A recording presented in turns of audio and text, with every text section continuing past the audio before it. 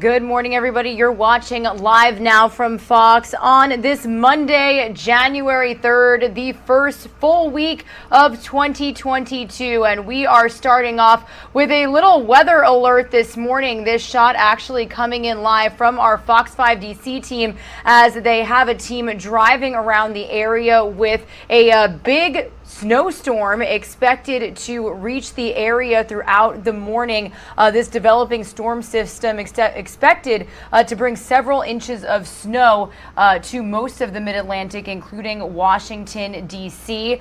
They could expect these conditions within the next couple of hours. As you can see, we have different vantage points of Washington, D.C. this morning. You can see the White House out here in our nation's capital, those flurries kind of coming down in front of the camera. Now, forecasters in that area have been watching this storm for most of the week. However, it was only within the last 24 hours that weather models really zeroed in on the mid-Atlantic as the focal point for these winter impacts. And I actually can show you that full region here on Live Now from Fox, courtesy of our Live Now XRAD radar. You can see that this started in Tennessee, is kind of working its way towards the east, expected to impact a lot of the two of the Virginias, the Washington DMV area, and parts of the Carolinas, headed up towards New Jersey and New York. We actually did hear from the governor of New Jersey as well as officials out in the North Atlantic regions too.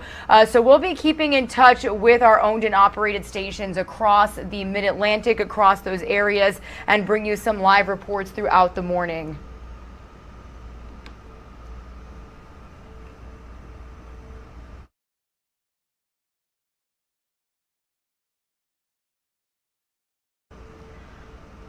But as always, thank you again for watching Live Now from Fox. My name is Regina Gonzalez with you here from Orlando, Florida. I'll be with you for the next several hours before our team in Phoenix, Arizona picks up our coverage as we bring you all of the top stories that we are following on this Monday, January 3rd. I hope everybody had a happy and healthy new year. Lots of people returning back to school, back to work, but potentially not because of the rising surge in COVID-19 cases, plus inclement weather in a lot of parts of our nation. So it's a huge story that we'll be following here on Live Now from Fox. In just a moment, we will be getting to the fact that so many flights are canceled due to crews testing positive for COVID-19, as well as all these weather delays and situations happening around the U.S. Speaking of weather, that is the first story that I want to get to here on Live Now from Fox. It's something that we've been following since the very beginning when word of these fires first got out late last week. Federal disaster aid is available to thousands impacted by Colorado's devastating fires, but officials say recovery efforts will take time. Fox News' Paul Stevens has more on how people are coming to terms with the disaster, plus new developments in the investigation into the cause of these blazes. Let's listen in.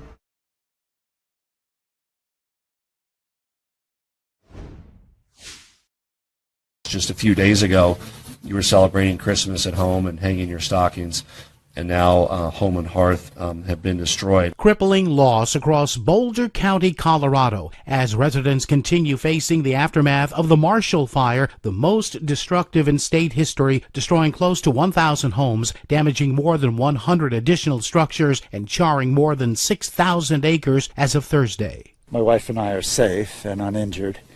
And at the moment, I'm glad she didn't take the drive over with me this morning, because I think it's breaking my heart.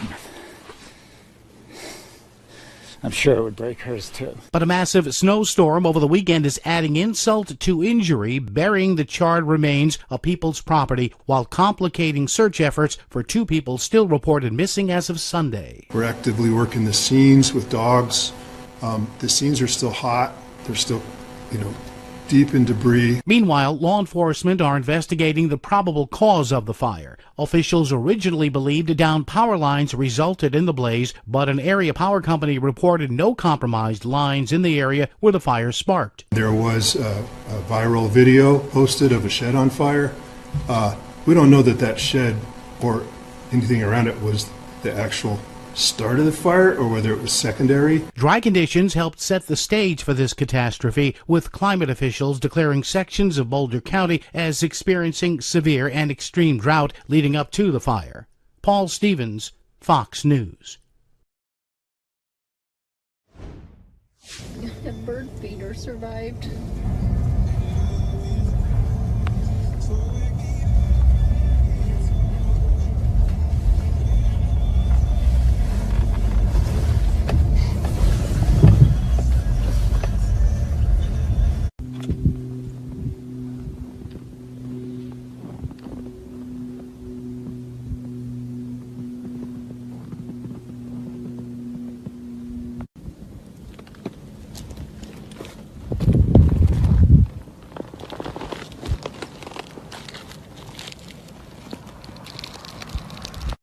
Here's the front step. We have the basement where the trainers should be. Just the beams and everything are just gone down.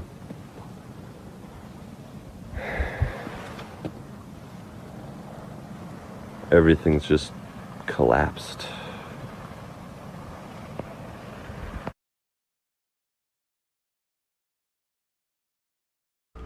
So this is some video that I wanted to bring you here on Live Now from Fox as we are officially covering the aftermath of a lot of these devastating fires. This video showing a brother and sister examining the remains of their home in their community in Louisville, Colorado, after hundreds of homes in Boulder County were destroyed by the Marshall Fire. You heard him say, "I unfortunately lost everything and my car in this Marshall brush fire." That is according to 17-year-old Jay Groves, who posted this video on Instagram. He said, "My heart and prayers go out to all the other families who lost their house and possessions." Jay said he and his sister, 19-year-old Ellie Groves, had returned to inspect the remains of their father's home on New Year's Day after snow had extinguished the fire. In footage taken at the house, Jay points to an exposed area, as you saw, coated in snow that used to be their basement, saying the beams and everything are just gone down. Everything has just collapsed. Jay and Ellie's mother set up a GoFundMe fundraiser to help her children recover.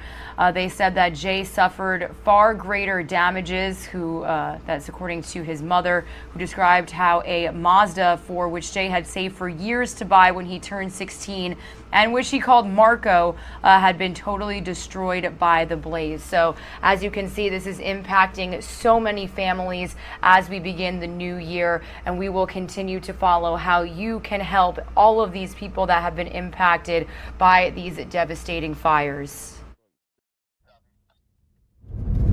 I know that's the whole Team 4 coming our way. Well, this takes us back to the planet. I don't. No, I don't think so.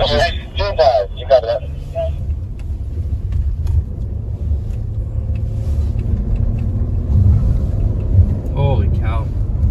That's crazy. This place is burning over here.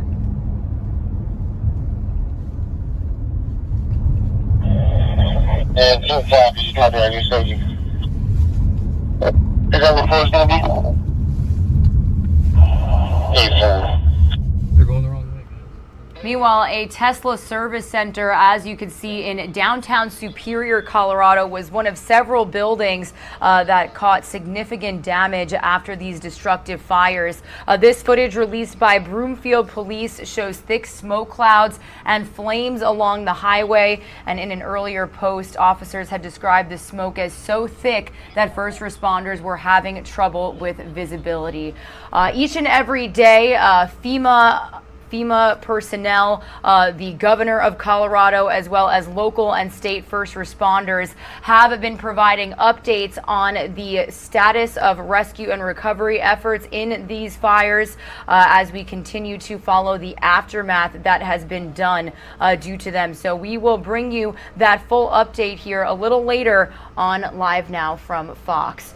Meanwhile, as promised, we are going to get into some COVID-19 related news, plus some weather news, here is a live now look at that X-RAD radar again, showing you this system, this winter weather system, kind of making its way from the more central part of the United States towards the East Coast. And between weather and COVID-19, it just has not been a great start to 2022. If you're one of the thousands of travelers that was stranded in the airports this weekend, we are still seeing more flight delays and cancellations as of this morning. Thousands of flights already canceled and delayed over the weekend. That has been more than a week of that happening, again, due to crews testing positive for COVID-19, as well as these winter weather situations happening in several parts of our nation. So Fox News correspondent Laura Ingle has spoken with travelers and is bringing us the latest this morning. Now that the holidays are over, many Americans are just looking to get back home. But travelers are running into headaches at airports all over the country this weekend, as a combination of bad weather and staffing shortages thanks to Omicron canceled more than 2,000 flights heading to or from U.S. airports on Sunday. When I came, they told me that the flight was delayed.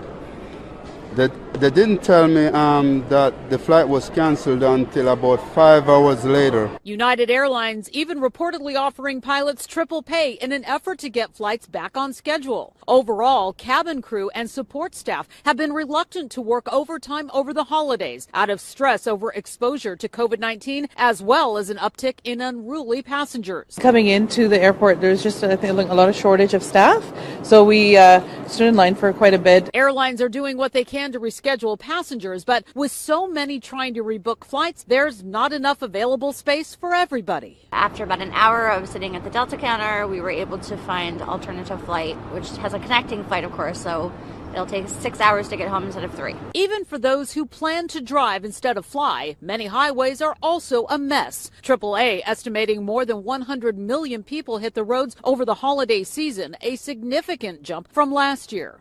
And issues are likely to continue throughout the week. More than 300 flights are already canceled for Monday. In Malvern, New York, Laura Ingle, Fox News. And when it comes to weather conditions, here is a live now look over Gatlinburg, Tennessee. You could see the trees covered out there. Actually looks pretty beautiful. Winter wonderland. This tree still lit up after Christmas. But then you go to places like Washington, D.C., which is right here, and you could see these wet, slick conditions, some snow, more of like a wintry rain snow mix. So again, we are going to be checking in with our owned and operated stations in these impacted areas, and we will definitely be sure to ask them about the airport delays and cancellations that have already been seen this morning. You heard Laura Ingalls say already thousands of flights canceled for this morning due to weather, also due to COVID-19. So again, we will keep you up to speed here with the latest on Live Now from Fox.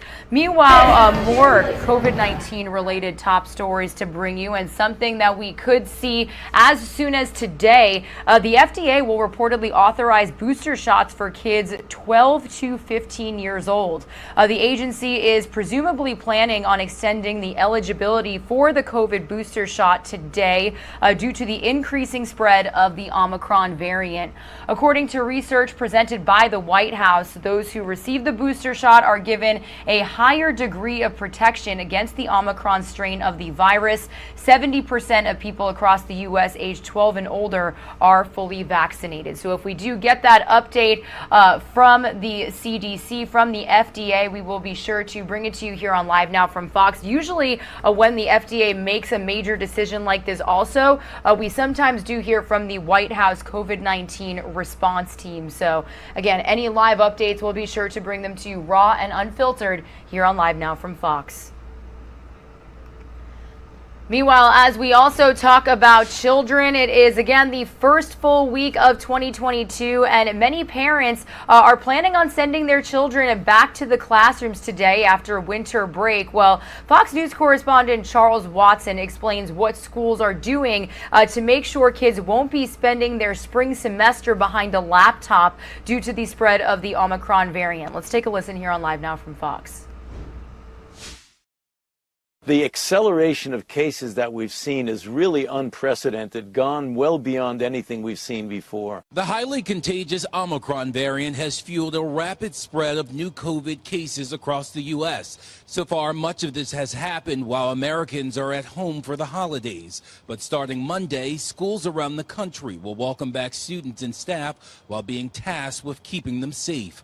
This time around, schools are doing whatever they can to avoid going remote. The goal is full-time in-person learning for our students. They've suffered enough. As pediatric hospitalizations for COVID approach record highs, schools are stocking up on rapid tests to stay ahead of potential outbreaks. In New York City, the nation's largest school district, students will get tested if there's an outbreak in their class. Those who test negative can return to class, while positive cases and those who don't opt in to test will stay home. Many parents don't have the luxury of staying home. So we have to do everything possible to keep them in school as our plan A, plan B, and plan C. Meanwhile, many colleges aren't taking any chances. Stanford, Harvard, and several other major universities are going online only for the first few weeks of the spring semester. Health experts say the best safeguard is for parents to get their kids vaccinated. They're currently available for children ages 5 and up. In Atlanta, Charles Watson, Fox News.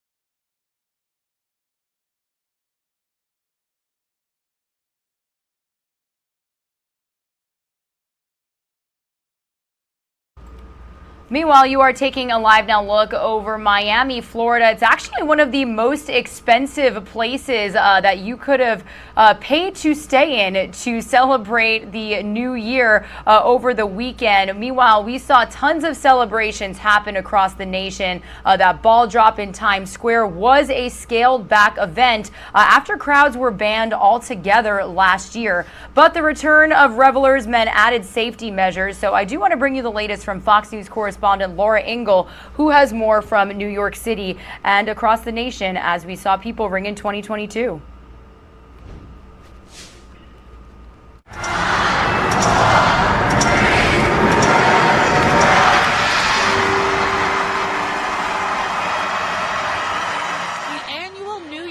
Celebration in Times Square back on. But this year's countdown taking on a different tone, with public health officials cautioning against any major partying.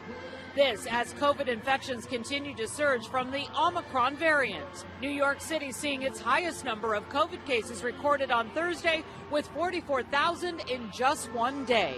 This is the safest big city in America. New Yorkers have shown us just a heroism and a beautiful passion to move forward in this crisis. Anyone over the age of 5 celebrating in Times Square being asked to show proof of full vaccination, along with a valid photo ID and masks required. We came vaccinated and we're not scared. Viewing areas filled with fewer people to allow for social distancing. This year's celebration hosting about 15,000 people, much lighter than the usual crowd of 58,000. We just, take the precautions. Visitors were not allowed entry into the area until 3 in the afternoon. The NYPD setting up more than 1,000 security cameras to monitor for threats, along with deploying uniformed and plain-clothed officers. We're just ready to get this new year started off. And before plans were scaled back, organizers had hoped that there would be a crowd of about 50,000 to celebrate. In Times Square, Laura Ingle, Fox News.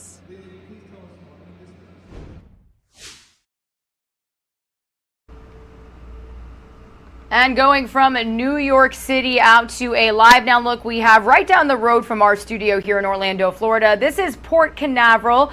You could see this cruise ship docked and lit up on this Monday morning. It's been on again, off again for the cruise industry throughout the pandemic. There's no doubt about that. But now the CDC is updating its travel guidance, warning against getting on board given the uptick in COVID-19 infections. We've actually had several reports of cruise cruise ships that had to turn around mid-trip because of outbreaks on these vessels. So this is happening as the CDC says that dozens of ships are either under investigation or observation due to those outbreaks. So I do want to bring you the latest from Fox News correspondent Matt Finn.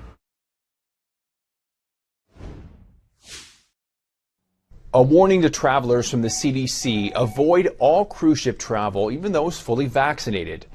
The updated guidance comes as health officials revise the CDC's COVID-19 travel advisories, placing cruise ships in its level 4 very high risk category, given the recent surge in COVID cases. It's perplexing because, quite frankly, the cruise industry does more than any other industry out there to make it as safe as possible for clients to enjoy their product. The CDC said it made the decision given coronavirus, quote, spreads easily between people in close quarters on board ships, and the chance of getting COVID-19 on cruise ships is very high.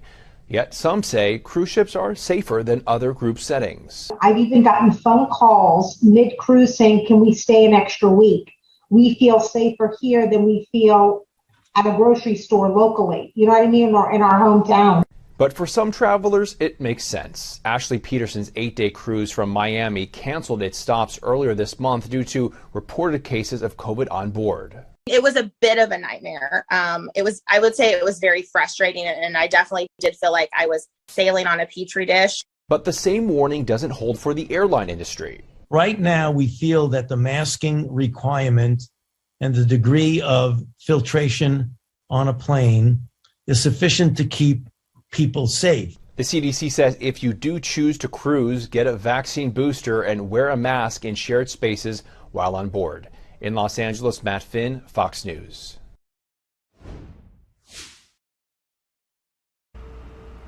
Heading back out to the White House in our nation's capital as they are expecting a big winter storm to come their way throughout the day. Again, here is a live now look at conditions across the mid-Atlantic. This is our X-Rad radar this morning. You can see special weather statements, snow, wind advisories, and even that blue, more teal color, I want to say, up towards Evansville. That is actually a flood warning. So because of this snow, wintry mix with rain, a lot of areas are under flood watch this morning. We still do have that look of our Fox 5 DC team traveling around this morning on the roads out there in the DMV area. You can see those slick weather conditions. So this is something that we are going to continue to follow here on Live Now from Fox and do some live reports with our stations out there. So we will keep you posted on everything you need to know if you are joining us from any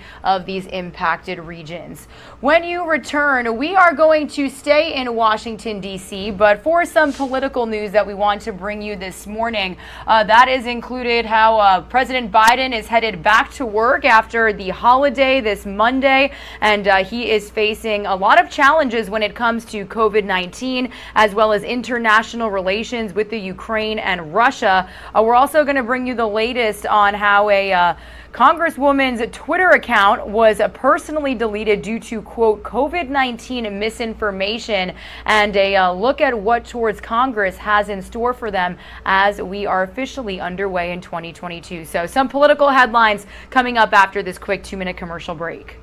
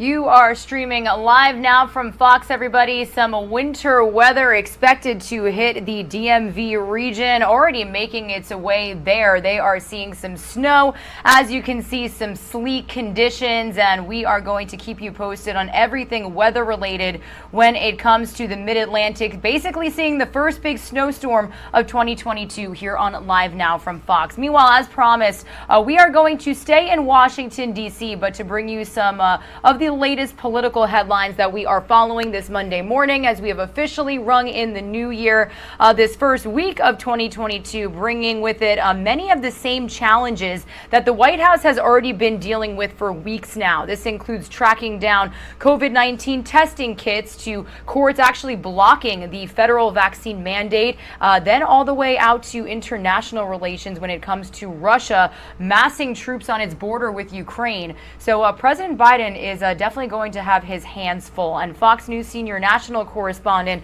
Rich Edson is taking a closer look at his duties as soon as this week.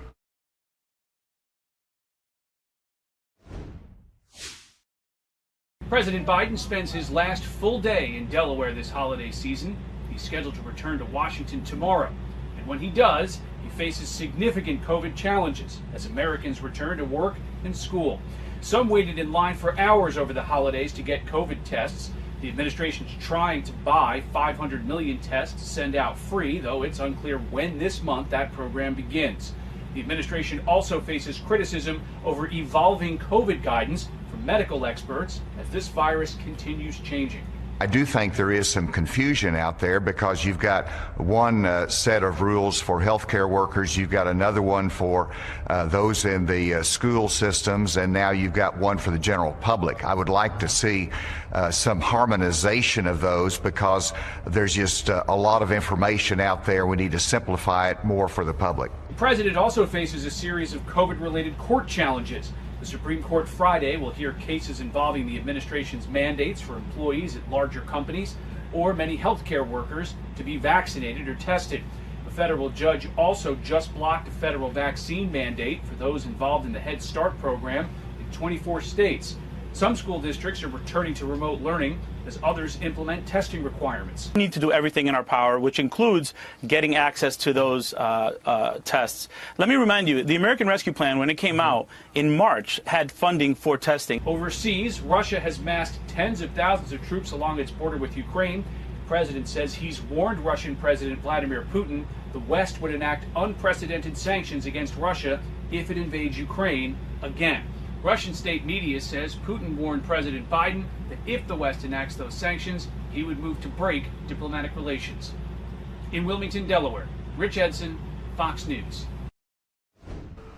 Meanwhile, when it comes to COVID-19, a new requirement may be in place for those quarantining without symptoms. I do want to read you the latest here that we have this morning. The CDC is now considering including a negative test in its requirements to get out of quarantine. This could be adopted to ease the concerns that some scientists have over new isolation guidelines.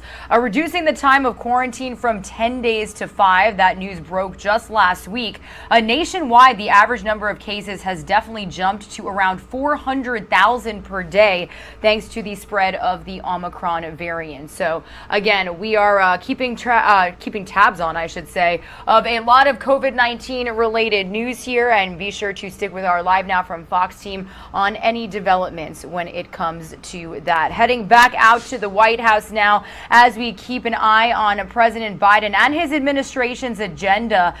This is related to some comments made by the president of China that caused some concern here in the United States. The Chinese leader made it clear he expects his country to lead the world in less than 30 years, and he's also expecting China's reunification with Taiwan. So Fox News correspondent Lucas Tomlinson is taking a closer look at this information and what the president of China had to say exactly. From a shopping mall in Beijing on New Year's Eve, China's communist leader Xi Jinping says his country is well on its way to becoming the global leader by 2049, the 100th anniversary of the People's Republic of China. He also made this dubious claim about Taiwan. The complete reunification of our motherland is an aspiration shared by the people on both sides of the Taiwan Strait. Taiwan's president disagrees and warned Beijing against any, quote, military adventurism. In recent months, China launched nearly 150 warplanes near Taiwan, as two Navy aircraft carriers, Ronald Reagan and Carl Vinson, sailed together with British and Japanese carriers in the Western Pacific, which Beijing viewed as provocative. On one mission, China launched 5 bombers after 5 American congressmen visited Taiwan. Friday, China warned Walmart against removing products made in Xinjiang, a region where the U.S. government accuses China of running forced labor camps in the country's northwest, home to millions of Muslim minorities. In a statement, Beijing said, "To take down all products from a region without a valid reason hides an ulterior motive, reveals stupidity and short-sightedness, and will surely have its own bad consequences." In a recent interview, when asked to name the biggest national security challenges facing the U.S., Vice President Harris said our democracy and the climate. She did not mention China. The Washington Post reports China is ramping up its mining of social media, including Facebook and Twitter, in an effort to boost its propaganda efforts. In Washington, Lucas Tomlinson, Fox News.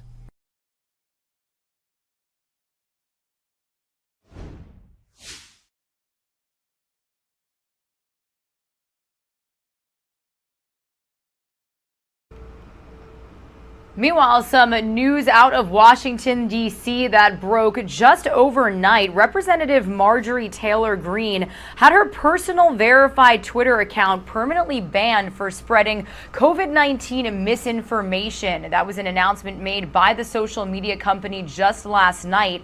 In a statement, they said, quote, "We permanently suspended Marjorie Taylor Greene for repeated violations of our COVID-19 misinformation policy. We've been clear that per our strike system for this policy, we will permanently suspend accounts for repeated violations of the policy." Now, Greene's Congressional Twitter account at Representative MTG is still active. The Congresswoman responded to the decision on Getter, which is a conservative social media platform founded by Jason Miller, who was a former aide and spokesman of former President Donald Trump. So whether we get a public announcement, some public remarks from Greene herself, we'll be sure to bring that to you here on Live Now from Fox. Meanwhile, speaking of Congress, despite holding the presidency and majorities in the House and Senate, 2021 proved pretty disappointing for Democrats. Now, key pieces of legislation were put on hold over disagreements with their own caucus, but with a new year officially here comes some new priorities. So Fox News congressional correspondent Aisha Hasni has the details on what we could see from our lawmakers as we start 2022.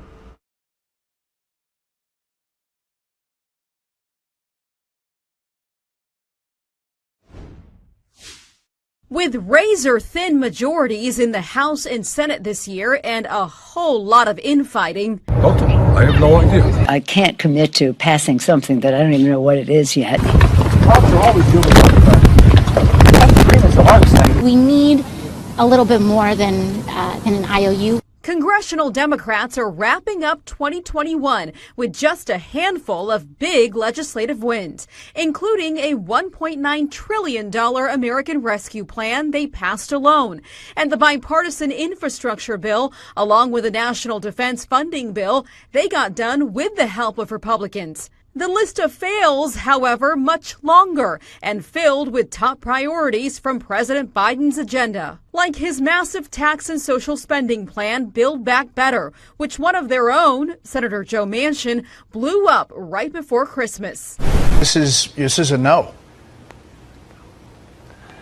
This is a no on this legislation. As for any negotiations around police reform or gun reform, well, those failed, and they still haven't figured out how to deliver on immigration. So what's at the top of the 2022 to-do list? Change the filibuster and pass voting rights legislation. Another uphill battle. We're working as a caucus to try to make sure that we get all 50 of our members to find a path to getting this done. And January will be the make or break month for doing that. Meanwhile, Republicans are feeling pretty good about their chances in the midterms. I feel pretty confident about it, especially now with the far left controlling a lot of the Democratic agenda. And with rising inflation and the resurgence of COVID playing out outside the Capitol, getting along inside might be the resolution for a happy new year. But will they work together? Progressives don't seem to want to, calling on the president to go at it alone and take executive action on parts of Build Back Better, while the president says he wants to keep working with Senator Joe Manchin. In Washington, I'm Aisha Hasni, Fox News. Staying in Washington, D.C. to bring you a live look at some of the conditions out here. We've got our Fox 5 D.C. team driving around the roads in that area this Monday morning. You can see the snow really starting to come down just a little bit ago. This looked more like rain. Now you can see that it is turning into that snowy mix, and D.C. could be bracing for the biggest snowstorm that they've seen in a while. So stay with us. Some of you are going to see a quick break. When we return, we are going to get a live report from Fox 5 DC's Bob Barnard. He's putting on his winter coat to give us an update on the conditions out in our nation's capital. That is coming up after this quick break. Stay with us.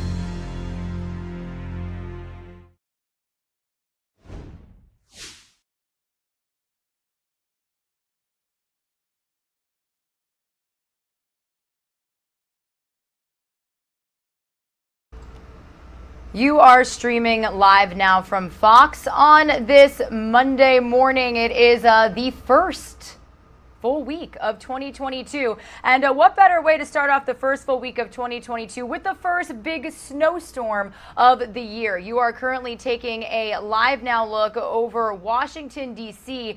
This is courtesy of our Fox 5 D.C. team. They've got somebody driving around the roads this morning to give a live update on the conditions. And like I was saying before the break, when we brought you this shot a little bit earlier, it was more of a rainy, wintry mix. But as you can see, this has turned into full on snow.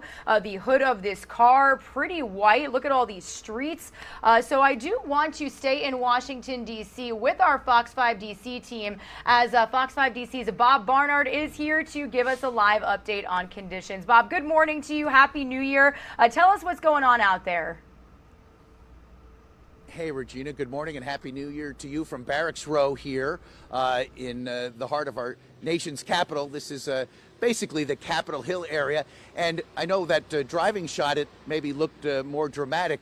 it's kind of, at least for this moment, slowing down a little bit. It was raining and then sleeting overnight, and at about the 4 o'clock hour this morning Eastern time, it started to snow. And you could look, it's not sticking yet because we had a rather mild weekend, a rather mild week or so leading up to this snow event, which they are saying could be the worst that we've had here, at least in this part of the country, here in our nation's capital, in about 3 years, expecting anywhere from 5 to 10 inches potentially. But again, the sidewalks, the streets have been warm, and it's just above freezing. So it is snow falling now. If you see in the lights and what have you, it's kind of a wet, fine snow that's falling. It's not sticking yet. We were just at a salt dome here just south of the capital area in the city of Washington, and they're loading up some 200 plows, and they've pre-treated the roads with salt.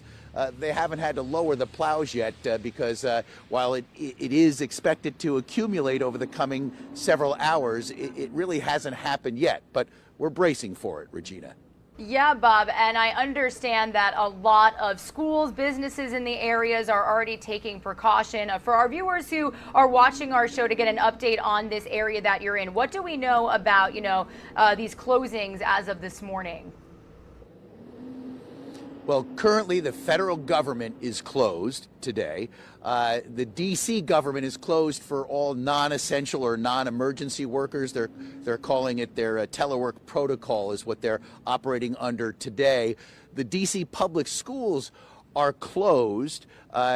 They were going to actually not open till Wednesday. Now they're pushing it back till Thursday because what they were doing today and tomorrow and Wednesday was to actually get teachers and students tested on site and handing out home testing kits for COVID. That's being pushed back a day. But most of the school districts, the public school districts in Northern Virginia and in Maryland around D.C. are closed for today. All right, Bob. Well, we really appreciate you braving these conditions. I know it's chilly to keep our viewers up to speed. No problem. So as always, you have a great day, and we'll be checking in with your team again soon. Stay warm. Thanks, Regina. You too there in Florida, right? Yeah, our pleasure. I know. I'm not even going to say anything. It's pretty chilly here, but we'll make do. All right, everybody. So as Bob was mentioning, here is that full look at the shot we've got from their other colleagues at Fox 5 DC, really showing you the snow coming down here now that we are inching closer to the 7 o'clock Eastern time hour. You could see that he was at a salt dome right there, so we can definitely bet that all of these agencies, towns, city workers will be salting the roads because you could already see that very thick white patch of snow kind of going over the road there. So we will continue to keep you updated on these conditions here on Live Now from Fox. You heard Bob say that this could be the biggest winter storm that the DC area has seen in nearly 3 years. So at the top of the hour, I can let you know that we do want to take some of our Fox weather coverage as they keep track on these snowy conditions. So weather will be a huge portion of our coverage. Some of you are going to see a quick 2-minute commercial break. When you return, we are going to get into some more top stories that we're following on this Monday morning. We are going to look forward towards the midterm elections in 2022. Also let you know how Biden and Harris plan to commemorate 1 year since the attack on the Capitol. It's almost January 6th. Hard to believe that it's been a year. Stay with us.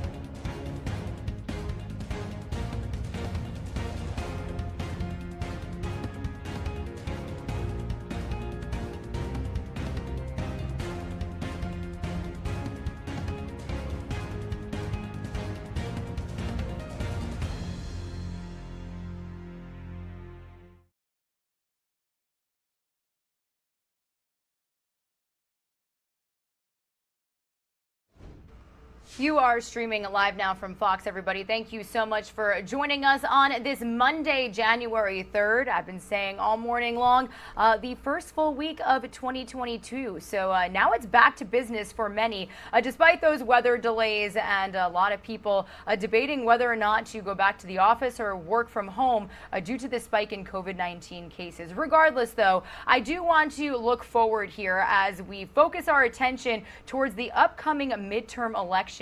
Fox's Lucas Tomlinson is giving us a closer look as Republicans begin their march to win major majorities in Congress. Super Bowl of politics. History says midterm elections are generally not friendly to the president's party. The vice president not sounding optimistic about the months ahead. Do you feel that what becomes possible is just going to dramatically change after 2022, since Republicans, many project, will be taking the majority? We'll see. We'll see. I don't know. We'll see. In 2010, 2 years after President Obama was elected, Democrats took a beating, losing 6 seats in the Senate and 63 in the House. Republicans gained 6 gubernatorial seats. Democrats lost control of nearly a dozen state legislatures months after the Affordable Care Act, known as Obamacare, signed into law. To flip the House, the GOP needs to gain just 5 seats. I like our momentum. Democrats now finding themselves in the defensive, facing attacks on President Biden's handling of the pandemic, rising crime, and inflation, reflected in the president's sagging poll numbers. We went from stable prices to now record inflation. We went from strength and projecting strength around the world to the debacle that was the exit in Afghanistan. So you name the policy, they've screwed it up. And one of the big unknowns in the coming year, Donald Trump. Will Republicans embrace the former president or keep their distance? And will he run for president again? In Washington, Lucas Tomlinson, Fox News.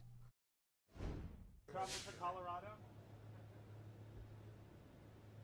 Say again, will you travel to Colorado? Meanwhile, also some news out of Washington that we can look towards during this week. The president and vice president will go to Congress to remember 1 year since the insurrection of the Capitol.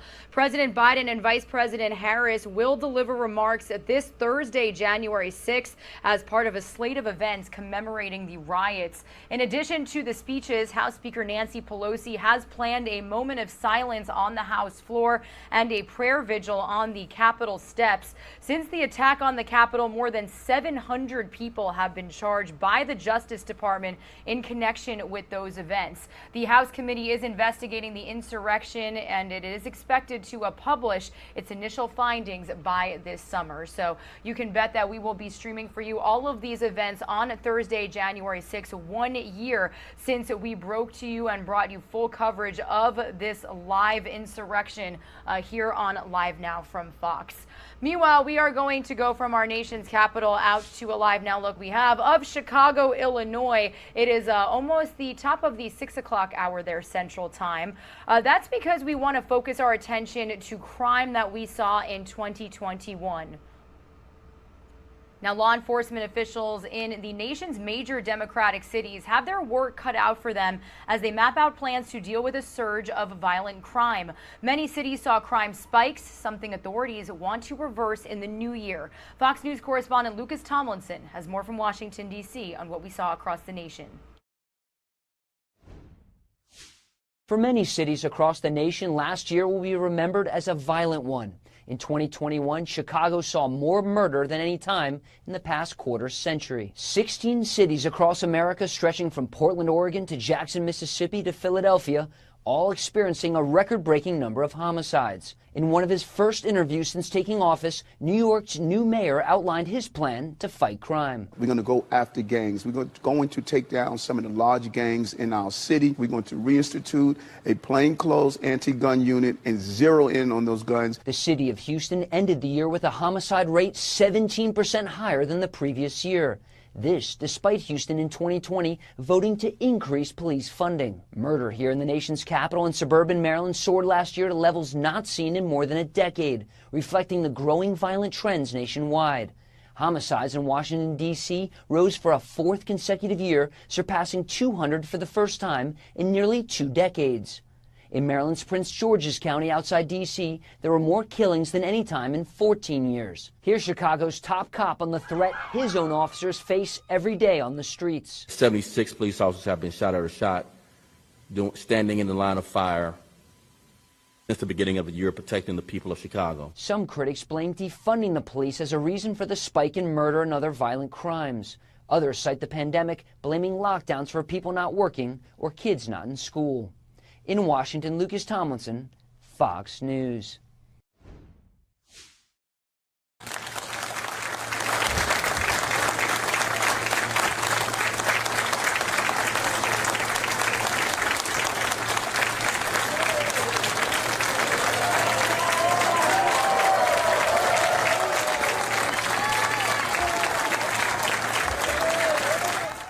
A very positive update to a tragic situation that unfolded over the weekend out there in New York City. Speaking of crime, an NYPD officer that was struck by a bullet while resting in his car between shifts in East Harlem on New Year's Day has been released from the hospital. You could see New York City Mayor Eric Adams there welcoming him into that van. He, along with Police Commissioner Keechant Sewell and a crowd of his fellow officers applauding and cheering him as he walked out of the hospital yesterday afternoon. Sewell had said at a press conference on Saturday that the officer awoke around 6:15 a.m. When a bullet was fired through one of the car's windows, hitting him in the head. The officer got out of his vehicle and was aided by a sergeant who saw blood coming from his head. She said the officer was rushed to the hospital, where he was treated for a fractured skull as bullet fragments were removed from his wound.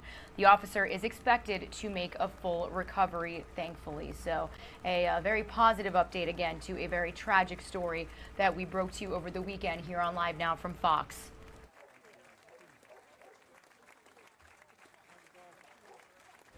Meanwhile, we are officially at the top of the 7 o'clock Eastern Time hour. If you're just tuning into our coverage, good morning. Happy 2022. My name is Regina Gonzalez with you here live from Orlando, Florida. I'll be with you for the next several hours as we bring you continuous coverage on all of the top stories that we are keeping tabs on this morning. One of them being weather. We are expecting to see the first major snowstorm of 2022 here on Live Now from Fox, and we will be bringing you that continuous coverage throughout the morning. Here is a Live Now look at some of the conditions out in Washington, D.C. Specifically, the D.C. region could see the biggest snowstorm that they have had in 3 years. Just a couple of minutes ago, we did take a live report with Fox 5 DC's Bob Barnard. In just a little less than 15 minutes, we will be taking a live report from the Virginia area with Fox 5 DC's Melanie Alnwick. So their team keeping full coverage on this weather situation this morning. This is the first big snowstorm of 2022, and it's not just the DC region that's going to see some of these conditions. Here's a Live Now look at our XRAD radar, updating those temperatures for you. But you could see this system coming from Tennessee and the more central United States and kind of shifting east. And when we talk about Tennessee, here's actually a live look at Gatlinburg, Tennessee, already seeing a couple of inches of snow out there. Their weather, kind of those patterns starting over the weekend. So again, we're keeping very close tabs on this weather situation that is happening and expected to go on throughout the mid-Atlantic. And as we do that, I actually do want to bring you some coverage from our Fox weather team. Their meteorologist officially going full thunderstorm warning, full snowstorm warning. So we're going to bring you their coverage here for a couple of minutes on Live Now from Fox. A flash flood warning this morning. These storms are racing off to the east-northeast at about 50 miles an hour or so, and we're dealing with heavy rain to boot. Gusty winds expected to move into Raleigh, North Carolina later on. That flash flood warning runs through most of this hour, will expire at 7:45 local time. But those temperatures, too, also on the cold side, 44 degrees. I mean, it's all rained there in Raleigh, but that severe thunderstorm warning, as we're taking a look at it, is really for this entire line. It's just because of the forward motion of these storms. As they race off to the east-northeast, a few towns that we'll be watching: Apex, just shortly before 7:10, Cary at about 7:14, and then we're looking at Garner as we get closer to the bottom of the hour. These storms, as quickly as they move in, will move out. But one thing to note with this flash flood warning that Durham is currently under, Raleigh too, the axis of this moisture focused in on Raleigh, and we've seen so much rain over the past few hours. When this flash flood warning was prompted, there was some flooding reported at Chapel Hill, home of course, UNC, and those streets flooding there in Chapel Hill. We've seen radar estimating some spots more than 3 inches, and that rain is continuing. Like I had mentioned, Raleigh now under a severe thunderstorm warning. That's the warm side of this system, even though 40 is not too warm. The cold side, we're dealing with snow, and heavy snow too. This is the first snowstorm, as we mentioned, for the mid-Atlantic for the new year, and also the first significant snow of the entire season. Washington, D.C., if you look closely, got the American flag there above the White House, and also plenty of snow in the lights, and we're watching that snow accumulate. We'll have a live report coming up out of D.C., and the nation's capital under that threat for heavy snow. The mid-levels of the atmosphere, this is water vapor, one of the satellite images or tools that we use to watch these storm systems. Plenty of dry air, but it's really just the spin observed in the mid-layers of our atmosphere, which is so impressive. That center of circulation going to be racing to the north-northeast, eventually getting out there into the Atlantic. But before that, the pinks you see, plenty of moisture there in the mid-levels, and we're seeing that snow and also the heavy rain. We've discussed those severe thunderstorm warnings, which also include the coastlines of North Carolina. The heavy rain, though, unfortunately extends out to the west, too, a little closer to Asheville. But just to the east of Asheville, it's a little warmer. It's all rain. But in the city, we're seeing snow. Charlotte, we're seeing all rain. Greensboro, rain. Martinsville, we're seeing rain. Also in Raleigh. Where's the snow? A little farther to the north, through our nation's capital. Into Salisbury, real close to that freezing mark. Dover, we're seeing the snow. And then Charlottesville, also snow. And that snow extends as far north as just to the south of Long Island. There's quite a bit of dry air there in New York. We'll watch carefully, maybe a few flakes later, but Atlantic City and Philadelphia looks to be like a couple of cities that will continue to see that snow. Snow has was reported in portions of North Carolina, Tennessee, Churchill picking up just about an inch, Gatlinburg, Tennessee picking up 4 inches of snow. I mean, the snow extended as far south as the Florida Panhandle. A few flakes there, Jane. Impressive. Well, we're talking about that extreme bitter cold that quickly followed in behind this storm system as well. A look at Annapolis, Maryland, where snow is piling up here this morning. You can see roadways look to be on the clear end. I'm sure quite slick. We might have that black ice potential, so we want to be very careful on some of those untreated roads. But definitely on those grassy surfaces, on the sidewalks, snow is going to start to pile up. This is just the start. As we head into the morning, you can see it's dark. The snow still coming down, and we've got several hours of this on the way. Now, some of us maybe rejoicing means we get an extra day off from school. That's right. Check in with your school districts. There have been a number of schools that have either delayed or canceled school to start on this Monday. Nearly 30 million people under a winter weather alert thanks to this storm system. Areas to watch: Virginia, Maryland, Washington, D.C., Delaware, and then moving up into southern New Jersey. You see, Stephen talked about where we have that drier air in northern New Jersey, New York. So there's going to be that sharp cutoff on where we're going to see this snow event and where we're not. But we're going to watch it closely. It's going to continue through the evening. It's going to make things quite difficult to travel, especially in these early morning hours. Winter weather alerts again painted up through the Appalachians into Virginia. We have that winter storm warning in purple. That's where we're expecting the greatest of those snow totals. A look at our future track as we get going into the morning. We have that rain snow line kind of cutting just south of Richmond, that colder air bringing in snow from Washington, D.C. into Delaware and southern New Jersey. Right here is where we're expecting that heavy band of snow to set up. We're going to stick with rain for eastern North Carolina, even the potential again for those severe thunderstorms. But no note, getting into lunchtime, that colder air wrapping in behind it. Raleigh under a severe thunderstorm warning right now. May get into lunchtime with some flakes flying with that colder air. We're expecting the snow to continue to push off to the east as we head into the late afternoon. Things should start to quiet down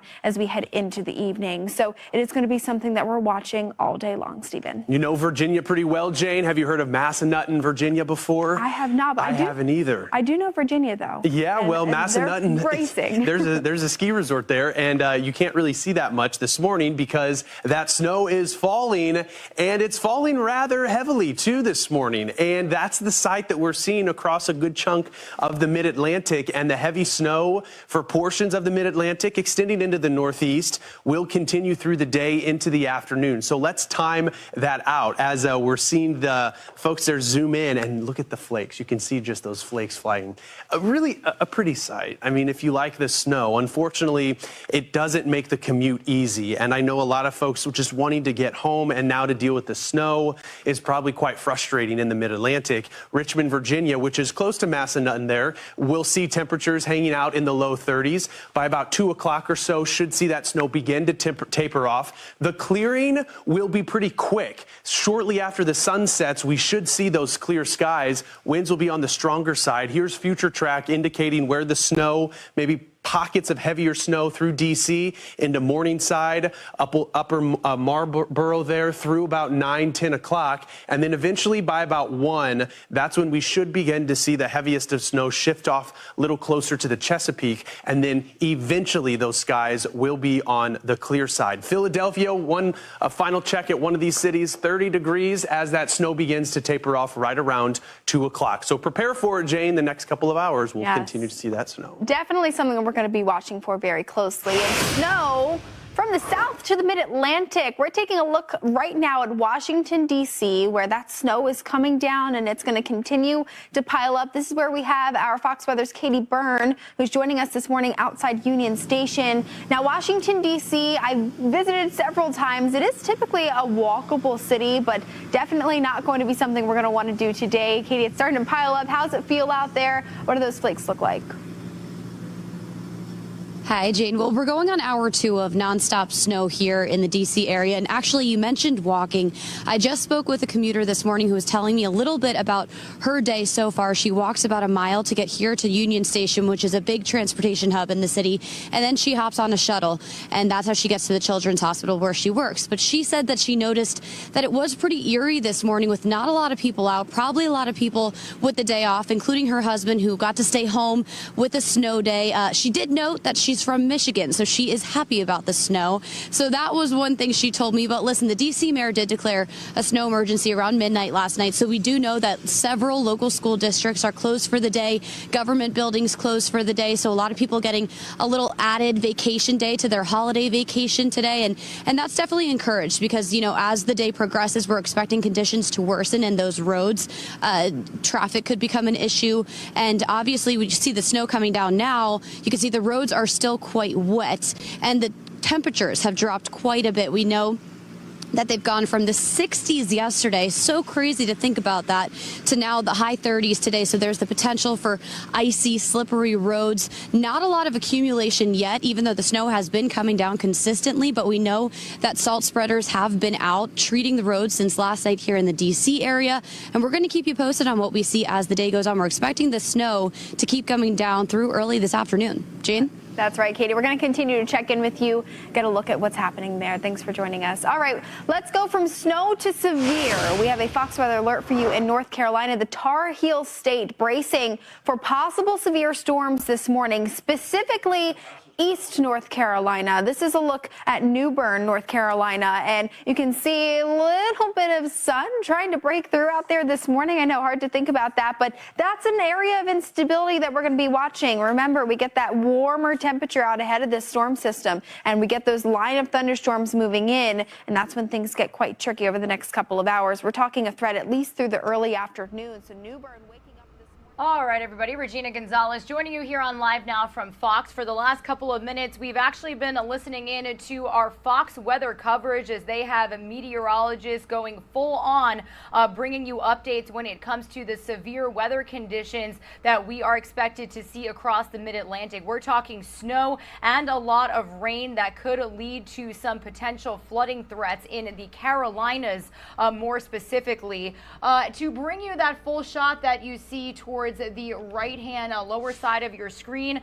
This is our Fox 5 DC team driving around some of these conditions this morning. And when we first brought you this around 6 a.m. Eastern time, this was more rain. So now you could see some like thick sheets of snow that are covering the roads this morning. And we are potentially bracing in the DC area for the biggest snowstorm in about 3 years. You heard Katie Byrne with Fox Weather saying that DC Mayor Muriel Bowser officially declared a snow emergency just after midnight this morning. So this is something that we are going to continue to follow here on Live Now from Fox. Some of you are going to see a quick commercial break. When you return, we are going to stick with our Fox 5 DC team and be joined by Melanie Alnwick as she gives us an update on conditions out of the Virginias. Stay with us.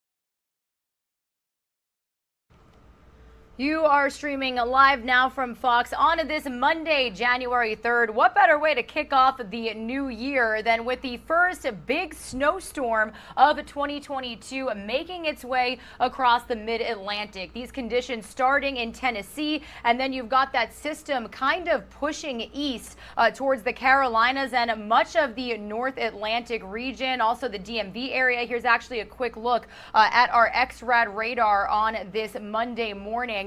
I do want to show you this camera that we have right now in Fairfax, Virginia. You can see pretty foggy conditions as this snow is starting to come down. So we are actually going to stay here in Fairfax for just a moment as we bring you live there where Fox 5 DC's Melanie Alnwick is here to give us an update on the conditions. Melanie, it really looks like it's starting to come down out there. What can you tell us this morning?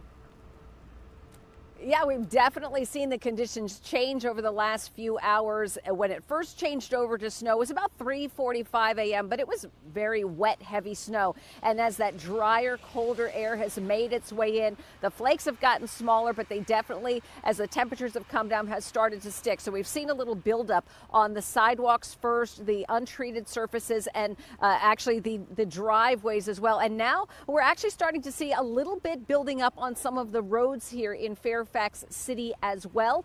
We know that Virginia Department of Transportation, they are out with a full complement of crews. Because it was so warm yesterday, we really had an unusual weather flip.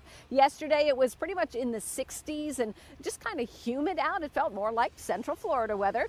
And they couldn't pre-treat the roads because when they're wet, you just can't put that pre-treatment down. It doesn't stick. It washes all away. So what they're doing now, this is mostly a salt and sand storm. The crews don't start to plow anything, they say, until they get about 2 inches on the roads. But they're out there, they're ready. They've been loading up at the salt domes all around the Northern Virginia region. But this certainly is one of those, just a serendipitous event. Nobody really called for this last week. We weren't looking really into it. It wasn't our minds. People were just kind of wrapping up the holidays. And as you mentioned, I think a lot of people are sort of grateful for today. Nobody wants to go back to work on the Monday after a holiday. And a lot of people are getting that little extended holiday. And it certainly does feel very holiday-like out here as well. My relatives were visiting Regina, as a matter of fact, from the Melbourne area. And they were hoping for snow when they were here in D.C. Unfortunately, they brought the Florida weather with them during Christmas week. And now that they've gone home, all we can do is send some pictures and say, wish you were here. I know. I must say, I'm jealous. I went to New York for Christmas and did not get a white Christmas. So getting that a little bit after the new year. I know. It's so, I was a little sad because obviously, you know, Florida is beautiful, but you love a little snow here and there. Melanie, for those of us who are joining from the Virginia DMV area, what do we know this morning about closings? I know the mayor of D.C. just near you currently did issue and declared a snow emergency. So what do we know about closures this morning?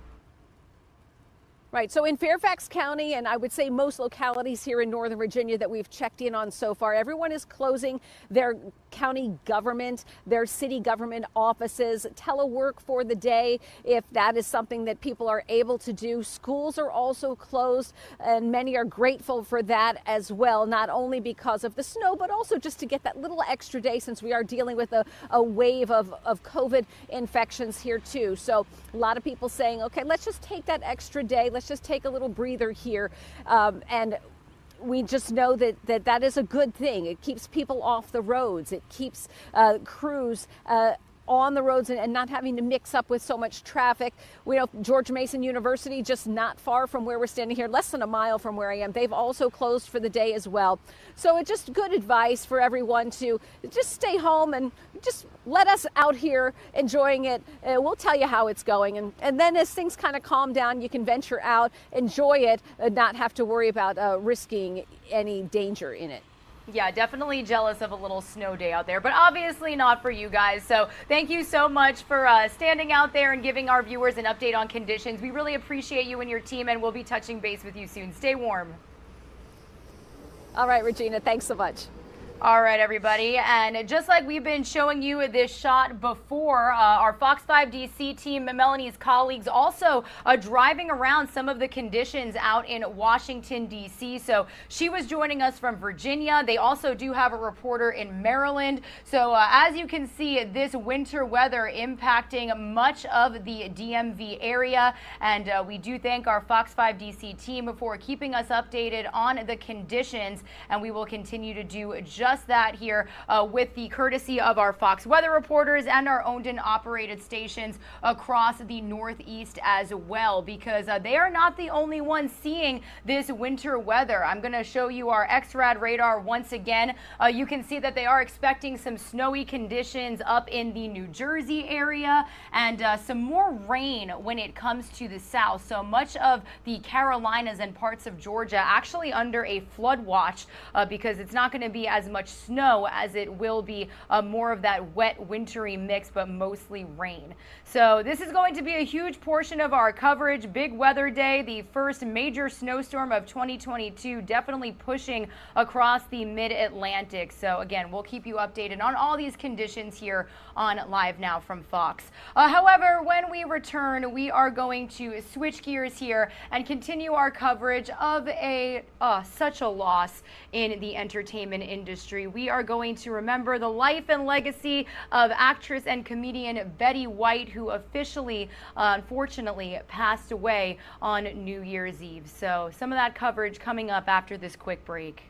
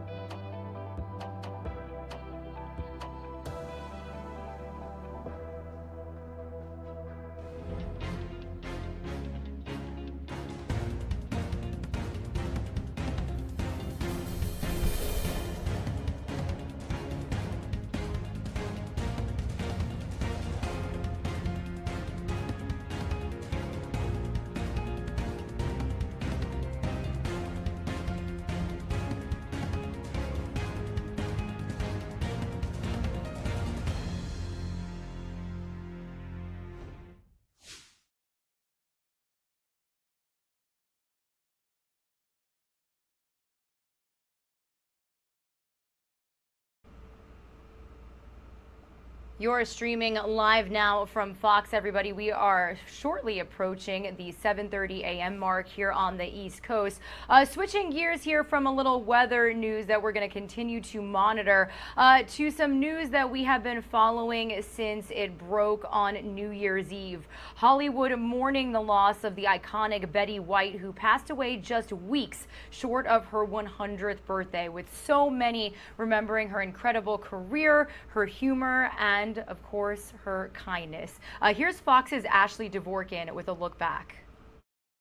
I got a call from Lois Nyland. Oh, that's Rose Nyland. Rose, as in a series of seats in a movie theater. Betty White was a golden girl in so many ways. The acting legend graced the screen for decades, creating iconic characters, had a career resurgence later in life, and displayed a sense of humor which brought a consistent reminder of why she's considered a national treasure. All sentiments expressed by those who knew her as they learned about her passing. Ryan Reynolds, who co-starred with White in The Proposal, tweeted, "The world looks different now. She was great at defying expectation. She managed to grow very old and somehow not old enough. We'll miss you, Betty. Now you know the secret." The two had even recently exchanged funny comments after White joked in her People magazine cover story that Reynolds needs to get over his crush on her. Hot in Cleveland co-star Valerie Bertinelli also writing, "Rest in peace, sweet Betty. My God, how bright heaven must be right now."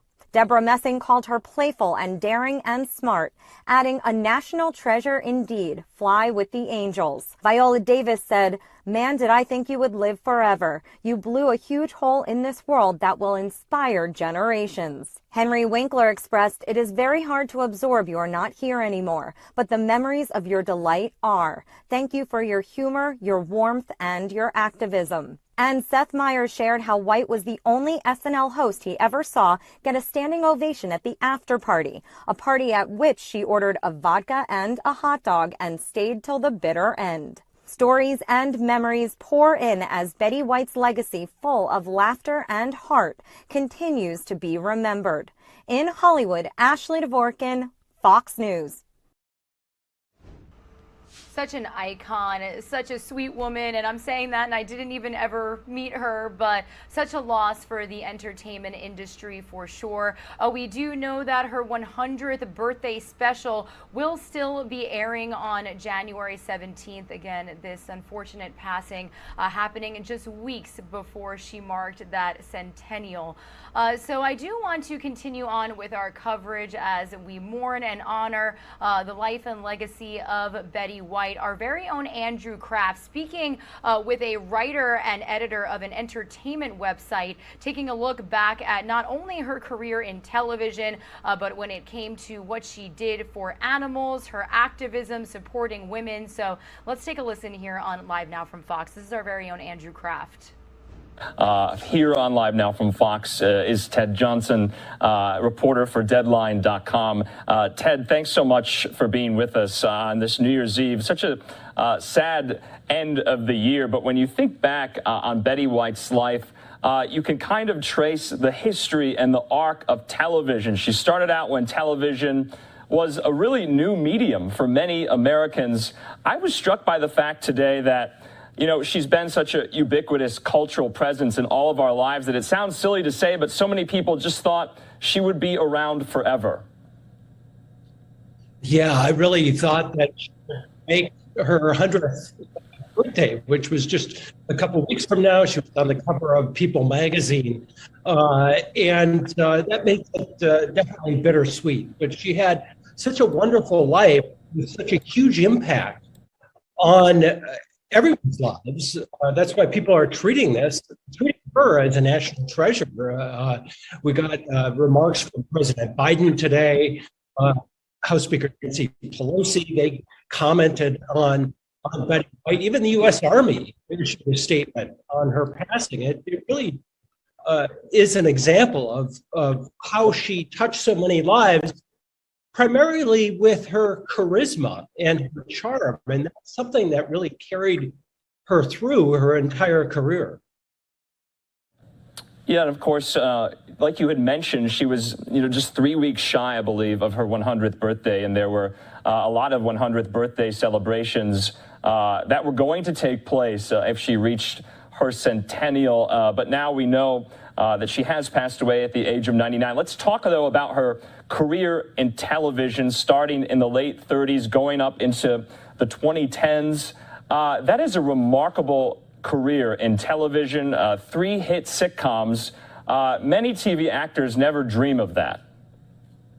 Sure, yeah. I mean, it's very, very unusual. The sitcoms were the Mary Tyler Moore Show, The Golden Girls, and Hot in Cleveland.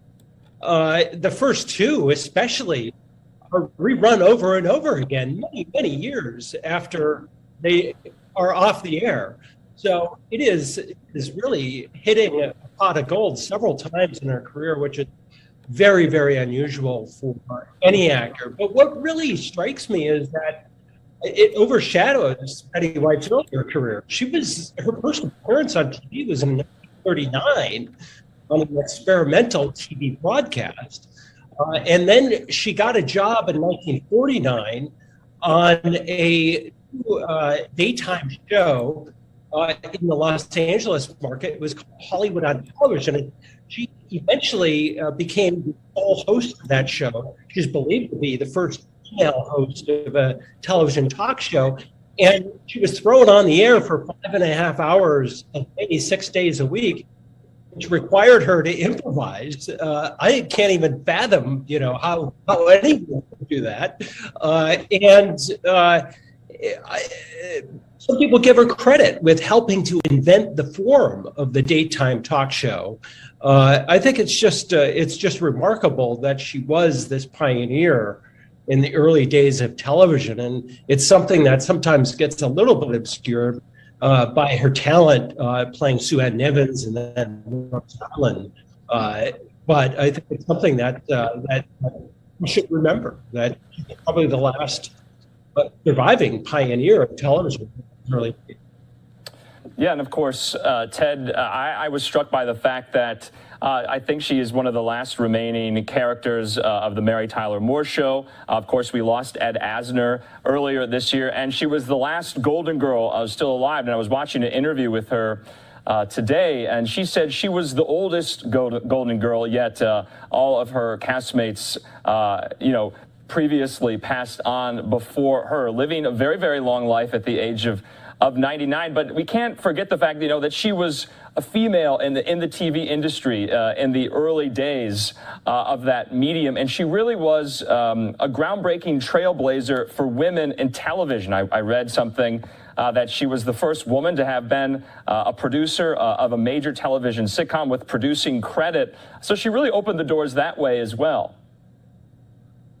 Yeah, and it's funny because a lot of that history has been kind of forgotten. And a couple of years ago, there was a book that was written called When Women Invented Television, and she was one of the people who was featured in that, not just for the sitcom or the talk show. And it was what I think was special about Betty White is that she didn't make this her whole life. She didn't boast about it. She didn't. It was almost as if you read her life story, she just did what was in front of her. She took every opportunity, and in the process, kind of invented a form that hadn't been there yet. It's been described in that period in the late 40s and early 50s was kind of the Wild West of television. When someone says go on the air and be on there for 5.5 hours, you really have to be yourself, and you really have to come up with something that's going to engage the audience. And she did, bringing guests on, singing, dancing. But I think more than anything, it was the whole idea that you could be a charming personality and connect with viewers in this kind of soft talk in an environment where I think a lot of the delivery was very staccato. I mean, kind of coming out of radio, so it didn't kind of lend itself that much to television. She proved otherwise.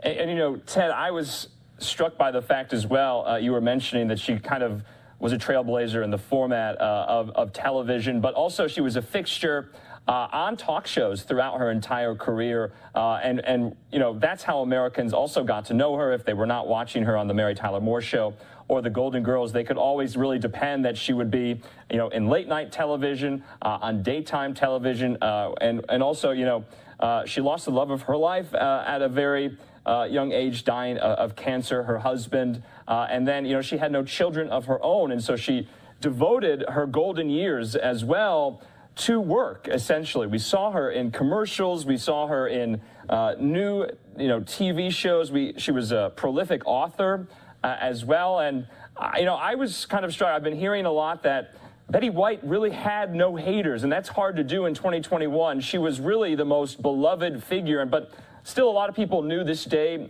would come. Some didn't want to believe this day would come. Yeah, certainly me. I really thought she would make it to 100. When I saw the news come by, it was kind of in this disbelief, even though, she lived this great long life. But I think you're really correct. She really had no haters. And think of, how few public figures there are right now that have no haters. But that's the way TV used to be, is you didn't get involved in partisan arguments. You didn't get involved in the political fray. It was pre-social media. Everything you did wasn't put up there and left for the public to digest. And she came out of that era. And I think that's something that had to do with her resurgence, is she was different from so many other public figures, actors and actresses 15 years ago, when she began to really reemerge on the scene and had the Saturday Night Live hosting gig and then another sitcom and guest appearances. I think that really played a role in it. The public wanted America's grandma to be out there, to be as sweet, as good-natured as Betty White. Yeah, and Ted, I'll be remembering her sharp comedic wit too. She was really a stellar comedic actress as well. Just her timing, her delivery, and everything, her brevity as well with jokes. But you really don't find a star like her that has such cultural staying power literally through each and every generation. So we appreciate your time on this New Year's Eve with this really sad news to cap off 2021, the loss of 99-year-old Betty White. Ted Johnson, we appreciate your time.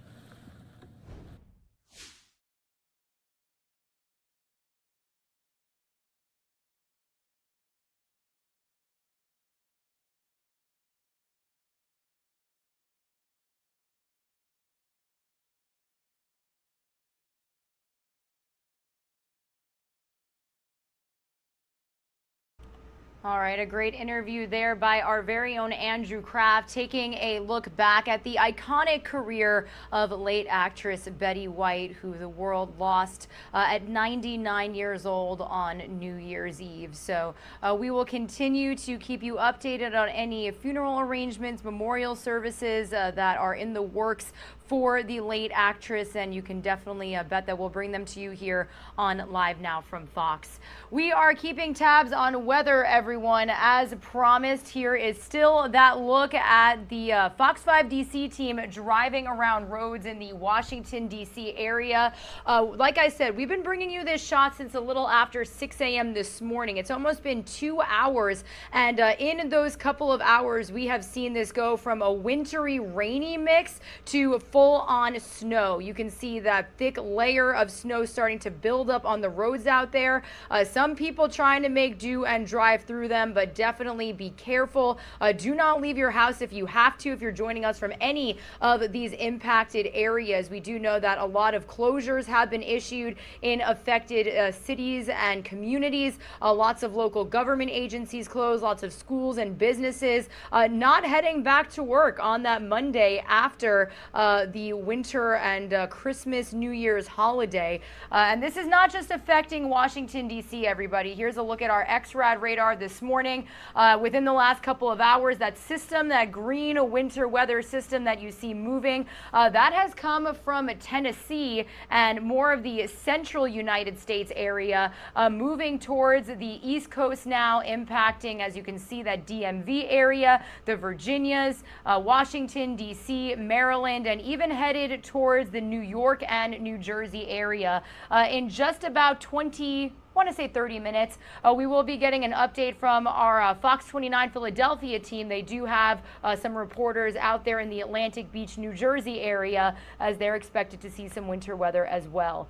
Some of you are going to see a quick 2-minute commercial break. When you return, we're going to shift gears here a little bit to another weather-related story that we've been following since the very beginning here on Live Now from Fox. We do know that the fires in Colorado have mostly been and really been completely put out due to some winter weather that they saw in the area over the weekend. But that weather is posing some challenges for rescue and recovery efforts. We do know that at least 2 people are missing and could be presumed to be dead, unfortunately.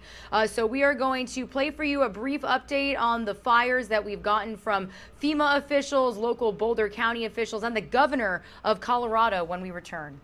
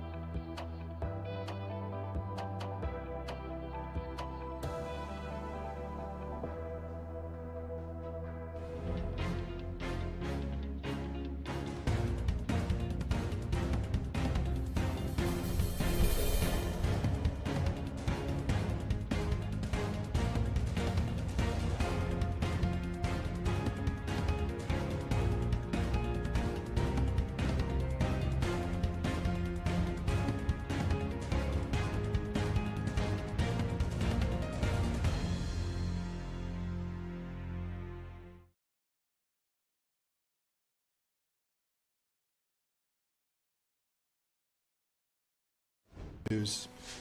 The Sheriff's Office currently has 3 missing persons, or as of yesterday had 3 missing persons reported.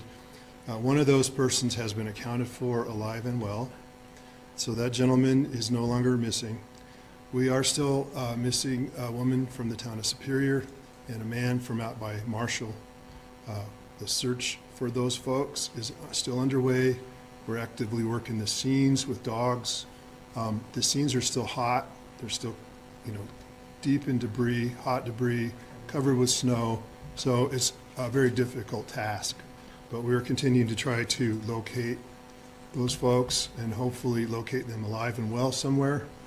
If not, we are working the scenes of those homes which are totally destroyed to see if there are in fact human remains. Today we are going to open a few more locations to residents only. Search work has been completed in Creekside, Circle Park, The Ridge, and they're completing Spanish Hills now. I was told that this afternoon, likely or early evening, we will be repowering Rock Creek, South 68th Street neighborhoods, and Spanish Hills. So please stay tuned to the Boulder OEM website, as I believe those neighborhoods will be opening this afternoon. We have damage assessment teams working the area, trying to make sure that it's safe to re-enter, and then as soon as that's done, as soon as it's cleared, and that's been done right now, XL will be waiting to come back after the residents are there to restart their furnaces and that kind of thing. Our animal control office has been working nonstop since the beginning of the fire, completing animal rescues and assisting owners in the community. Requests for animal rescues should please be made through the Boulder OEM website and not by calling 911. The Humane Society of Boulder Valley and the Longmont Humane Society are assisting with lost and found pets and reunifying pet owners and with their pets. We've been overwhelmed with offers of assistance regarding animal rescues from the public, but because of safety considerations, we are not allowing volunteers to accompany us into closed areas. Also, please note that the Disaster Assistance Center, the DAC, is now open in Lafayette. The DAC is intended to be one-stop shop to get all of your recovery questions and needs addressed. This includes mental health support, as well as FEMA connections, insurance troubleshooting, and more.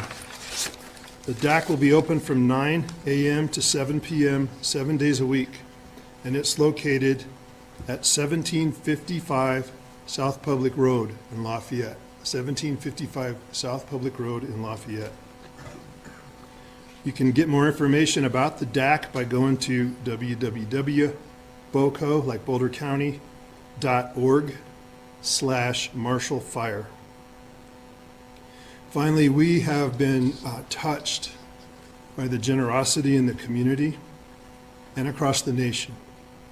You've been so gracious to offer to donate and to volunteer to help our community. But right now, our community is at capacity for accepting physical items. We have hit the wall where food will spoil and won't be able to be eaten, and storage areas are so full the next option will be out in the snow. So please do not bring physical donations into the area. If you wish to donate funding or sign up to volunteer, please visit our website again, www.boulderoem.com, and you'll find links to emergency status and volunteer opportunities. With that, I want to introduce Alice Jackson from XL Energy, who has a whole bunch of information about re-energizing. And then Dave Hayes will follow her, the Chief of Police from Louisville. When all three of us are done, we'll take questions.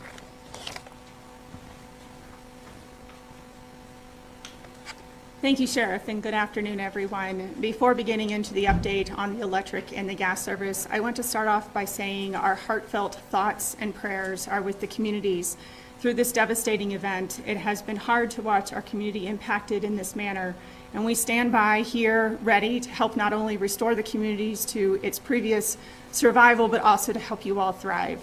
As we move through the next several days, it's going to be continued hard work for all of us, but we look forward to being able to continue remaining committed and connected to our customers and the communities that we have the pleasure to serve here in Colorado. To start off with, I will go through the electric side of the business, and then I will touch on the gas side of the business. Starting on Thursday at roughly 9 o'clock in the morning, we began what we call the first portion of the event, which was a wind event moving through the area. Very quickly, that progressed into a wildfire event that impacted the communities of Superior and Louisville. And then third, we had the weather come in with the winter storm, and so we moved into a winter storm event. For our electric customers, that means roughly 100,000 of our electric customers in the Colorado jurisdiction were impacted by these three events. As of this point in time, we have roughly 600 of those electric customers still remaining without power outside of the burn zone. Those 600 customers are expected to have their electric service restored by the end of today. These roughly 600 customers are largely located in the more mountainous regions of our service territory, where it's a little bit more difficult in order to restore those services back for those customers. But we are working diligently and very hard to make sure that we restore that service safely and reliably. Within the burn zone, we have roughly 1,000 customers that remain without power. We will be working home by home, business by business, in order to identify which of those services can be restored for those buildings and those locations that are able to receive that service. We will continue to do that over not only today, but also the coming days that are before us. On the electric side of the service, we've also received a huge outpouring of support. Our regional utilities, such as Black Hills, Tri-State Electric, Colorado Springs Utilities, and others, have sent their own crews to help and work alongside of our crews safely and reliably in order to be able to restore these customers on the electric side of the business as quickly and as safely as possible. And I won't be able to say enough thanks for their outpouring of support to be able to get that done. I'll now turn to the gas side of our business. Restoration service on the gas side of the business is very different than the electric, and I'll walk you through a little bit of why. First off, in order to go through and restore service for our customers, we have to go house by house, business by business, and turn off the meters in order to cut off the gas service to that location. After that, the second step is we have to go through a process of what's known as purging and then repressurizing our gas system. We go through that second process to make sure that the infrastructure is sound and we are able to continue that service to customers. Then third, we once again have to visit each residence and each home and each business. And one by one, we restore the service to those customers, and then we enter the premise and relight any pilot lights outside of the home to make sure that service is sound and we can continue to move forward. That process is ongoing throughout the burn zone. Roughly Thursday afternoon, we were asked to turn off service to approximately 13,000 customers located within the burn zone in the Superior and Louisville areas. As of right now, we've been able to restore roughly 1,400 customers in those areas, and we are continuing diligently to work through the other zones.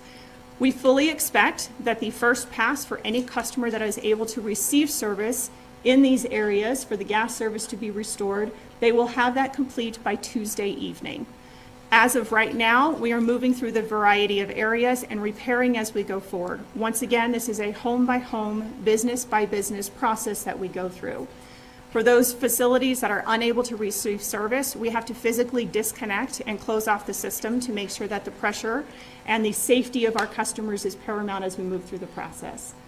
Once again, I cannot underestimate and say enough thanks to the various resources that have come not only in the state of Colorado, but across the country. We have close to 400 different crews currently working side by side with our own employees here in Colorado that have come as far away as North Carolina and Florida in order to be able to support the services that we provide for our customers. We all recognize as a utility industry that these are life-sustaining and impossible to go on without these in order to continue the services. So when we band together, our mutual aid comes together across the country and provides these services. Just like we send our own employees elsewhere, they are sending them here. So a huge thank you to our fellow utility partners across the country on sending your resources here to make sure that our communities can come back and not only do it quickly, but safely for all of our customers in the area. We continue to ask that our customers let us know after we have identified areas that we have passed through. You can reach us via the phone numbers that are on your bills. We have them posted on our website, and you can find a number of pieces of information out there as we move through the process. We will continue to communicate frequently with our customers to make sure that they have clear indication of the regions that we will be moving through as we restore their service. In closing, thank you very much for the outpouring of support for our crews. It is incredible in the conditions that they have had to work in order to be able to be successful. It is a huge team effort. The combination of the efforts between the Sheriff's Department and the Police Department and the Fire Department has been absolutely incredible. Thank you very much for your patience as we continue to move through this process. We really appreciate the partnership.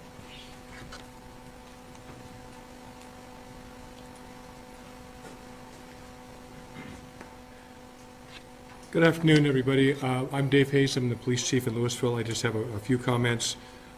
First, in regards to Excel, I don't often give endorsements, and maybe this is not really an endorsement, but I've been working at the Incident Command Center this morning and yesterday, and Excel has under-promised and over-delivered. They've done a great job for us, great job for the community, and they're great partners for law enforcement and for fire. From the City of Louisville perspective, we're not announcing any additional new openings. We've got some hard closures. We've actually put out some barricades. We're continuing to staff our streets for safety reasons and for security reasons with a number of outside agencies, including Sheriff's Office, Colorado State Patrol, Adams County Sheriff's Office, Boulder Police, and the list goes on and on and on. And I don't know how familiar everybody is with kind of how this mutual aid kind of thing works. But we provide assistance when another agency needs it. They provide it when we need it. And what's great about that, for by and large, nobody looks to get reimbursed. Nobody sends us an overtime bill. We just do it as part of public safety, and we do it because it's the right thing to do. So no new openings. In regards to the City of Louisville, probably out of an abundance of caution, we've also got cadaver dogs working in the Louisville area. We started east and worked our way west. We probably will have those final results maybe later today or tomorrow. Again, just simply out of an abundance of caution. We do not have any missing person reports, but we've also got a number, as you guys know, 500 plus homes that were just turned into ashes. So we just want to make sure we've taken care of that. We've also I spoke yesterday about an ID card system to get people into neighborhoods as we start to open up get folks into their neighborhoods. We expect to roll that out probably on Tuesday. In the meantime, on our soft closures, the folks can, if they're allowed to go in, they meet the officers and it gets taken care of that way. Probably on Tuesday, and we'll have a better announcement tomorrow. We'll probably pick an area, probably in the area of US 36 and McCaslin, kind of a center where Louisville residents can go. If they don't have ID, they can just let us know that they were where they live and if they were the victim of the fire, and we'll get them a placard or something to put on their car. It makes it easier for them, and it also reduces any kind of wait time at the roadblocks that we're doing. Again, the idea is to continue to keep the community safe. And with that said, Sheriff, if you want to come up, and then we'll just stand next to you, if that's okay.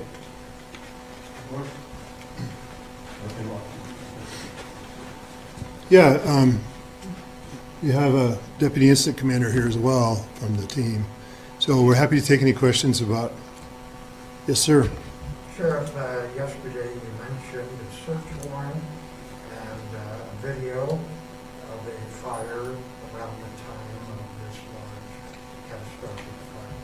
What have you been able to learn since then? It is an open and active investigation, and we're bringing in the best people we can bring in to help us determine the origin and cause of this fire. Sheriff, can you say if that search warrant was executed on tribal land? On tribal land? Yes. No, it was executed on private property.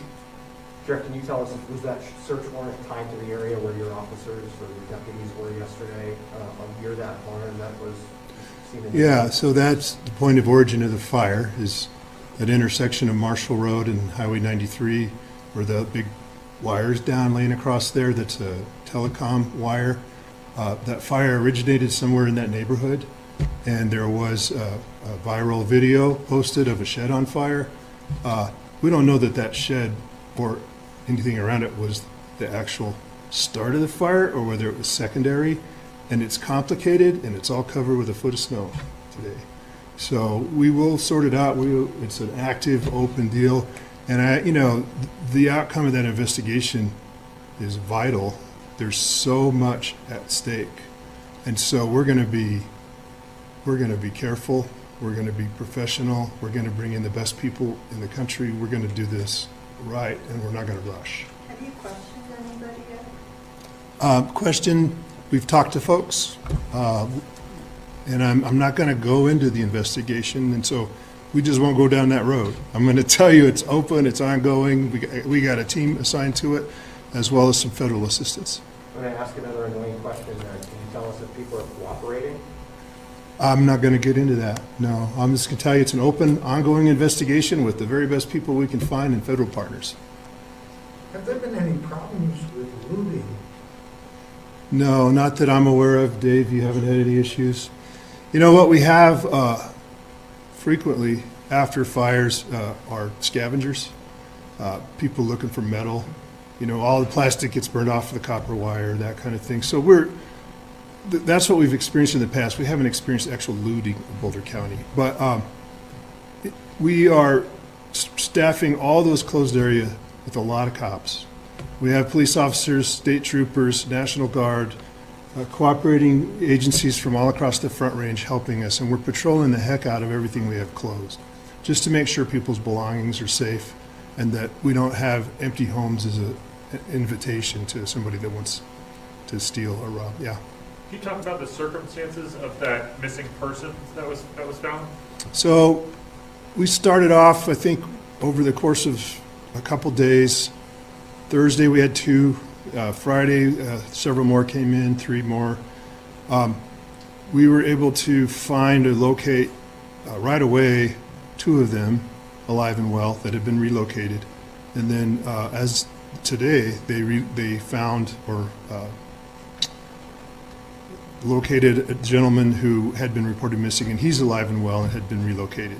So we have the 2 left, and it's a lady in Superior and a man near Marshall. And there are detectives and dogs and coroner's crew and everybody out there working throughout the day. I was out there earlier. It's a very difficult search because of the debris, the heat, the snow. They're trying to use dogs to help them pinpoint exactly where to look, but it's even difficult to get the dogs into the scene because of the heat and the debris and that kind of thing. You are streaming live now from Fox, everybody, on this Monday, January 3rd. Wanted to let you know that we are with you. We are playing the latest update from Boulder County, Colorado officials as we track the rescue and recovery efforts now underway after the Marshall Fire destroyed more than 1,000 homes after it broke out late last Thursday night. 2 people are still missing, and we do know that investigators are still trying to determine the cause of this flames. That is happening to the left-hand side of your screen. You can see that officials there are taking questions from reporters and people in the briefing room.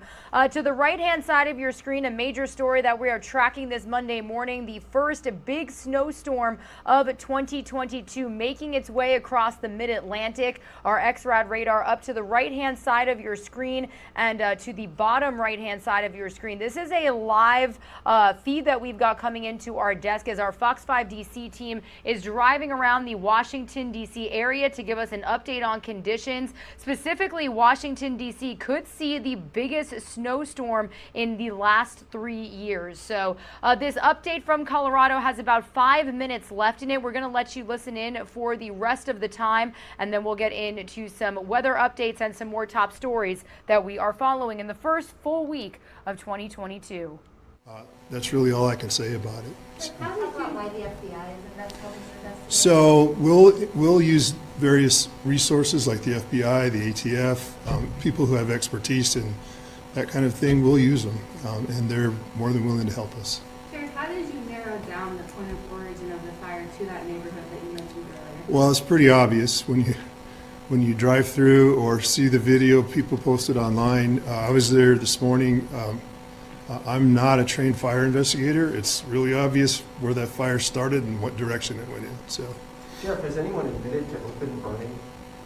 Not to my knowledge. Sheriff, you touched on animals. What should people do who have lost their pets amidst all this confusion? So if you go to our website, Boulder OEM website, you can give us information about where that pet would be located, what they look like, what their name is. And our animal control people will actually physically go out and look for them. But they are overwhelmed right now with those requests. Yeah, we have a lot of relocated animals at both the Boulder Valley Humane Society and St. Vrain, and we also have large animals at the fairgrounds in Longmont. Question from the public for Excel. How will people know when you are coming to their home, or will they be told before or after that? It's an excellent question. At this point in time, posted on our website, we have divided the area that we are moving through into 9 regions.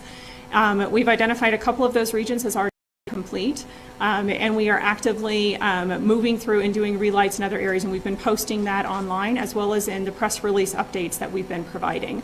So you can imagine this is a fluid situation. As we are able to move to the next stage, we go as quickly as we can. We're trying to coordinate as closely as we possibly can with the Sheriff's Department on when homeowners and businesses are allowed back into different regions to make sure that we are there, and we're not getting ahead of the areas that residents are allowed to return to.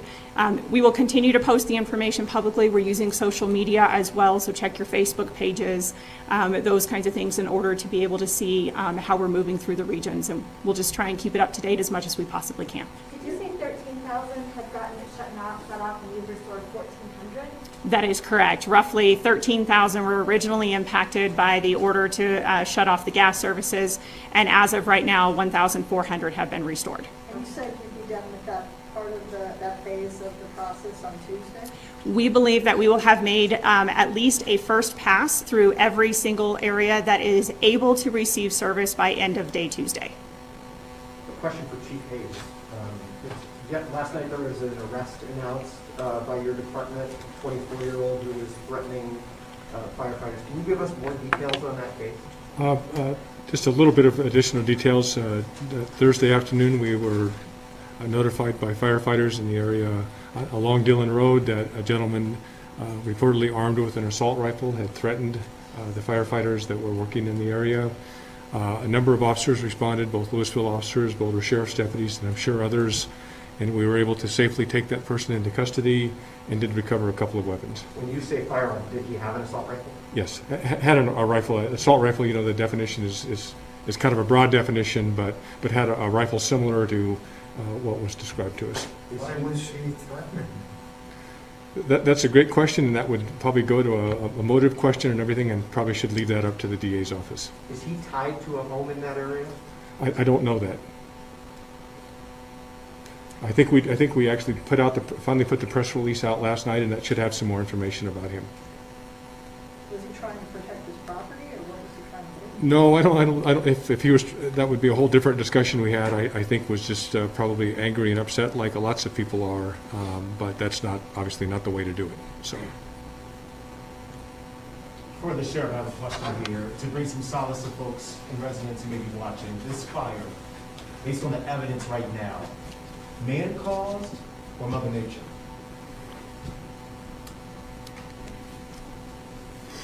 So I'm certainly not going to speculate. There's a lot at stake here, okay? But something ignited the fire in that wind on a red flag day, and our job and responsibility and our quest is to determine what started that fire, what ignited it. And I don't have a definitive or final answer for you yet, and I don't want to go down in rabbit holes as far as speculation. Have you responded to any reports of illegal burning around that intersection where the fire started in the past? I don't know.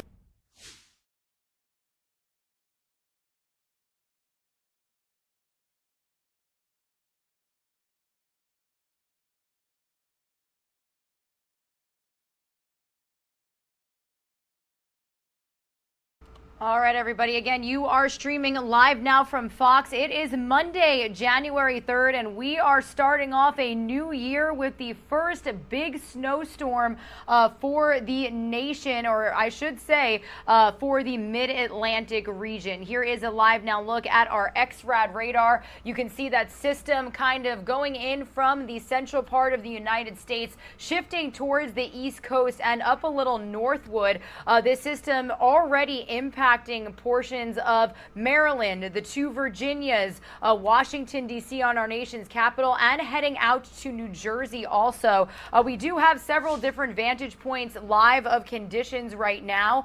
To the top, you can still see our XRAD radar, but to the right, that is actually the White House in the top right corner.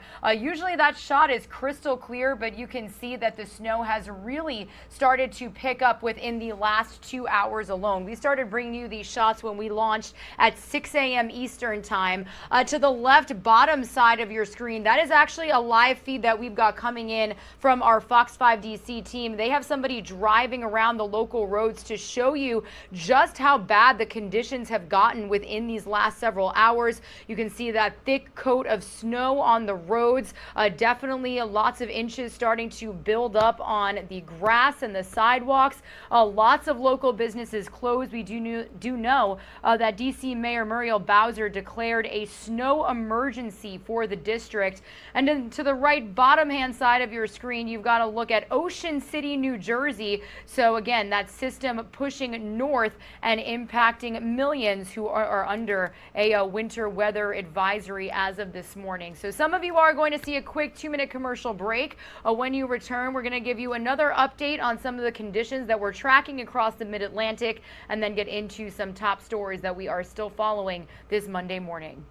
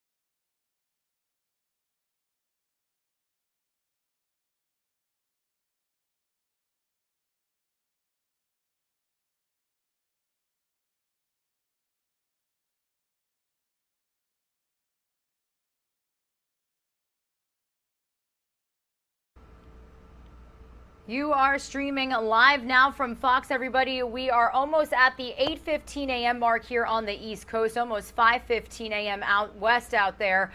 We are continuing to track snowy, wintry conditions that are being seen across the mid-Atlantic region of the United States. Starting you off with this shot from Wildwood, New Jersey. Now, this a prime spot in the summertime and usually a crystal clear shot at sunrise, but now it is definitely a chilly morning out there. Lots of snow already coming down, and the Delaware Valley specifically bracing for its first winter storm of the year that is expected to dump half a foot of snow or more on parts of the region. Now, the National Weather Service yesterday issued a winter storm warning for parts of southern New Jersey and Delaware, which will go into effect throughout the rest of this day and expire sometime late afternoon. Now, in a couple minutes, we will be playing for you the latest virtual briefing that we got from New Jersey Governor Phil Murphy. He issued a state of emergency for 5 counties across the state yesterday, including Atlantic, Burlington, Cape May, Cumberland, and Ocean.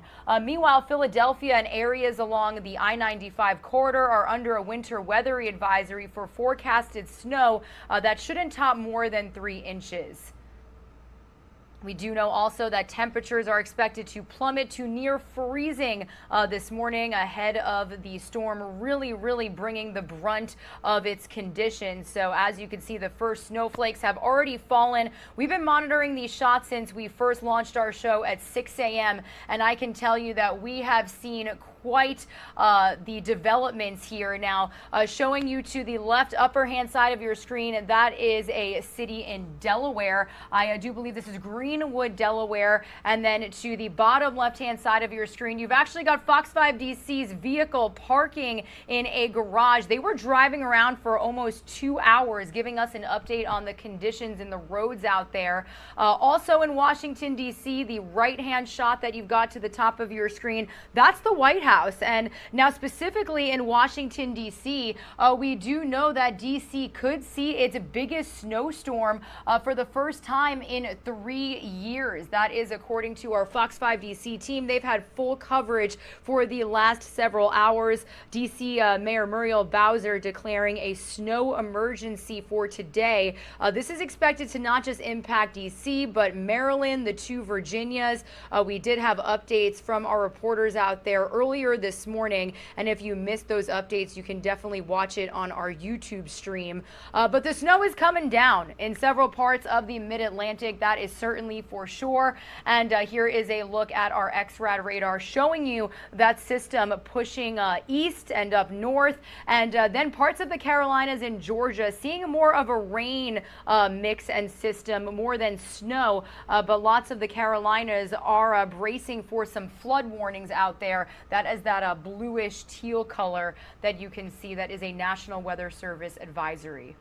So weather will be a huge portion of our coverage on this Monday morning. The first major snow system trekking through the mid-Atlantic region here on Live Now from Fox. Now, this is no news to the Pacific Northwest. We do know that the Pacific Northwest out there on the opposite side of our nation is bracing for more snow, but they have been dealing with that for more than a week at this point. So again, weather is going to be a huge portion of our show here on Live Now from Fox, and you can bet that you can stick with our team for any developments on conditions. That's the cool part of our show, everybody. We can bring you front row to cities and states impacted by these conditions. Again, here's that look again at Wildwood, New Jersey on this Monday morning. So when we spoke to our Fox 5 DC team, a lot of people were expecting to go back to work, back to school today after they had that holiday break, but that's just not happening in some of these impacted areas. A list of closures is listed on these local owned and operated Fox websites,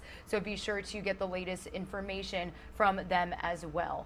But my name is Regina Gonzalez. Thank you so much for joining us here on the first full week of the new year. We have officially rang in 2022. I hope you enjoyed our New Year's coverage here on Live Now from Fox. We brought you fireworks celebrations from across the nation, and it was quite a show in some cities, some states, and then we also brought you those international feeds feeds as well.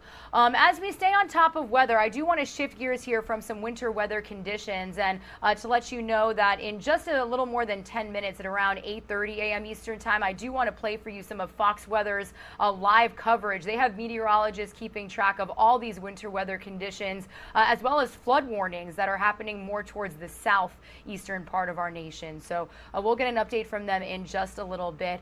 But if you were just joining us before the top of the hour, we were playing for you the latest update from Boulder County, Colorado officials, as we have learned that 2 people are unaccounted for and about more than 1,000 homes were burned in the Marshall fire that officially broke out last Thursday evening. So I do want to play for you the latest update from our Fox News team as they keep tabs on the situation here on Live Now from Fox. Let's start with that. Just a few days ago, you were celebrating Christmas at home and hanging your stockings, and now home and hearth have been destroyed. Crippling loss across Boulder County, Colorado, as residents continue facing the aftermath of the Marshall fire, the most destructive in state history, destroying close to 1,000 homes, damaging more than 100 additional structures, and charring more than 6,000 acres as of Thursday. My wife and I are safe and uninjured. And at the moment, I'm glad she didn't take the drive over with me this morning, because I think it's breaking my heart. I'm sure it would break hers too. But a massive snowstorm over the weekend is adding insult to injury, burying the charred remains of people's property while complicating search efforts for 2 people still reported missing as of Sunday. We're actively working the scenes with dogs. The scenes are still hot. They're still, deep in debris. Meanwhile, law enforcement are investigating the probable cause of the fire. Officials originally believed downed power lines resulted in the blaze, but an area power company reported no compromised lines in the area where the fire sparked. There was a viral video posted of a shed on fire. We don't know that shed or anything around it was the actual start of the fire or whether it was secondary. Dry conditions helped set the stage for this catastrophe, with climate officials declaring sections of Boulder County as experiencing severe and extreme drought leading up to the fire. Paul Stevens, Fox News. Meanwhile, with the help of a number of resources, we are able to bring you video that has been posted online from people in these impacted areas. So I do want to play for you really quickly a very just heartbreaking video of 2 teenagers in Louisville, Colorado, really searching and just really trying to see what was left of their home that was lost in that fire. Let's listen in here for just a minute. The bird feeder survived.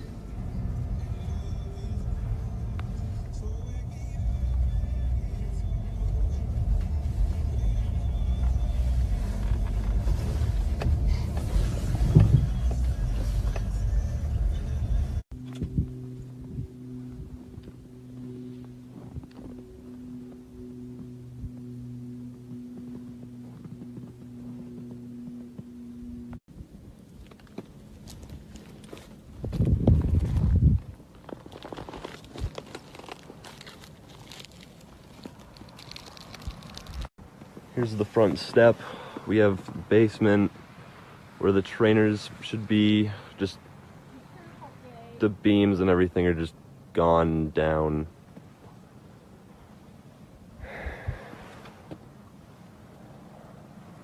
Everything's just collapsed.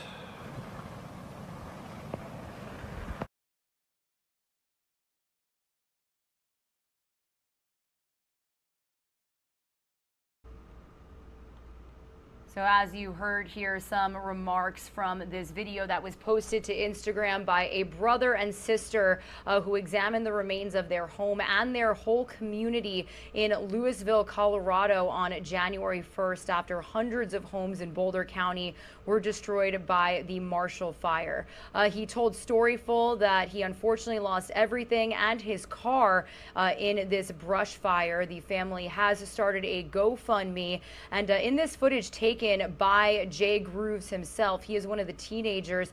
He pointed to an exposed area coated in snow that used to be their basement, saying the beams and everything have just gone down. Everything just collapsed. So they did see some winter weather after the fires officially sparked late last Thursday night. And we do know that some of those wintry conditions are posing some challenges for rescue and recovery efforts that are still underway as of today. So stick with our Live Now from Fox team for any updates when it comes to the conditions out there that are now being seen days after this massive fire broke out. And we will be bringing you any developments out of that area. Meanwhile, I do want to shift our focus to some top stories that we are following related to the COVID-19 pandemic. For millions of Americans not impacted by weather this morning, it's back to work and back to school for many. And as the Omicron COVID-19 variant is continuing to surge, new CDC guidelines could actually be coming soon to change the isolation rules. So Fox's Douglas Zader has the latest on this information that we could see very soon from Washington, D.C. Let's listen in. Well, the White House appears to be at odds with the CDC over isolation rules, and while many schools are returning to in-person learning this week, thousands are shutting their doors. Back to school for some, but not for all. We've been very clear. Our expectation is for schools to be open full-time for students, for in-person learning. Well, that may be the expectation from the Secretary of Education, but many schools, more than 2,000 this week, according to one count, are returning to remote learning and all of the shortcomings that come with it. But school leaders are also caught in the middle, many implementing test-to-return policies, even as the nation faces a critical test shortage. And those who have contracted COVID face different messages. The CDC says they do not have to test at the end of recommended isolation periods. We opted not to have the rapid test for isolation because we actually don't know how our rapid tests perform and how well they predict whether you're transmissible during the end of disease. But not so fast, says White House Chief Medical Advisor Dr. Anthony Fauci. I myself feel that that's a reasonable thing to do.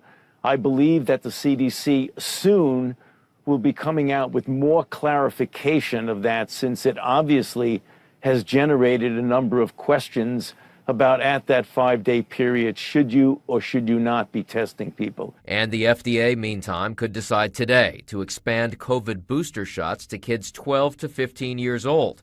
But shots or not, COVID appears to be here to stay. We know that people can get reinfected. We know that there are breakthrough infections. So herd immunity really isn't something that is on the table at this point anymore. And we just learned that Secretary of Defense Lloyd Austin has now tested positive for COVID.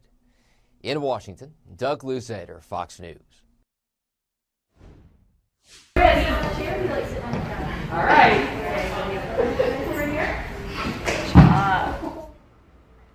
Meanwhile, the FDA will reportedly authorize booster shots for kids 12 to 15 years old. The agency is presumably planning on extending the eligibility for the COVID booster shot today due to the increasing spread of the Omicron variant.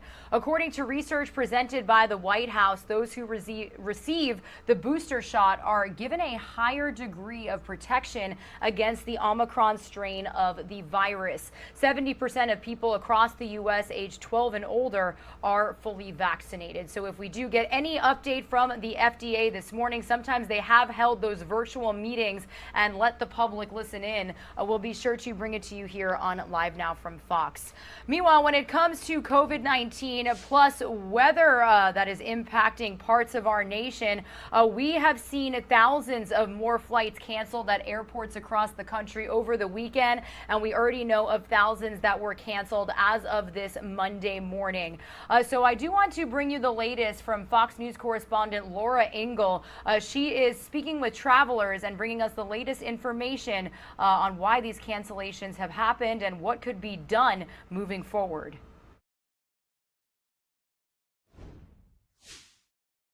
Now that the holidays are over, many Americans are just looking to get back home. But travelers are running into headaches at airports all over the country this weekend as a combination of bad weather and staffing shortages thanks to Omicron canceled more than 2,000 flights heading to or from U.S. airports on Sunday. When I came, they told me that the flight was delayed.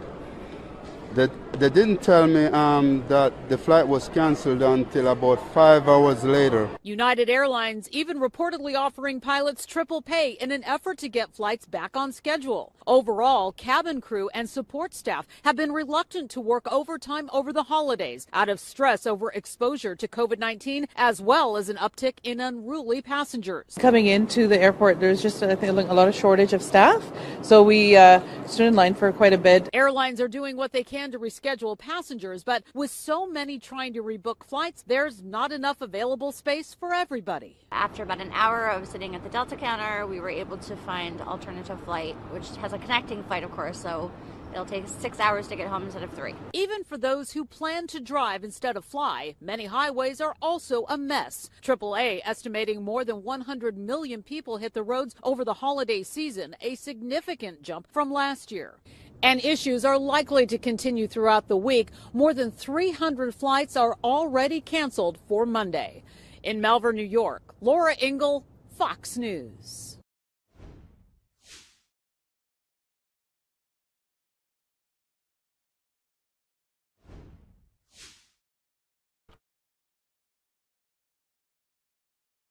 All right, everyone. Some of you are going to see a quick 2-minute commercial break. When you return, I do want to bring you the latest from our Fox weather team as we are continuing to keep track of conditions across the nation. Our Fox 5 DC team back out in their vehicle, driving around the roads out there in the capital, and you could see that there is a huge, thick layer of snow building up on those local streets. Definitely looks more and more like a winter wonderland each and every time we bring you this shot. Like I've been saying, we started monitoring this shot when we launched at 6 a.m. Eastern time. It was more of a rain, wet, wintry mix at that hour, and now it has turned to full-on snow. And this could potentially be the biggest snowstorm that the DC area has seen in almost 3 years. Actually, here's another vantage point we have. That's the White House in our nation's capital, and you can see that conditions, the poor visibility coming from this camera,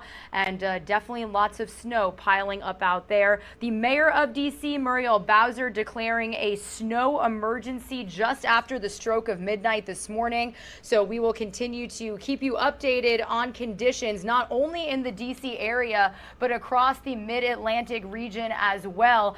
We do have cameras right now coming live in from Greenwood, Delaware, and the Delaware region also bracing for up to half a foot of snow throughout the day. So pretty soon we will be playing for you the latest update from New Jersey Governor Phil Murphy. Lots of the New Jersey area also expecting some winter weather also. So this is something we'll be keeping tabs on throughout the day here on Live Now from Fox.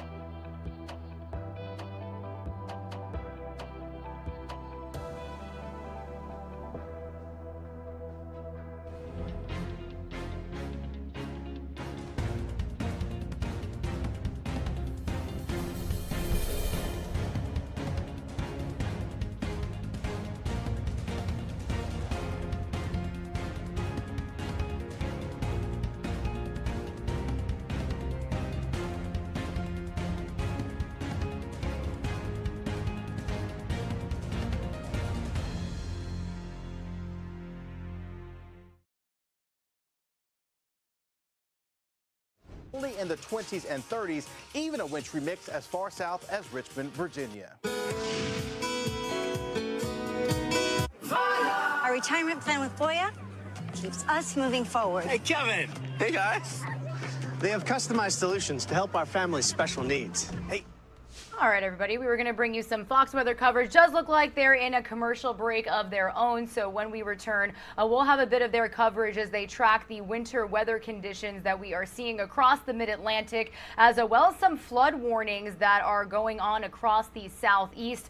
More states like Georgia and the Carolinas bracing for more rain than snow, so there could be some flooding that could impact a lot of those areas. So it's something we're going to continue following here on Live Now from Fox.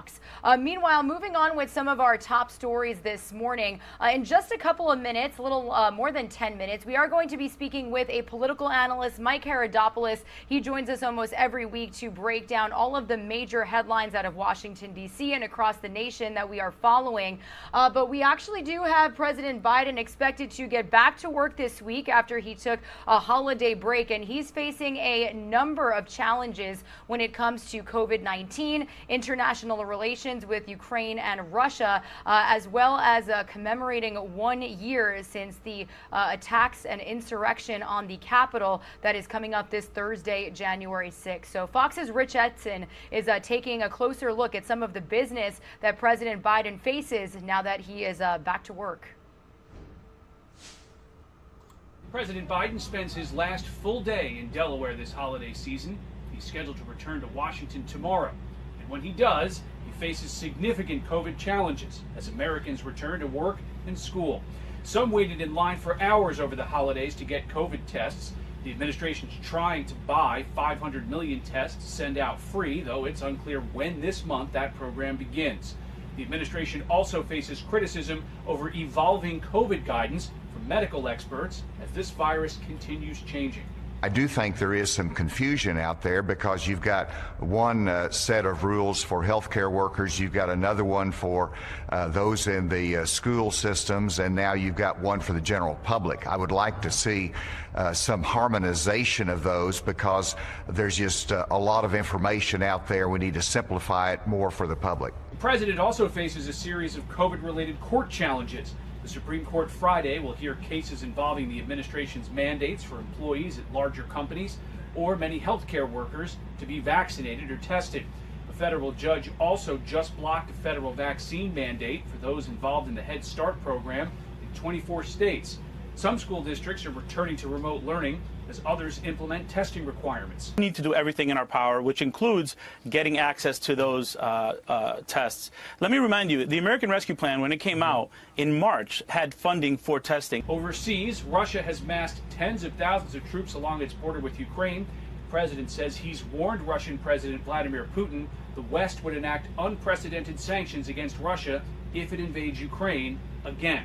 Russian state media says Putin warned President Biden that if the West enacts those sanctions, he would move to break diplomatic relations. In Wilmington, Delaware, Rich Edson, Fox News. All right, everybody, we are going to switch gears for just a moment here. We have just gotten a live feed into our desk this morning as now New York City Mayor Eric Adams is speaking at a local school as students are returning after that holiday break amid a huge surge in COVID-19 cases in the state alone. So I want to bring you these live remarks here on Live Now from Fox. Your message, your direct comment, your forcefulness matching yours and matching the rest of ours, we're not going to be defined by COVID, by crime, by economy. And you know why? Because we went through some stuff. That's right. All of us have went through some stuff. So this is nothing to those who have gone through a lot. That's right. We're going to be here and turn our city around. You inspired me, sister. Yes. You inspired me. Yes. That's right. People worry, ask why I got so much swagger.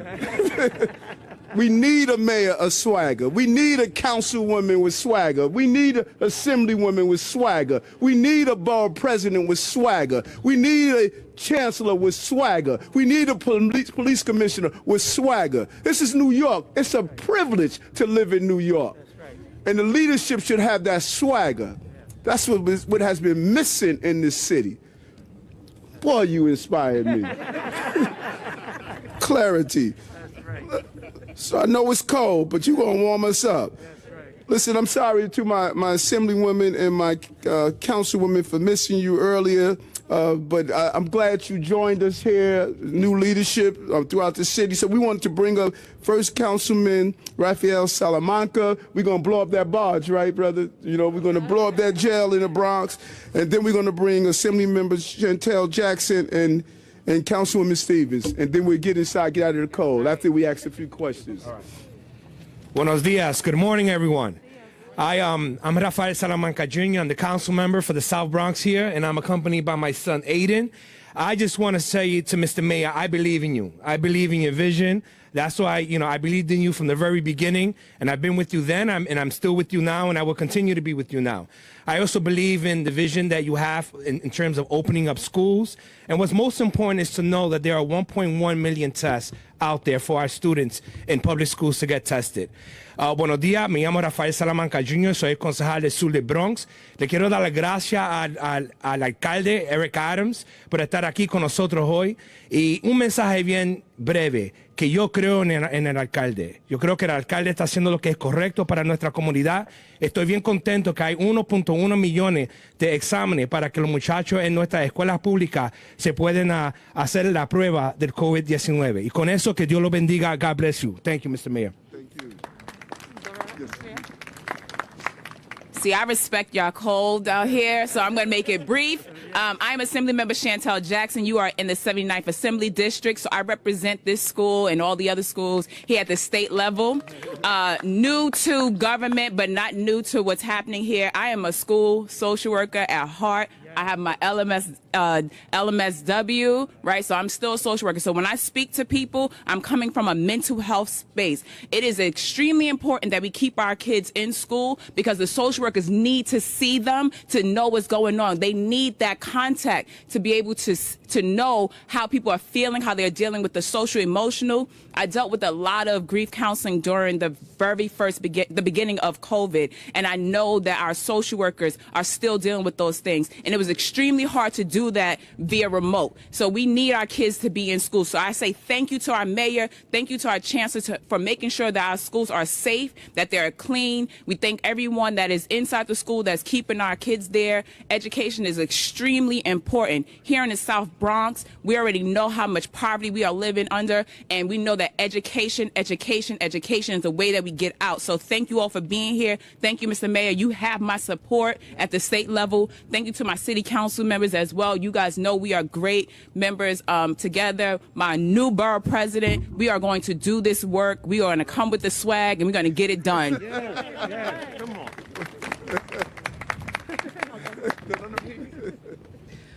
Peace, family. How's everybody doing? It's cold, but we feeling good, right? Because we have to remember that we're here to support young people.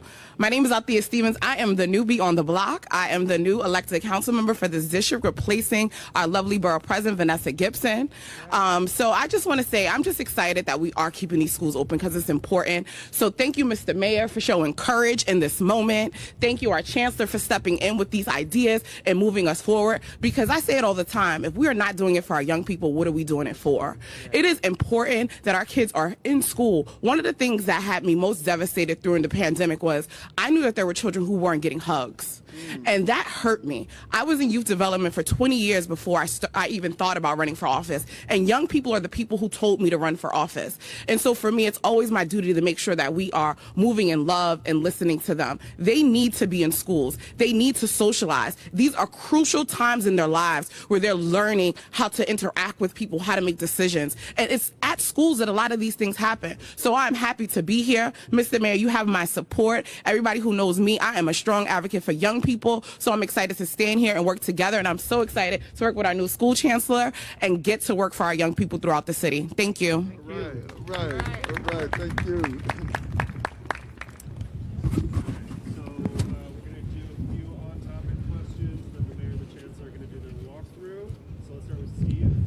Wait, hold it. Let's not miss the optimum word that you use. Few, because I'm cold. That's right. Steve, try and keep it short. Good morning, Mr. Mayor. Good morning. Heard a lot of talk about how students can stay safe, but what's being done to make sure there's an adequate level of staffing in each school with so many staffers calling in sick? Chancellor? Yeah, we're monitoring all of the staffing issues that are happening now. We've certainly shored up all of our sub pool. We have a fully developed pool of paraprofessionals as well, and we've got all of our central staff that's ready to go. So, we're monitoring that now. As soon as I'm done with this press conference, I'll get an update on exactly where we are. But all indications are that we're in a pretty good place right now, and we'll be prepared to make whatever adjustments are needed. We should really take our hats off to the bus operators, the school staff. There was an amazing coordination behind the scene of just getting these schools open, and people put aside the politics, their feelings, their emotions.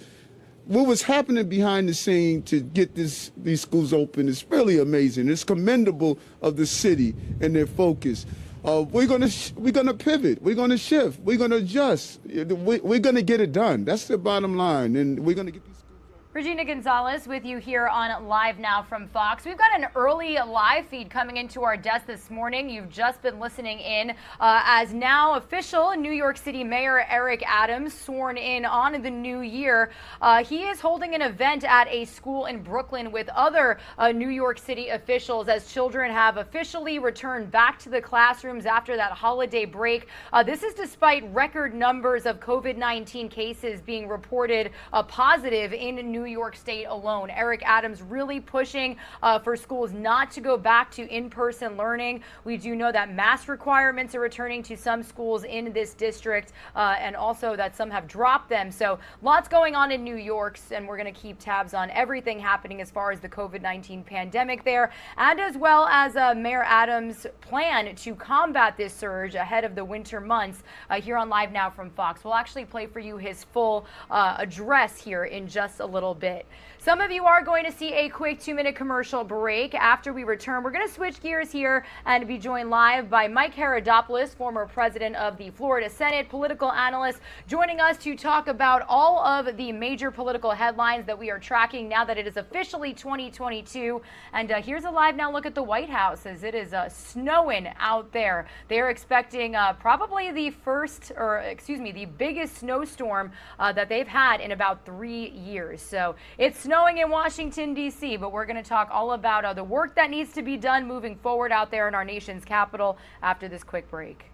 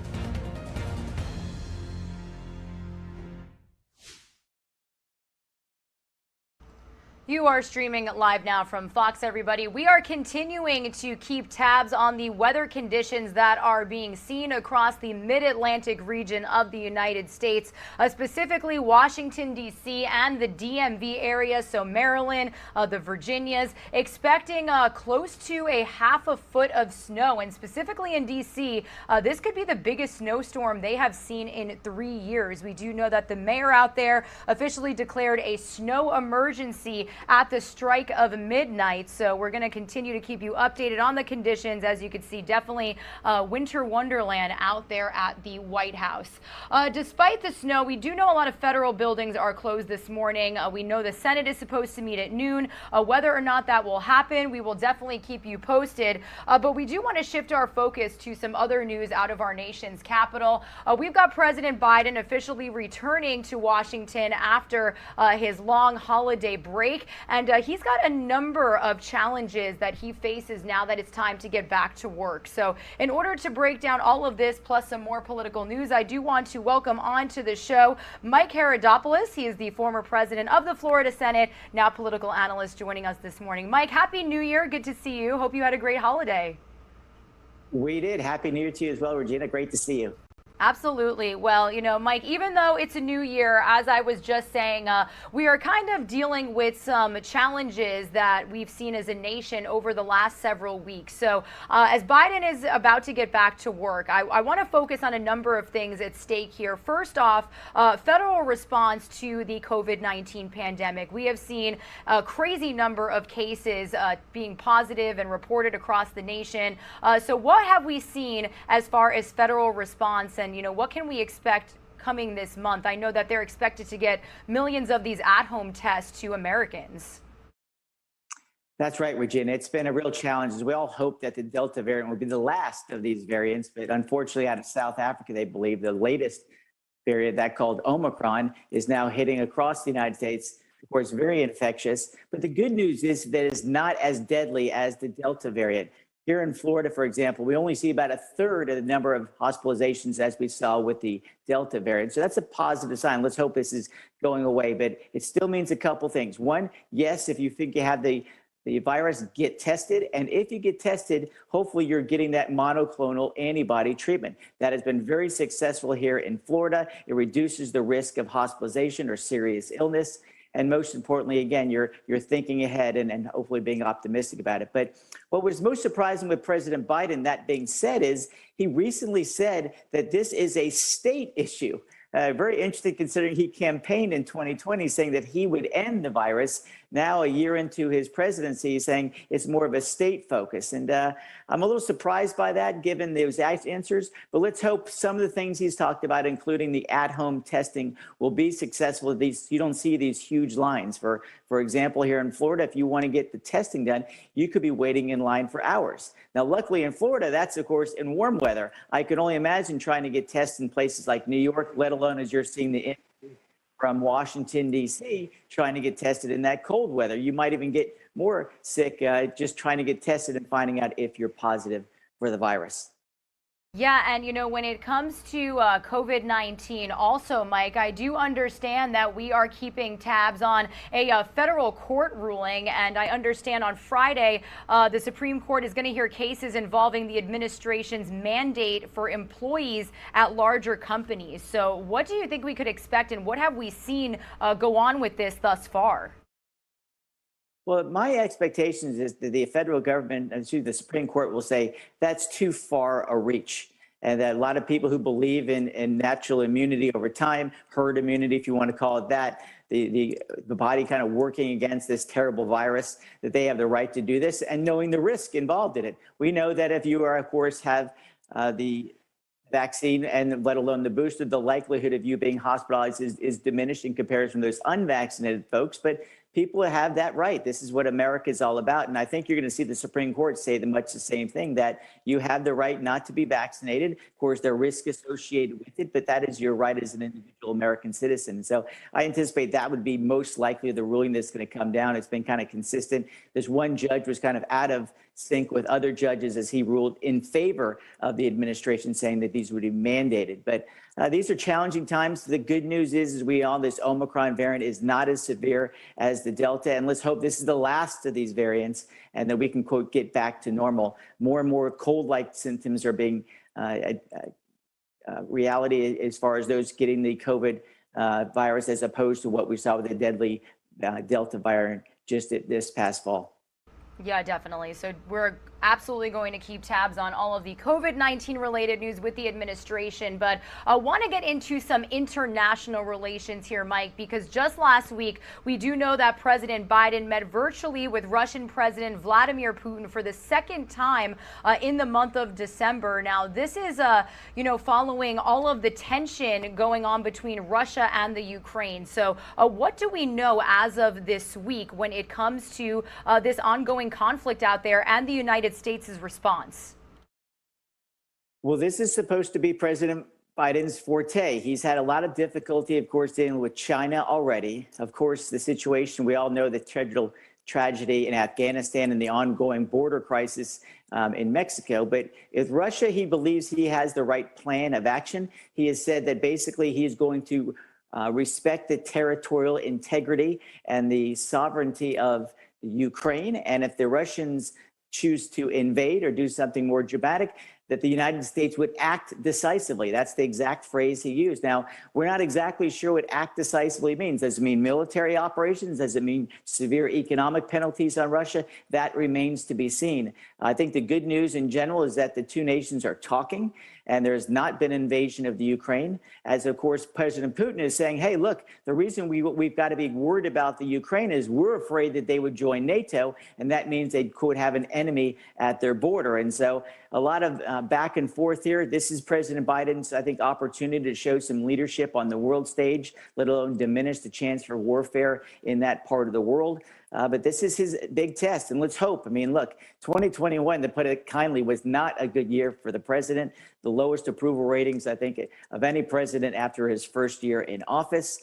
And the good situation he has right now is he has very low expectations as far as what he might accomplish in 2022. Let's hope that he does better than he did the previous year and find some success so that lives are not lost in the Ukraine.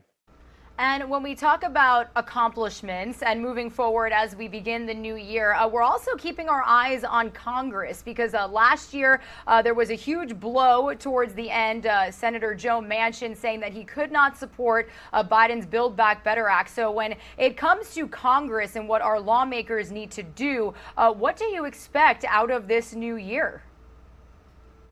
Well, this is going to be an interesting fight within the Democrat Party. As we all know, they have the presidency and, of course, both houses of Congress. But leadership is difficult. They had some success in getting the infrastructure bill, building a bipartisan support in the Senate. But Build Back Better, as you mentioned perfectly, was a big disaster. And I think in general, where the Democrats, my advice, what do they want to take is they need to govern as they ran for office. Joe Biden kind of prided himself in being a moderate who can reach across the aisle. And in his first year in office, he went supremely to the left. There's no doubt that his policies were very much liberal, very much progressive, big government, big taxes, etc.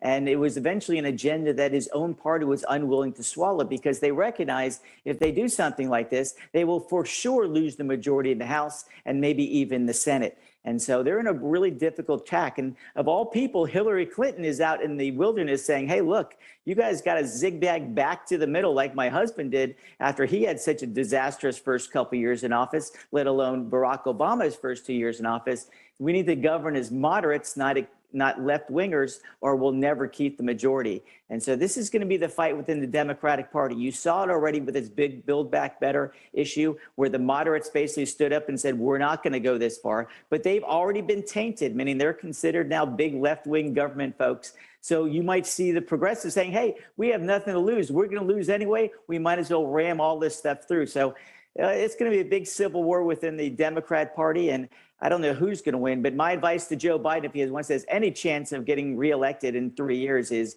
you better start governing as you ran for office, or you'll be a one-term president, much like Jimmy Carter.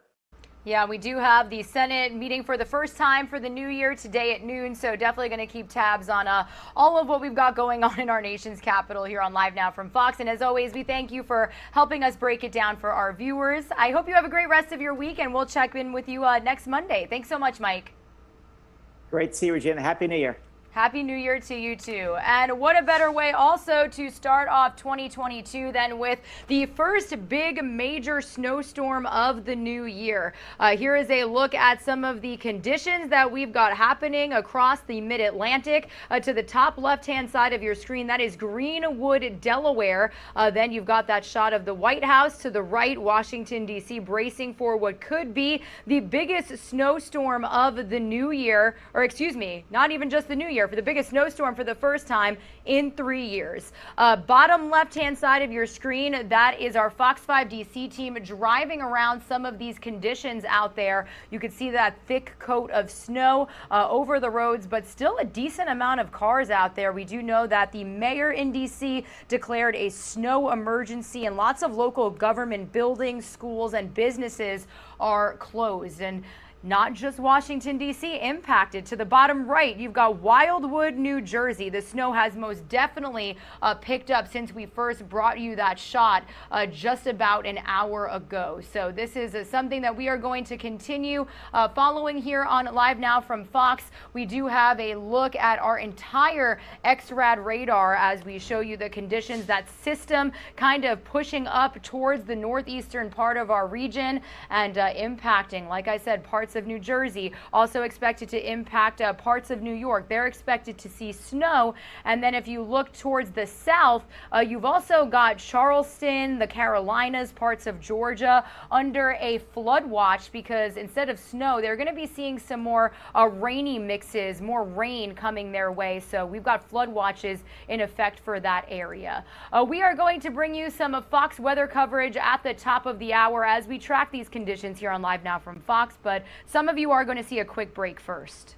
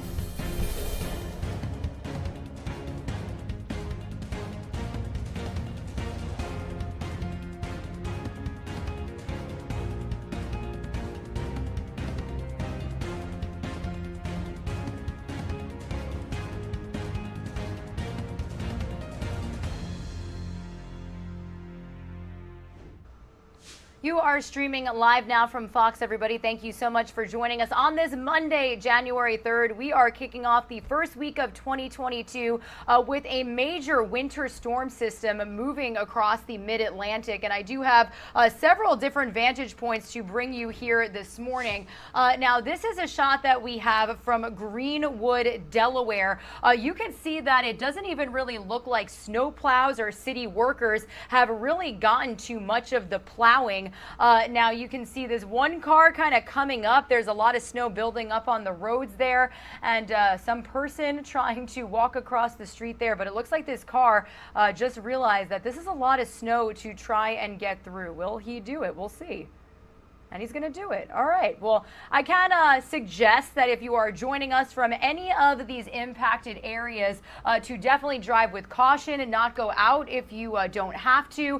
This is actually some of the driving conditions live right now from Washington, D.C. Now, Washington specifically is expected to get a major snowstorm, perhaps the biggest for the first time in 3 years. So we've been touching base with our Fox 5 D.C. team throughout the morning, and we will continue to do so throughout the day. In just a little less than 15 minutes, we are going to speak with our Fox weather team, who are going to be giving us a report from the New Jersey area, as they are expecting some snow also.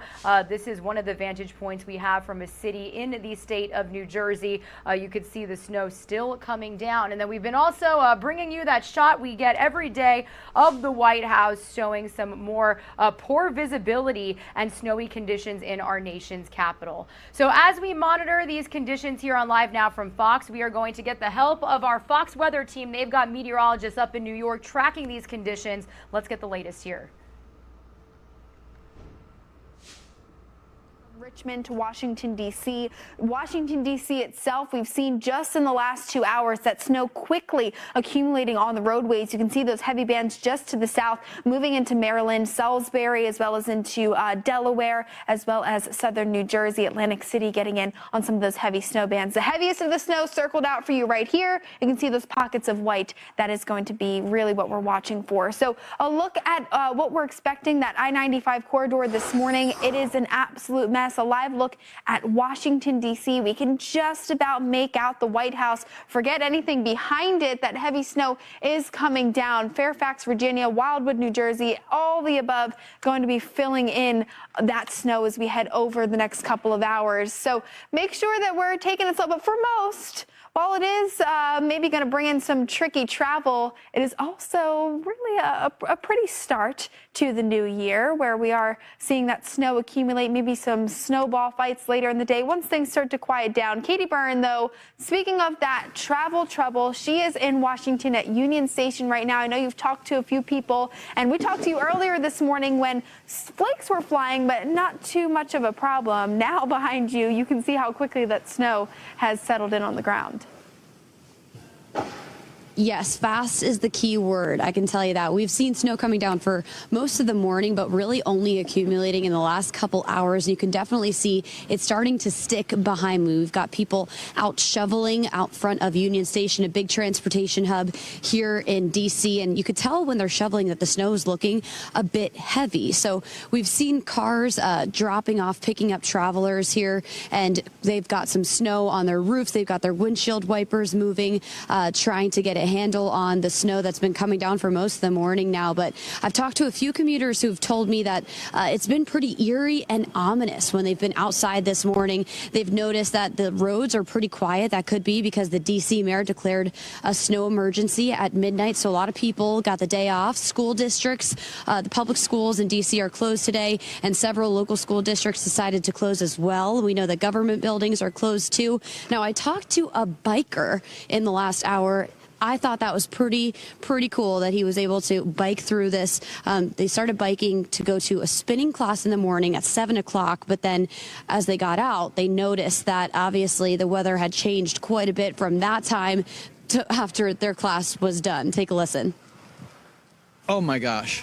I was pretty skeptical about these accumulation forecasts, but so I didn't think it was going to accumulate till around 11 o'clock in the morning.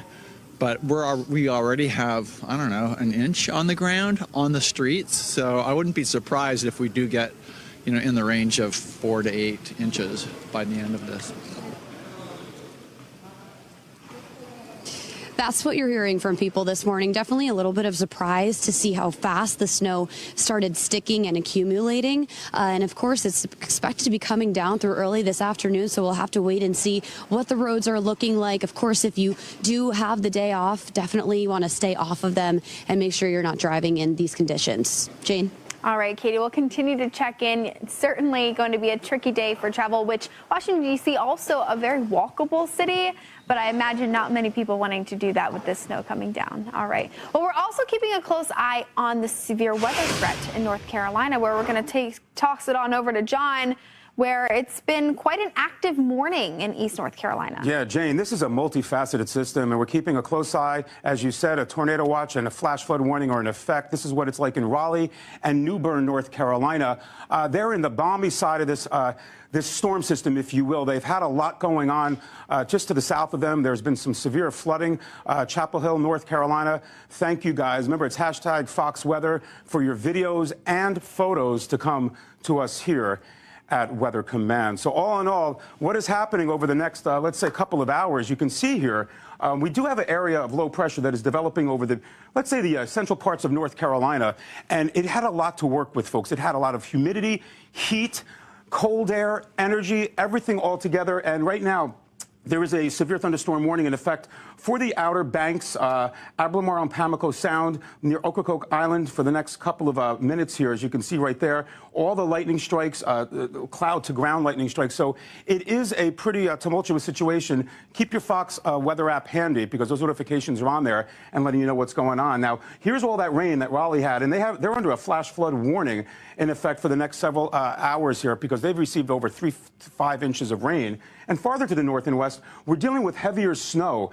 The cold side of this thing, temperatures are plummeting through the 20s. So a lot of warm, humid air over that cold, dense air, and you get the recipe for significant snow. But this whole system is going to pivot and move up the East Coast off of Norfolk over the next several hours. So what we're going to think is this band of severe weather with that warning down over southeastern North Carolina will move offshore probably in the next, let's say, hour. And after that, the severe weather threat will end. There will be residual flooding, Jane, as we go through time. But that snow continues to build to the north and northwest.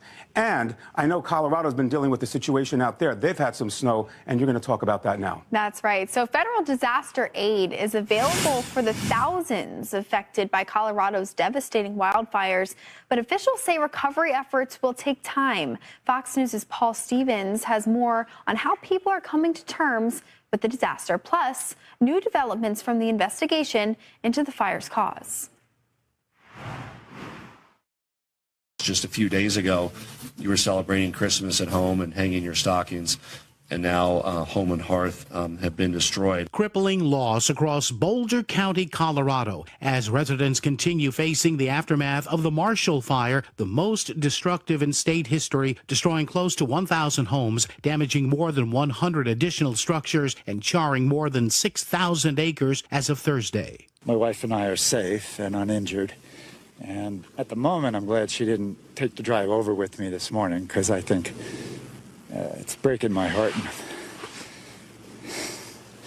I'm sure it would break hers, too. But a massive snowstorm over the weekend is adding insult to injury, burying the charred remains of people's property while complicating search efforts for 2 people still reported missing as of Sunday. We're actively working the scenes with dogs.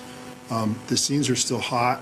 They're still, deep in debris. Meanwhile, law enforcement are investigating the probable cause of the fire. Officials originally believed downed power lines resulted in the blaze, but an area power company reported no compromised lines in the area where the fire sparked. There was a viral video posted of a shed on fire.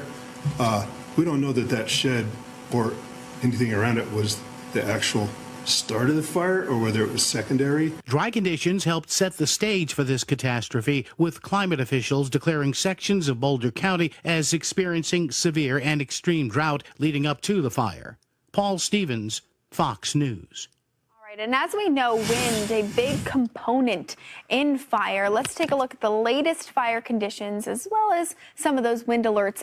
Today, some good news is, while it is certainly going to be windy in parts of the central portions of the country, Nebraska, Wyoming, we don't have much of a fire weather danger today. Now, come tomorrow, there is going to be that fire weather danger, especially across the panhandle of Texas as well as eastern New Mexico. So we'll watch for that very closely. But Across parts of Wyoming along Interstate 80, Cheyenne, we're talking the potential for wind gusts upwards of 40 to 50 miles per hour, as well as even some isolated gusts close to 75. So with those high-profile vehicles who are driving along the interstates, want to make sure that we are taking that precaution. Remember, hands 2 and 10 or 9 and 3, however way you were taught in school. Definitely want to make sure that you are taking it slow out there because it is going to be quite windy and it could pick up some debris, could create some downed power line issues as we go through the day today. Now, I do know that these wind alerts are in effect through Wednesday, so it is going to be quite windy. Those winds are expected to again shift further to the south, pick up in that wind speed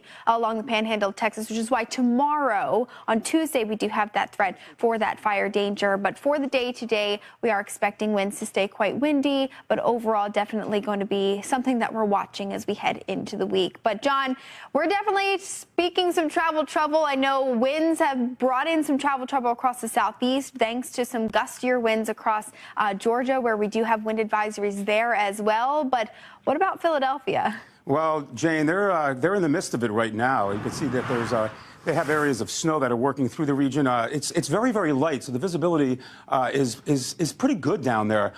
So what we got going on over the next, let's say, 24 to 36 hours, they're going to get into a bit of snowfall.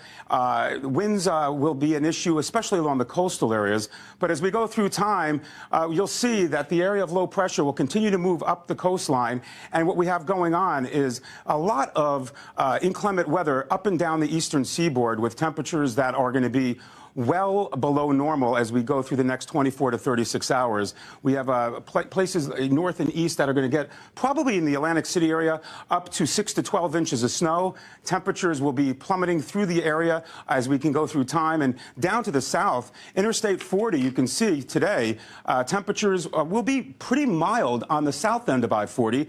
Wilmington, North Carolina, 69 degrees, areas of wind, and then Benson up to 60 degrees. Now, there's thunderstorms that are exiting the area. Tricky travel will be north and west in the Asheville area, in the mountainous regions. Even Winston-Salem may go over to a period of snow at a time. If you could keep going through this, Jordan, that would be great. Advancing these maps, and what we have going on is more in the way of clearing skies up through portions of the Ohio Valley, and temperatures that will be very cold, Jane. They're going to probably stay within a few degrees, or 20 of 25 degrees. But we'll talk more about all of this coming up in a bit. Over to you. That's right. Raleigh starting the morning with rain, closing it with some snow. Well, coming up just 3 weeks after a devastating tornado outbreak, parts of Kentucky are cleaning up once again after severe storm.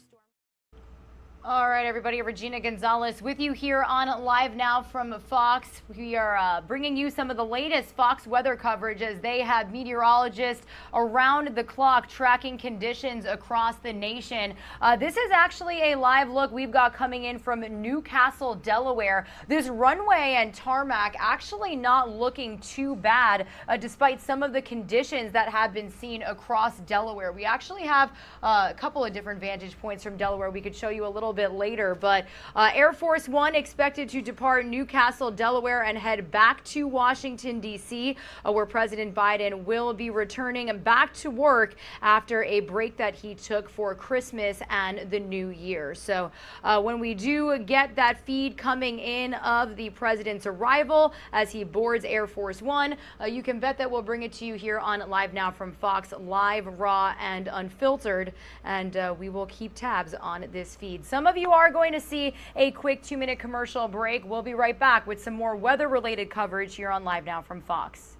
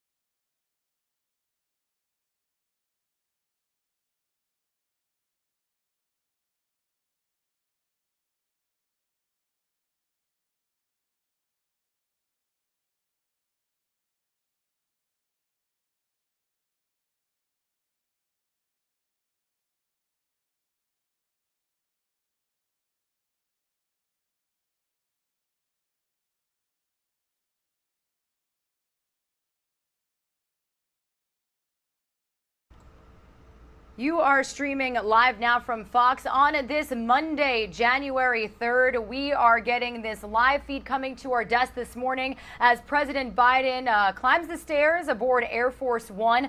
He is going from Newcastle, Delaware, where he spent his New Year's break, and heading back to Washington, D.C., where they are seeing snow in both areas. You can see Air Force One still planning on taking off. The tarmac not looking too bad despite some of the snow coming down. But Washington, D.C.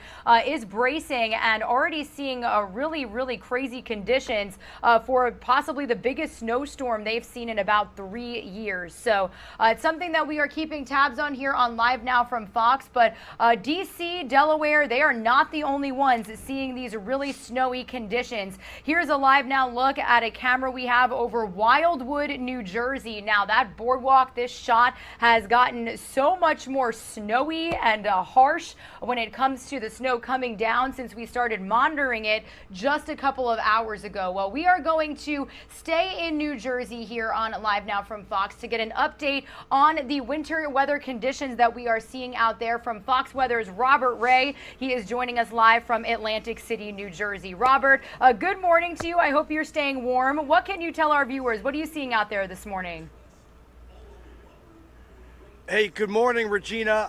You are cutting in and out a little bit, but I tell you what, this is something else here in Atlantic City right now. You could see this heavy snow dump coming in, this mid-Atlantic storm that began all the way down in the south and rushing up here to the coast of New Jersey. I'm actually on the Atlantic City boardwalk right now, completely covered in snow. There are plows that are trying to remove some of the snow, but the issue is that, you know, we're right at that freezing line. And when that happens, the snow is heavy, it's thick, and with this wind coming off the Atlantic Ocean just over there, I don't know, less than 100 yards away, gusts between 20 and 25 miles an hour. It is a snow globe right now, a winter wonderland here on the Jersey Shore. Came in last night. I arrived about midnight in Atlantic City. It was in the 40s. It was clear, and then all of a sudden, about 3 a.m., turned into freezing rain and sleet. And now here we are, just maybe, perhaps, when this is all over tonight, this will be the epicenter of the snow dump from this system, looking at potentially a foot of snow here. Just amazing, this pop-up storm. This wasn't expected a few days ago, Regina. As a matter of fact, I was in Chicago yesterday morning reporting on the snow there that was supposed to be pretty significant, only got about 3 inches, and then bam, got in the car, drove 800 miles here to Atlantic City, and here we are with the real deal. This is quite the scene here as you see the snow just whipping around, but it's really not that cold unless the wind starts to hit you in the face, Regina. Yeah, and you know, I do know that yesterday, Robert, we heard from New Jersey Governor Phil Murphy. I understand that he issued a state of emergency for several different counties, including the one that you're in right now. Am I right? Absolutely, yeah. These roads are impassable at this point.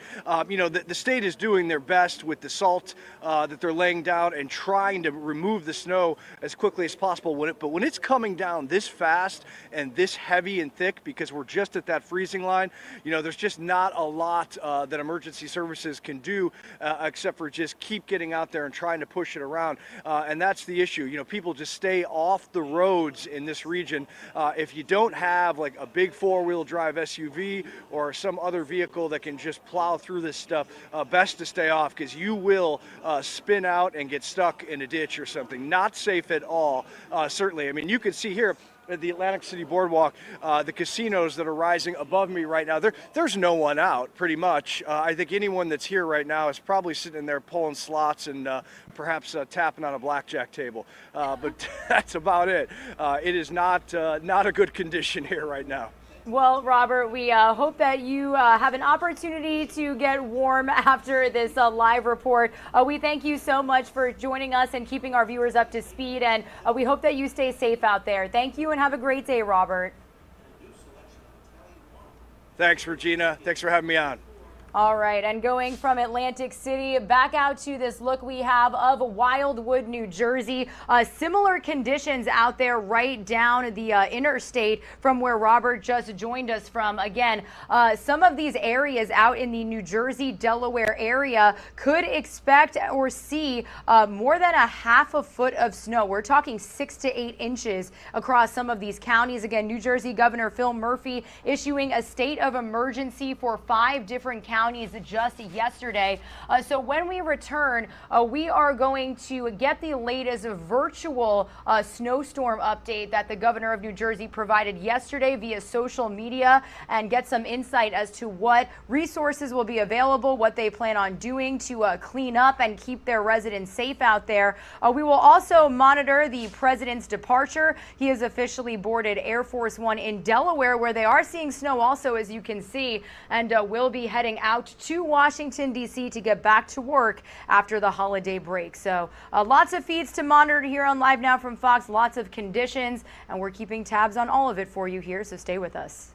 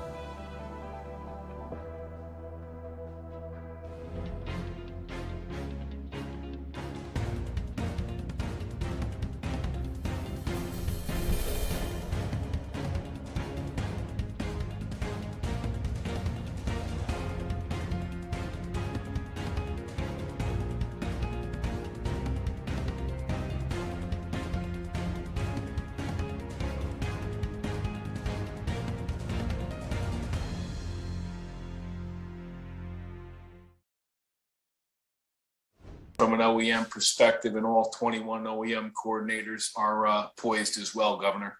Thank you. Pat, thank you. It's a rare snow-related storm, at least in our 4 years together, where the North and Northwest especially isn't in the crosshairs. At least that's our current sense. Is that accurate?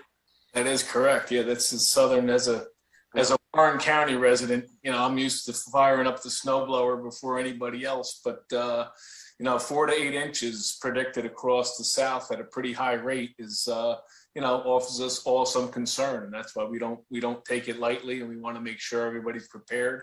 And again, if you don't have to be out there, certainly don't be out there. Our assets will be ready to go with snowmobiles and high water vehicles. But hopefully we don't have to deploy those, Governor.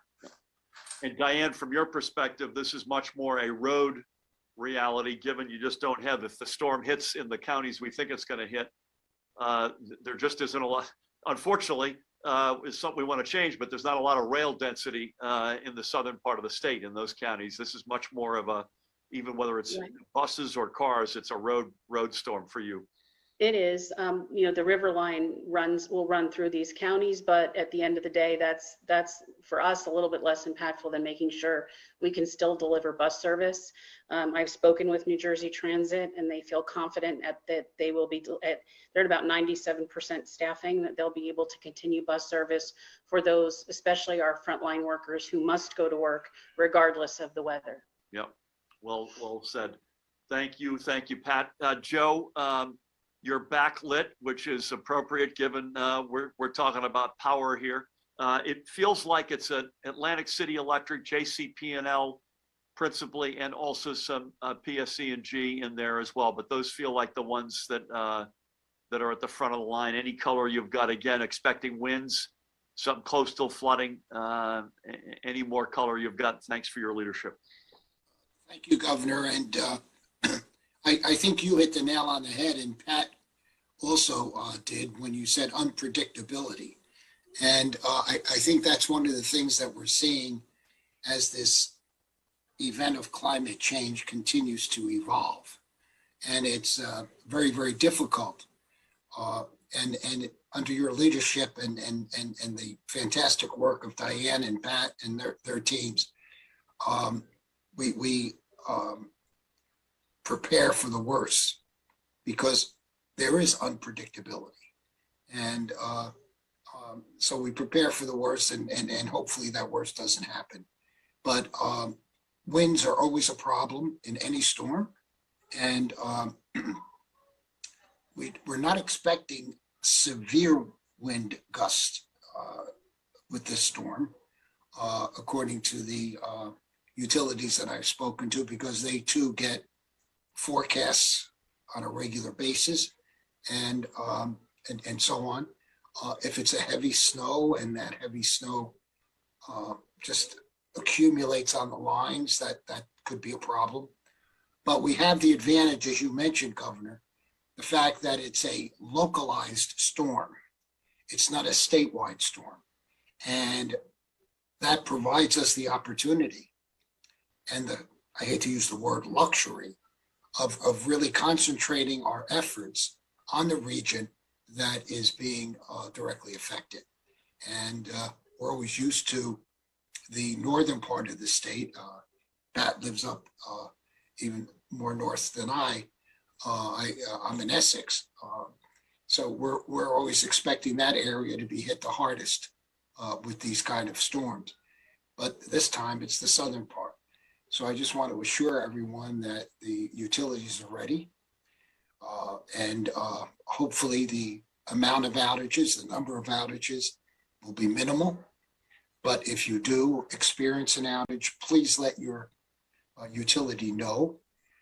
They don't necessarily know that your particular home is without power. So please let them know that so that they can move into action as quickly as possible.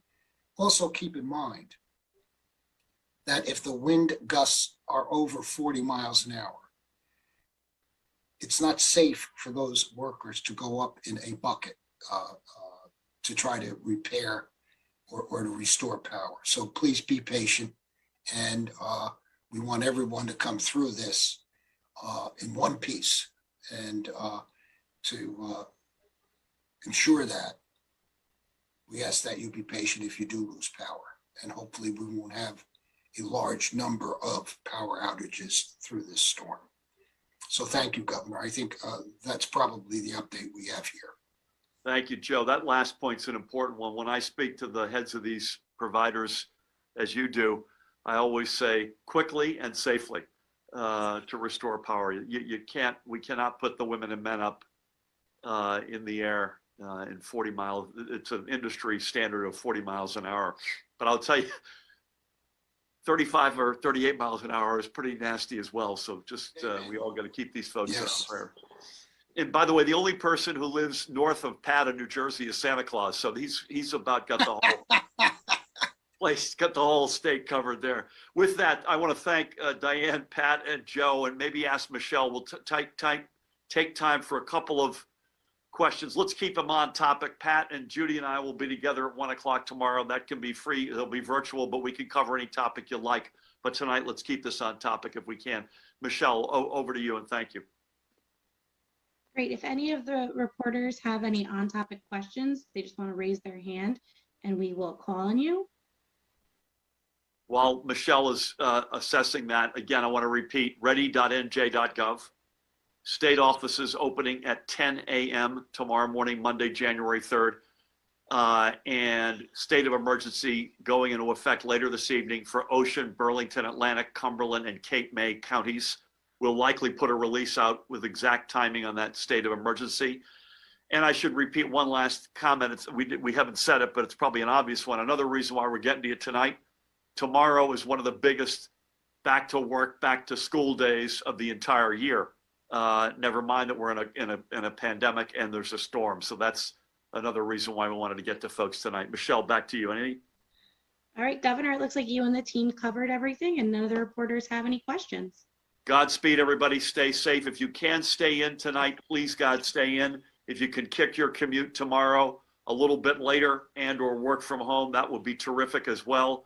Be safe, everybody. Ready.nj.gov. We'll be back with you, some of us at 1 o'clock tomorrow, and if we need to sooner, we will. Again, I want to thank Diane, Pat, and Joe, and Godspeed, everybody. Happy New Year.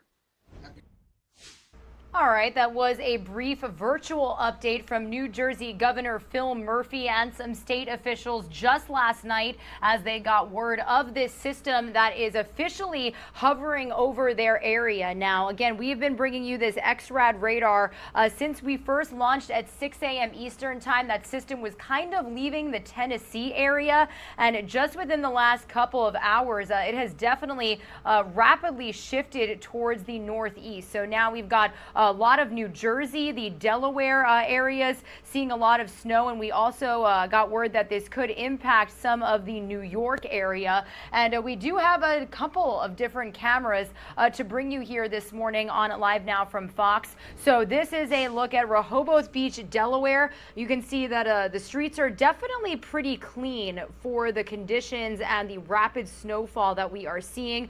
President Biden did just leave Newcastle, Delaware, and is headed back to Washington, D.C. To get back to business after that winter break. You just heard Governor Phil Murphy. Today is one of the biggest back to school, back to work days as people return from that Christmas and New Year holiday. But a lot of people are just not doing that. We do know that in Washington, D.C., the Virginias, parts of the Maryland area, and we'll get some more information on the New Jersey and Delaware area also. We know that a lot of government offices are closed, buildings, businesses, and schools just trying to keep people off the roads and safe as they see some of the conditions, because they're getting pretty bad out there in Washington, D.C. This is a look at the conditions. Fox 5 D.C., they had a team out there early this morning, still driving around right now to give you a look at some of the conditions on the roads out there in our nation's capital. This driver of the vehicle going very, very slow, taking their time. You could still see a thick white coat of snow over some of these roads. So definitely, if you are joining us from any of these areas and you don't have to go out, I highly recommend that you just stay home. Here's that vantage point we have of Washington, D.C. And then we've also got this vantage point coming from Wildwood, New Jersey. This is a lot of snow, everybody. When we first brought you this shot, it was kind of a thin layer of snow on the boardwalk out there, but now you could see it really, really coming down. Parts of Jersey and Delaware expecting close to half a foot of snow, 6 to 8 inches expected in some of these areas. So a huge story that we are following here this morning on Live Now from Fox. Unfortunately, these conditions mixed with COVID-19 have impacted a lot of travel plans for thousands of Americans. We got word of 1,000 flights and more already canceled for this morning. That's after thousands were stopped over the weekend. So we'll be keeping tabs on all the weather and COVID-19 related news here on Live Now from Fox. When we return, I do want to head out to New York City. Here's a live look at no snow out there in the Big Apple right now. Lady Liberty standing tall on this Monday morning. At the stroke of midnight and on New Year's Day or New Year's Eve, whatever you want to call it, New York City Mayor Eric Adams officially taking office and getting down to business. A little bit ago, we heard him live as he spoke at a school, encouraging students to return to the classrooms amid this COVID-19 case surge, talking about the plans that he has to keep students from going back to remote learning. So we're going to get the latest on his first few days in office, plus play for you his full address that he made to New York City on Saturday here on Live Now from Fox. Also coming out of New York City before we go to break, the Dow Jones Industrial up this morning as we officially start the first full week of 2022.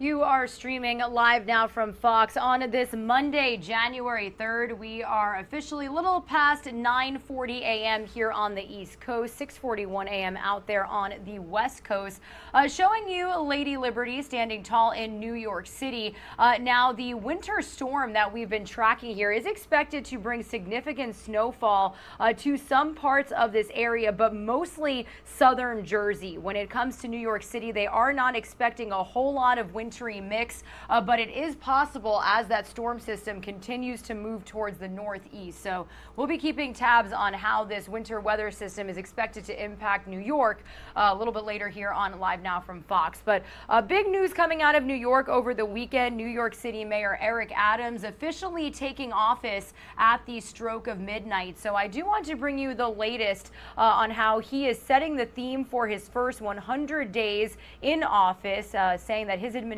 is going to get stuff done as he begins his term. Let's get the latest from our Fox 5 New York team. Right after the clock struck midnight in Times Square on New Year's Eve,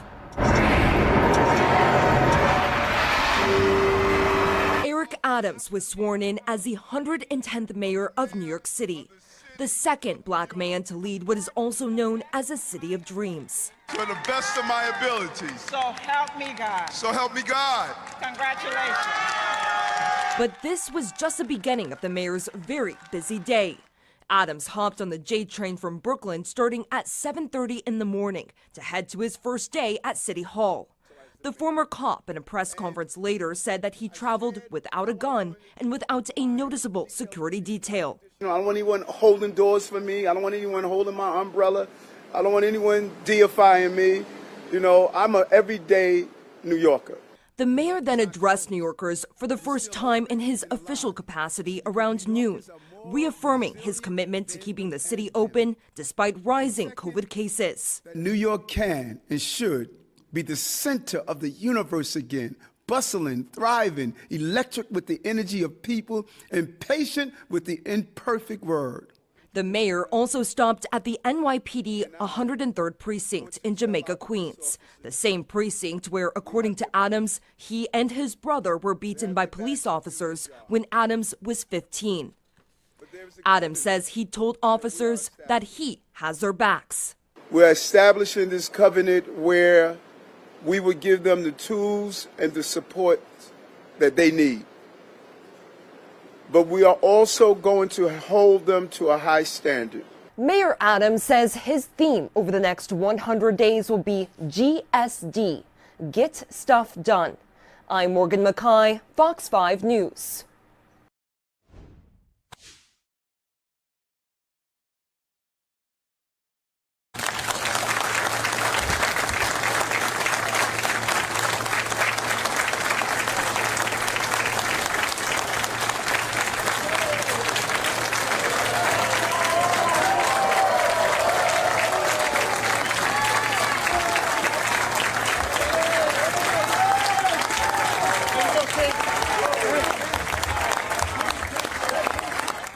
And you can see Mayor Adams there supporting a police officer that was struck by a bullet while he was resting in his car between shifts.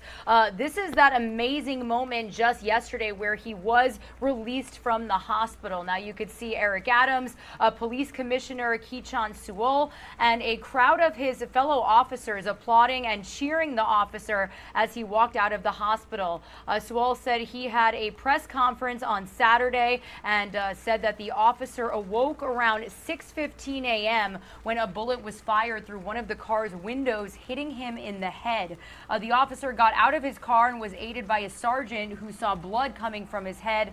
She said the officer was rushed to the hospital where he was treated for a fractured skull as bullet fragments were removed from his wound. The officer is expected to thankfully make a full recovery, so definitely a positive update to bring you out of a tragic situation here on Live Now from Fox. Meanwhile, as you just saw in that story from our Fox 5 New York team, we did have Mayor Adams addressing New York City for the first time after officially taking office at the stroke of midnight. That address is about 9 minutes long, so it happened over the weekend. Well, I'm sure many of you were enjoying a little holiday New Year's break, so I do want to bring for you that full update here on Live Now from Fox. And while we bring you this update, we're also going to make sure that you can see and get the latest on some of the weather conditions that we are seeing across the Northeast. So we'll have those shots up as well. Let's listen in.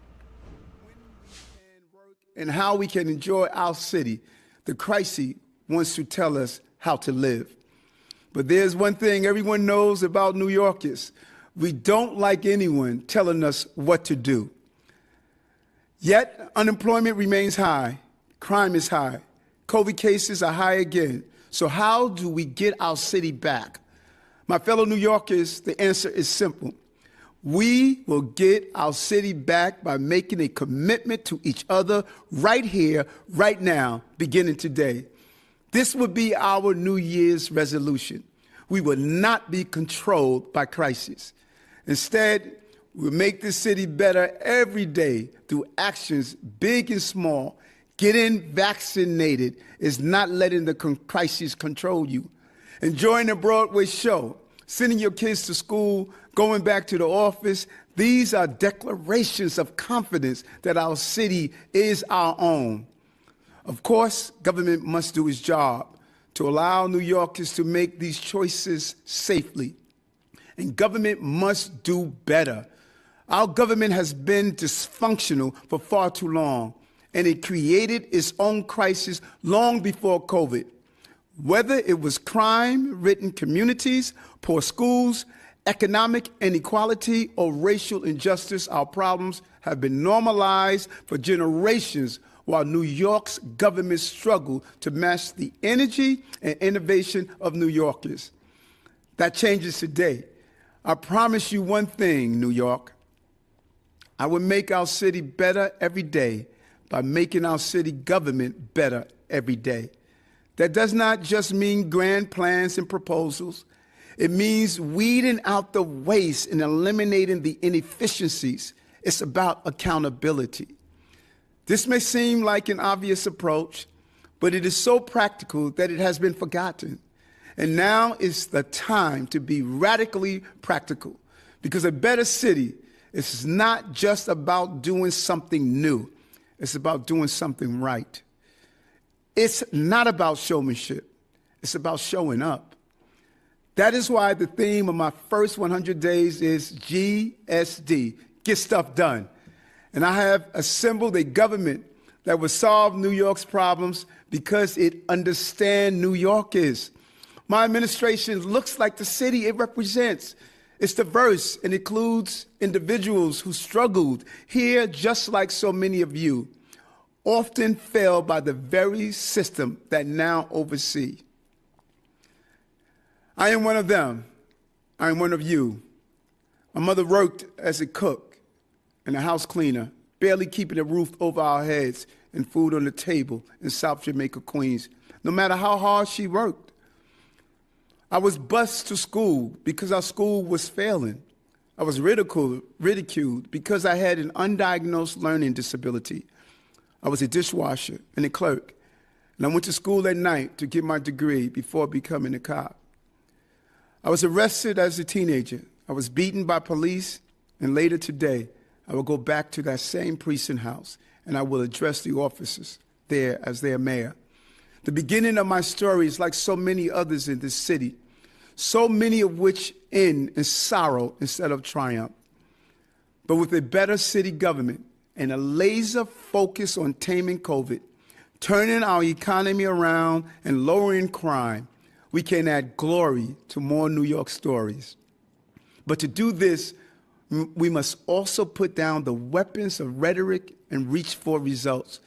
The ideological wars of our recent political past are more costly now than ever as we face such serious challenges. These fights divide us by forcing us to make forced choices rather than working together on practical solutions.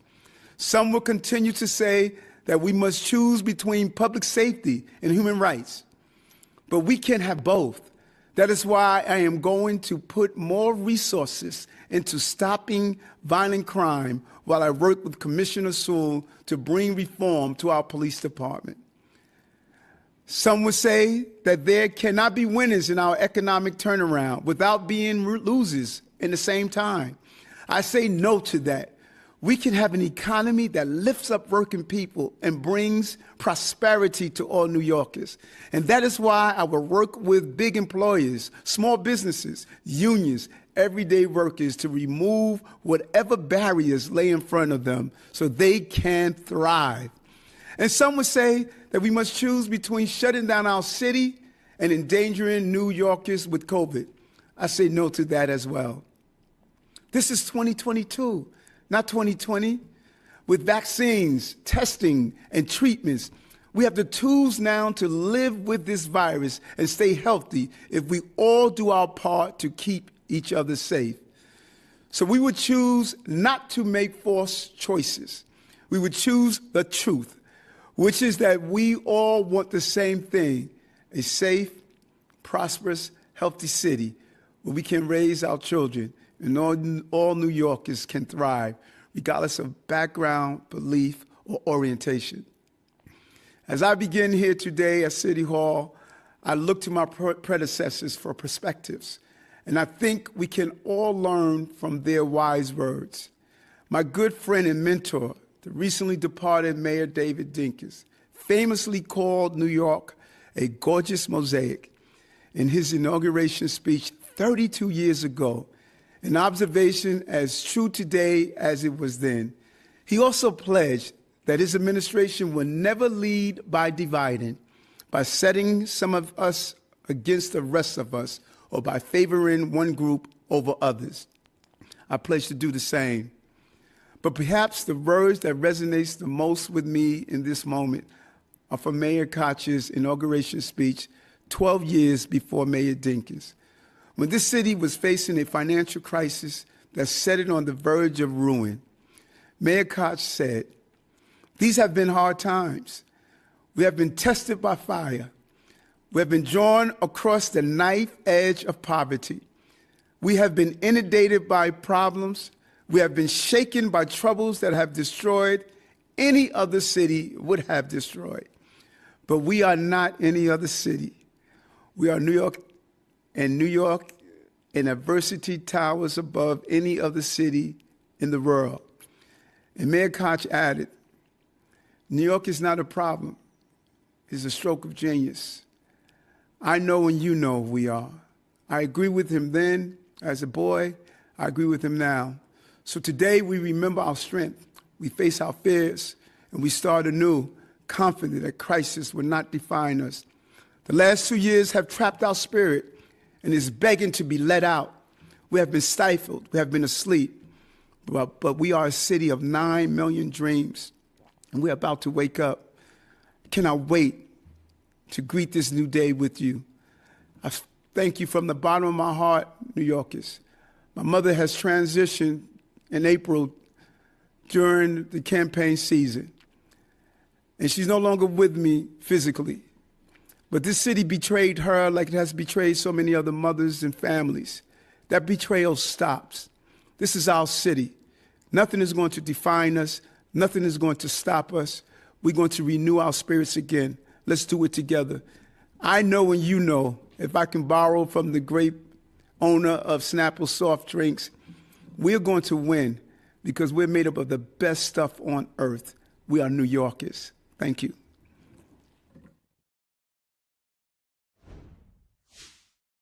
And here is that live look of New York City on this Monday, January 3rd.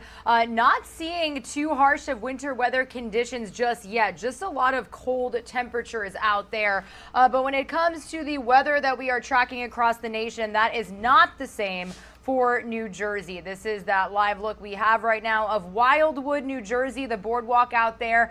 You can see the snow really coming down sideways at this point, and those inches of snow just building up on that boardwalk out there.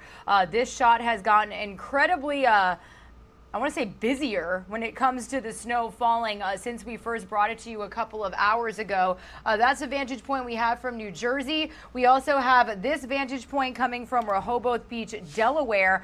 President Biden actually just leaving Delaware just about an hour ago as he makes his way back to Washington, D.C. to get back to business. And then we did have this shot. Looks like a pretty wet windshield, but we do have this shot coming in from D.C.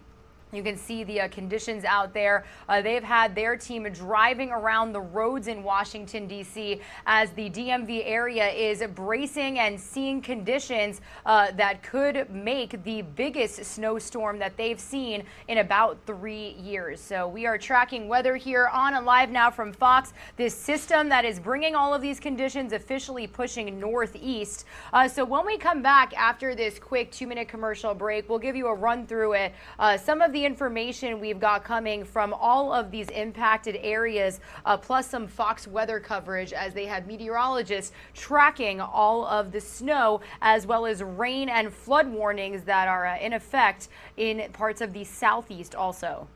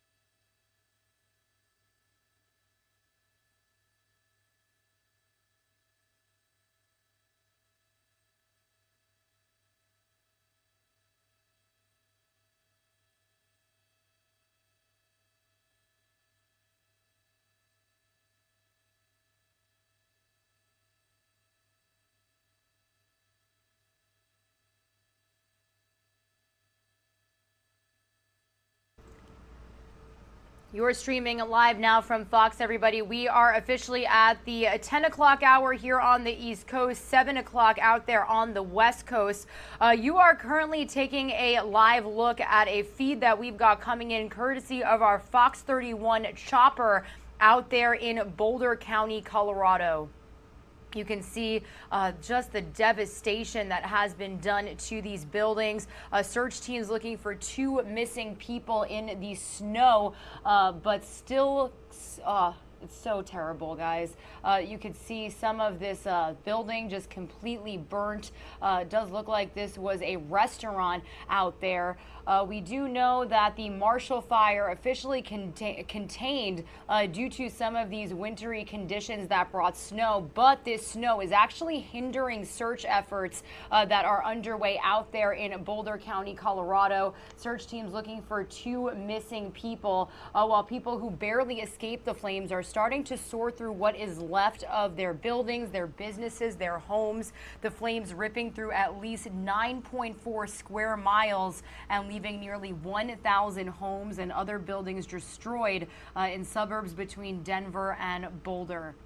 Now, this fire came unusually late in the year following an extremely dry fall and a very mild winter that had barely any snow. And experts say those conditions, along with high winds, helped the fire spread. So we've been getting an update from officials out of the Boulder County, Colorado area basically every day since we first brought you the news of this terrible disaster. And if we do get that live update, we will be sure to bring it to you here full, raw, and in its entirety here on Live Now from Fox. But this is who we are. This is what our show is all about, bringing you front row to breaking news situations just like this and any developments that come with it. So this chopper footage coming in, showing you just how bad this devastation is a couple of days later. Word of this fire first breaking on Thursday evening. You can see that it looks like this is a shopping center. It looks like that building to the left was a Subway. You had a nail salon. So many buildings completely burnt. So many homes leveled. And it is something that we're going to continue following here on Live Now from Fox. We do have Fox News correspondents following the damage out there. So I do want to bring you that full story right now, especially as we get these feeds coming into our desk of this damage and devastation that is now being seen.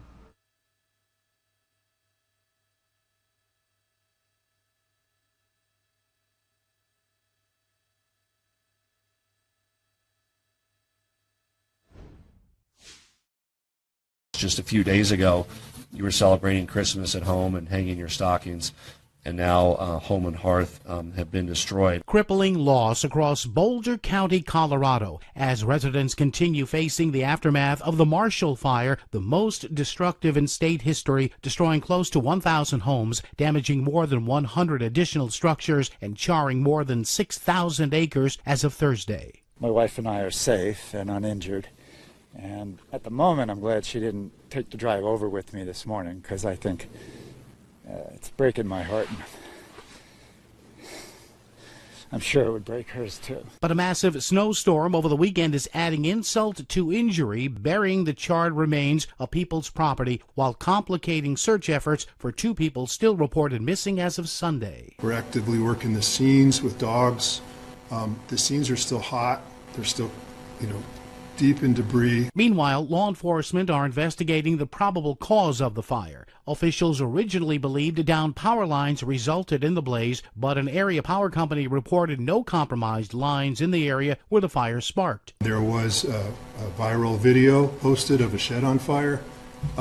We don't know that shed or anything around it was the actual start of the fire or whether it was secondary. Dry conditions helped set the stage for this catastrophe, with climate officials declaring sections of Boulder County as experiencing severe and extreme drought leading up to the fire. Paul Stevens, Fox News.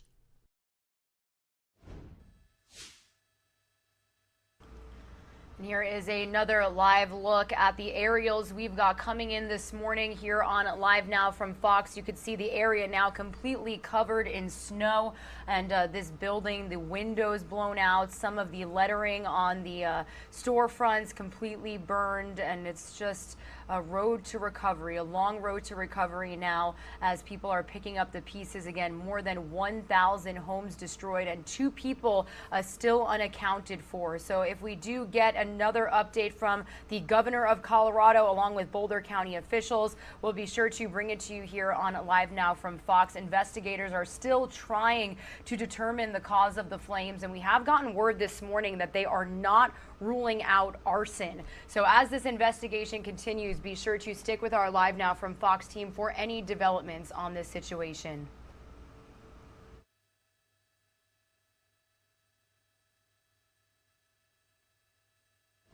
Again, my name is Regina Gonzalez with you here from Orlando, Florida. I'll be with you for about the next hour before our team in Phoenix picks up our coverage there as we continue to bring you all of the top stories that we are following this morning. Perhaps the biggest top story that we are keeping tabs on right now is a storm system, a winter storm system that is making its way across the Northeast right now. So it has kind of shifted its way through the mid-Atlantic region, starting in Tennessee, going over parts of the Carolinas, and now heading northeast, hovering over the DMV area, Washington, D.C., the Virginias, Maryland, and making its way up towards Delaware and New Jersey, who are already seeing some really harsh conditions. So let's start with Washington, D.C. Now, our Fox 5 DC team does have this shot for us right here. I do want to make sure that you've got the right graphic there. But this is the conditions out there on the road in Washington, D.C. We do know that this is or could potentially be the biggest snowstorm that they have seen in almost 3 years. They are expecting 4 to 8 inches of snow. So basically more than a half of a foot at this point. And courtesy of our Fox 5 DC team, we are bringing you the latest on the conditions out there. You can see this thick coat of snow kind of hovering over parts of the road. We do know that, city workers, plows, they have been making their way around the streets, but it is suggested that if you don't have to go out, just don't brave these conditions. A lot of businesses, local governments out there, buildings, schools, they have officially shut down for the day, which is supposed to be one of the biggest return days for students and people going back to work after that new year. DC Mayor Muriel Bowser declaring a snow emergency. So if we do get an update from her here on Live Now from Fox, we'll be sure to stream it for you live, raw, and unfiltered. I do want to head out now to our Aberdeen, Maryland. Now, this gives you a perspective at how much snow they've already seen this morning. This baseball diamond completely covered, some of those stands covered. You could see the snow still coming down out there. So again, lots of businesses closed around the DMV area, and if you don't have to go out, just don't. We actually do have our Fox weather team bringing us the latest on some of these conditions out in Washington, D.C., out in Maryland. So I do want to bring you some of their coverage here on Live Now from Fox. They've got reporters right in the brunt of all of this, and we do believe that we're getting a live report right now. That's right, and several more hours of it to go. We'll check back in with you, Katie. Thanks. All right, John, we're also keeping an eye on the severe weather component of this storm system. What do you got? Yeah, it's just been a wild time of it with the snow to the north and the severe weather to the south. We're keeping a close eye on the severe weather. Take a look at Raleigh, North Carolina. They're in the clear right now, but there is a little bit more weather coming their way. New Bern, North Carolina, we've got areas of clouds, and Mount Pleasant, South Carolina, is in the clear as well as that storm continues to pull away. But let's take a look at the video where we're getting flooding in Chapel Hill, North Carolina. They've had inches of rain. It was a deluge overnight as some severe storms move through with the copious amounts of rainfall. Remember, folks, never drive through a flooded roadway. You don't know how deep that water is, and the motto is turn around, don't drown. Take a look what's happening right now. This storm is intensifying rapidly. It is located over, let's say, north-central North Carolina. The severe weather threat is pushing toward the Outer Banks of North Carolina right now, and we do have a severe thunderstorm warning in effect until 10:30. for Dare County, expecting hail under 3/4 of an inch, but winds will be an issue. Believe me, the straight line winds here with this velocity of the way this storm is moving will be significant. So they can expect some damaging straight line winds. Have your Fox weather app handy, folks. The notifications are there. But again, continuing to look at this severe weather threat, it is likely over extreme eastern North Carolina. This will get shaved away in time over the next couple of hours because we're looking at the radar. There is nothing west of there. Tornado watch through 11 a.m. Again, eastern North Carolina through portions of Albemarle and Pamlico Sounds in that water area, that low-lying lowlands area for the next hour. Here's Wilmington, North Carolina, the weather stem from UNCW, and you could see, look at what's going on here. The wind is out of the west, so it's turned around. Notice where that severe weather went through here? It's now a drier wind at 13 gusting to 30. Their temperature is 50 degrees. They've had over 2 inches of rain, and that's the beauty of Weather STEM. We have all of these weather stations throughout the country. Observation is key to forecasting weather and meteorology, and that just right there told me that that front has blown by there, and the wind will be busy. Okay, we have wind advisories in effect for North South Carolina, most of the state of Georgia, high wind warning for upstate South Carolina for winds in excess of 58 miles an hour.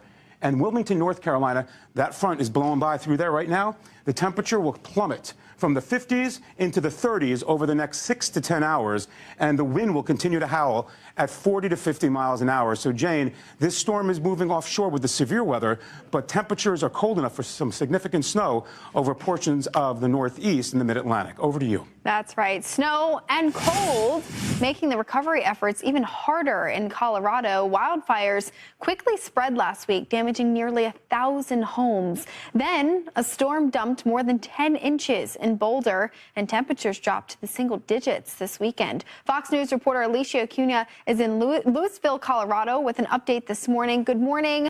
What's the latest that we know from public officials? Hi, Jane, and good morning. Well, there are still 2 people who are missing here in this area, and authorities have brought out cadaver dogs to help in what they fear is actually a recovery effort. So, and the 2 people who are missing at this time, both of their homes were destroyed in the fire. They were last seen trying to evacuate as the fire moved in so quickly. Also here on the ground, the investigation over exactly how this fire was ignited is intensifying at this time. It was initially thought that it was going to be that it was down power lines that sparked this and then was picked up by the wind. Now, the sheriff of Boulder County, Joe Pelly, is saying that they have now narrowed down the origin area to 1 neighborhood. There's video out there of a shed that is on fire in this one specific area. Right now, they're not saying if that was the origin of the actual fire, if that was a secondary fire. They're still trying to determine whether or not this was arson, whether or not this was negligent. That will continue. They're just being really close to the vest on this investigation. Additionally, in terms of the many people here who are out of their homes, you can see this entire area behind me. This was a subdivision here, all of the homes gone. The FEMA director was out here yesterday with the governor of Colorado touring the area. She said that the main priority right now is trying to find temporary housing for all of the people who are out of their homes at this time. You mentioned the snow. We're hoping it's going to start melting later on today, at least a little bit out here. It's supposed to be in the 40s, I believe. So that's the hope at this point, and that's where things stand. Now, Alicia, what are you hearing from families? How are they doing? People living in this area, I'm sure, recovery efforts have been quite difficult thanks to the 10 inches of snow that came on top of these burned areas. There is here, Jane. It's been actually quite surprising in talking to a lot of people here who say that they are determined to rebuild. The cold, yes, actually adding to the misery that they are experiencing. Of course, there was a line yesterday in a nearby town where they were giving out space heaters for folks to help out because there are some people who are being allowed back into their homes. However, they don't have heat. They may have electricity, but things really aren't up to where they were when they left, obviously. So they're doing the best that they can. There are a lot of people here who do want to rebuild.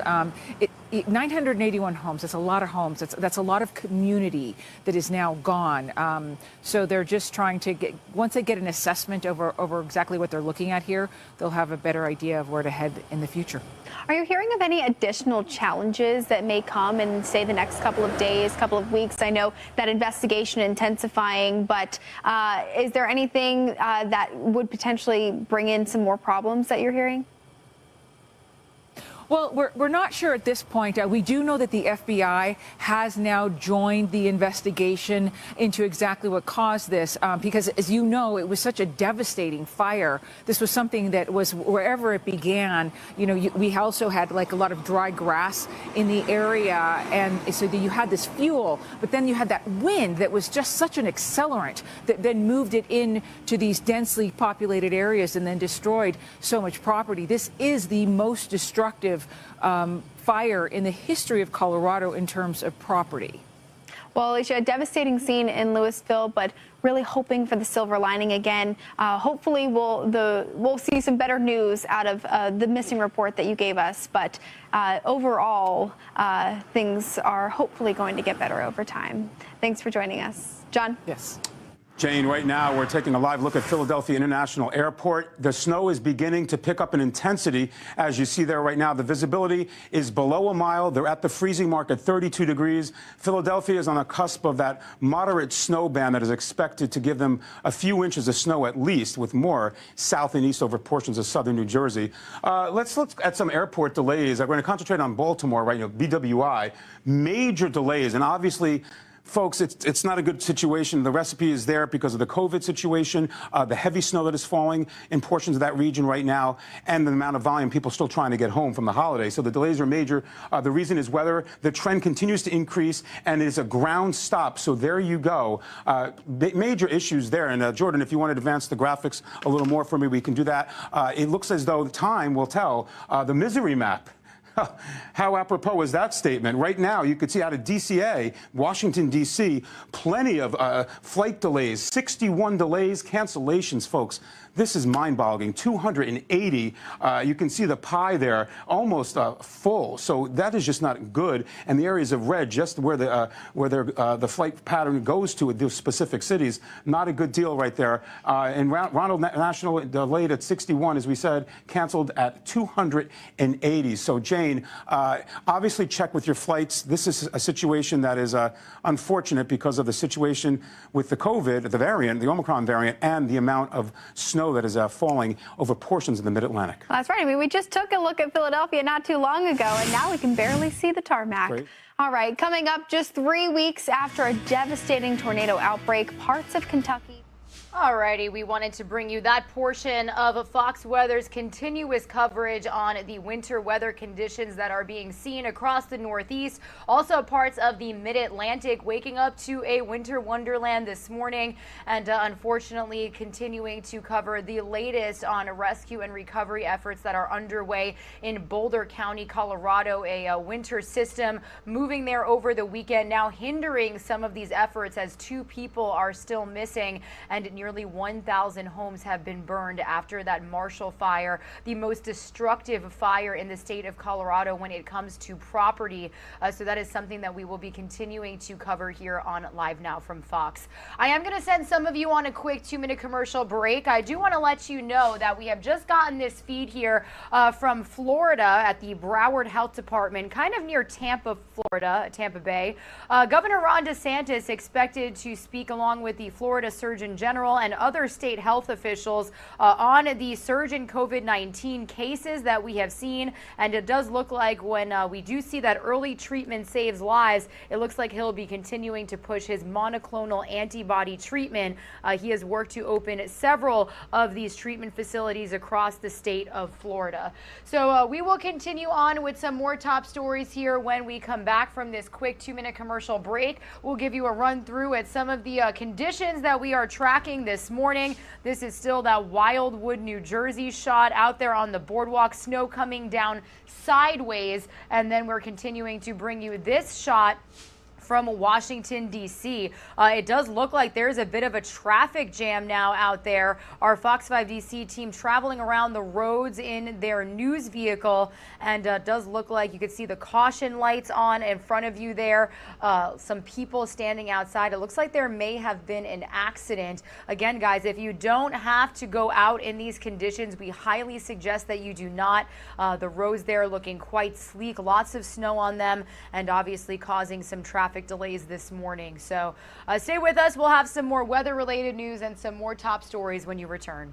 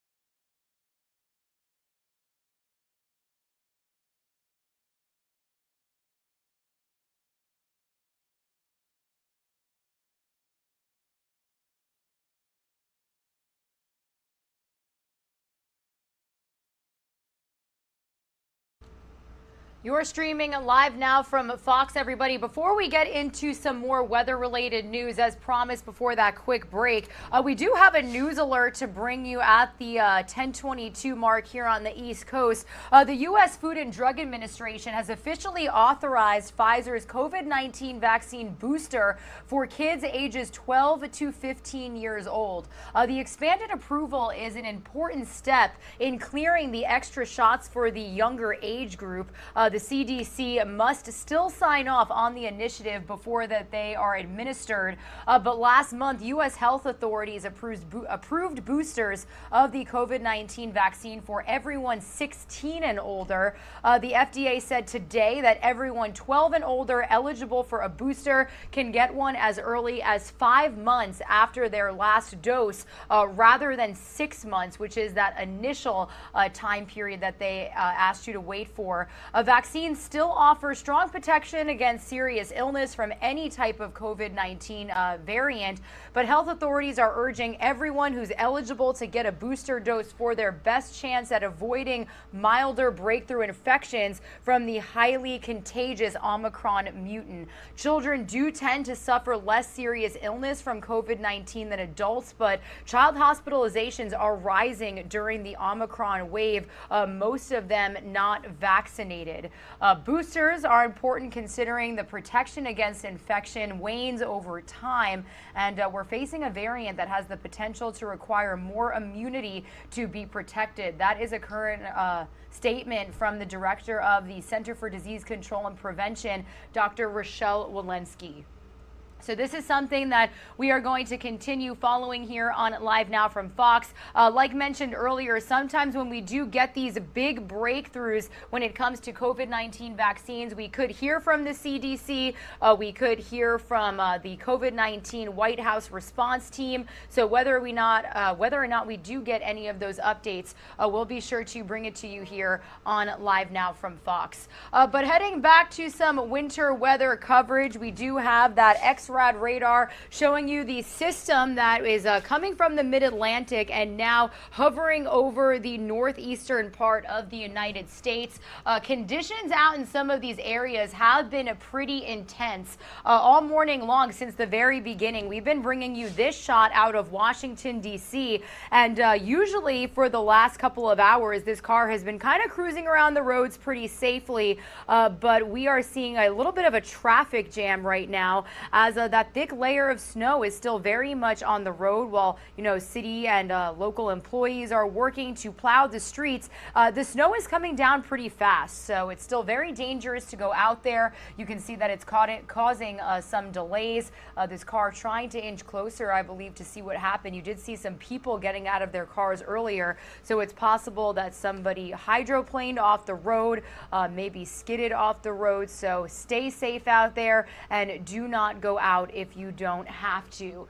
We also do have this shot of President Biden officially making his way towards the Washington, D.C. area. It looks like the Air Force One still planning on making a landing on this tarmac. Lots of snow out there. Washington, D.C. bracing and possibly expecting the biggest snowstorm that they have had in nearly 3 years. So we are definitely keeping an update on conditions, close eye on conditions when it comes to the DMV area, because we have seen quite a bit of snow coming down. We had the shot of the White House earlier. You could barely see it. Well, this is Joint Base Andrews, and Air Force One expected to land here any moment. So we do want to continue keeping you updated with these feeds on these conditions here on Live Now from Fox. Obviously not the DMV being the only one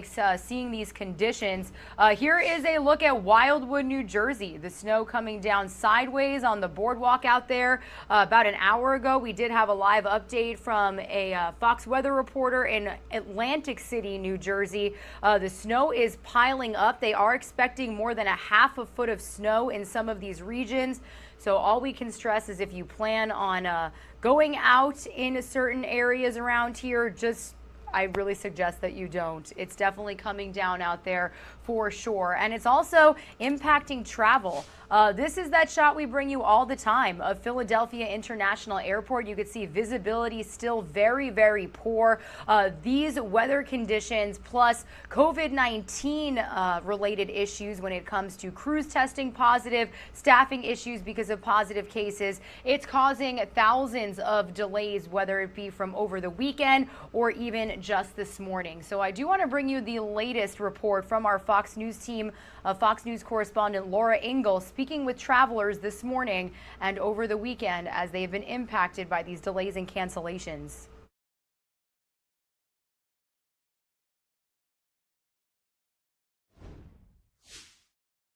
Now that the holidays are over, many Americans are just looking to get back home. But travelers are running into headaches at airports all over the country this weekend as a combination of bad weather and staffing shortages thanks to Omicron canceled more than 2,000 flights heading to or from U.S. airports on Sunday. When I came, they told me that the flight was delayed.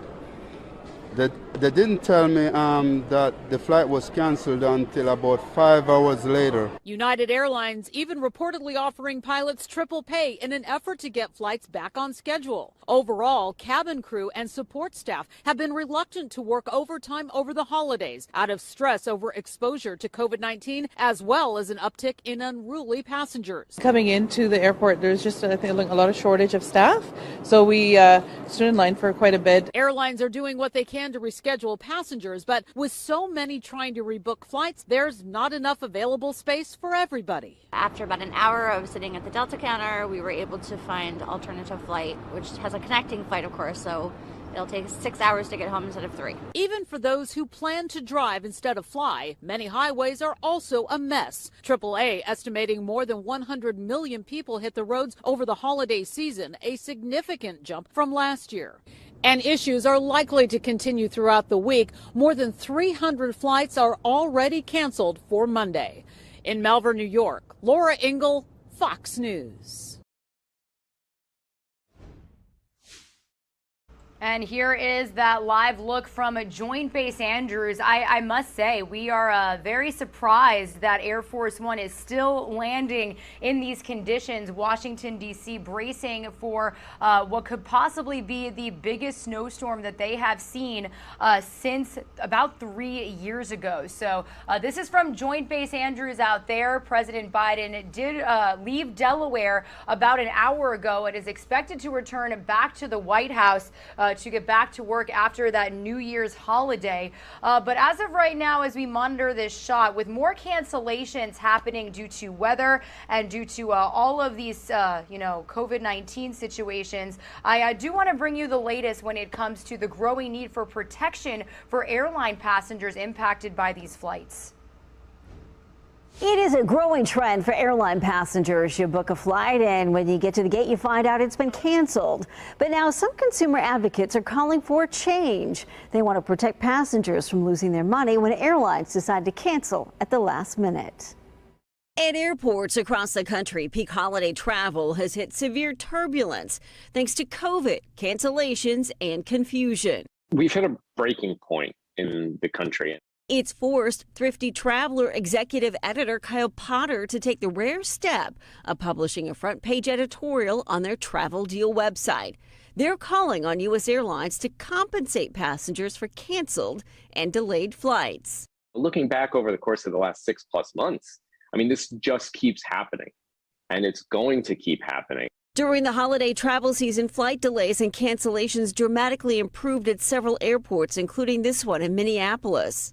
The Misery Index map from the tracking website FlightAware shows MSP is one of the better airports to fly in and out of during the busy holiday season. However, in Atlanta, there were more than 100 delayed flights in a single day. In Denver, more than 90. Across the country, FlightAware found more than 1,200 canceled flights. Airlines do their best to reschedule passengers, but with weather and COVID, there are just too many passengers trying to rebook flights and not enough available space. There is no guarantee to any additional compensation in the United States when an airline cancels your flight. There is no guarantee to any additional compensation when they delay your flight the way that they have over the course of these last several weeks. And that's a problem. It's a problem some U.S. senators have vowed to try and solve. Senator Richard Blumenthal of Connecticut has introduced the Airline Passenger Bill of Rights. The bill calls for a minimum payment of $1,300 to any passenger bought from an overbooked flight. It also calls for the airlines to refund the ticket amount for any canceled flight or delayed flight of more than 1 hour. But Potter says higher fines will likely turn into higher airfares for consumers. We feel it's very clear right now that until there are some real penalties for airlines when they repeatedly fail customers the way that they have, this is going to continue happening. The Passenger Bill of Rights was introduced back in November, but no further action has been taken since then. United Airlines is now offering their pilots triple the pay if they pick up open flights through the end of this month. And Spirit Airlines reached a deal last week to pay flight attendants double their regular pay. In studio, I'm Andrea Jackson, Fox 35 News.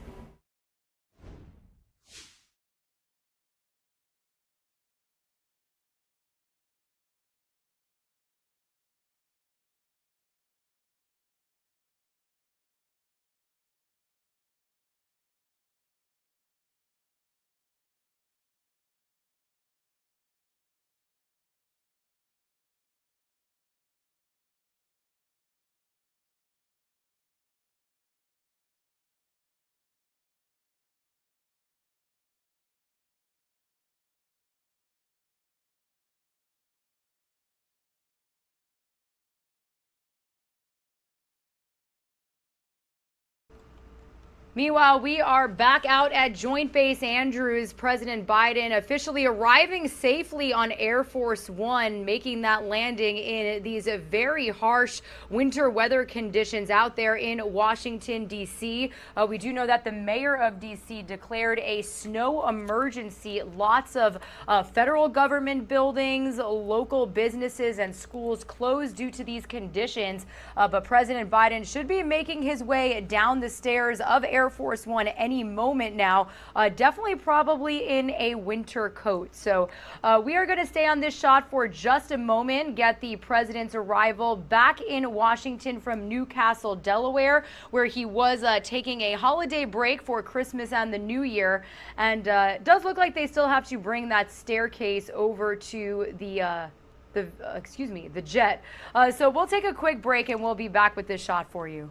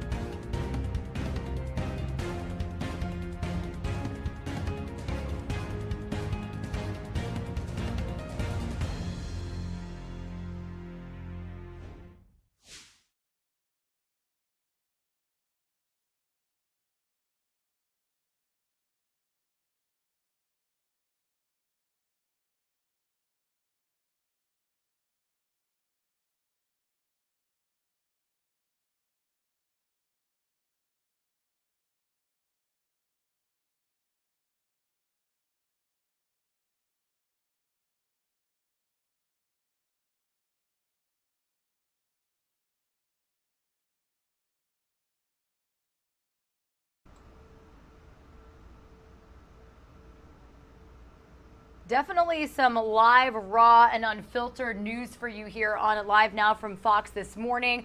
President Biden back in Washington, D.C. aboard Air Force One, coming back from Newcastle, Delaware, after he was there with his family celebrating the New Year and there on the holiday Christmas break. Somehow, Air Force One, and very successfully, I must say, landed on the tarmac during these conditions. Washington, D.C.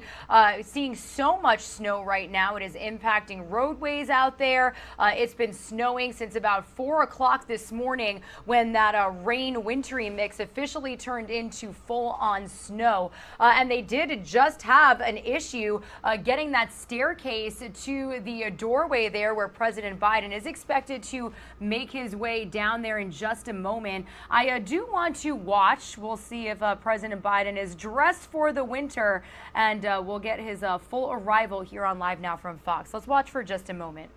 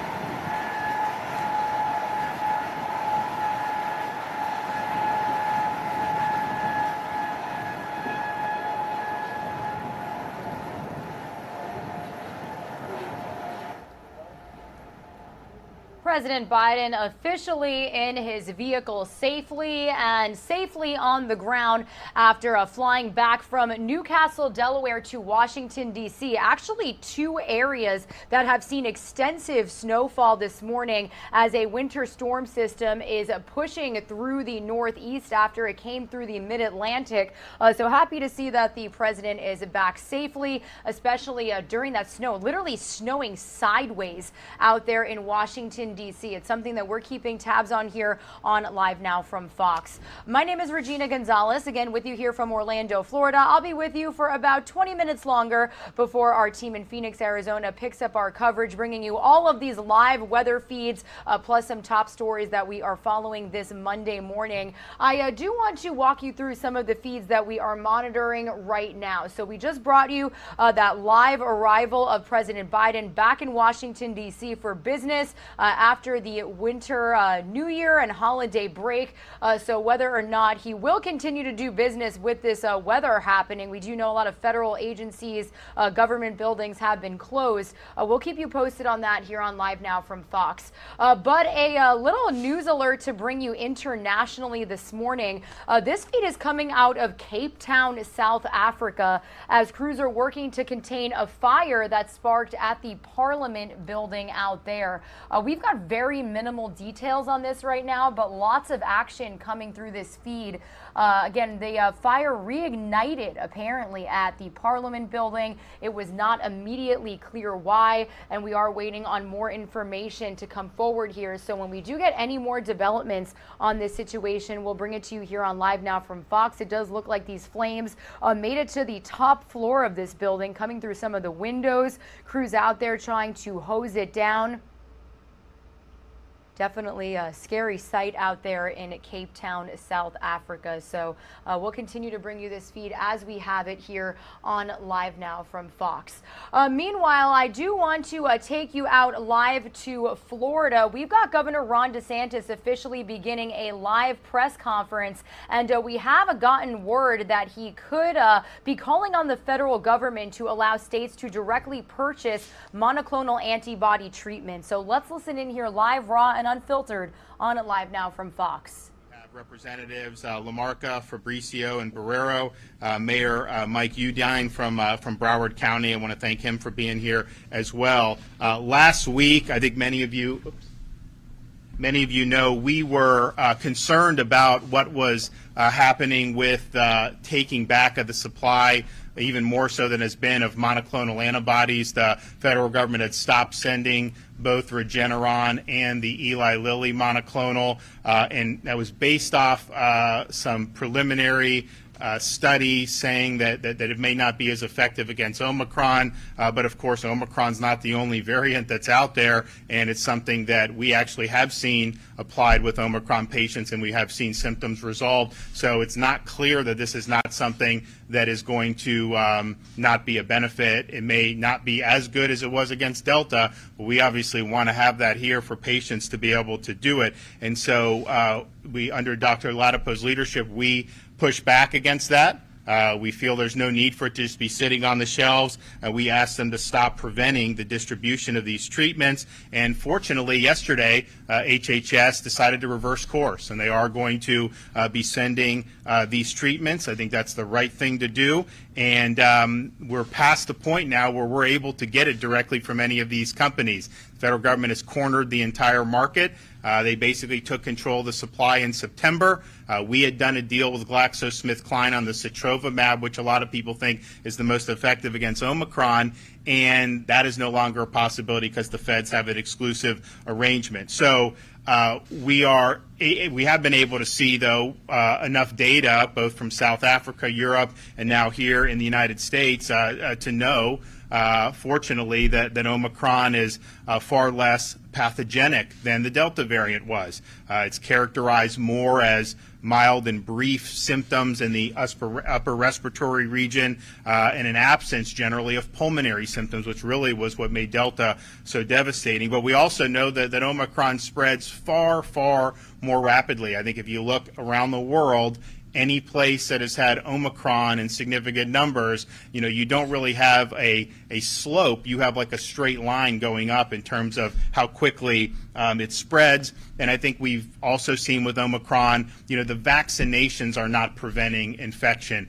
Miami-Dade, for example, is one of the most vaccinated places in the country, if not the world, and they've had huge Omicron infections. And so that's just the reality in terms of that this thing is spread very, very rapidly. There's indications and some studies out of South Africa that an Omicron infection may generate immunity against the Delta variant. And that's important because, yes, in Florida, particularly South Florida, we do believe it's overwhelmingly Omicron infections that are occurring, but Delta is still there, and most of the people that get really seriously ill are still being infected with the Delta variant. And so it's important to understand that and be able to have a strategy in place that is going to deal with both of those. And so we're able to be able to say today, now that we've gotten the pathway cleared with the Regeneron, now that we've gotten the pathway cleared with the Bamlanivimab, and of course we want more and more of the Sotrovimab to do, we have the ability, and we will immediately turn on additional sites as soon as the federal government gives us a supply.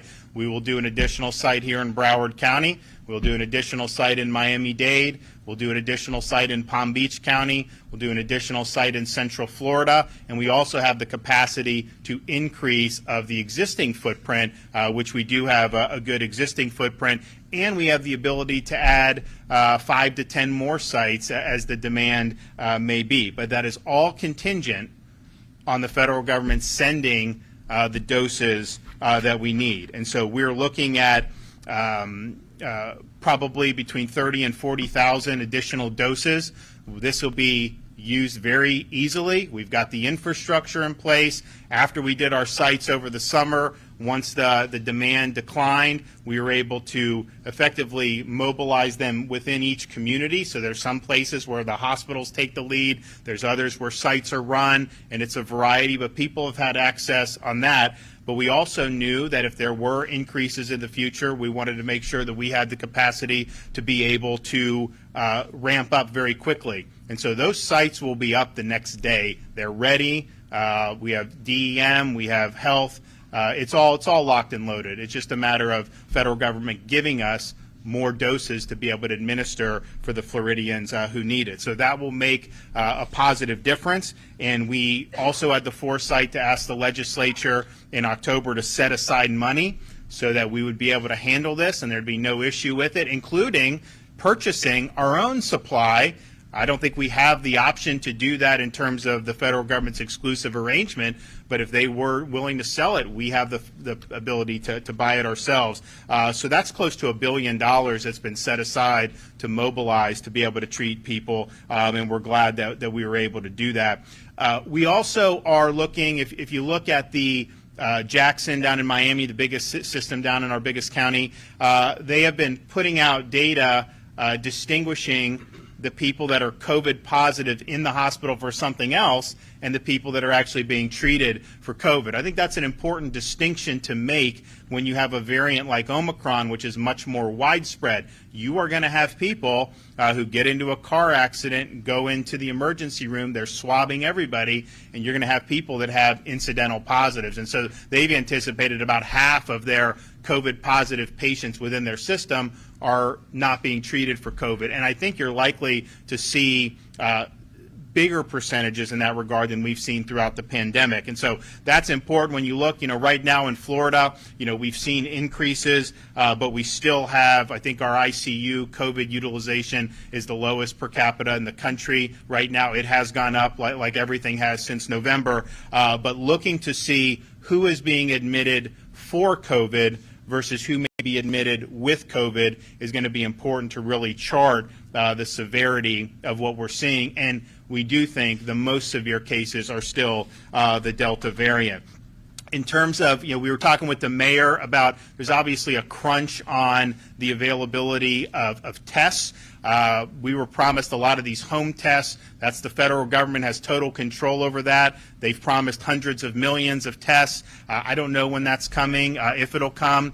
Sending it to people or letting them do that without having to go into a line would probably be the most efficient way to do it. If we had the capacity to buy some, we would have bought some, but we can't. It's all going to be done through the federal government. And so I know that there's been promises made in that regard, and so we will see. We have pushed out from the Department of Emergency Management in the last 6 months over 1,500 requests for tests. We've done 50 in Broward County. Now, because of the limited supply, what's asked for, you got to look to figure out, try to spread it around as best you can, and that's what Kevin has done.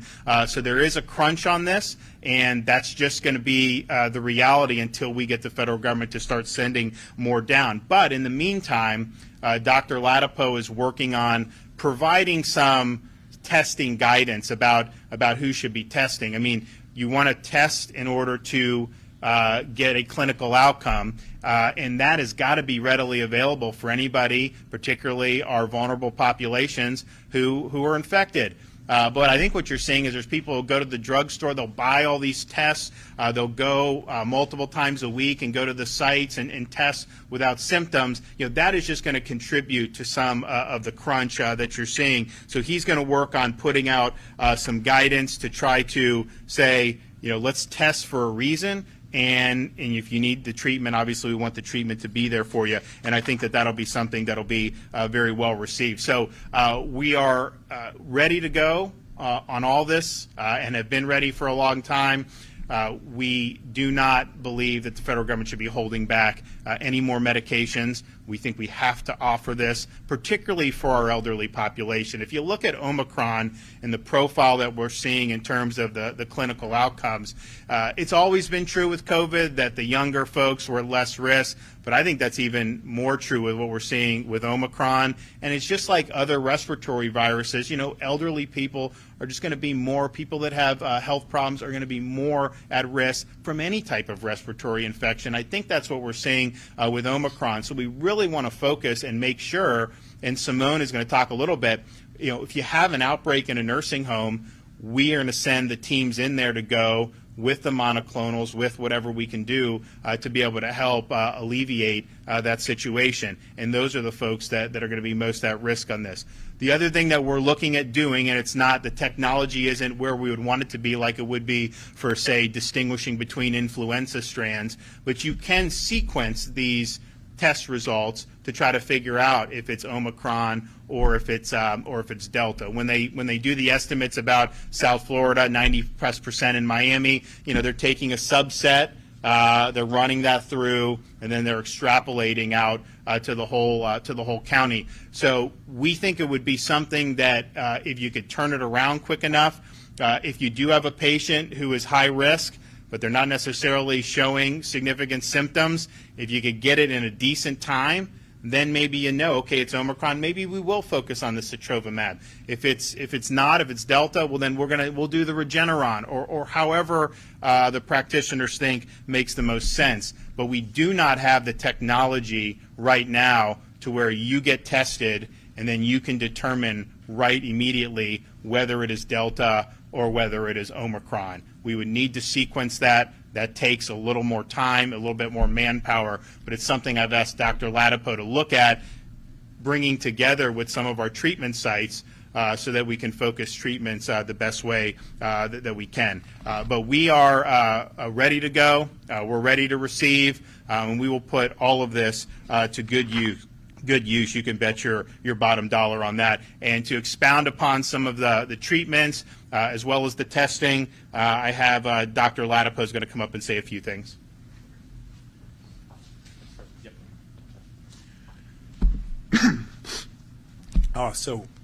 Good morning or good afternoon. I always have to check these days. Okay, I'm a dad of 3 kids, so give me a break. Completely agree, of course, with what the governor has shared about the epidemiology of Omicron in Florida so far and the plan regarding treatment and testing. So just to reiterate the highlights, Everyone knows Omicron is spreading extremely rapidly. The good news is that it appears to be less virulent, and the hospitalizations are not increasing nearly at the rate that the cases. It's not close. There's a very big difference between the change in cases and the change in hospitalizations. So that's really welcome news. That's really great news. And then something else the governor has noted is that there's a distinction between the people who are being hospitalized with COVID, with Omicron right now, and the people who are being hospitalized for COVID, for Omicron. So that's a very big deal. There's a big gap right now. The estimates I've seen, like the governor, are that maybe half of people on average, there's a range, but half of people are just in the hospital for something else. And that's actually reflected in our ICU numbers. So we're not seeing any big increase in our ICU usage. So that's all really good news. It's a blessing considering how the last 2 years have been. So in terms of treatment, fortunately, my department and the governor's office were able to work together to put together an effective communication last week to reverse the completely senseless decision that the federal government made to withhold effective treatment from populations during a surge. So you didn't need I have an MD and a PhD, but you didn't need either one of them to figure out that wasn't the right decision. And unfortunately, the federal government has reversed on that. So that's also good news for Florida and good news for the rest of the nation. In terms of the newer treatments, we're seeing more of the Paxil and the Merck products reaching pharmacies in Florida. So we're working with the federal government. We're working with Regina Gonzalez with you here on Live Now from Fox as we listen in live to a press conference being held in the Fort Lauderdale area of Florida. Governor Ron DeSantis with some local and state officials calling on President Biden and the federal government to allow other states to directly purchase monoclonal antibody treatments. Now, the governor has worked throughout the pandemic to open some of these facilities that offer these antibody treatments during the COVID-19 pandemic to kind of ease the symptoms and really does kind of promote and push for a faster recovery when it comes to COVID-19 and whatever variant you get. So we will take a 2-minute commercial break. We are still tracking weather conditions across the nation as a winter storm system is kind of hovering over the Northeast at this point. Our Phoenix team will continue our coverage out there. I will see you guys tomorrow. You're watching Live Now from Fox. Some of you are going to see a quick break.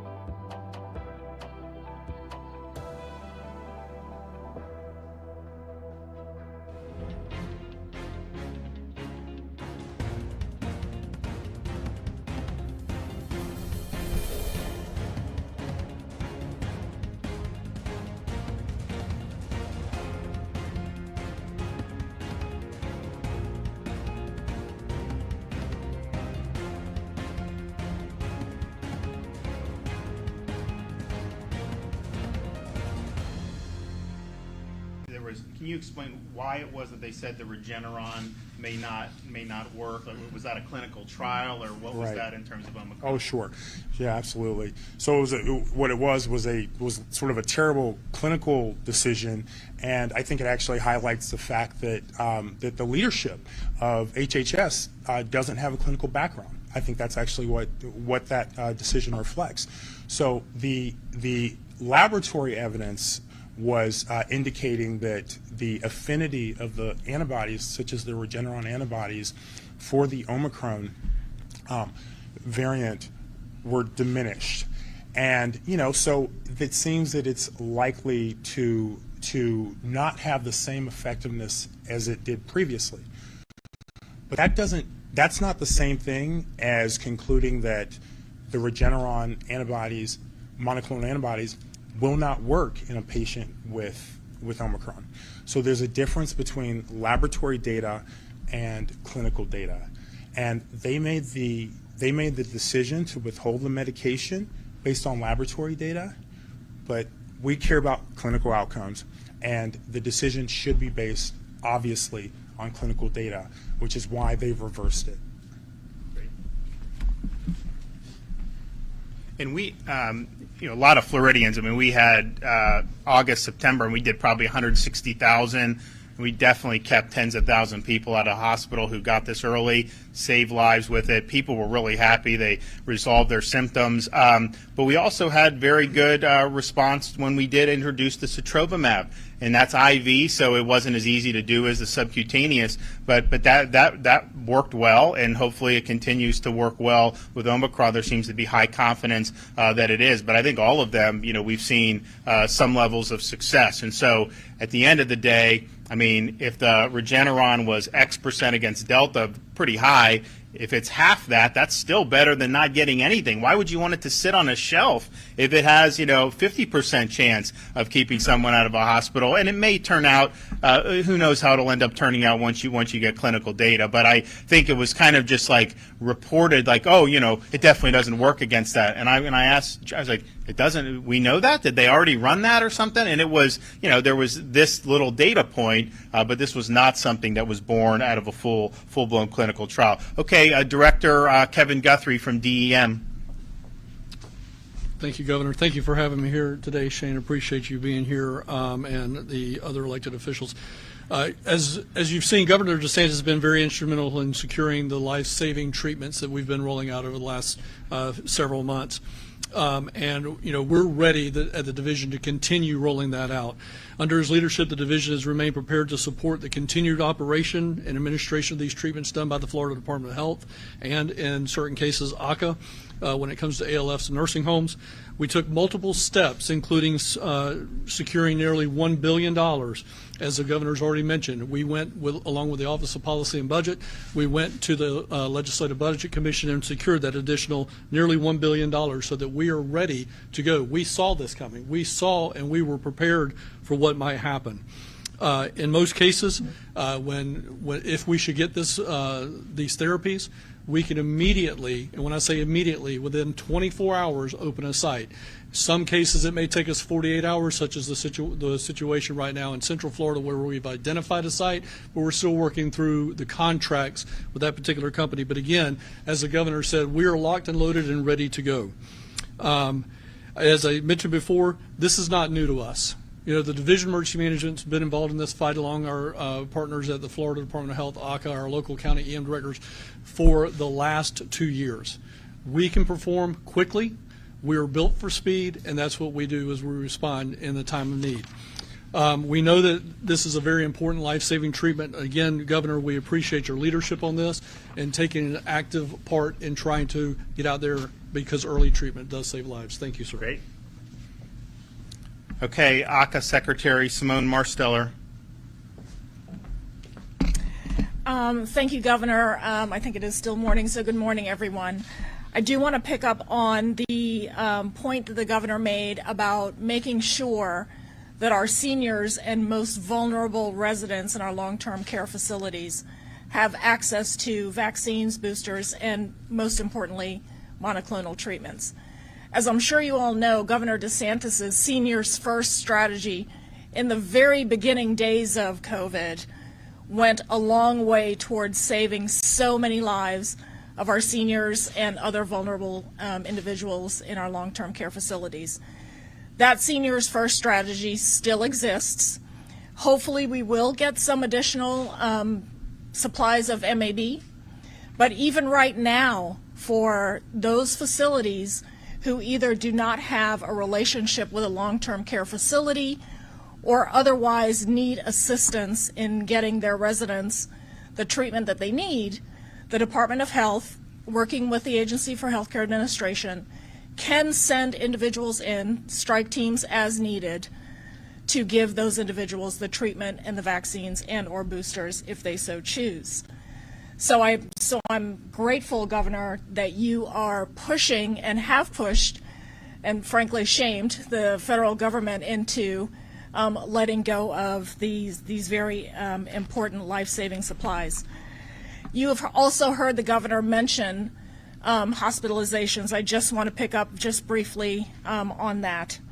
So as of today, our COVID-19 hospitalizations have decreased 68.91% since the most recent peak on August 18th.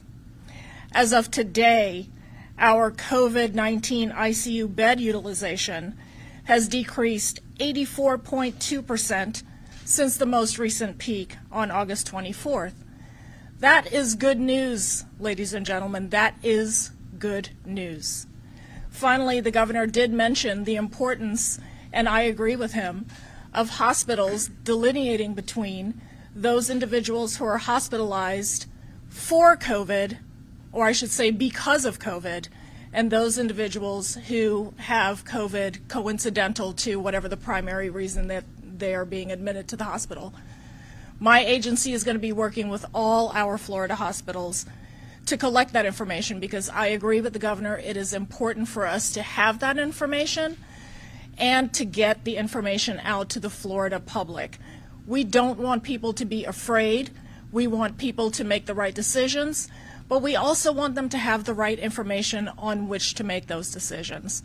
So I thank you, Governor, for your leadership, and my agency stands ready to assist as needed. And if you look at the overall capacity, I mean, I think the hospitals in Florida have done a very good job of managing and expanding when need be. There's a lot of capacity available right now. Of course, we have a lot of people in Florida over these months. As many of you know, I mean, we probably, on any given day, will be about 25 million people when you think of the tourists and all the snowbirds and everyone down here. And so they have the ability to do that. And so we've got a lot of capacity. I mean, I think that we worked very hard a couple months ago to protect the nurses from being fired, and I'm not saying here they would have done that, but some of these places that did that are now ruining the day because they're looking and then they may not have enough people. And so we thought it was very important to make sure that our healthcare workers would be able to have jobs, but also it's better for the healthcare system that you're at full capacity. And so we've been able to do it. We also, and it ties into long-term care because there's a lot of folks in long-term care who are interested. Right before Christmas, Dr. Latipo and I announced that Florida would be offering the new Evusheld product by AstraZeneca. So that is it's different from the treatments that we're talking about here for people who are infected. It's non-exposed, non-infected people, mostly elderly and immunocompromised is who it's for. And you take it, and the trials have shown 6 months of protection going forward. And so that's something that Florida Health, COVID19.gov, if you go on, we have the different sites. We've tried to put it out. Again, we get a limited supply from the federal government. So whatever they give, we try to send it to places so that Floridians have access to it. Obviously, some of the rural areas you're going to have to drive a little further than in Broward, but we try to do it so it's good. So we don't know exactly. It's going to take a little bit more time to figure out how effective that's been. But if it's in line with the clinical results, that's going to end up preventing a lot of Omicron, but maybe even some Delta infections in a very vulnerable population. And so that's something that is also in the mix as well. Okay, I have now CEO Shane Strum. All right. Good Good morning. Welcome back, Governor. It's good to have you here at Broward Health. First, Happy New Year. I would say Broward Health wishes are... We're going to take a quick 2-minute break here on Live Now from Fox, awaiting some media questions for Governor Ron DeSantis. We'll play that out for you, and then we'll also have some other updates in New York as COVID surge continues, and we'll also be getting an update from the FDA on the latest vaccine actions. You're watching Live Now from Fox.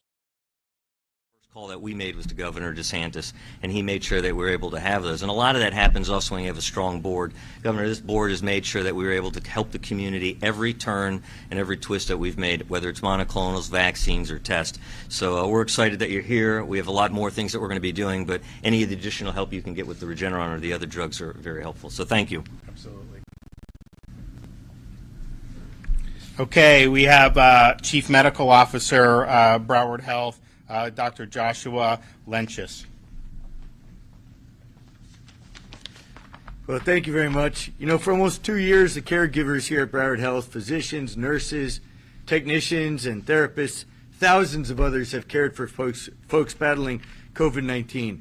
In fact, the first vaccinations in Florida, as you recall, in Tampa, I saw the picture last night, December 14th of 2020.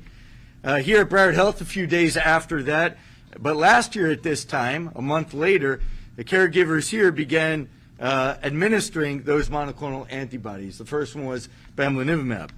In support of the clinical literature, at the time, we too witnessed the safety and effectiveness when administered to those who were infected with COVID-19 who did not require hospitalization.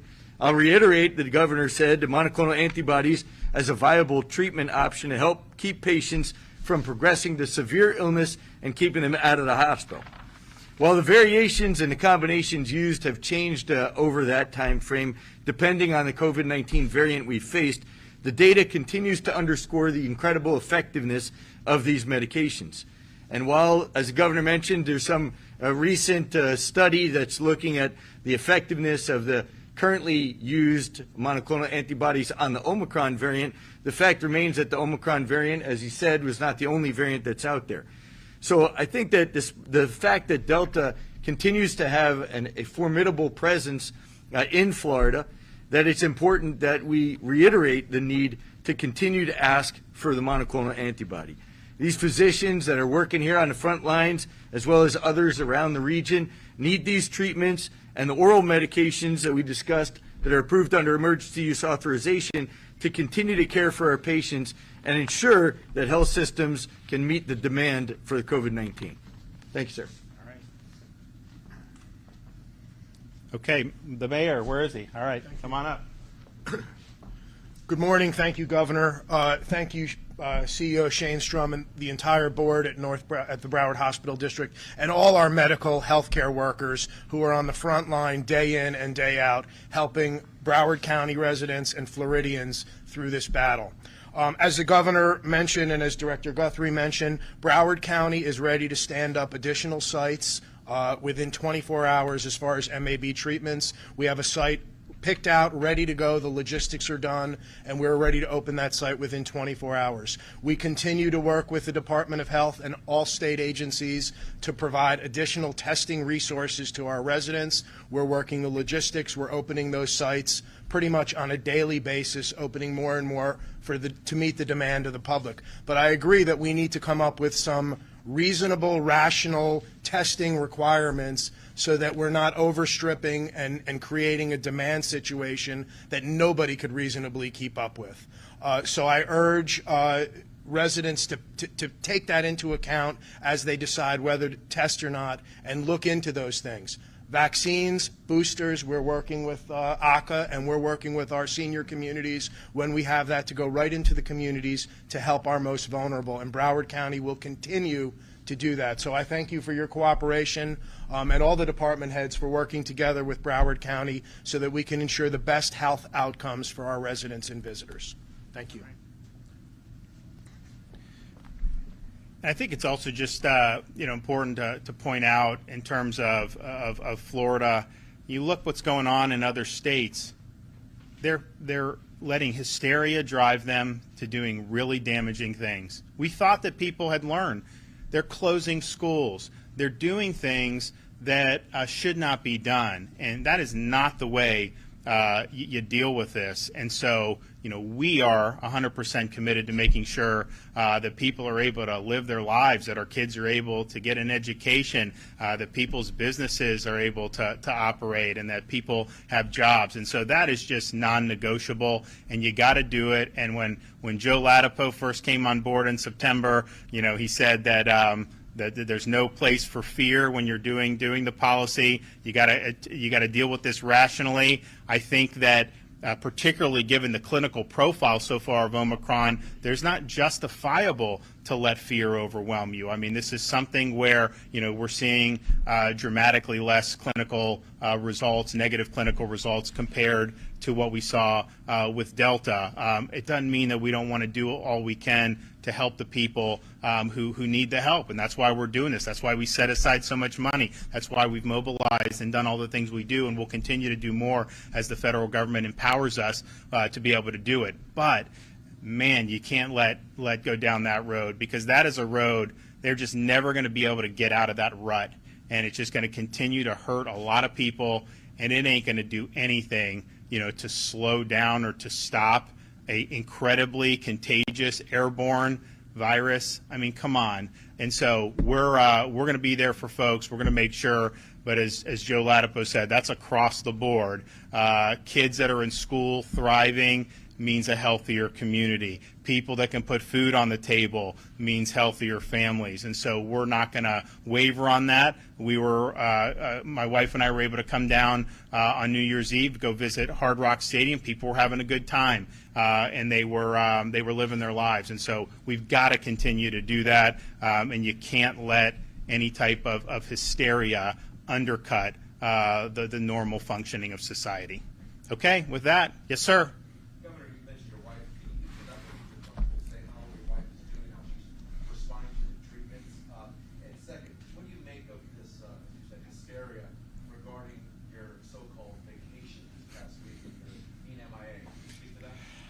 Yeah, I mean, I guess I should have been at the beach in Delaware, right? And then they would have been really happy with that. It was, you look, we actually put out the schedule, and I think these people didn't know that. They think because you're not doing a big press conference, you're not doing. So, Friday we were, Kevin, Joe, and I all had discussions about, doing what we're doing. Of course, I was at the down in Miami later, Thursday in the office working on this and some other stuff. And it's true, Wednesday there was nothing on the calendar. And so I think they're like, oh my God, he's on vacation. And I'm like, and I just looked at my wife, I'm like, going to the hospital with you is not a vacation for you. I know that. And it's not a vacation. I mean, this is something that as a husband, I think that I should be doing. I've accompanied her to all her chemotherapy treatments, and she's there for a long time. I mean, I'm there most of the time, but it's a draining thing. When she's done with it, it's not something that's great to see. And so I just think a lot of people, particularly people that have gone through breast cancer treatments, the notion that would be considered a vacation, I think is offensive to a lot of those folks, and they understand, what you're doing. At the same time, she's committed to not being in the fetal position the whole time. And, she's not through with it, but she's almost through with it. And I think she's going to end up good on the other end of it. But that's just, the way she is. And so, yeah, I think it was dumb. There was a foot fault, obviously, on their part. It wasn't effective. And all I can tell you is that, sometimes, we just try to get this stuff done. I mean, I don't care. I mean, we don't do political. We just want to help people with this.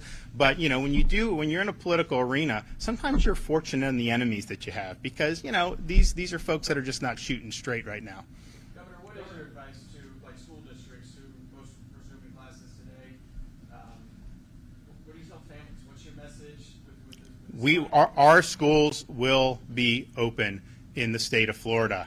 This is not, first of all, if you look at the data that's been amassed throughout the pandemic, it's found that you have worse outcomes by closing schools in terms of whatever community prevalence is. The schools are not driving this. We know 100% that's true, and so it'd be so damaging not to do that. So kids need to be in school. They do not need to be doing any crazy mitigation. Just let them be kids. I think it's pretty clear a lot of this mitigation, it hasn't worked, period. But for Omicron, I mean, just think a lot of the places that have had massive surges recently have vaccine passports, have mandates, have restrictions, have a lot of that stuff, and yet this thing just kind of blows right through it. And so they need to be in school. Parents need to be assured that they're going to be able to send their kids to school. One of the best things that we did this school year with Dr. Latipo was get rid of healthy quarantining of kids, where you'd have one person test positive and you'd send healthy kids home, and almost none of them would end up testing positive themselves. So they were kept out of school for so long, and that was bad policy by CDC.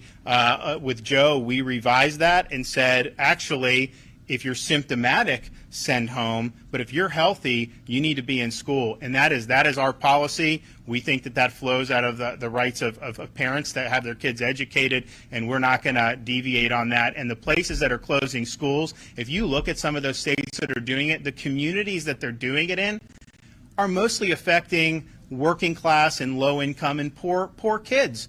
That's who it's affecting.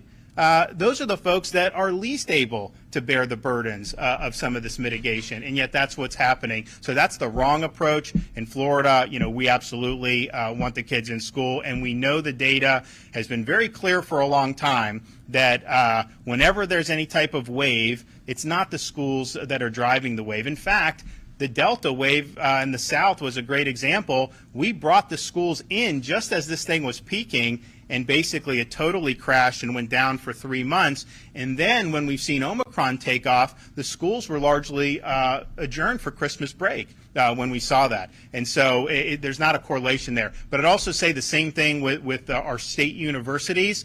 You're seeing some of these other universities around the country, some of them are even doing shelter in place over Omicron for what, a 20-year-old college student? I mean, it's absolutely insane what's going on. Our universities are going to be open, our state universities. They're going to have in-person instruction. And I think any university that doesn't do that should have to refund 100% of the tuition to the parents. Local school district officials have criticized the ban on mask mandates. They say it's tying their hands and preventing them from enacting rules that would have been shown to protect students. Whatever happened to home rule on that issue, and why should it be left up to local leaders? Florida has a Parents' Bill of Rights in the state, and which says that politicians don't get to countermand the rights of parents. That means parents have primary responsibility for the health, education, upbringing of their kids, and forcing kids to wear a mask for 8 hours a day is something that most parents, many parents, do not want. We, of course, give parents the option if you think that that's something that's good. But I would note, they're even saying now, I mean, you even see some of these TV doctors on CNN admitting the cloth masks are not going to protect against Omicron. This is an aerosolized pathogen. It's airborne. And so if you have a piece of cloth, it's not going to protect. The thought of the cloth was if it was primarily through respiratory droplets. So we're going to let parents make those decisions. I think it's absolutely the case that the places that did real stringent mitigation in schools last year in Florida saw some of the biggest declines in performance. Broward led the state in decline.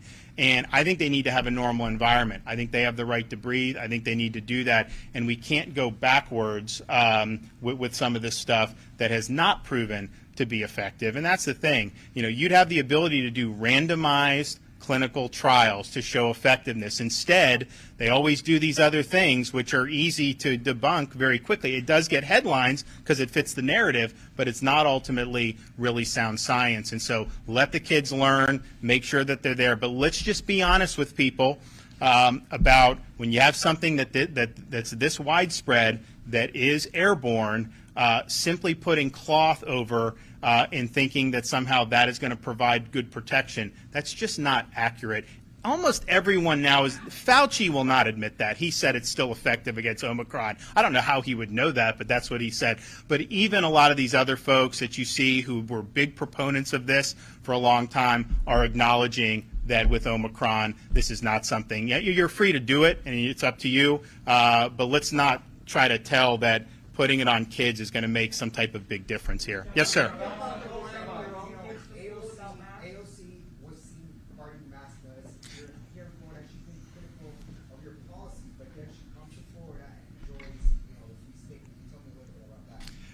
Well, I mean, look, I think if I had $1 for every lockdown politician who decided to escape to Florida over the last 2 years, I'd be a pretty doggone wealthy man, let me tell you. I mean, Congress people, mayors, governors, I mean, you name it. And it's interesting, though, the reception that, that some of these folks will get in Florida, because I think a lot of Floridians say, wait a minute, you're bashing us because we're not doing your draconian policies, and yet we're the first place you want to flee to basically to be able to enjoy life. And so I'm not surprised to see that continue to happen. I could tell you, I mean, there are probably about a half dozen governors who had restrictions on their people and then were spotted at various points in Florida. Some of it's been public, some of it's not been public, but people tell me these things, and so these things are spotted, and so that's just the reality that we're dealing with. I think I'm happy, though, that Florida is a place where people know they can come and they can live like normal people. They can make their own decisions. Fauci, again, he's railing against the restaurants.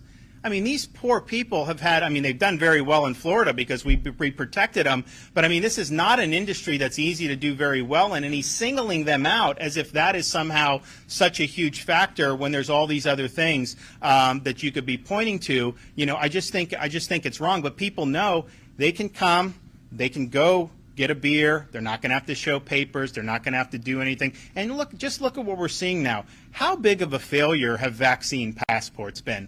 Okay, if vaccine passports succeeded, you would not see a lot of the stuff that you're seeing in a lot of states that implemented them. And so all it served to do was discriminate against people based on an individual choice, create a two-tiered society. And yes, they are moving, like I said a couple months ago, they are moving to update that to say, in some parts, they're going to say you need a third shot to be able to do. So those policies have not worked, and I think ultimately, look, people vote with their feet. I always say I'm so happy with our Floridians. I'm not asking for people to come move, because we've got great people, we've got a lot of great stuff going on. I think we're going to do a lot more great stuff. But the fact of the matter is, if you look from July of 2020 to July of 2021, we led the country in where people were wanting to come to.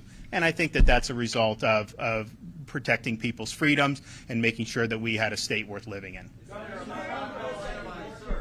that there's a limited supply of the monoclonal antibodies, is there any thought being given by you or the Surgeon General to lifting the standing order and allowing doctors themselves to prescribe them to determine whether people really need them or not? So here's it's a good question, because prior to what Florida did, you had to go get basically a prescription from a physician, which is fine generally, just in theory. The problem is, okay, how long does it take you to get in to see your doctor? When can you get the script? How long that? And when you talk about early treatment really making a difference, if you do it on day 5, that's going to be better than on day 11. And so what we did with the standing order was kind of cut out the middleman, let people go in directly, and if they qualified under the EUA, they would get it. That resulted, I think, in people getting it early enough to make a bigger difference than if they had that additional red tape. However, the result was you would have people that would come,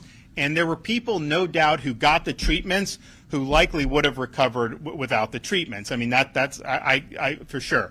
So the question is, do you reinstitute having them go through physicians, or do you do a standing order, maybe emphasizing a more targeted group of folks to qualify under the standing order? Joe's going to have some guidance on that, but I think where we're going is we're going to continue with the standing order, but I do think it's going to be explicitly targeted, particularly when you have Omicron. Not that young people were particularly vulnerable to the other strands, but this is one where you're basically cold-like symptoms for a lot of those folks. That is not something you need to be coming in, to get monoclonals for. So let's look at our elderly population. Let's look at folks that are immunocompromised, maybe things like diabetes that have shown to be real serious risk factors, and focus it on there. I'm confident that if we do that, you'll be able to still get people in early enough, and if the federal government honors our request for these 30,000 additional doses, I think we're going to be able to meet the demand. Shane here, they could do more. if they had more supply. And so we want our hospitals to be able to do more. One of the things we did after the summer and we came down off the Delta was say, okay, we're running these 25 sites, that's great, but we have healthcare apparatus. Let's get them more involved. And here in Broward, they really took it, and other parts did it. And so we're proud of that. But now at the same time, we have an opportunity to expand, and we want to do that. But yes, it is going to be tailored to the folks that need it the most. I just think that especially with Omicron, where Dr. Latipo said, I mean, if you look at Simone cited the hospitalization numbers, let's say it's 50%, let's say it's 40% are there with, not because of COVID. You know, that's a far, far fewer number of people hospitalized than we've had in our previous waves at this point. So we just have to understand who's most likely with Omicron to be hospitalized, the elderly, and really focus the treatment on that accordingly. Okay, guys, thanks so much. Appreciate it. Governor Ron DeSantis wrapping up his media availability. You're watching Live Now from Fox, everybody. We are going to slide away for a quick 2-minute break, but when we come back, we'll be getting some fresh updates from Washington, D.C. as a snowstorm, first winter punch of 2022, coming through the D.C. area. Getting a live update from the mayor. That's coming up on the other side of the break right here on Live Now from Fox.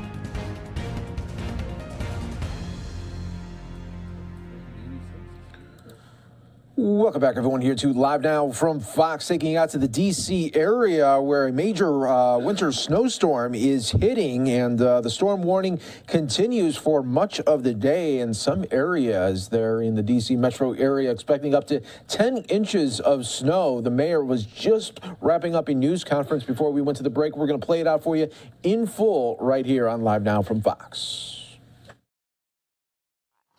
Last night, we announced a snow emergency that went into effect at midnight and will stay in place until 7 p.m. this evening. We will announce later in the afternoon if we need to extend the snow emergency to permit our crews to do continued work.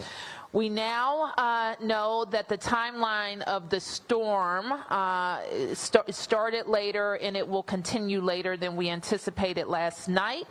And the latest forecast from the National Weather Service predicts that snow will continue to fall until about 2 or 3 this afternoon, with the heaviest snowfall expected right now. Crews have been out in the district since midnight, focused on salting and plowing roads. Having the snow emergency in effect allows those teams to plow the snow emergency routes from curb to curb. I can't emphasize enough right now that you should stay home, stay off the roads, allow our crews to work, and protect yourselves. The roads right now are very slick, in some places hard to pass, and we need our crews to be able to work to get to those roads. So please stay off of the roads. If you are parked on an emergency route, you need to move your vehicle right now. Move your vehicle off of snow emergency routes. The snow emergency routes can be found at snow.dc.gov.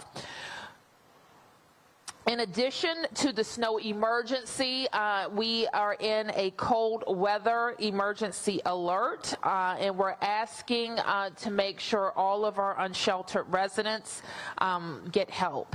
You can assist by calling the shelter hotline or 311 to request transportation to a shelter for neighbors experiencing homelessness. That phone number is 202-399-7093. I can't emphasize enough how important it is for people to get off the street in these conditions. DC government is operating in a telework posture for non-essential or non-emergency personnel. While all in-person programming has been canceled for the day, virtual work continues, and you should check in on those appointments and online services. That said, we do have some important changes to our operation.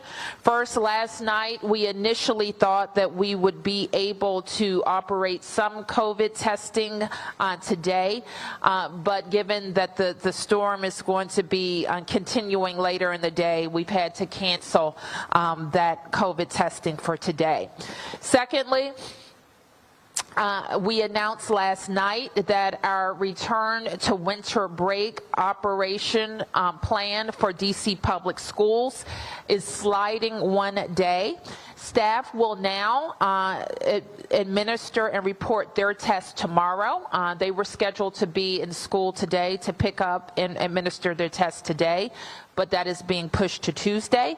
And DCPS families, likewise, can pick up tests Tuesday or Wednesday, test on Wednesday, and report to school on Thursday.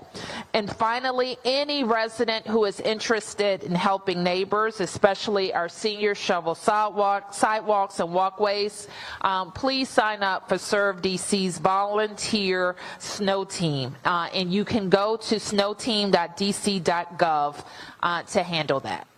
So with that, we will take a few questions. Yes. Hi. I know the school opening has been delayed a day right now. It's an unusual circumstance, but in the future this winter, as we have more snow, will there be traditional snow days, or will school just go virtual now on snow days? I believe we had one experience in last winter of a snow day that would have been a snow day, but we made it a virtual day. So I actually think I'll defer that question to the Chancellor for DC Public Schools, and I think there is a precedent for it being a virtual day rather than a off day. So it's sort of a case-by-case decision? No, I'm not saying that. I just don't know where he's landed. Thank you.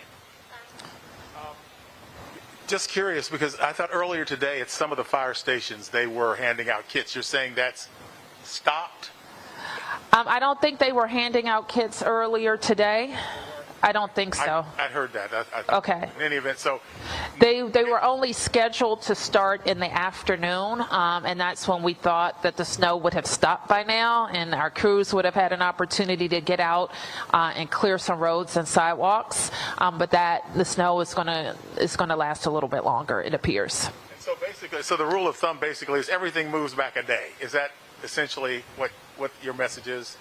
Well, there are some things that were going to happen today that will move back today, in particular the pickup of tests for staff and students at DC Public Schools. That's going to move back a day. Also, our trash collection is sliding a day. I think people are used to that schedule when many of our crews are assisting with the snow cleanup. also on the student testing, some of these students who are tested on Wednesday will end up testing positive. What's the procedure for those kids? Do they get another test to test negative before they come back to school? They will enter at that point of a negative test into DCPS's quarantine policy, which is 10 days. Just my only other question here. We haven't really had this kind of snow in a while. I know. So, I mean, how does the city stand? I mean, it looks like the Salt Dome's pretty full. It is. So why don't I turn to our DPW team to talk about where we are with our supplies. And we're also joined by the city administrator, Kevin Donahue, if there's anything else to add. Christine? Thank you, Mayor. As you noted, our salt domes are full. We are prepared for this snow season. It's been quite some time since we've had a substantial snow, but as I stated before, we prepare for it year-round. So we are ready for the snow. We're ready. We have sufficient supplies. We have brine. We have salt. We've got ample equipment and drivers to help us plow the streets and salt streets. The main roads first, and how does that fall out? Normally we do both main and residential at the same time, but because of the heavy bands of snow that came in and dropped a lot of snow in a short period of time, we're focusing right now on the main thoroughfares to ensure that we make them passable, and then we'll work our way into the residentials. Thank you. So key message to your point, Sam, stay off the roads. That's the big thing. The roads are very slick. We need our crews out. We have a lot of snow coming in at the same time. Get information. This is a heavy snow. We have been in contact with PEPCO to ensure that they can respond if necessary if we have outages. We don't have anything remarkable to report on that front, but follow all the precautions that you normally would to prepare in case of electricity going out. Charge your phones. Be mindful of using candles. Actually, don't use candles. Use generators properly. And the like, and of course check on your neighbors. Third key point we want to emphasize is that our winter break plan to return to school is sliding one day. So you won't be picking up tests at schools today. That begins on Tuesday. Wednesday you test and report. Thursday we go to school. All right, thank you everybody. Be safe. D.C. officials are talking about the snowstorm that continues up to right now, inch and a half of snow are falling per hour. That was at the last estimate right there. And you can see from the officials there, they say they are ready for what could become a big snowstorm when it's all said and done later today. You're watching Live Now from Fox, everybody. What we'll do is take another quick 2-minute break. When we come back, we will hear from the FDA. They just did a media call about some new vaccine actions. You don't want to miss this one. It has to do with young children as well. You're watching Live Now from Fox.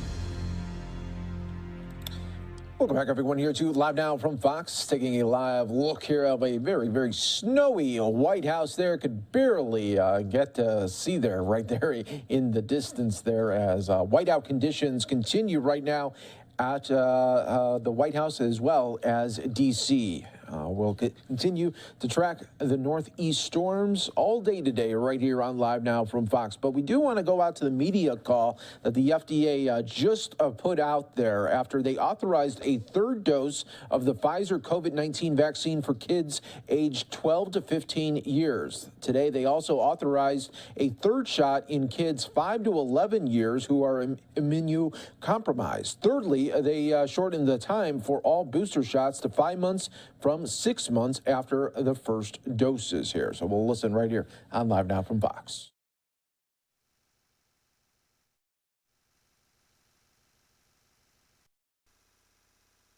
Next question comes from Emily Cox. Your line is open. Hi. Given that vaccinated children, do you expect booster shots in 12 to 15-year-olds to have any benefit to those kids as far as reducing transmission? Thanks. I'll ask Dr. Marks to respond. So, the question of reducing transmission versus reducing disease is always an interesting one. The hope is that by reducing the number of 12 to 15-year-olds who get COVID-19 of any form, that we will help reduce the transmission of COVID-19. But the direct benefit here that to the 12 to 15-year-old of a booster is that it will hopefully prevent COVID-19 in its various forms. In particularly, we're most interested in making sure that we prevent serious outcomes such as hospitalization and deaths, which, granted, though uncommon in 12 to 15-year-olds, can occur. Great. Thank you. Operator will take the next question. Okay. Cheyenne, your line is open. Hi. Thank you for taking my question. I wonder, should parents of kids have any concerns about risks of myocarditis or pericarditis, as we've discussed in the past when we're looking at vaccines for adolescents? And in general, now that we're going forward with boosters for this age group, where does the FDA stand on whether or not there will be an Omicron-specific vaccine needed? So two different questions. This is Janet Woodcock. So the data on myocarditis with the third dose with this booster in adolescents is in our information that we posted. We expect that would be extremely rare in the third dose, and we have the real world evidence from the Israeli experience to help us with that analysis. And I'll leave the second question to Dr. Marks, I think.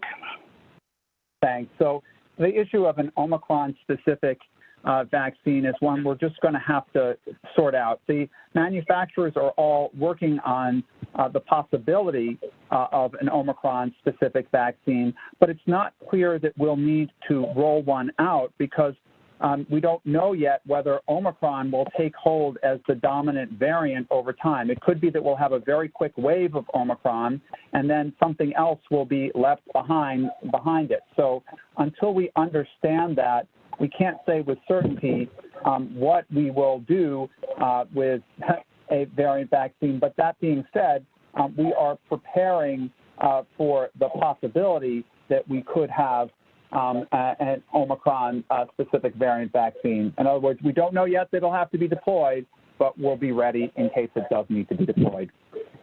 Right, and this is Janet Woodcock. The last thing we want to do is just be going through and getting new vaccines and this and that.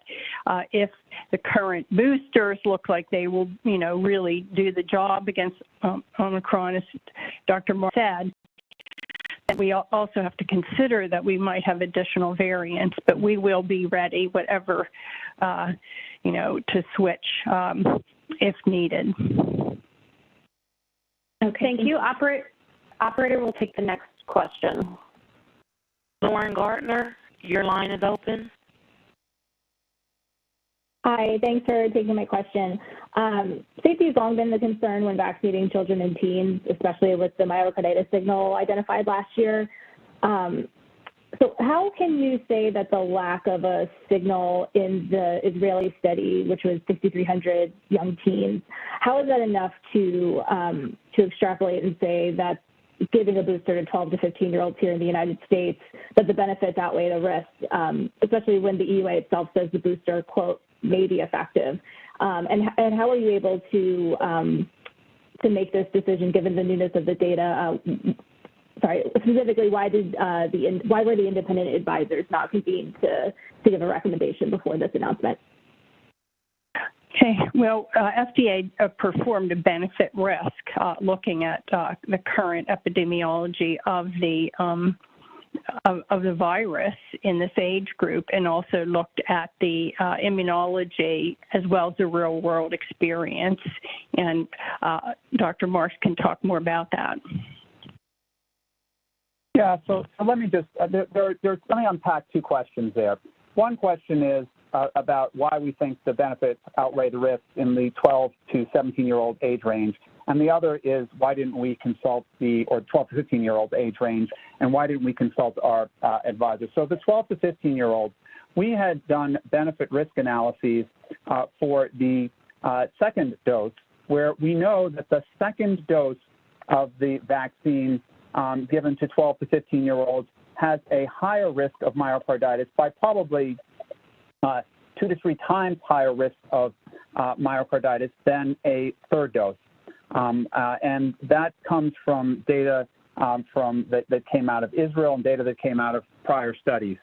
So the idea here is that we are willing to use data to look at it closely and make inferences in this case. And the inference here is that the risk of myocarditis with third doses in the 12 to 15-year age range is likely to be quite acceptable given the potential benefits. Remember that the myocarditis that occurs with the Pfizer and Moderna vaccines is relatively mild. It's generally been a median hospitalization of 1 day. Treatments have generally been with things like non-steroidal anti-inflammatory drugs or acetaminophen, and in a series that was published by CDC, really we don't see, we're not seeing long-lasting effects. That's not to say that we don't care about this and that it's not important, but what it's to say is that in the setting of a tremendous number of Omicron and Delta cases in this country, the potential benefits of getting vaccinated in this age range outweigh that risk. And that risk-benefit calculation was based for a second dose, but we know that for the third dose, the risk is probably about a third based on data. So we can look at that risk benefit and still feel comfortable. And the reason for not taking it to our advisory group, we use our discretion when we bring things to advisory group when we feel like there is some question that is likely to actually need public discussion. We do this. And we sometimes consult our advisory committee chairs to decide what questions to bring to committee. This one was one where in the setting of a wave in which, for instance, yesterday there were 400,000 plus new cases reported in the United States over the past days or two, that it made sense to try to move as quickly as we possibly could. Thank you. Operator will take the next question. Elizabeth Weiss, your line is open. Topic, but amidst all the calls for boosting of Moderna and Pfizer folks, I'm hearing from some people who got Johnson & Johnson vaccine who self-boosted, perhaps before the authorization went through in October, and are now feeling like, so they've got one Johnson & Johnson and then perhaps a Pfizer at some point, and now they're many months out, and they're wanting a third dose, but when they any sense of when we might have such boosting, at least data to know whether it's necessary and helpful? Thanks. Dr. Marks. Yeah, thanks. It's a very good question, and it's probably going to be in the coming weeks to months that we will be able to sort through which of the combinations here is optimal and where one might want to get an additional booster. You might be aware there was a mixed and match study that was done which showed that in some cases the mixing and matching of, for instance, an adenoviral vector vaccine and an mRNA vaccine seemed to give very good immune response, but we need to see how that looks over time. Those data are becoming available from those who received such combinations in Europe and elsewhere. And as we get those data, we'll analyze them and then potentially make recommendations. Thank you. Operator, we'll take the next question. Lauren McKinley, your line is open. Doing this. Happy New Year. You said in the statement that you're keeping a close eye on the 5 to 11 group in terms of boosters. Do you have any idea when you might have an idea on when that group might need boosters? And also, could you give us an update on the younger kids, the below 5-year-olds? Yeah, there's probably not a lot we can say about pending actions. Dr. Marks? So for the 5 to 11-year-olds, we'll be following the their immunity after their second doses, and we'll make a determination based on what we're seeing about the appropriate timing of the booster dose. As it turns out, right now, most of them are still only have received their primary vaccinations in the relatively recent past. And in fact, I'm going to have to. Welcome, everyone, here to Live Now from Fox. A new hour continues on as we bring you the top stories and headlines from across the country. I'm your host, Mike Page. Thanks so much for joining us here today as we continue to really track the Northeast winter storm blast, first one in 2022. And take a look here at the White House. You can see nearly whiteout conditions right now. We have a driving shot here as well in the D.C. metro area where they're expecting up to 10 inches of snow in some parts here, and we'll be tracking it for you all day today right here on Live Now from Fox. I do want to go out to the New York governor giving us an update, though, on the COVID-19 surge as well as other news and interest here of the day as we take a look here, a live look here of New York City right here on Live Now from Fox. Good morning.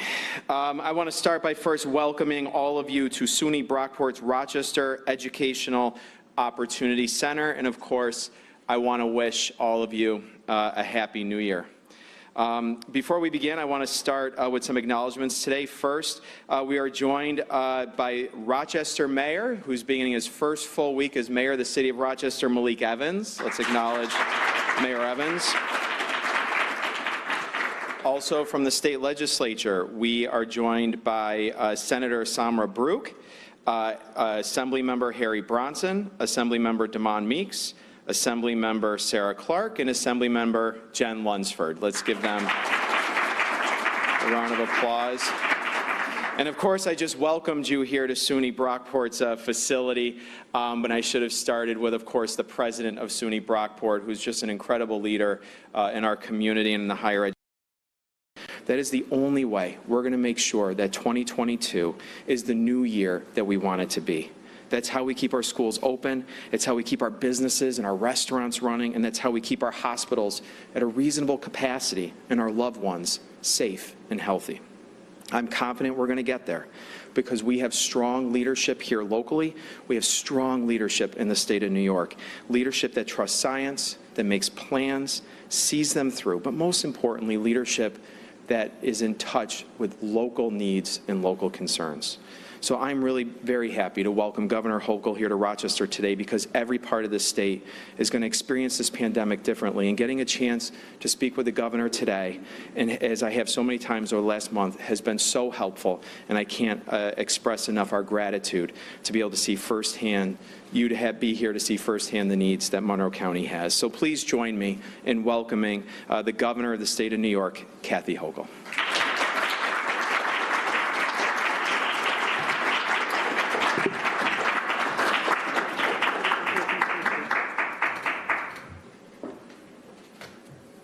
Well, thank you, County Executive. It's great to be back in Bill's country.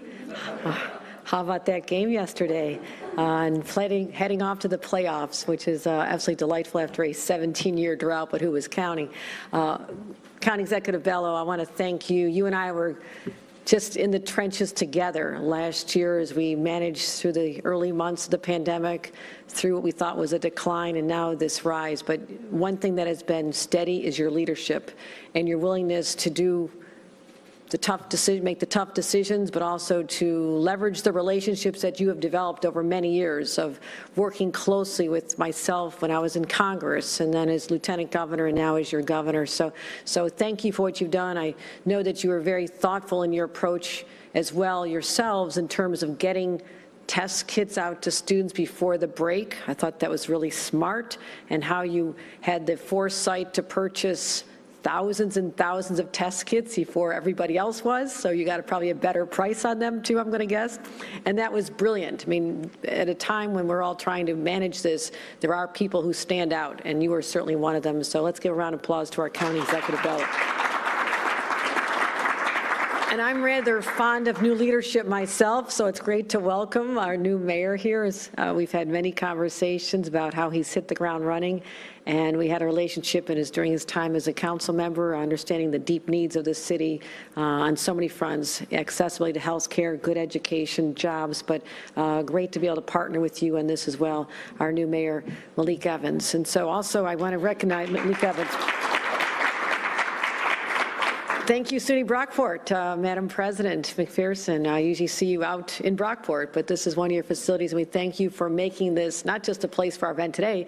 This is a vaccination site, and I was able to go back there and thank the workers from Department of Health and our National Guard and everyone who's involved, but also the individuals who stepped forward to get their children tested. And I was very happy to see the number of children in the waiting room and in the line. Yes. This is a very good sign because we need to do better in terms of getting our children vaccinated.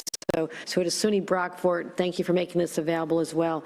And I love our legislatures. I spent a long New Year's Eve sometimes thinking about all of you, going through over nearly 500 bills that had to be dealt with before the end of session. I'm not a procrastinator by nature, so we'll be doing this a lot earlier in the year, but they were dropped on my desk in the waning hours of the year, and so I thought of you often. But I thank all of you for your willingness to first put forth very sharp ideas that need attention, and that's based on your experience in your communities and what great advocates you are, but also your willingness to work with us to come up with the best solutions. So I do want to recognize our Senator Brooke. I want to thank her for all the work she has done. Salma has been an incredible leader, hit the ground running early on, and has really distinguished herself. And I want to thank her for her partnership. And are you the dean of the delegation now, Harry? In terms, well, it's just certainly not age. It must be just seniority. But our Assembly Member Harry Bronson, who I work with since my days in Congress as well as Sarah Clark, who I worked with her time when she was a staffer, and has evolved into a tremendous leader in her own right. And I want to thank her for all she does. And Jen Lunsford for all she's done as well. We've worked closely on many issues, as well as our Assemblymember Meeks, and I want to thank you for what you do. I mean, it's tough to step up and run, especially at a time like this when you know the people that you represent and care about so deeply are hurting. Our communities are hurting right now, and you are great advocates and champions to make sure we bring the resources to the people you represent, so thank you. Also want to give a shout out to Dr. Young from the Department of Health and the incredible Department of Health team here. They are the ones who are making magic happen behind the scenes. They're the ones who are on the calls with the elected officials, not just now, but since March of 2020, deepening relationships, giving everyone the resources they need. So thank you for all you've done in that front, Dr. Young. Please give our thanks to your entire team. So, doing the right thing, that's what we're talking about here today. And I want to thank all of you for, again, offering this site, but we have over 15,000 vaccines administered right here. That's quite an accomplishment, as well as the Dome Arena, which I launched just about a year ago. Just about a year ago, I was out at the arena, and since then we did over 262,000 vaccines at that site. So little did we know we'd be needing to up the effort a year later. We sort of thought as we said goodbye to 2020, 2021 would be the end of all this, and clearly it's not. Clearly it's not, but we never gave up. You know, we stayed in the trenches. We stayed there on the front lines fighting the best way we can. So I want to thank everyone. And tomorrow, we're going to continue ramping up our statewide efforts for testing and vaccinations. There'll be a new state-run testing site tomorrow, just a few blocks away at the YMCA Carlson Metro Center. And those will be from 8 a.m. to 6 p.m. So people who work till 5 or so, make sure you get there by 6. And that'll be one of our 19 test run sites, as well as 1,800 locations across the sites, across the state. So we're looking forward to that. But we're not in a good place. I'm going to be really honest with you. This is the winter surge we predicted. We know that particularly after families gathered December 25th over that weekend, another weekend holiday we just completed with New Year's, there's a lot of human interaction. And what happens when humans gather? They spread the virus. And we fully anticipate, on top of the surge that's already been ongoing, that there's going to be another wave that's occurring as a result of these holidays. But if history is any example, last year we saw this. I started predicting this back in October. We did see a dramatic decline actually after Super Bowl weekend, probably the last big time people got together indoors for a while. So when we see the Bills in the Super Bowl, make sure you're all vaxxed, make sure you're boosted, and you make sure you're wearing your mask. So I hope I didn't jinx anything, but they're going to be there. So we know what to do, but also you know, it's about getting vaccinated, boosted, wearing our mask. And again, people who are sick, please stay home. So we did talk about our plan. It's all about keeping kids in school, and one of the things I'm excited about is making sure that we have other ways to enhance our opportunities to keep kids in schools. And a lot of it has to do with keeping them wearing masks. We had a statewide mask mandate, as well as making sure that they're vaccinated, and that we have test kits that can go home with the kids if anyone else in the class tests positive. So we also distributed, you already had masks and test kits, but we distributed almost 500,000 masks to the Finger Lakes area and to Monroe County, and we have many facilities here, so we're going to keep those going as well. Our goal is keep the masks, testing, prevent severe illness, keep increasing vaccines, and working in collaboration with our local leaders. So our numbers are misleading today. Having 51,000 cases of positive today and about 1,100 in the Finger Lakes, unfortunately, I'm going to say is as a result of the holiday weekend. Those numbers are probably going to be much higher tomorrow. They didn't go from nearly 90,000 to 51,000. That is simply a function of people not getting tested over the weekend. So my concern is that trend that you see there is going to continue going up. And it's the cases per 100,000 we look at. These numbers are rather shocking that when you think about where we are. But as we have to remind everyone, this is not the first strain of COVID-19. It is not the Delta variant. People are testing positive, which is a much higher rate, but the severity of the illness is far less than we've seen before. So shocking in the scale and the numbers, the number of people are testing positive, but also grateful, so grateful that we're not seeing, and now it's been with us for a solid month now. I remember it was December 2nd when I had a press conference in the city of New York with the mayor saying we have our first cases in New York City. So literally a month later, we have enough data to say right now we can say with certainty that the cases are not presenting themselves as severely as they could have or we had feared. So that is the silver lining, if you will, and what we're looking at. Hospitalizations continue to rise. That is a trend that is, again, troubling. We are looking at the percentages of each region, how many cases, as well as how many hospitalizations. We're not where we were, but we're not looking to break that record from April 12th. That is not what we're striving for. We're hoping that, similar to what we saw in South Africa, that it goes up quickly. And this is not that wave we saw last year. It kind of kept going up and up. This is straight up, and love to see it come straight down. We just don't have a time on that, but we're doing all we can. And again, we have many more defenses this time. 1 year ago, vaccinations were scarce. They were going to people in nursing homes and essential workers. Everybody was saying, when can I get that vaccine? Just 1 year ago. The vaccines are so plentiful. They're out there. There's no person who cannot get a vaccine in the state of New York. So we are in a far better place. So just to put this in perspective. So we're looking at a critical moment, but we also we're going to start asking some questions. We talk about the hospitalizations. I have always wondered, when we're looking at the hospitalizations of people testing positive in a hospital, is that person in the hospital because of COVID, or did they show up there and are routinely tested and showing positive, and they may have been asymptomatic or even just had the sniffles? Someone is in a car accident, they go to the emergency room, they test positive for COVID while they're there. They're not there being treated for COVID. Now, someone's conditions can worsen while they're in the hospital. I'm not saying that won't happen, but I just been doing a random call around to some of the hospital leaders that I touched base with, and I'm seeing numbers from 20 to sometimes 50%, but we don't have clear data right now.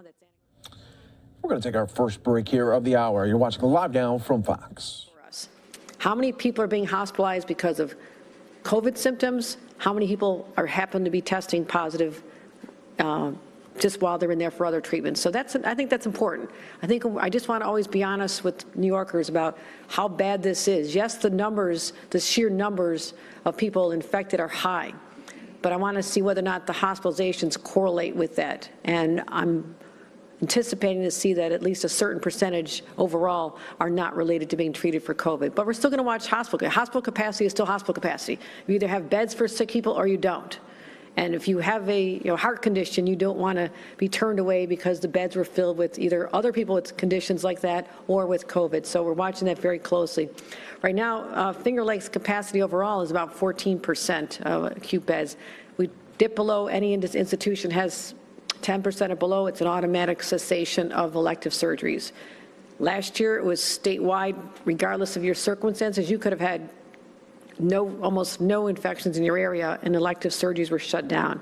It does not have to be that way. That was an approach based on not having the resources we have now, like vaccinations and boosters and having widely available test kits. So we're watching that number. And ICU beds, that's a low number. That is a low number. So we're working closely in partnership with our hospitals to get those numbers much higher. Also, what else can we do? We have about 21 hospitals affected by having to not be offering elective procedures right now. We'll see whether that trend holds, whether that gets better. That had started at 32, so we've actually taken hospitals off the list. Some have come off, some have gone on, but at about 21 hospitals statewide is not that bad. But based on what we've seen over this weekend and the numbers that we're going to creep up, this could change very quickly. We could see a drop soon in our hospital capacity, and at that point, we'll be deciding whether we need to take wider steps, and we're ready to do it, and we have the plans in place. We're just watching this for a couple more days to see what those steps might be. We also have to continue supporting our health systems, and that means deploying more National Guard. As I mentioned on Friday when I announced my larger 2.0 plan, for the first time, we are now requiring that National Guard members be trained as EMTs, because I kept saying, send in the National Guard, send in the National Guards. They're amazing. They do everything for us. But if they don't have any medical training, there's limitations on what they can do. So the ones who had medical training immediately went into our nursing homes, into our hospitals to relieve the pressure off our incredibly overworked and exhausted healthcare workforce. But in order to be able to deploy them more fully, I want them all trained as EMTs. We have our first classes starting now, about 80 individuals. Smaller class, we'll get that ramped up. but then have them available literally in 1 month. 1 month from now, I'll have 80 more people I can deploy. So we're sending medics to Monroe Community Hospital, medics at Wayne County Nursing Home, as well as ambulance units. When I was on the phone with President Biden and also with his team a couple days later, I asked for more ambulance teams. We have about 11 ambulance teams stationed around the Batavia area, positioned to assist both that area, but the Finger Lakes in West New York. So these ambulance teams are really important for transport as well. And we also have an ambulance system in Syracuse available to help. So unfortunately, this is the sad part of what we say, is that 103 people are no longer with us, people that started out the holiday weekend with their families that passed over the weekend. And it's just so sad to think about the pain and anguish that they're going through because of this.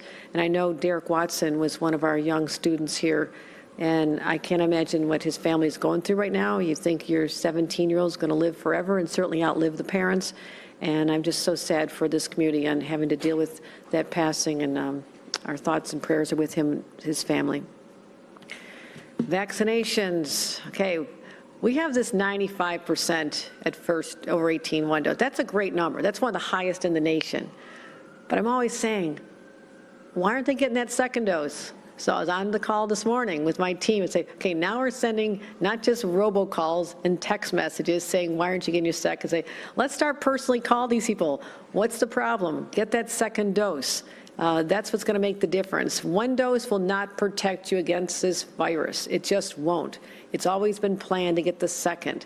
And so we want to make sure you do that, then be in line to get your booster, because there's a certain time lag. But the good news is we're now going to have FDA approval for 12 to 15-year-olds to get the booster. Now, the first children able to be boosted were last summer. So it's a 6 months lag time for Pfizer. So they should be eligible right now. And I was in the room talking to a couple of children who were getting their booster shots. I thought that was great. So these parents are really on the ball. They knew the first date that their children were eligible, and now very soon they'll be able to get the booster. So that's very good. So FDA recommends 5 doses after the second dose. We'll see what the CDC, if they have any different changes. So we need to get those numbers up. 29%, 5 to 11. We get that high. We get that up to 50, 60, 70, 80. You don't have to worry about when they're in school at all. I mean, it's just, that eliminates the worry. And I don't know why any parent would allow that to continue, where you know there's something that can help them. You're not the first, you're not the second. There have been hundreds of thousands of children already vaccinated so safely. So come on, let's protect our kids and make sure that their lives can continue on. And that's what we keep talking about, working with our local officials to keep kids in schools. I commended Monroe County, the city of Rochester, for doing the right thing, protecting our kids, but also knowing that part of their health is their emotional health. And that emotional health took a huge hit. We don't need any more studies to see that. You see it in the eyes of parents who say, my child is not the same as they were before this pandemic. That year of isolation, detachment, not real learning. If you're a kindergartner, first grader, you lose a year of education. That's a quarter of your education already gone. I mean, that's gone. And so we are excited about having more test kits available. We've had 5.2 million test kits delivered to schools already with the express purpose of keeping kids in school, or having them be able to, if someone tests positive in a classroom and they've been exposed to them, they go home, they test negative the next day, they can come back, they test again later in the week. And so the question is, how do parents get these very rare test kits that you always see the lines for? We're going to put them in your hands. We're going to put them in the kids' backpacks. We literally had a plane flying to JFK yesterday with another 3.7 million kits. I'm always excited when I see planes going overhead. I think they're bringing my test kits, and we had almost 200,000 provided to Rochester school districts as well, the Rochester area. So we'll keep it going. We'll do our part. We'll do our parts. Parents, you have a role to play. Teachers, God bless you for showing up and making sure you're vaccinated, that you're safe, that the kids are keeping their masks on. You're amazing what you've been doing, and all of us have our role to make sure you have the resources and support you need. So how do we expand testing as well? We started thinking about this. Students at college campuses are not in school right now, but they were testing before they left on campus. They had facilities. They had the infrastructure set up for testing. And this actually came to us from Syracuse University. And I want to thank Chancellor Ken Suvarode for approaching us and saying, we have a plan. We tested 4,000 students a day on our campus. Those students are not here. They're not coming back for a little while. Do you want to use our facilities? And the answer was, heck yes, heck yes. Of course we do. Then I thought, okay, we've got one campus here. What about every other SUNY campus? Can we use your facilities? So this is a brand new announcement that beginning tomorrow will be at the Syracuse Carrier Dome, a place I have a little bit of my history about. I tried to get it named the Ernie Davis Dome, but that's another whole story. I'll get over it after all these years. I tried. It is the Ernie Davis Field there. Tomorrow from 10 to 3, we're just getting ramped up. This idea just came together literally 24 hours ago, so we're getting started. But that'll be staffed by the National Guard. We want to thank the National Guard again for helping lead the way. But here's what we're going to do. This week, we'll have SUNY Plattsburgh, Buff State, Purchase, Oswego, Cortland, Binghamton, Stony Brook, Syracuse, as I mentioned, Albany, and SUNY at Buffalo. All those sites will now have testing available for the public to come onto campus. You don't have to pay for parking. We'll be getting the hours out, but and more to come next week. So again, we're trying to be creative in our approach to make testing easier for everybody. So, and I want to thank our local leaders helping us as well. Also, we think about the impact that COVID had on families. We had to have rent relief and help landlords, and everybody weren't able to make those payments because they lost their jobs, no fault to their own.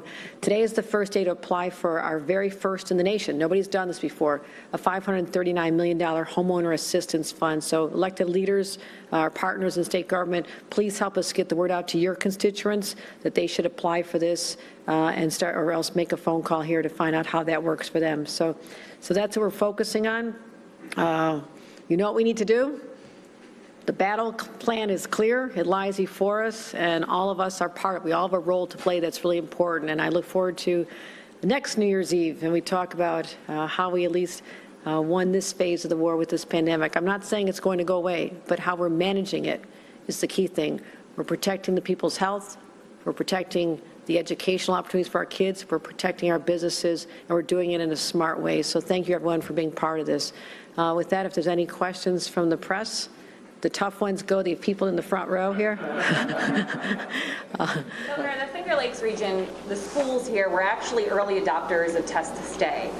However, the new guidelines from the state almost pull some of that back. The guidelines from the state say they can only test to stay if the exposure was at school.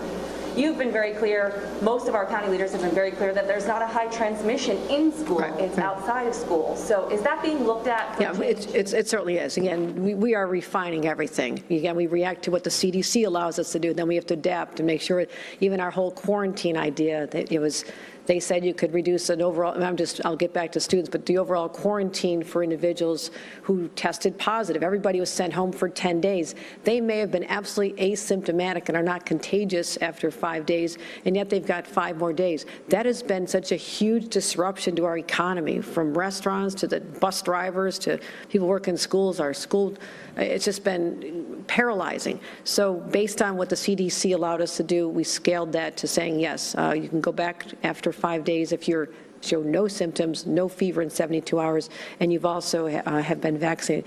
With respect to schools, you're absolutely right. I mean, there's a thought that if they're next to a child who tests positive, instead of having the whole class go home because there could have been exposure, and having those children stay home for 10 days, which is wildly disruptive. I mean, I literally was with one of my staffers, and she looked down at her text, she says, oh my gosh, my children are going home for another 10 days. They just got back because they're exposed to someone else, back for a couple days, and now it's enough. We can't do that. That's almost as disruptive as saying it's full-time remote. That has to end. So we're going to be smart about it, and asking where the exposure came from is a different question, but I think we can get to the same place. We can really get to the same place where there's minimal disruption, test to return if you've been exposed but show negative, but then test again in place. I mean, this is not just a one-off. You have to test again just to confirm that, and that's the way we can have more stability in our school system. But thanks for the question. I have one quick follow-up on test to stay. The Rochester City School District doesn't have the resources and manpower to pull it off. The county has told us that they'll try to help, but they don't have resources either when it comes to manpower. Can the state do anything to help? Yes, yeah, we just talked about how many new test kits we deployed to the mayor, and those are going to continue to be replenished. We now have access to 37 million test kits, which is incredible. It's almost as many as you ordered. No, not quite. We got on this early as well.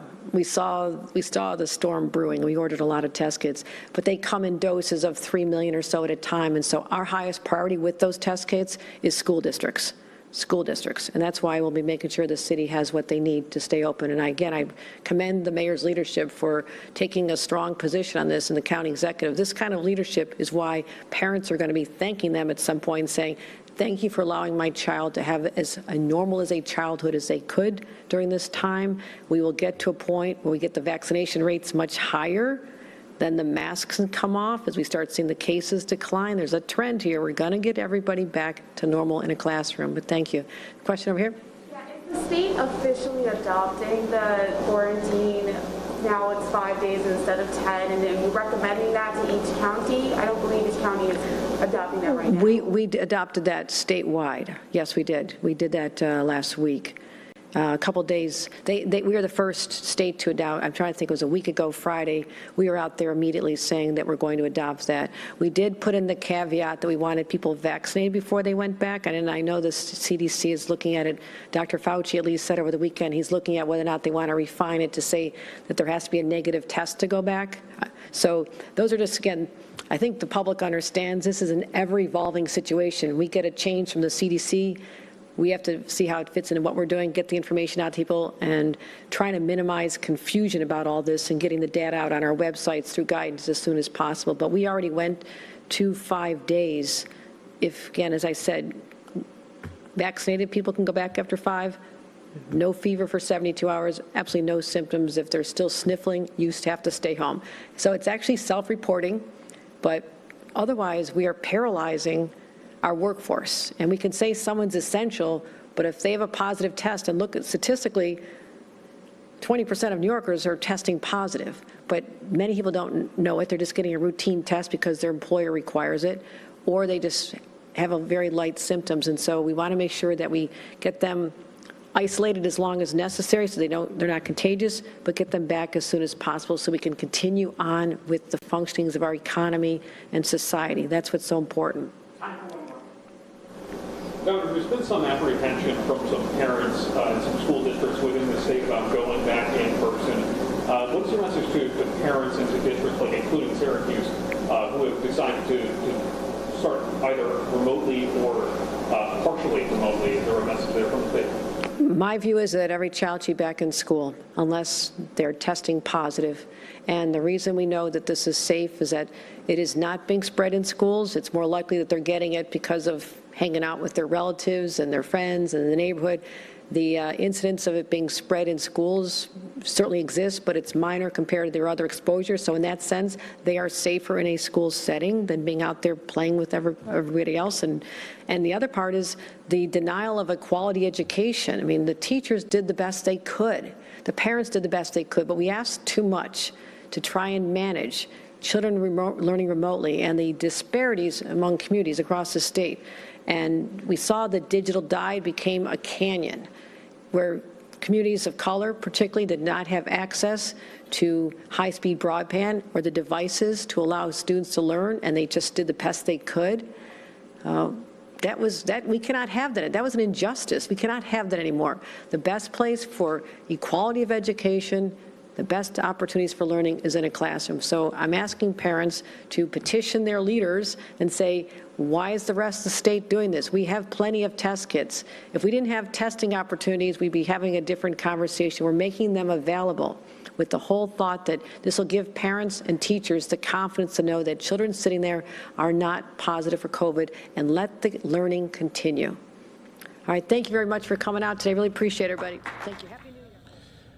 New York Governor Kathy Hochul there on really the state of New York with this COVID-19 surge, talking about the importance there of getting kids into the classrooms as best as they can. You're watching Live Now from Fox. Everybody, we are going to slide away for a quick 2-minute break as we continue to really just showcase also the winter storm out there in the D.C. metro area. Live looks right now, and you can see the Capitol snowed out right there. You're watching Live Now from Fox. Everybody, we'll take a quick 2-minute break. Stay right here with us.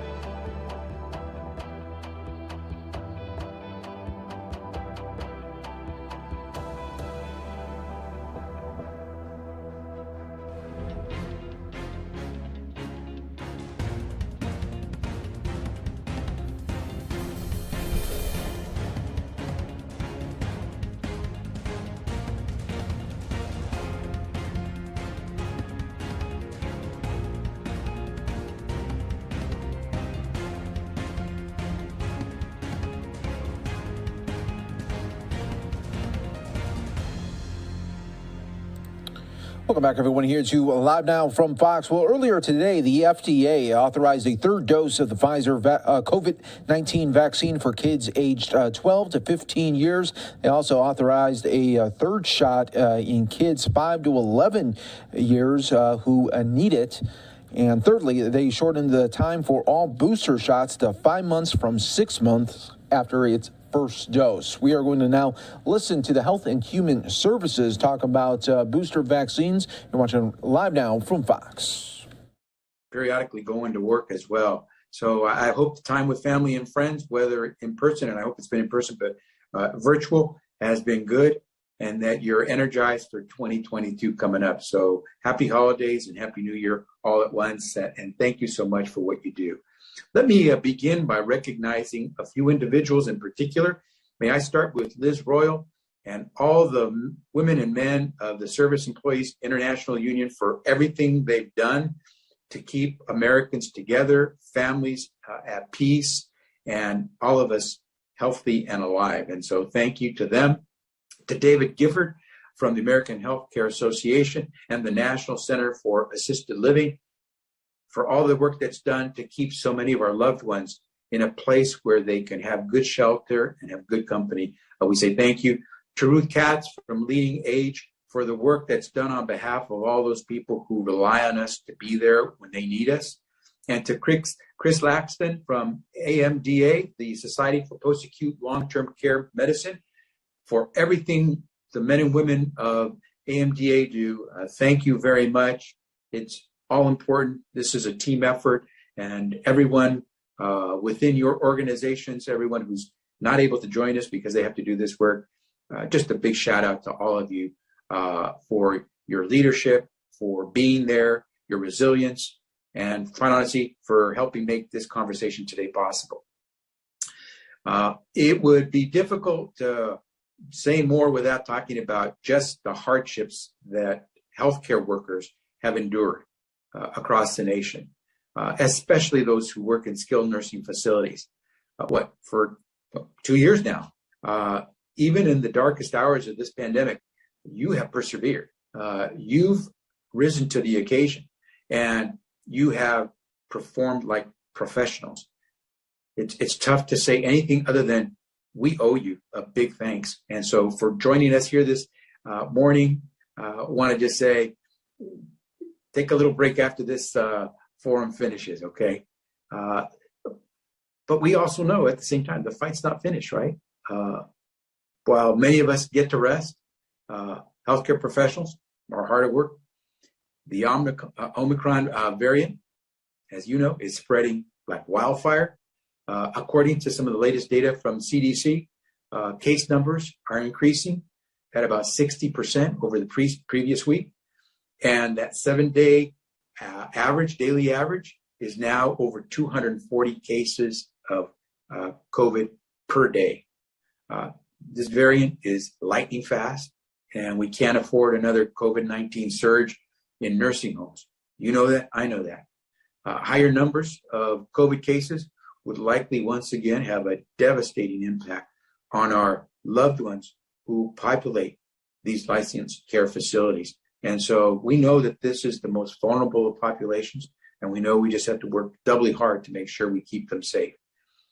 Thankfully, we know vaccinations work, that boosters are critical, and they increase everyone's protection. We're doing everything we can to make sure that we make the vaccine and the boosters available for all who qualify. We're doing pretty well with vaccines in skilled nursing facilities. It's probably about 80%, 88% of residents who are vaccinated. About 82% of staff are vaccinated, but we do have room for improvement when it comes to boosters. Only about, a little bit more than half, about 57% of residents at SNFs and about 1/4 of staff have received a boost. You know, we got to change that because we got to make sure we're ready for Omicron in every particular way. Without boosters, at least the data suggests that the protection for those who received the vaccine, the mRNA vaccine, is down to about a third of what it was.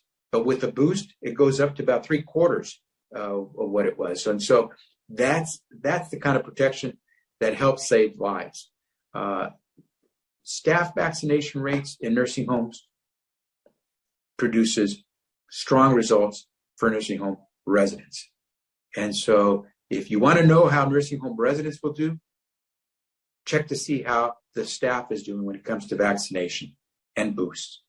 That's why it's vital for all nursing home staff and residents to get boosted. And we really want to encourage you to get your colleagues boosted, help them know that we're there as a partner to try to make that happen. This is the holidays. We're trying to enjoy ourselves, but we also know that COVID's not going to wane. The risk grows with each passing day. And while boosters can help within days, it really does take, 10 to 14 days for them to really have their maximum impact of protection. So here we are. We're here to say to you, thank you. Get not surprised. We'd like you to do more, and we hope you will, because not just the residents in your facilities depend on it, but the American public and the American economy depends on it. We'll be there with you, Omicron or no Omicron. We're going to be there shoulder to shoulder with you. We're going to reach out to you every way we can. We'll use every facility, whether it's your facility, whether it's a community health center facility. We'll do everything we can to make sure that the boosts, the vaccines are available, that the therapeutics that we'll need are available, and we're going to be there. We have done a number of things. We've been working with, as I mentioned, those community health centers, some 1,400 of them, with some 13,000 different delivery sites that we partner with, long-term care facilities, all of these different facilities and organizations we're working with to try to make it easier and faster for Americans to get vaccinated and boosted. CMS, I know you know, has been working at trying to get Medicare beneficiaries to understand what they need to do when it comes to COVID-19 and getting vaccinated and boosted. We started sending out information earlier this month. I think it was about the 20th or so of this month. Some 16 million letters we sent out to Americans under Medicare to let them know what they could do and how they could get that coverage that they need. We are going to do as much as we can. We can't afford to not be ready. We've seen this movie before. We know what it takes. And so I thank you for everything you've done, for that resilience that I mentioned before, and for everything I know you'll continue to do as professionals to keep us all in America safe and protected. It is important that we do this in ways that respect each other, but best way we can respect each other is to do what folks like Tony with SEIU did back in New England, where as a certified nurse for 31 years, she talked about how it was tough to see her kids and her grandkids because she was so afraid of coming home and spreading COVID. She made sacrifices as she was protecting people that she had to care for. But now she and 100% of her coworkers are vaccinated, and she's working to help spread this information and awareness about the importance of boosters to everyone. And what she says is, quote, "The proof is in the pudding." We saw people dying, and I think now she's seeing a lot of those folks getting to smile and laugh with their families. That means she could smile and laugh with her family personally as well. We know what we got to do. I hope we'll all do it together. I want to thank you for being part of this forum. And now let me turn it over to Surgeon General Dr. Vivek Murthy, who will say a few words as well before we take some questions. Wonderful. Thank you so much, Secretary Becerra. I appreciate this opportunity to be here with everyone today. And let me just start also by thanking you, Secretary, for not only the invitation, but for your leadership, your partnership, and your friendship over this last year as we've all worked collectively to address COVID-19. To everyone who's joining us today, I do hope that some of you have been able to get some time off and some rest during the holidays. I know many of you have had to work. this week and last week. And please just know how grateful we are to you for your service in general, but particularly your service over the holidays. And, you know, I just also want to say more broadly, I know we're talking a lot about COVID right now, but I know even before COVID arrived here on the scene, many of you took on the immense responsibility of caring for people in skilled nursing facilities years ago. And in doing so, you made that commitment to leave your homes and families, to put your own care and comfort at risk at times so that you could help people, some of the most vulnerable people in our communities. You know, throughout my years caring for patients in the hospital, we would often, after we discharged somebody, send them to a skilled nursing facility. And I came to see over the years just how vital skilled nursing facilities were and continue to be in the care of patients. In fact, I would often tell my patients that we start the process of healing in the hospital, but the real healing starts after you leave the hospital. And that's where all of you have played such an essential role over the years in helping people to truly heal. Now, during COVID-19, these roles have become all the more important. You have been essential healers more than ever, but you've also been more than that. I know during this time, the last 2 years, when so many families and so many patients have felt fear and isolation and confusion, that you have stepped up not only to be healthcare providers, but to be family to the people you care for each day. It's an extraordinary role that you've played. It's an immense contribution, and I want you to know how grateful we are for it. I know sometimes it can seem that it's just hard for people who are outside the community of healthcare workers to fully appreciate what you are seeing, what you are going through, and how hard COVID has been for those who are working inside the healthcare system. Just the sheer responsibility that you've taken on, the sort of deep in your bones fatigue and exhaustion that you can feel after these long shifts, and the uncertainty of not knowing when things will get better. This really does take a toll on people, and it's taken a toll, I know, on many of our healthcare workers. But despite all that, you keep showing up day after day after day. I think it's because you know that commitment that you and so many healthcare workers made to care for those who are ill, that's a sacred commitment, and it makes me incredibly proud of the healing professions that you continue to show up in this way each and every day because people's lives really do depend on you. And that's why I think you always have my profound gratitude, the gratitude of all of us in the Department of Health and Human Services because of what you are continuing to do during this time. I want to say a word about vaccines and boosters, since I know that's one of the main topics we're here to talk about today. We're excited to take some of the questions that you've posed to us, and we want to answer them and get into them as quickly as possible. But one thing let me just say at the top is that there's a reason that we have been emphasizing vaccines throughout this COVID response effort.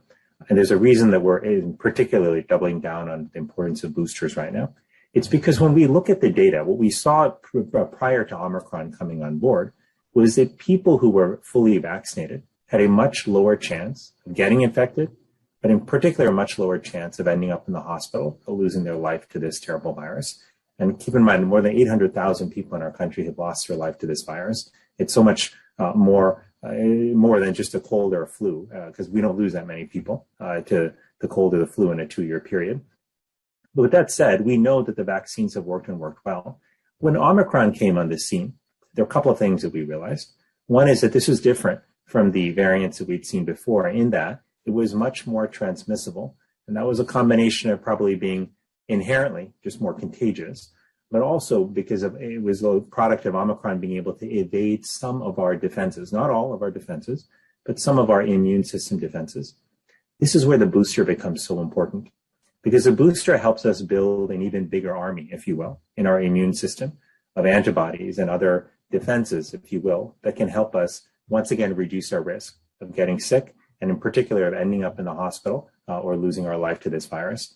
Now, you've likely heard about people who were vaccinated and maybe even boosted and who tested positive for the virus. Now, what I want to be very clear about is that this does not mean necessarily that the vaccines don't work or that they're failing in some way. Keep in mind, the most important role of vaccination is to save your life and keep you out of the hospital. And by that measure, we are seeing that the vaccines still work, and the boosters in particular increase that essential protection against hospitalization and death. But the reason part that we want people to still get boosted is because you do have a lower risk of getting infected, period. And if you do get infected, the likelihood is that you will have a mild infection and that your infection will last for a shorter period of time. Now, why is this so important? because all of you in particular are working with people who are vulnerable. They may not be as lucky, as you. You may have a mild infection, but they may be more likely to have a severe infection if they do, in fact, get infected. So in the same way that we have tried to protect other people at the other end of the age range, if you will, young kids who are not vaccinated, we aim to protect them by surrounding them by people who are vaccinated. We need to do the same thing with our most vulnerable people in society in skilled nursing facilities and surround them with people who are vaccinated and boosted to help keep the infection out. So the importance of getting vaccinated and boosted is both to your own health and well-being, because we want you to be well. We want your life to be protected. We want you to have a low risk of ending up in the hospital. But we also know the incredible role you play in helping protect the people around you. We're going to take another quick 2-minute break here. Live now from Fox. So waiting pretty soon in the next hour, President Biden going to be talking about meat prices in America, trying to get those prices down, talking to meat producers. We'll bring it to you when it happens live right here on Live Now from Fox. Higher rates of infection among the residents, among the patients. And so, your vaccination status is really essential for your own well-being and the well-being of the people around you. The advice I'm giving you, by the way, is the same advice I gave to my mother, to my father, to my wife, to my sister, to my grandmother, was to get boosted as soon as possible for your health and well-being, for the health and well-being of people around you. Finally, I just want to acknowledge that during this last 2 years, given everything you have given to your patients and to the people around you, I know that many of you are tired physically and mentally, and that's absolutely understandable. Especially for many of you who are working over the holidays. I know this can be a particularly tiring time. I remember very clearly days working on Christmas and New Year's as a hospitalist in Boston, and I know that those days can be quite tough. It's perfectly okay to admit that. It's perfectly okay to have questions about the vaccines and the boosters. That's why we're here today. So I'm just grateful to have the chance for us to have this conversation together. I'm grateful to be here with Secretary Becerra, and I hope that you know that today, tomorrow, and in the days that follow, that we have your back. We want to support your health and your well-being. And just as you've always been there for those who you're caring for, we want to be there for you. And we will never take your extraordinary service and sacrifice for granted. So thanks for joining us today. And thank you for being here for our Q&A. I'll turn it back to our organizers, and then we'll look forward to your questions. Thank you, Secretary Becerra, and thank you, Surgeon General.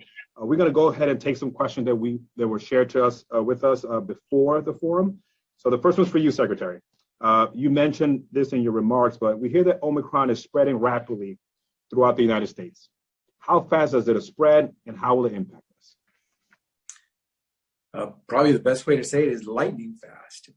Why do I say lightning fast? Well, we have surpassed the peak of what we saw with COVID-19, way back at the beginning of 2021, when we were seeing, just this massive rush. The country was shutting down. When things were at their worst, the peak was far lower than what we see today. Even with Delta, which we saw as ominous because it hit harder, killed faster than the previous COVID variant that initiated this. The peak for Delta, I believe, reached about 300,000 cases in a day. The average 7-day average was about half of that, but they reached a point where on one day we surpassed 300,000 Americans who were logged to have contracted COVID that day. Today, we're almost at 500,000 Americans yesterday who contracted COVID. Some 89,000 Americans in one day. Our 7-day average at this stage is actually now more than 200 and some odd thousand. It's essentially where the highest point was on one day for the Delta variant. This thing is a game changer, and we have to take it very seriously. Fortunately, we know what we have to do when the game changes. We have to get fully vaccinated, and we have to get boosted if we're eligible to do so. And so we all know what we got to do. I'm preaching to the choir because you are the health professionals have to get it done. So we know what we have to do. By the way, I should mention one other thing. We thought for the longest time our kids were safe because they didn't seem to be catching the infection the same way. Today, I think you're hearing the news. More and more of our children are not only contracting COVID, but they're actually being hospitalized. The daily average now today of kids being hospitalized has now exceeded 300. That was something we never heard about. And so this stuff is real. And so how fast is it? Fast enough. Thank you, Secretary. And a related question for you, Dr. Murthy. I hear that the Omicron variant is less virulent. Why do I need to get a booster? I'm really glad that this question came up. So let's talk about the severity question. There have been three big questions about Omicron we've been trying to answer. Is it more transmissible? Is it more severe? And does it evade protection of our vaccines? You know, as I mentioned earlier, we're now seeing that it does in fact seem to be more transmissible and more contagious. In terms of evasion of our vaccines, we've seen that it does evade some of our immune defenses, but we can compensate for a lot of that if we get boosted. But with the severity question, the initial data has been promising that we are seeing a lower hospitalization rate in South Africa, the United Kingdom, and so far in early stages here in the United States than what we saw with the Delta wave. But I would caution against taking that to the bank just as yet, because we still need to see more data to understand within all subgroups, is this true? Is it true for the elderly? Is it true for kids? And so while we are hoping for the best, that this ends up continuing to look like it's less severe, we want to prepare, for a scenario where that may not be the case. But let me just also say this, even if it turns out to be less severe in terms of having a lower hospitalization rate, we are seeing both in South Africa and in the UK that people are being hospitalized with Omicron. They tend to be people who largely are unvaccinated, which is unfortunate. In our country, we have to be mindful of that because we still have millions of people in the United States who are not vaccinated. But we also know that the best way to boost your protection against hospitalization and death is to get that booster shot, which is why we are being so sort of persistent and repetitive in a way about getting this word out to people, because it turns out the data is now very clear on this. If you have both, let's say both shots of Pfizer and Moderna, or you have one shot of Johnson & Johnson, you have some protection, but not nearly as much as if you get boosted. When they did the data, for example, on Pfizer, and they saw a similar thing with Moderna, that the protection, against all infection, including mild, moderate infections, dropped to about 33% or so. But if you got your booster shot, you were able to bump that all the way up to around 75%. Now, and the protection against hospitalization, death in particular, was even higher. So, as the Secretary was saying in the beginning, there's no time to waste to get boosted, because it takes your body a little bit of time after that, somewhere between a week or two, to get the full benefit of the booster, for your immune system to rev up in the right way. And so that's why, we've worked hard also to make it as easy as possible now to get boosted. There are over 80,000 locations where you can go around the country where you can get a booster shot. Many facilities, many SNFs are in fact offering some of the vaccines on site in further partnerships with pharmacies. You can go to vaccines.gov if you want to get it on your own and just find locations within your zip code, many of which you could just walk into without an appointment and get boosted. So that is the bottom line. While the severity is still an open question, it's so important to get boosted for your own health and also to protect the people around you, because even if you only have a mild illness, you could transmit it to somebody. If they're at higher risk, if they're more vulnerable, then that puts their life at risk. Thank you, Dr. Murthy. Coming back to you, Secretary. Dr. Murthy talked about hospitalization and severity. The question that we have here is about spread. How well does getting the booster protect against spreading the virus to others?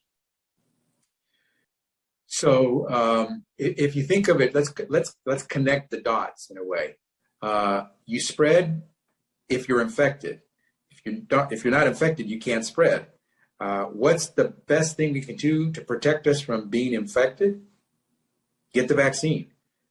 Use masks. Do the hygiene regime that we talk about, cleaning your hands, keeping a social. We're going to take our final break here of the hour. You're watching Live Now from Fox. Because that's your strongest and most assured form of protection. We know as well that with some time, that level of protection begins to wane. So what can you do to keep your level of protection as high as possible? Get the booster. If you get the booster, you dramatically increase your protection. from getting COVID. So if you want to stop the spread, get the vaccine and get the booster. Thank you, Secretary. And our next question is for you, Dr. Murthy. So I've had COVID-19 before. Why should I get boosted? Another really good question. One of the things that we have seen earlier in this pandemic before Omicron came is that if you had infection with COVID before, you did get some protection against future infection. Now, there was some variability there. It turned out that if you were older and you got an infection, that you didn't necessarily get as much protection as people who were younger. It turned out it also depended a bit on the severity of your original infection in terms of how much protection you got against future infection. There was a lot we still didn't understand about the level of protection that you got from prior infection. That has become all the more true now with Omicron, because one of the first things that we saw in South Africa was the rates of reinfection in people who had previously gotten COVID-19 was far higher than anything that they had seen with prior variants, including the Delta variant. And this is concerning. That meant also that in the way that Omicron was evading some of our immune defenses from the vaccines, it was definitely avoiding some of our immune defenses from prior infection. And so we've seen this now repeatedly in the UK and other places, that having infection before does not protect you necessarily against getting infected with Omicron. And that's why, again, the importance of getting vaccinated and boosted is so important. And just remember that number we mentioned, some of the data coming from other countries showing us that if you get boosted, you can get 75% protection against infection. That means mild infection, moderate infection, severe infections, all infections.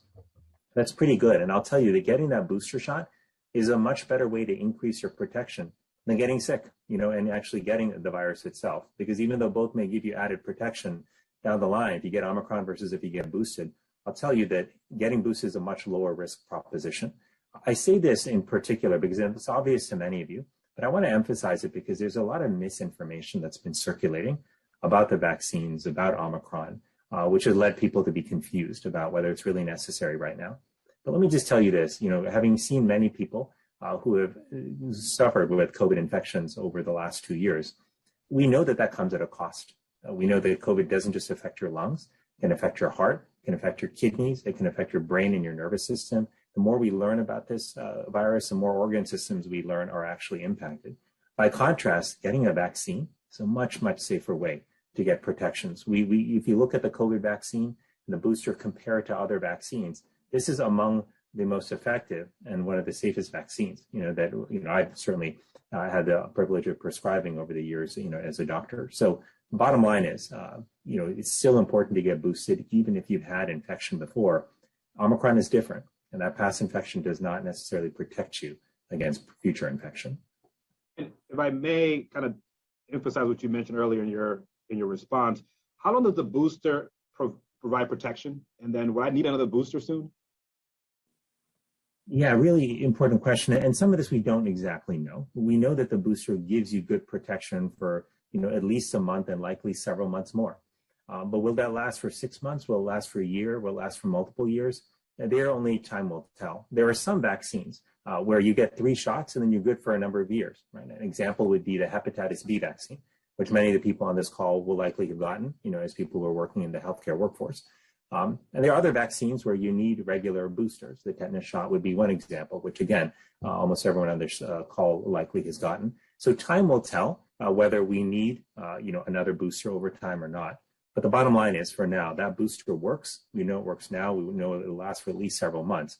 That's why we're urging people to get it as soon as possible. Thank you, Dr. Murthy. To answer the last question, I'd like to bring in Dr. Srinivasan, Associate Director for Healthcare Associated Infection. Welcome, Doctor.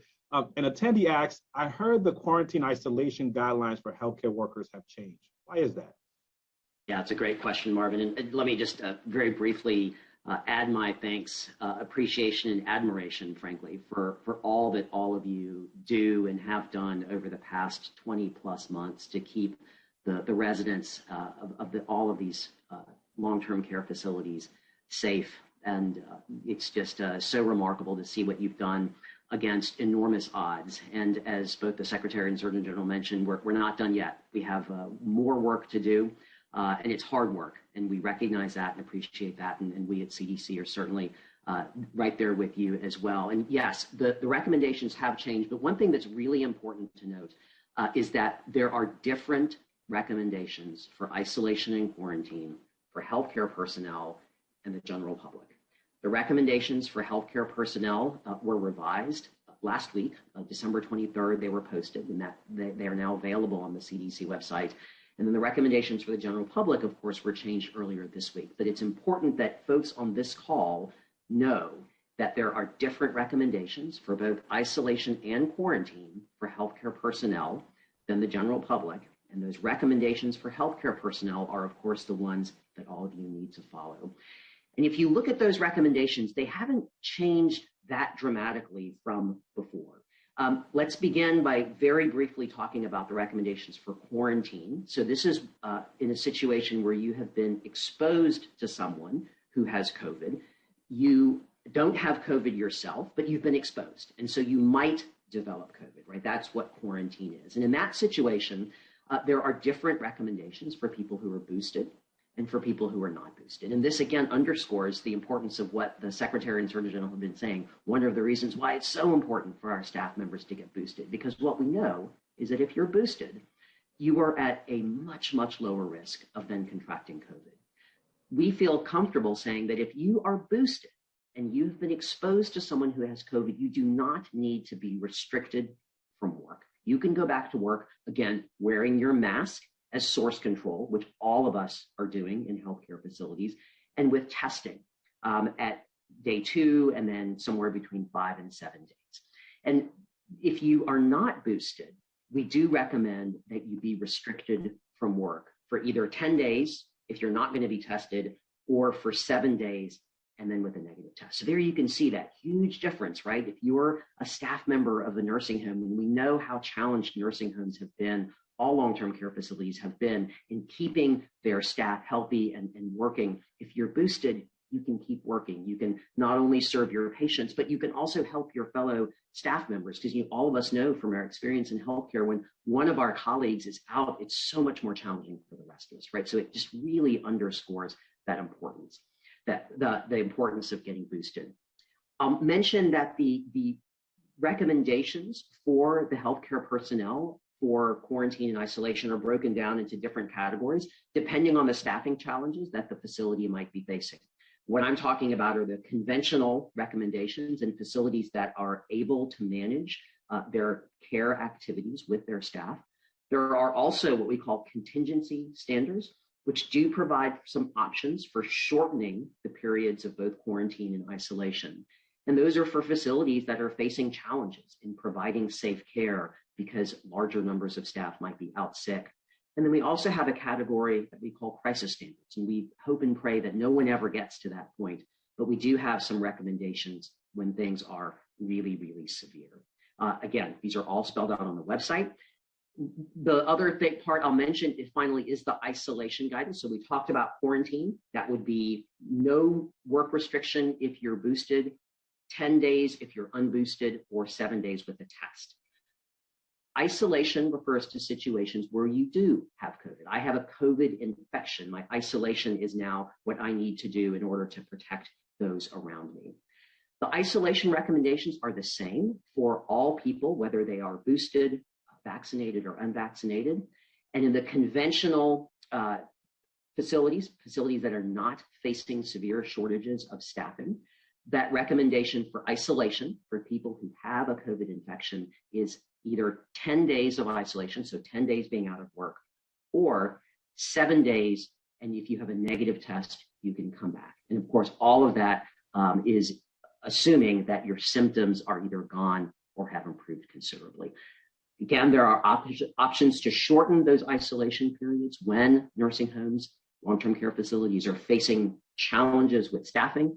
Those are outlined in the document. And again, all of this is done with the intention of trying to make recommendations that help provide safe care for all of the nursing home residents, which I know is your priority, and it's our priority too. all of that information on the website. There's a very nice table that lays all of this out beautifully. So go visit the CDC website under the healthcare workers section, and you'll find all of those recommendations there. So thank you for letting me join to talk about that. Thank you, Dr. Srinivasan. Secretary Becerra, Surgeon General Murthy, and our partners, thank you for bringing us all together. And thank you to those who logged in. We know you have a demands on your time, and we appreciate you sharing it with us. If I may, on behalf of Secretary Becerra and the Biden-Harris administration, I will close this call with our sincere gratitude. Thank you for all you do to keep our most at-risk safe and protected. And we look forward to our continued collaboration in the new year. Happy holidays. Stay safe. Thank you. Happy holidays. Happy holidays. Take care. You're watching Live Now from Fox, everybody. When we come back here, we'll go out live to Atlanta, Georgia, where a new mayor will soon be sworn in there. You're watching Live Now from Fox, everybody. We'll be back in just 2 minutes.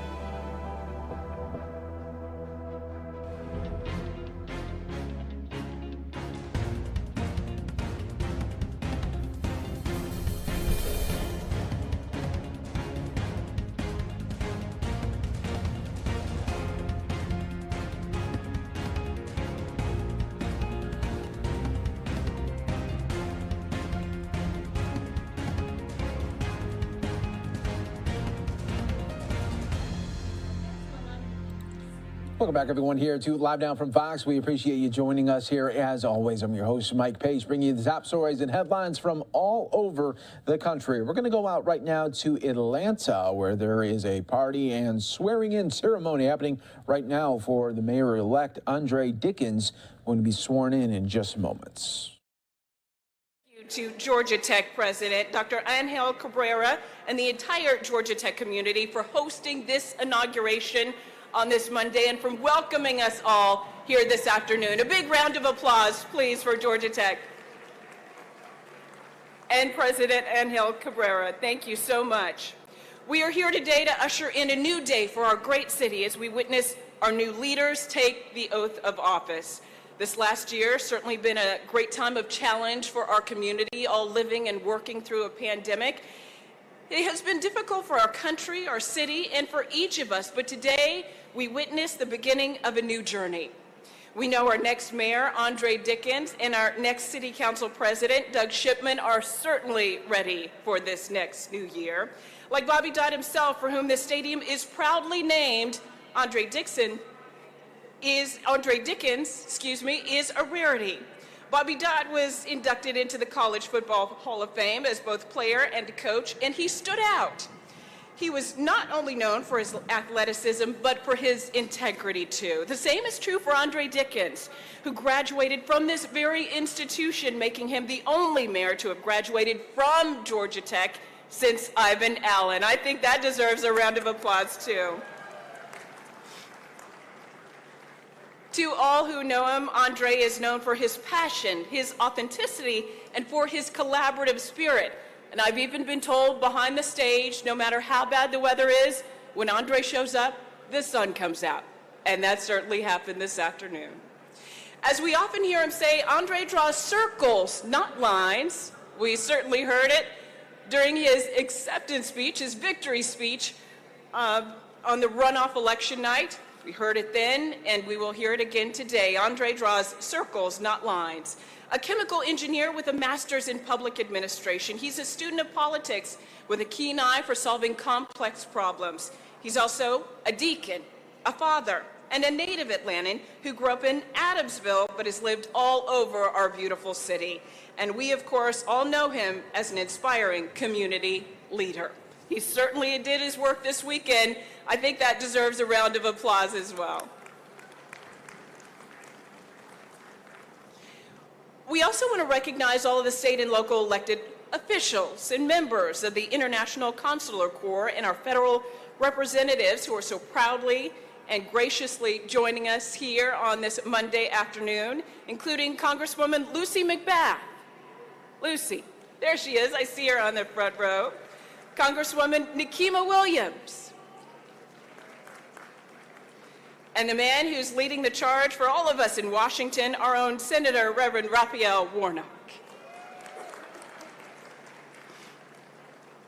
We are happy today as we begin a new year, a new era of leadership for the city of Atlanta. We are forging ahead. We are happy that today, as we begin this year, we want to recognize those leaders who will be sworn in today. Please hold your applause until all names are called. We begin with the judges of the Municipal Court of Atlanta, the Honorable Judge Calvin S. Graves, the Honorable Judge Gary E. Jackson, the Honorable Judge Crystal A. Gaines, the Honorable Judge Christopher E. Ward, Honorable Judge Tyranny L. Gundy, Honorable Judge Jadanya A. Welcome back, everyone, here to Live Now from Fox. We continue our coverage really across the country right here. We are going out to the Los Angeles area right now. We have a police chase underway, high rate of speed. Viewer discretion is advised. Welcome, everybody, here to Live Now from Fox. When there is breaking news, you know we go to it as soon as we get the feed, and that's exactly what we did right here as police continue to chase this suspect here. Not right now, we don't have the info as to why this suspect just does not want to stop, and putting countless number of lives at risk here on the roadways right here. We'll continue to follow it for you as long as we have the shot right here, bringing you all of the coverage right here on Live Now from Fox as it's happening in real time right here. But you are taking a live look here at this shot. So far, we haven't seen really Sky Fox pull out, but we don't see at this moment police right behind here the suspect. But you could see going in and out of these lanes right now. Very scary situation as we don't know what the suspect is going to do next. Looks like it has stopped right here. What is going? Okay, it's going to be a bailout. Viewer discretion heavily advised. Right. Oh, lost the phone. Here we go. Got to grab the phone. And now here comes the suspect trying to get away. Oh, maybe he's going to go back in. Not a good idea there, as he thought about bailing, dropped the cell phone, and then says, maybe I don't want to bail out and lose the car here. So now it is back on. The police chase continues right now.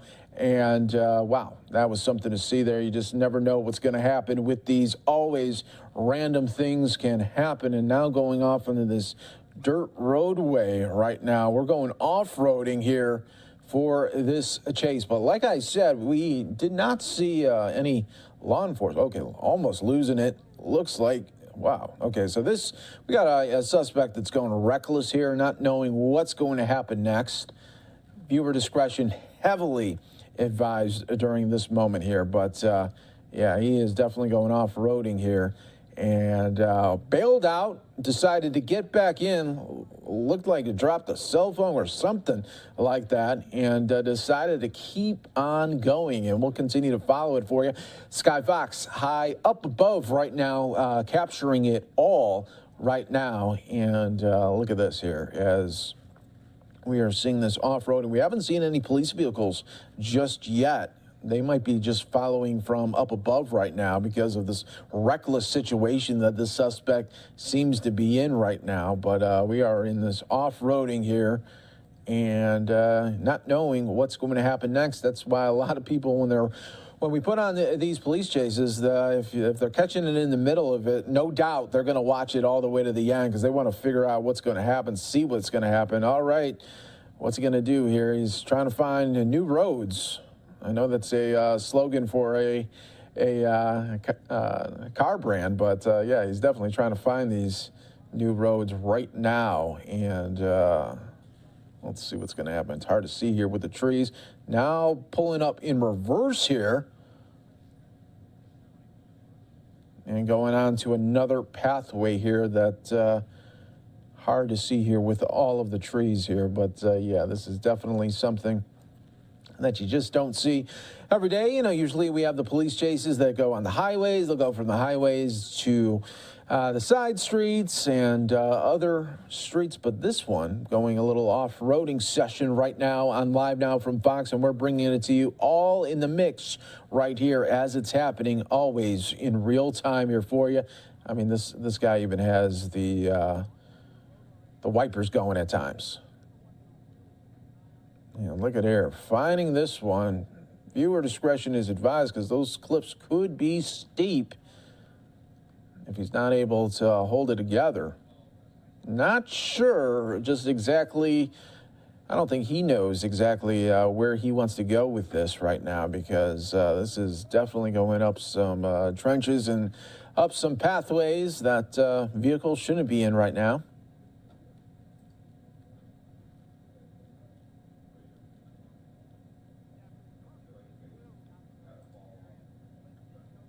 But of course, everybody, you're watching Live Now from Fox, breaking it all down here for you in the Los Angeles area as this is all happening in real time right now. The wipers are still going on this SUV. We're bringing it to you. And let's see what's going to happen next. Oh, looks like part of the tire there could be damaged as well. We saw something just bobbing on the left-hand side of it right there. All right, so we're getting a little bit more information here.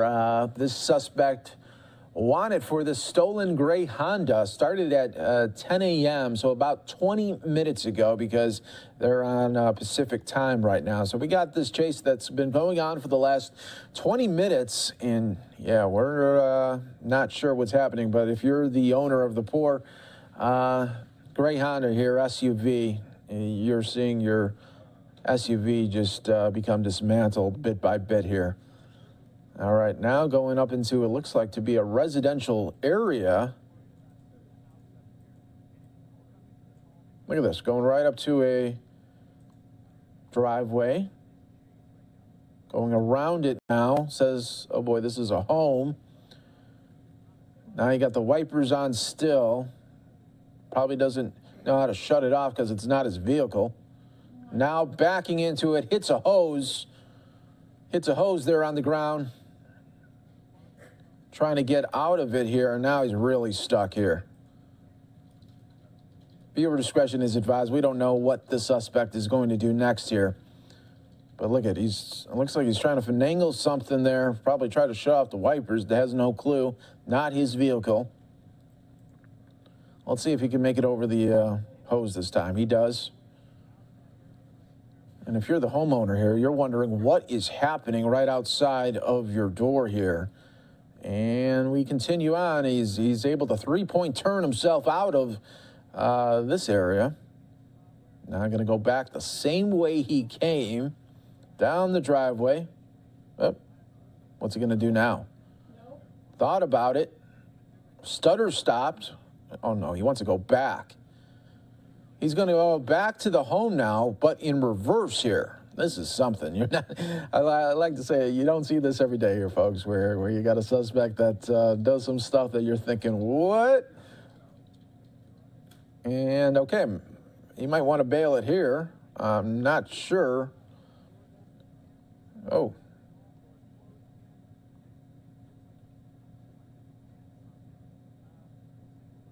Door was open for it, but decided and then said, you know what, I want to go back down the driveway here. Maybe the third time will be the charm here, and we'll get the suspect down this pathway, but let's see.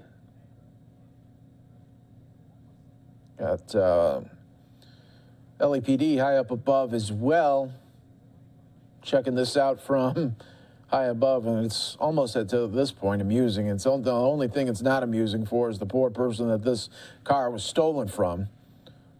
But okay, we got police there. We found our first police there, right there. And they have one police officer out of the vehicle. What are we going to have, a little showdown right here? Viewer discretion always advised there. Just not sure what's going to happen in these types of circumstances. All right. Well, it looks like the lights came off. The suspect might be having a moment to himself right now, having a coming to moment, deciding, okay, do I want to get out of the vehicle? Do I want to give up? We're all hoping that this person gives up and it's done in a good way here. You might be looking right now at the suspect coming to terms with the fact that this is all over. Just not sure what we were seeing there when the suspect was going up the driveway, reversing, going around it 2 times. Now, just seeing the police car here is enough for this suspect to, at least for the moment, stop the vehicle here. But you just don't know what is going to happen next. That's why you are watching here, right here, all in demand on Live Now from Fox, everybody. We appreciate you joining us here from across the country and, of course, around the world on this first Monday of the year.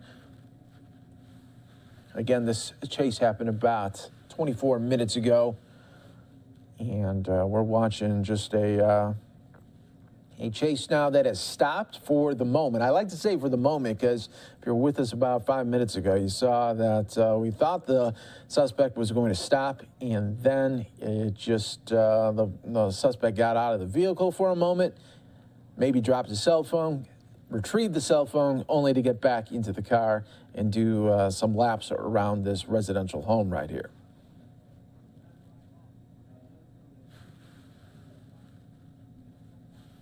But you're still seeing this coming to moment here from the suspect. Looks like he's talking to himself and really at one point had his hands on his face, like, what have I done type moment. You know that the police officer is demanding that this suspect gets out of the car, putting the hands up here, but we are not seeing that happen just yet.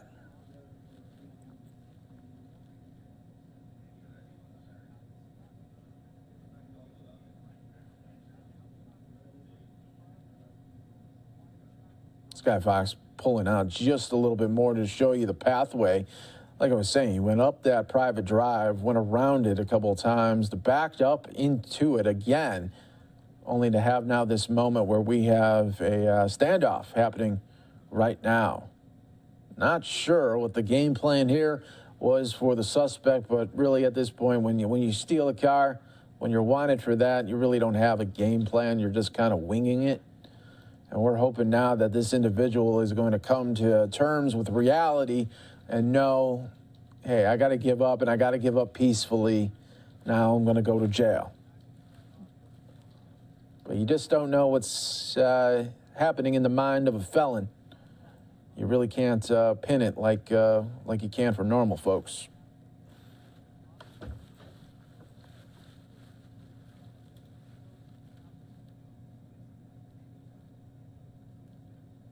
All Right now, suspect continues right now to just do the standoff here with this one police officer vehicle here, police vehicle that we have seen so far.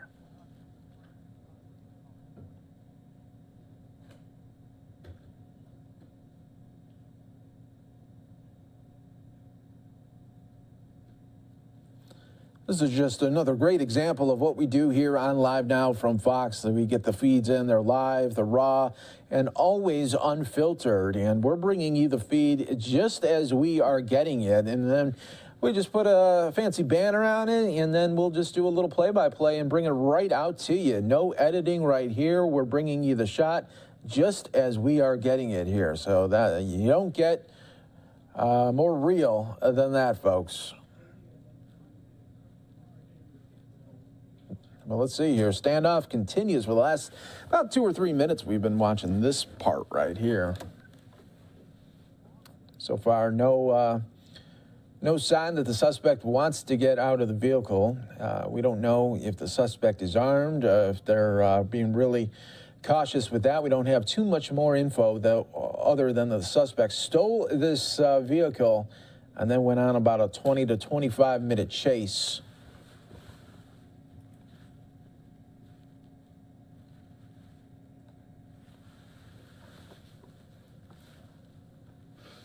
Well, we appreciate all our viewers always watching with us here live on Live Now from Fox. We have some other officers coming now. Let's see what's going to happen here as they approach. Oh, they're running now. Let's see if see what's happening as they're running. We're only getting this shot right now as they're coming up the hill here. And let's see what's going to happen as they approach the vehicle. Obviously, viewer discretion is heavily advised. I'd like to know why the officers, where the vehicles went. Because they're just walking up right here. Got the one police cruiser there. All right, let's see what's going to happen next. Guns are drawn. Viewer discretion heavily advised. Everybody stay right here with us.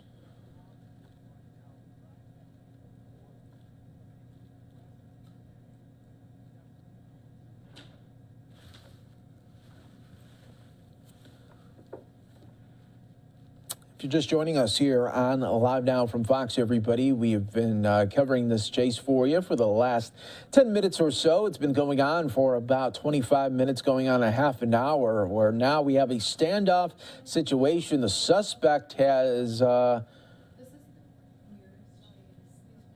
stopped the vehicle, but not gotten out of the car right now. It was a bizarre chase that seemed like it was going to be stayed on the streets, but nope, the suspect wanted to go off-roading and then find this private drive here that right above it is a home. Okay, we got the suspect, hands coming out here. All right, hands coming up. We got both hands almost up here right now as he is now putting his hands behind his back, behind his head right here, and looks like we will have a takedown here at just any moment, as now it looks like finally he is listening to officers' demands right now. See the police chopper there as well, high up above right now. And this was a bizarre one, but now we are seeing the suspect slide over a little bit more, and he's going to back now, and he'll go on the ground, and that's when officers will cuff him. But you just don't know what this person might do after allegedly stealing this vehicle. There we go. Takedown by officers, suspect under arrest, and that right there, everyone, is the first bizarre chase of 2022 that we had. And unfortunately, I know that there will be many, many others this year. You're watching Live Now from Fox, everybody. Thank you so much for joining us. We'll have other top stories and headlines for you today. We are expecting in this next half hour President Biden to be talking about meat prices in America. You've seen it in your grocery stores. The prices continue to go up. So what's the deal? We'll have more from the president. He's going to be talking to meat producers and suppliers coming up in this next half hour. You're watching Live Now from Fox. Let's take a quick 2-minute break.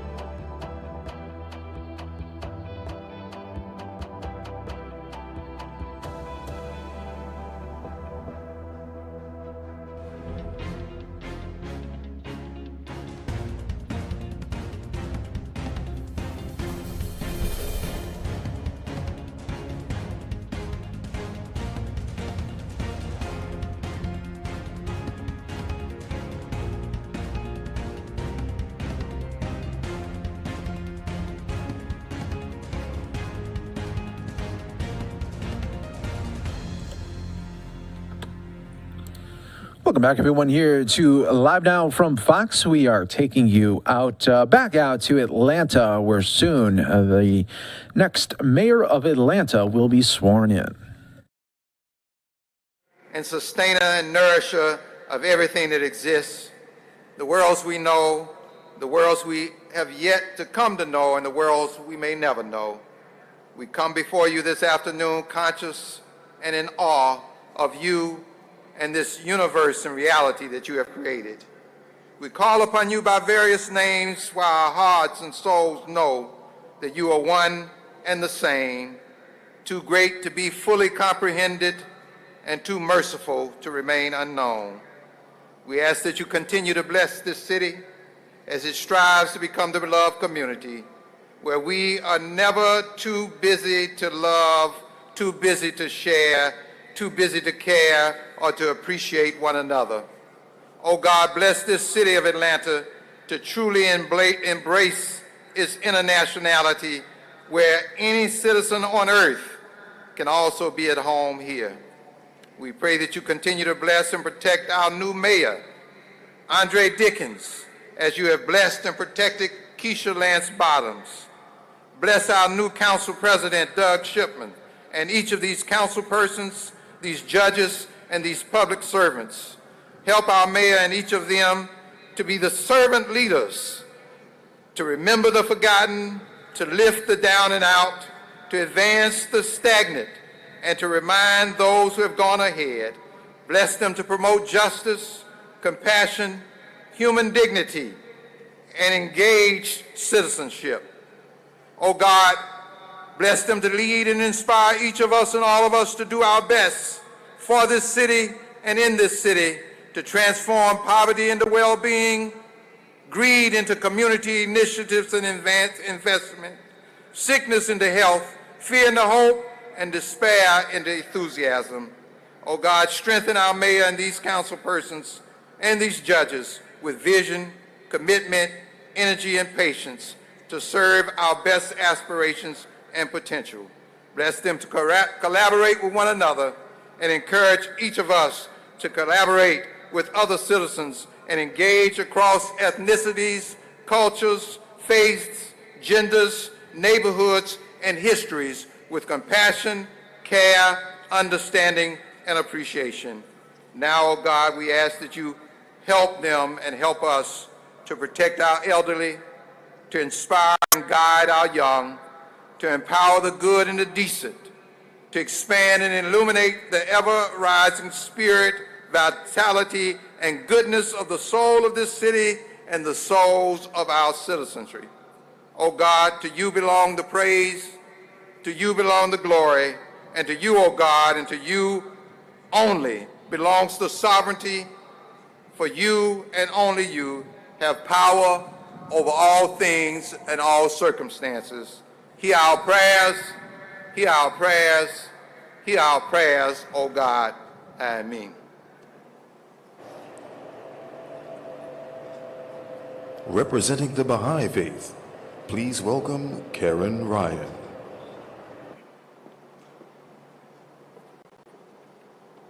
Blessings upon our new mayor, our city council, all of those who serve this great city of Atlanta. We are hearing about unity, the need for unity. So how do we achieve it? We speak it, but do we achieve it? Let us see our city as one body. If there is disease and illness in one limb or toe or fingernail, let the whole body respond.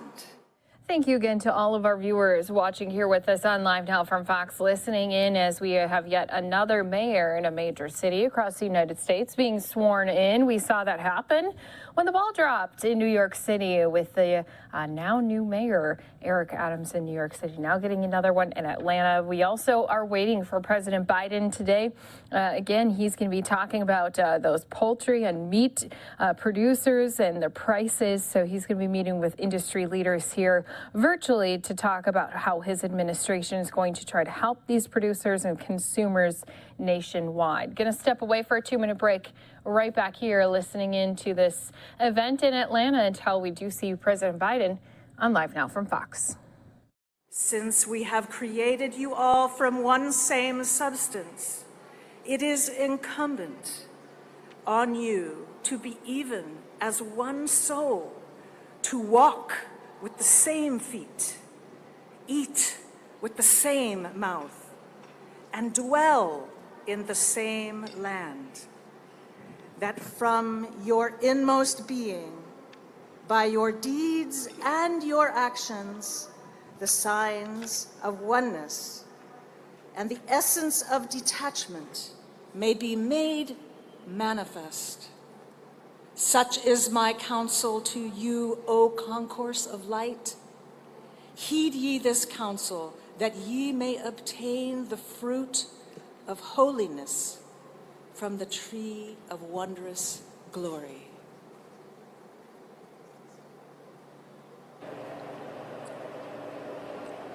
Ladies and gentlemen, please welcome Rabbi Joshua Lesser, Senior Rabbi from Congregation Beit Havarim. Shalom, Atlanta. In 2001, shortly after September 11th, faith leaders around the city of Atlanta sat with the profound awareness that we did not know our other spiritual leaders in this city. And so how could we urge our political representatives to tend to the soul of our city when we too were guilty of drawing lines and staying within the silos of our own traditions? And so Atlanta formed 2 organizations that are today called Interfaith Atlanta and World Pilgrims, that were founded in 2002, 2 decades ago. I was a young rabbi then. I learned from a generation of faith leaders like Imam Pleeman El-Amin, Reverend Gerald Durley, Jan Swanson, and Reverend Jane Fahey, how to weave Atlanta together with a vision of the common good at the center. We believed in Atlanta together with a vision where economic change and educational progress, justice reforms could be driven by the prophetic call to pursue righteousness, and that the awareness that each and every one of us is created in the divine image. When we draw the circle wide, the more we are able to reflect the truer nature of our Creator. We now find ourselves in Atlanta at a similar opportunity. We find ourselves here in needing of healing, needing reminders that separation is driven by fear and that to weather this pandemic and to remain whole, we need one another. This will take moving from comfort to courage, from narrow-sighted to open-minded, and from close-fisted to open-hearted. Let us pray. Holy beloved one, bless our city and all of her inhabitants. Protect us and shield us from harm. When it is dark, remind us that this is the time to plant seeds. And when it is light, guide us to harvest our resources to benefit all who reside in Atlanta. When it is dark, support us in our dreaming. And when it is light, move us to action. Urging each and every one of us in this city to use our gifts to better Atlanta. Bless us with the courage to embody the change and repair that we need to address our history with justice. And Source of Life, let us turn to our elected officials, our new Mayor Andre Dickens, our new City Council President Doug Shipman, and our City Council members and elected officials, and bless them. Guide them in wise discernment as they find strength in listening to their constituents. Open their hearts with curiosity to new ideas. Grant them strength to hear their critics, and allow them to separate important truths from mean-spiritedness. May they hunger for justice. Help them turn aside from the temptations of power so that their effectiveness benefits all of us who dwell in our city. And may their efforts be met with appreciation and equal effort from its citizenry. But let their reward be the satisfaction of a city restored. Remind them that when they draw the circle wide, there are no sides. There is just one Atlanta. Let there be unity in our city that is grounded in the dignity of our common humanity. And let us all say, Amen.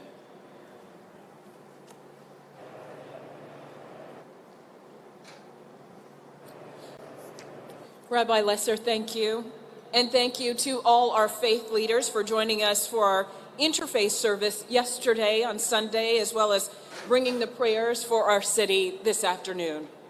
Now, the Honorable Judge Shadina C. Morris from the DeKalb County Superior Court will come forward to administer the oath of office to the judges of the Atlanta Municipal Court.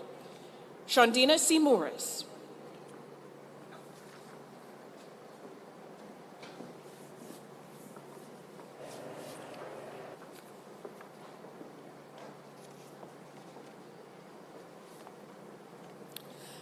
Good afternoon. Congratulations, Mayor-elect Andre Dickens, Atlanta City Council President Doug Shipman, newly elected and returning City Council members, and our judges. It is truly an honor to administer the oath of office to the judges of the Municipal Court of Atlanta, receiving over 422,066 votes collectively during the November 2nd, 2021 election. And so it is once again an honor and a privilege to our Chief Judge, Christopher Portis, and all of our City of Atlanta Municipal Court judges. With that, if you all would raise your right hands and repeat after me. I, and state your name, do solemnly swear or affirm that I will administer justice without respect to person and to do equal rights to the poor and the rich, and that I will faithfully and impartially discharge and perform all of the duties incumbent on me as judge of the Municipal Court of Atlanta according to the best of my ability and understanding and agreeably to the laws and Constitution of the United States and of the state of Georgia and the charter and ordinances of the city of Atlanta, and that I will support and defend the Constitution of the United States and of this state of Georgia. So help me God. Congratulations. Congratulations. Thank you, John. Thank you. Will you please welcome Atlanta Municipal Court Chief Judge Christopher T. Portis. Do want to let all of our viewers know we are still keeping an eye on that shot for President Biden. He is going to be making some remarks as he meets virtually with ranchers and producers across the country at a time when we are seeing meat prices continuing to rise. As soon as we do have that event taking place, we'll be jumping into it live. I did lose my shots of it, but if we are able to get them back, we'll of course be showing them in a watch box for all of our viewers. Going to step away for a 2-minute break, continuing to listen in to the swearing in ceremony taking place in Atlanta when you return. Congratulations to my friends and colleagues. Congratulations to Council President Shipman, and congratulations to Mayor Andre Dickens. This is truly a wonderful occasion, and it is my pleasure today to bring you greetings on behalf of the Municipal Court of Atlanta. Our city's court system, like all judicial institutions across this great land, strive to be vestiges of fairness, impartiality, and the administration of the rule of law. Justice is the foundational principle upon which our court system lives and breathes. The past several years has tested the resolve of our system, as well as those responsible for administering it. Whether by demands to reform decades-old practices and update archaic policies, or whether by the unprecedented altering of life caused by the pandemic, challenges have not been few. Through it all, the court system has met the challenge, responded in kind, and delivered on its responsibility of service. Justice cannot be sidelined by the pandemic, and your city's court system remains the busiest by volume in the Southeast United States. Over the past 12 months, over 150,000 individuals have had their day in court and walked through the doors of your courthouse. Individuals who breached the peace and break the law did anything but shelter in place. Therefore, your court system has remained operational to ensure victims and the community alike had an opportunity to be heard. But justice does not end at the imposition of penalties alone. Justice also demands that we seize upon the opportunity to change lives. Change lives with an eye towards making an individual better, thereby making a community better, which in turn makes our city a better place for us all. That is why throughout the pandemic, your court has continued and will continue to operate programs like its Homeless Court and Restore Atlanta programs, which include restorative justice and teens learning control. Justice imposes a responsibility upon all of us for our most vulnerable populations. Justice also requires that we teach young adults that the ability to make decisions imposes the responsibility to accept the consequences of those decisions. Over the past year, 37 individuals fully completed our Homeless Court program and have charted a personal path to ending their homeless status, as well as ending their cycle of repetitive engagement with the criminal justice system. 341 teens completed our Teens Learning Control program and are on the path to being better citizens with a better understanding of how their justice system operates. And 224 individuals resolved minor criminal offenses through our restorative justice program, thereby avoiding a criminal history while at the same time gaining a new appreciation for personal accountability. Of the community service performed by individuals as an alternative to fines and fees, nearly a year's worth of time was completed over the past 12 months, or more than 8,500 total hours of service given back to the community. Justice during a pandemic required courts to rethink how the public accessed the court system, while at the same time impressing upon litigants the requirement of participation. Technological upgrades like kiosks designed to allow individuals to accomplish tasks electronically by touchscreen, things that were once only available by in-person contact, were implemented. Options to appear in certain cases virtually and resolve others online were put in place, and new ways to move individuals throughout your courthouse safely, while operating 12 courtrooms and over 20 calendars daily, were deployed. While your court system has attempted to do its part to meet the demands of justice, yesterday's news is by definition old news. Today, we are here to inaugurate a new chapter in our city's bright future. Your court system and the 10 judges who make it up remain your partners in delivering the promise of service to the city of Atlanta. The challenges beyond today will again be novel, and your court system is eager to work with every individual on this stage to ensure our city's government meets those challenges. Together, we will continue to display to all of Atlanta that its government is functional and capable of meeting the demands of an ever-changing tomorrow. As a native Atlantan, I remain optimistic because of the story of Atlanta. I remain optimistic because of the story of those who serve and lead Atlanta. A young man and father from Southwest Atlanta who also graduated from Benjamin E. Mays High School will be sworn in as mayor in only a few minutes. He and his story inspire me and inspire optimism in us all.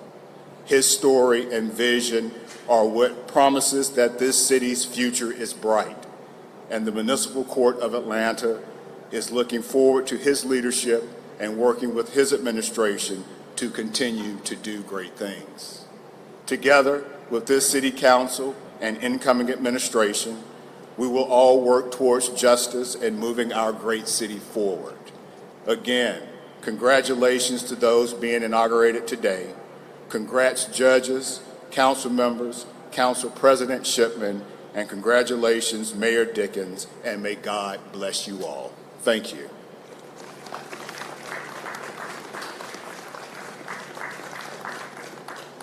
And thank you again to all of our viewers watching here with us. We will get back into this event, but I do want to let all of our viewers know we are still keeping an eye on President Biden. He is going to be set to talk with some of our industry leaders when it comes to meat producers and poultry. So they will be announcing a plan to help producers and consumers nationwide as Biden does meet with farmers and ranchers across the country. This will be a virtual event.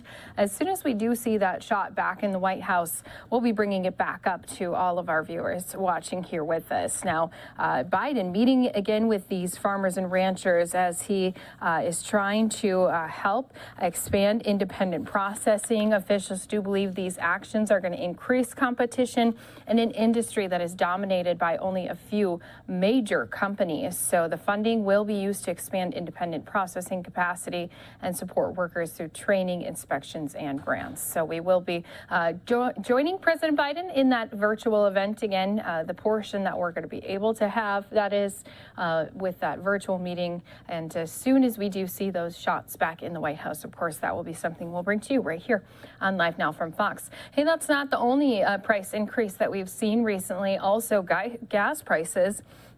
Well, they're expected to continue to increase this year steadily all the way until at least this summer. Now, this is according to a recent forecast by fuel tracker Gas Buddy. Gas prices will rise significantly this year, projected to be as high as $4.13 per gallon. Now, the same report says it's expected prices will be lower towards the end of the year. But remember, we just entered into 2022, so that's still quite a few days to look for some relief there at the pump.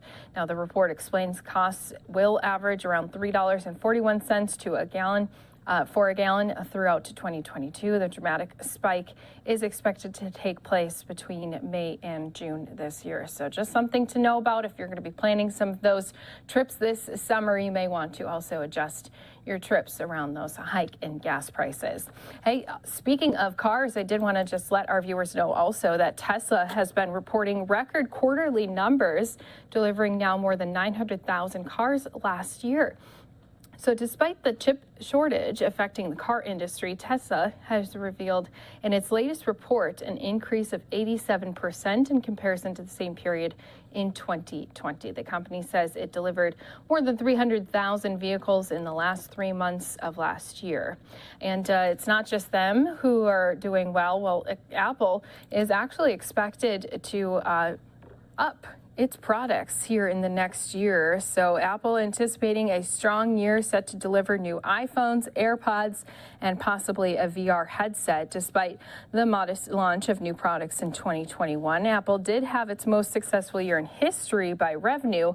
The tech giant also recently announced plans to remain competitive for workers, offering to top engineers bonuses up to $180,000 amid deficits and to Meta. So we will continue to follow all of these top stories right here for you on Live Now from Fox. Do you want to let all of our viewers know, not only are we waiting for President Biden to start his meeting virtually, we do also have a virtual meeting going on right now with some of our leaders over in New Jersey as they try to combat COVID-19. It is something we are seeing on the rise across the country.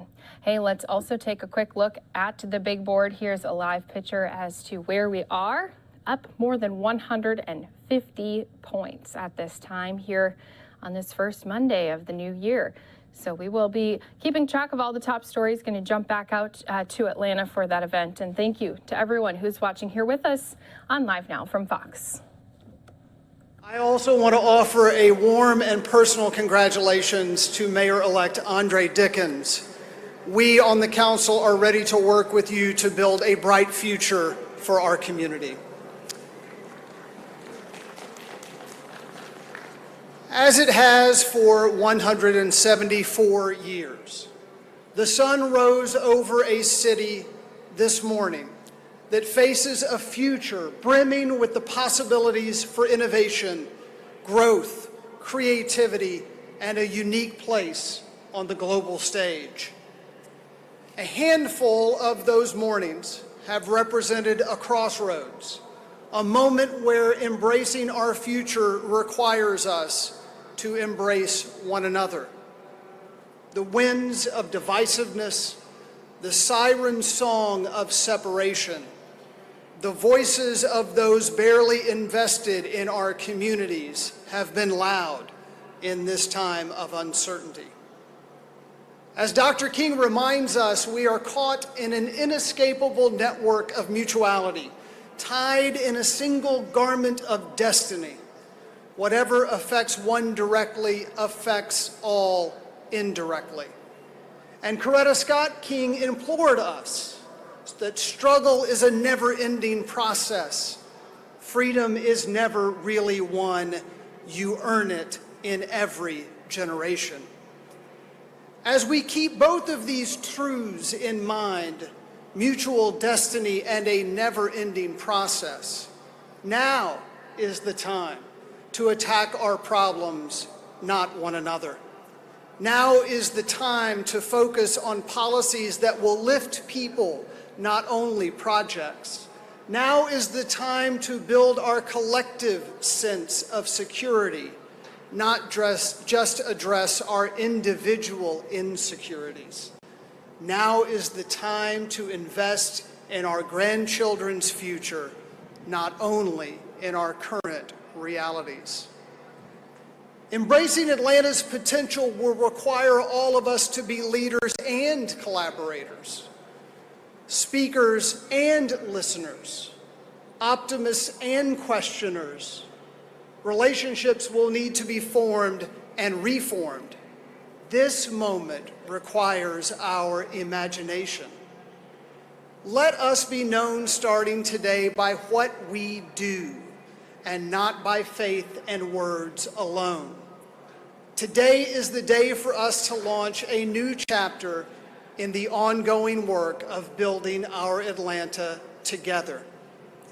To all of my colleagues, I am honored to be a part of a city council ready to tackle our challenges, willing to engage our residents, and excited to work with a mayor able to bring us all together.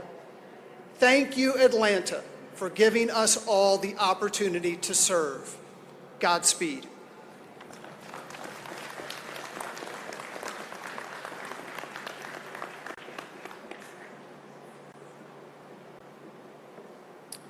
Once again, congratulations, Council President Shipman. Thank you so much for your countless efforts in serving the city so far, and we look forward to your leadership as well.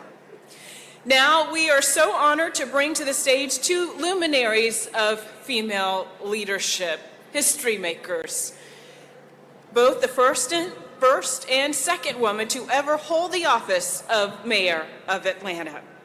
Atlanta's 60th Mayor, the Honorable Keisha Lance Bottoms, and the Honorable Shirley C. Franklin, 58th Mayor of the City of Atlanta. Please join me in welcoming them as they share words of wisdom with Atlanta's newly elected leaders. Please welcome to the podium Mayor Franklin.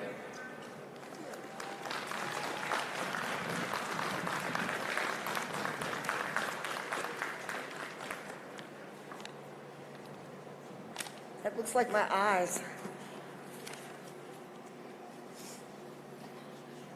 The mayor told me to say something to make you warm. I can't follow that direction. I don't know exactly what to do about that. I would like to recognize Mayor Reed, who's in the audience as well. It's good to see you today.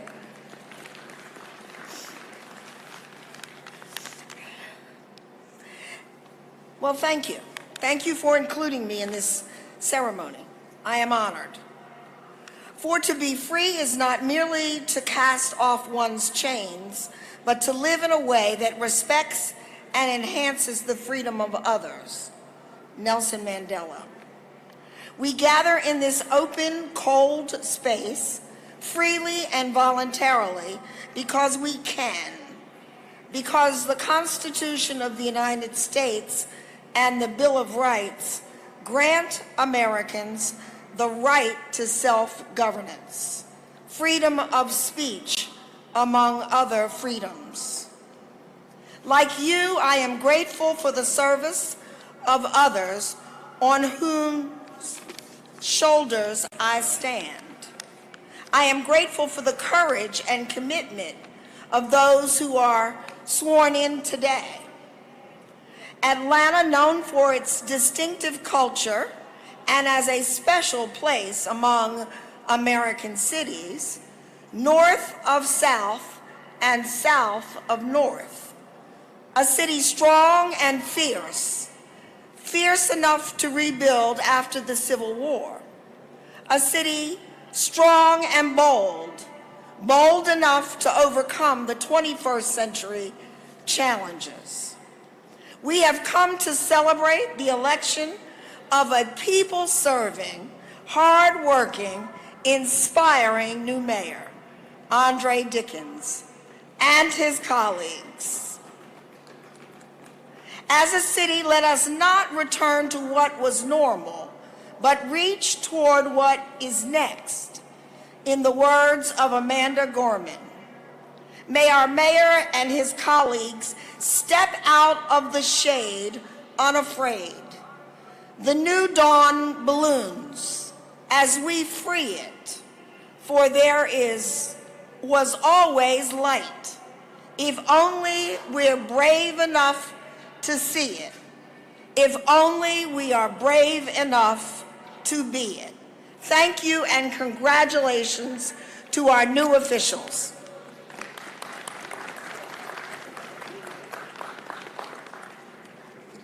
Mayor Franklin, thank you. I'm just going to raise the mic a little bit. Thank you so much. It's wonderful to see you again. And now, certainly a woman who needs no introduction, but I will introduce her anyway. Mayor Keisha Lance Bottoms, please come to the podium.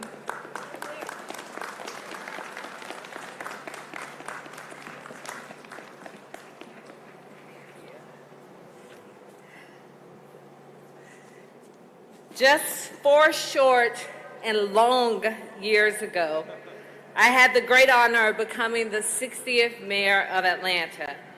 My cousin was recently visiting my mom's house over the holidays and looked at a picture in her home from the day that I was sworn in. And he said, "Oh, look at you, your eyes were so full of hope." I also reminded him that my face was a lot thinner and my cheekbones more prominent, but I digress. I'm certain that no one present on that day in the Martin Luther King Jr. International Chapel on the campus of Morehouse College could have predicted that just 3 months later, our municipal government would be crippled by the largest ransomware cyber attack in any city in America. And just 2 years later, we would be hit with a global pandemic, economic downturn, experience a social justice movement that would forever change our lives. There was no script for leadership, no manual upon which to reference. But I was reminded within our DNA as a city is resilience, courage, and an ability to think beyond the norm, and imagination to dream beyond all that seems possible. In what was described as some of the most challenging times in the history of Atlanta, we not only survived, but we thrived. And together, we elected a president, a vice president, 2 senators, and a new mayor who believe the very best in who we are as a city. We were and we remain one Atlanta. As I took the oath of office 4 years ago, not only did I have hope for Atlanta, but a present reminder that before me had been men and a fierce woman who took our beloved city beyond the place where they found it and made it better. Mary, like Dickens, on election night, you said that you stood upon the shoulders of those who had come before you. May you be dedicated like Sam, a visionary like Maynard, courageous like Andy, brilliant like Bill, resolute like Shirley, bold like Kasim, and optimistic like me. Believing that our best days and in our most difficult of days, that all things will work together for our good. Mary, like Dickens, as you chart the next and greatest path of our city, it is my hope that will you not only stand upon our shoulders, but you will take the best of what each who have come before you have had to offer our city, and my prayer is that you will soar. Our communities, our families, and our children deserve nothing less. 1 Corinthians 13:13 says, 3 things will last forever: faith, hope, and love. The greatest of these is love. Mary, like Dickens, I know that you love our city, and I know that the deep and abiding love that you have for Atlanta will make the work that you do on behalf of all of our communities. And thank you again to all of our viewers watching here with us on Live Now from Fox. We've been inside of this event in Atlanta, Georgia, as they get ready to swear in their new mayor-elect. Andre Dickens. That will be happening here soon, but we have been waiting patiently for President Biden. Again, he's going to be speaking very shortly with just some of the leading industry members of farmers and ranchers across the country. This virtual meeting is going to be taking place. It was scheduled almost an hour ago, but you can see here waiting for the president to come out and start this meeting as they talk about how they're going to combat some of these rises in prices. So we are going to step away for a 2-minute break. If the president steps out, you can count on us to be inside of this event as soon as that does happen. We'll see you right back here in just 2 minutes.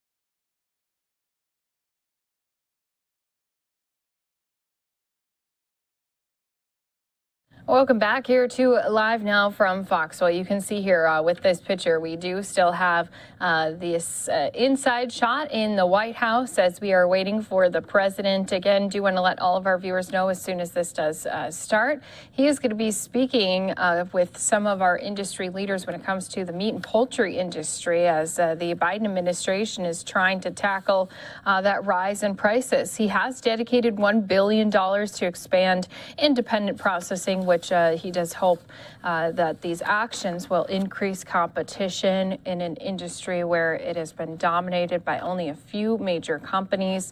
So we'll get to listen into just a small portion of this once it does get started. As soon as that does happen, of course, we'll be going into it live here on Live Now from Fox. But do want to say thanks again to all of our viewers watching here with us. We were listening into multiple speakers ahead of Atlanta swearing in their newest mayor. Let's go ahead, listen in, as now that is finally taking place down in Georgia. I will observe the provisions of the charter ordinances and regulations of the City of Atlanta. And regulations of the City of Atlanta. And I will support and defend. And I will support and defend the Constitution of the State of Georgia. The Constitution of the State of Georgia. And the Constitution of the United States of America. And the Constitution of the United States of America. So help me God. So help me God. Congratulations, Mayor Andre Dickens. Good, Mom. Mom, you okay? Okay, thank you. And now, ladies and gentlemen, please welcome the 61st Mayor for the City of Atlanta, the Honorable Andre Dickens.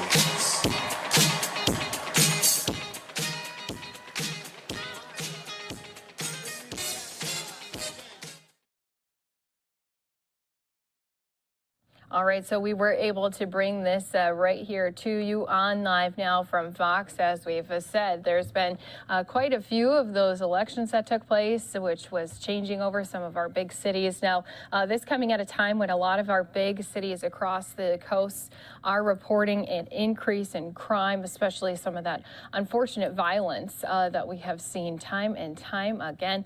So we do want to let everyone know that we're going to be staying on top of course, all of those stories right here for you on Live Now from Fox. But it does seem like we're going to hear some very first words from the new mayor. Let's go ahead, listen in live.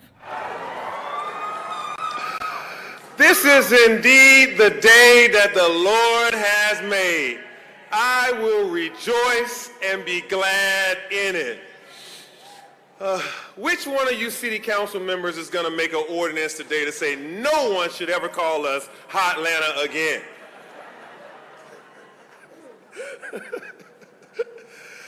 I want to first thank Georgia Tech, my alma mater, and President Angel Cabrera for allowing us to have this ceremony here today at Bobby Dodd Stadium. It really means a lot to me to be back in this arena to receive this honor on this campus. I want to congratulate all of the members of the Atlanta City Council and our City Council President one more time. I want to congratulate you on stepping up and making this big commitment to continue to serve the people of Atlanta. I know the work of the City Council as a former council member, and the people are counting on you to continue to passionately represent them for the next 4 years. Again, congratulations, and I look forward to working with each and every last one of you. Congratulations to the judges who were sworn in today, and I thank you for your service and for you to continue to serve the city of Atlanta well and maintain the sanctity of our justice system. Thank you to all of the other current and former elected officials here. I see in the stands here Mayor Reed. I also see Senator Warnock, Nakima Williams, Representative McBath, and so many others that are here, state representatives and current members of our legislative bodies. Thank you all for being here. You represent the cities, the state, the metro area, and this nation. And of course, I want to thank with all my heart my family and my friends. Without you and your constant support, I would not be able to stand here today. So thank you. And to all of my friends and supporters, I thank you during this really long election cycle. Finally, I want to give all praises to God for blessing me to be able to see this day. God has given me so much, and today I have simply to say, thank you, God, for blessing me with all of my heart. Thank you. I greet you all today as a native of Atlanta's Adamsville neighborhood, the son of a hard-working mother, the father of a 16-year-old daughter, a deacon in my church, a public servant, and a graduate of this esteemed university, Georgia Tech.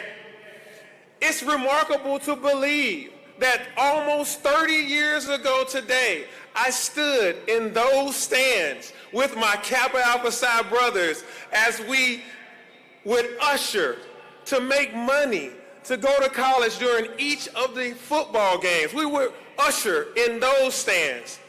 And so I stand here before you today to usher in a new day in the city of Atlanta. I greet you in the spirit of my predecessors, Ivan Allen, another Georgia Tech graduate, who is the namesake of Georgia Tech's College of Liberal Arts, who boldly testified in favor of the 1964 Civil Rights Act during a turbulent time in our country. I greet you in the spirit of Maynard Jackson, who became the first black mayor of the city of Atlanta. And he built the busiest airport in the world and created the Minority and Women Business Enterprise Program that has been implemented all over the world. I greet you in the name of Ambassador and Mayor Andrew Young, who brought us the Olympic Games and whose vision of turning Atlanta into an international city has placed us on the global map. I greet you in the name of Shirley Franklin, one of my strongest supporters, the first woman to be mayor of Atlanta, and who had the temerity and the courage to restore the public trust in government and tackle the neglected issues of improving our infrastructure and creating new and vibrant institutions such as the Atlanta Beltline. I believe, as they believe, that together there is nothing that we can't accomplish, starting with redeeming the soul of Atlanta. Our true opponents are not some political competitor or some neighbor that we disagree with. No, our opponents are poverty, fear, inequality, violence, hopelessness, and homelessness. Each mayor had their burden, and mine is to bring us together to form a safe, clean, thriving city and to restore our sense of community. I also want to recognize the positive contributions of other mayors that came before me. William B. Hartsfield, who had the vision of the great airport that for the last 50 years has become the economic engine of the Southeast. Sam Massell, who ushered in MARTA and who has been a business leader in Buckhead for several decades. Bill Campbell, who was the first city councilman in the modern era to become mayor and who presided over the Centennial Olympic Games. Kasim Reed, who oversaw the building of the Mercedes-Benz Stadium and Tyler Perry Studios. And of course, my friend, Keisha Lance Bottoms, our outgoing mayor, who has had the wherewithal to steer us through the COVID-19 pandemic and defended us against a cybersecurity attack. This is an awesome list of public servants that have come before me. And so it is, with an immense amount of reflection, an immense amount of humility and honor, I hold out my hand to receive this precious baton of responsibility from these leaders. I accept this responsibility of uplifting the soul of the city of Atlanta. None of my predecessors accomplished these things by themselves, and neither can I. I want to thank Atlantans from all over the city in every neighborhood, of every race and ethnicity, of every faith, of every gender and sexual orientation, of every political background. And I want to tell you that this mayor, this city council, these judges, we see you. We are here to serve you.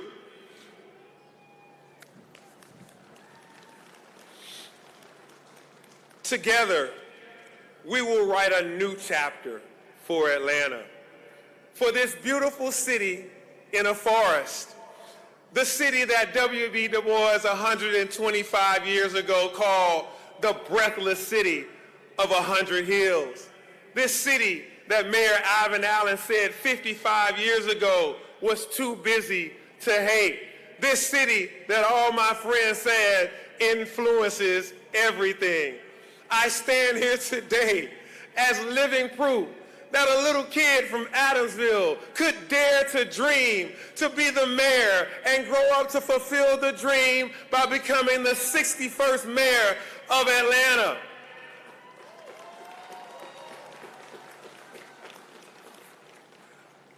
My visions for Atlanta are filled with optimism. Oh, Atlanta, I'm a positive person. I always see the good in a situation when others may see the bad.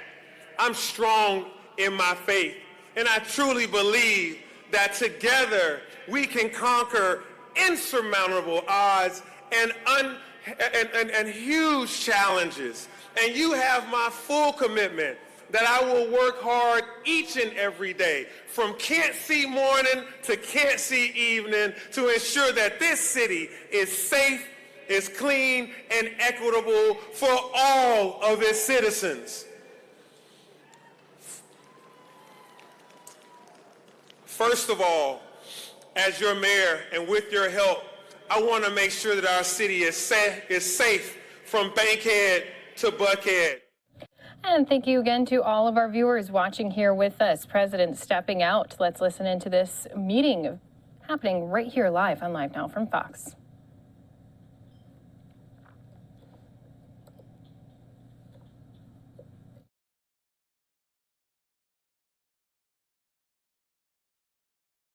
Here. And before we begin, I want to say a word about where our economy stands today. We're entering 2022 in a position of a unique economic strength. 6 million new jobs, a record number for a new president, been created since January last. Unemployment is down to 4.2%, 3 years ahead of predictions. New small business applications are up over 30% compared with before the pandemic, and the fastest growth in America in nearly 40 years.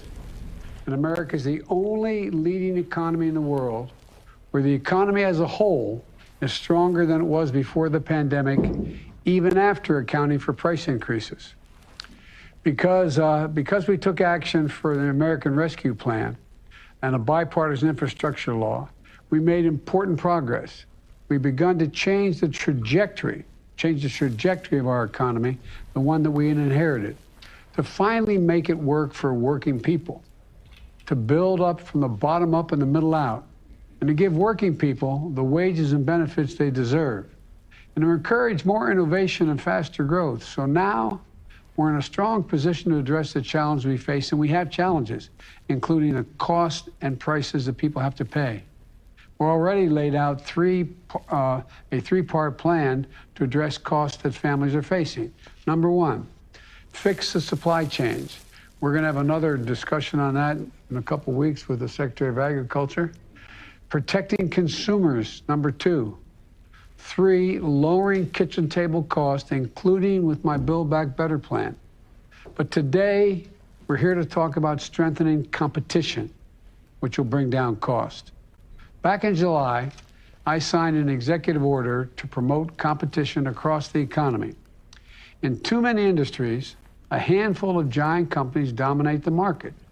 And too often, they use their power to squeeze out smaller competitors and stifle new entrepreneurs, making our economy less dynamic and giving themselves free rein to raise prices, reduce options for consumers, or exploit workers. The meat industry is a textbook example on the price side. 4 big corporations control more than half the markets in beef, pork, and poultry. These middlemen that they buy from, farmers and ranchers, and sell the processors, sell the processed product to grocery stores. That's the way it works. Without meaningful competition, farmers and ranchers don't get to choose who they sell to. Or put another way, our farmers and ranchers have to pay whatever these 4 big companies say they have to pay, by and large. But that's only half of it. These companies can use their position as middlemen to overcharge grocery stores and ultimately families. If we can hold a second, I was telling my colleagues earlier in my office that I was sitting in my kitchen yesterday, and there's a sunroom off the kitchen, and my wife was there with her sister and a good friend named Mary Ann, and she was saying, "Do you realize it's over $5 for a pound of hamburger meat? $5? Well, this is partly, the pound of beef today costs $5 compared to less than $4 before the pandemic." And here's some historical context. 50 years ago, ranchers got over 60 cents for every dollar a family spent on beef. Today, they get about 39 cents. 50 years ago, hog farmers got 40 to 50 cents for each dollar they spent. Today, it's about 19 cents. And the big companies are making massive profits. While their profits go up, the prices you see at the grocery stores go up commensurate. The prices farmers receive for the products they are bringing to market go down. This reflects the market being distorted by lack of competition. I've said it before and I'll say it again. Capitalism without competition isn't capitalism, it's exploitation. That's what we're seeing in meat and poultry, and those industries now. Small, independent farmers and ranchers are being driven out of business, sometimes businesses that have been around for generations. It strikes at their dignity, their respect, and the family legacies so many of them carried for generations after generation. So I'm here as Secretary of Agriculture Tom Vilsack, former governor of the state of Iowa, and Attorney General Garland, to talk about how we can create fair markets and more opportunities for family farmers and ranchers and bring down the price at grocery stores. There are 4 pieces of our action plan. First, we're going to invest $1 billion in new and expanded meat and poultry processing capacity, funding that was included in the American Rescue Plan to revive our economy, to bring in more competition and dignity and more farmers, ranchers, and customers. We're going to invest in new and innovative small businesses and meat processors, the lifeblood of our economy. And when we do this, we'll give farmers and ranchers more options beyond giant processing conglomerates, shore up the weak points in our food supply chain. Secretary Vilsack will share some about this very shortly. Second, we're strengthening rules to protect farmers, ranchers, and other producers. For example, the Department of Agriculture is rewriting the rules under the Packers and Stockyard Act, which was a law back in the 1920s that was needed at that time and still needed to protect farmers and ranchers from abuse by processors. The last administration weakened that law, making it possible for the abuse that we're seeing now. We're going to strengthen the law to make sure it works as intended. Third, the United States government, my administration, will enforce existing competition laws vigorously and fairly. My executive order on competition established a whole-of-government approach to increasing competition. And our new White House Competition Council, chaired by the head of my National Economic Council, including members, and Brian is here today, and including members of the cabinet and other key agency officials like the Secretary of Agriculture, the Attorney General, the Secretary of Labor, the head of the Federal Trade Commission. We're all there to make sure that antitrust laws are enforced across the board. Today, the Justice Department and the USDA announced a joint initiative to make it easier for farmers and ranchers to report potentially illegal practices in the agricultural sector. Attorney General Garland will discuss this more. Fourth, we're bringing greater transparency to the industry. A free market isn't truly free without transparency around prices. How do you justify the price? And right now, that's largely disappeared in the cattle market, transparency. Back in August, the Department of Agriculture took steps to address this, and we're going to keep pushing. And I'm pleased to see that Congress is taking action as well to increase competition and fairness, with a bipartisan group of senators now working on legislation to make cattle markets more transparent. And all these issues are areas where we can and we must come together in a bipartisan way. And I'm grateful to the members of the Democratic and Republican members of Congress for being willing to come to the table. Senator John Tester and Senator Grassley of Iowa, Tester's from Montana, have been leaders in this effort. And I'll be inviting a bipartisan group to come together to discuss how we can make progress legislatively as well as they're proposing, even as we continue doing everything we can on the executive branch side. Strengthening competition is good for all of us. Farmers and ranchers deserve a fair shake.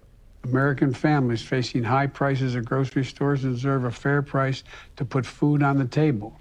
Rural communities which see more good jobs when there's more competition, and our economy as a whole as we make our food supply chains more resilient. I'm looking forward to hearing from the farmers, ranchers, and processors joining us today. We're going to ensure that you have the tools you need on the level playing field you deserve. And we're going to fight for fair prices for American farmers, ranchers, and families, all three. With that, I'm going to turn it over to Secretary Vilsack. Tom, the floor is yours. Mr. President, thank you very much. And certainly as I traveled around the country, I've heard sad stories of farmers and farm families who've had to leave this business because of a lack of competition. Your executive order on competition challenged us at USDA to take immediate action and to develop a set of tools to expand processing capacity, increase competition, improve farm income, and create good-paying jobs in rural America. And we went to work. And because of your American Rescue Plan, we have the resources to be able to do meaningful work, committing over $1 billion, broken down as follows. $100 million is going to be utilized to reduce the cost of inspections for existing small and very small processing facilities. This is going to help us maintain the capacity we have. $32 million in grants were awarded to 167 existing facilities to modernize their operations, to allow them to expand their opportunities beyond the state border, to engage in interstate commerce. This is going to expand market opportunity and income opportunities for these processors. $100 million in available loan guarantees to address the middle-level supply chain challenges that this industry faces, cold storage, warehousing, and also allowing these facilities to expand their operations as well. We believe this $100 million will leverage nearly $1 billion of investment. And the announcement today we make is an $800 million commitment of grants and loans to address capacity, workforce, and innovation challenges the industry faces. We're going to make available, Mr. President, $375 million in grants for expanded facilities and new construction of new facilities. Now, we want to get to work right away because farmers have been waiting a long time for this help. So $150 million of this resource is going to be made available under a request for proposal that we'll file this spring.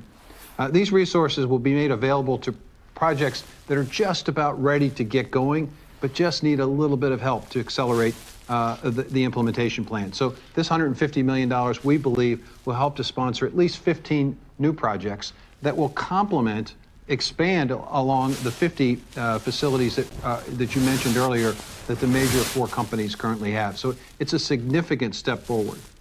$225 million of grants will then be made available this summer for products and for projects that are just getting started, that are on the in the infant stage.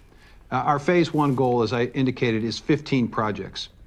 Additional $275 million, Mr. President, is going to be provided to our lending partners to create more affordable loans and financing available for facilities that are being built.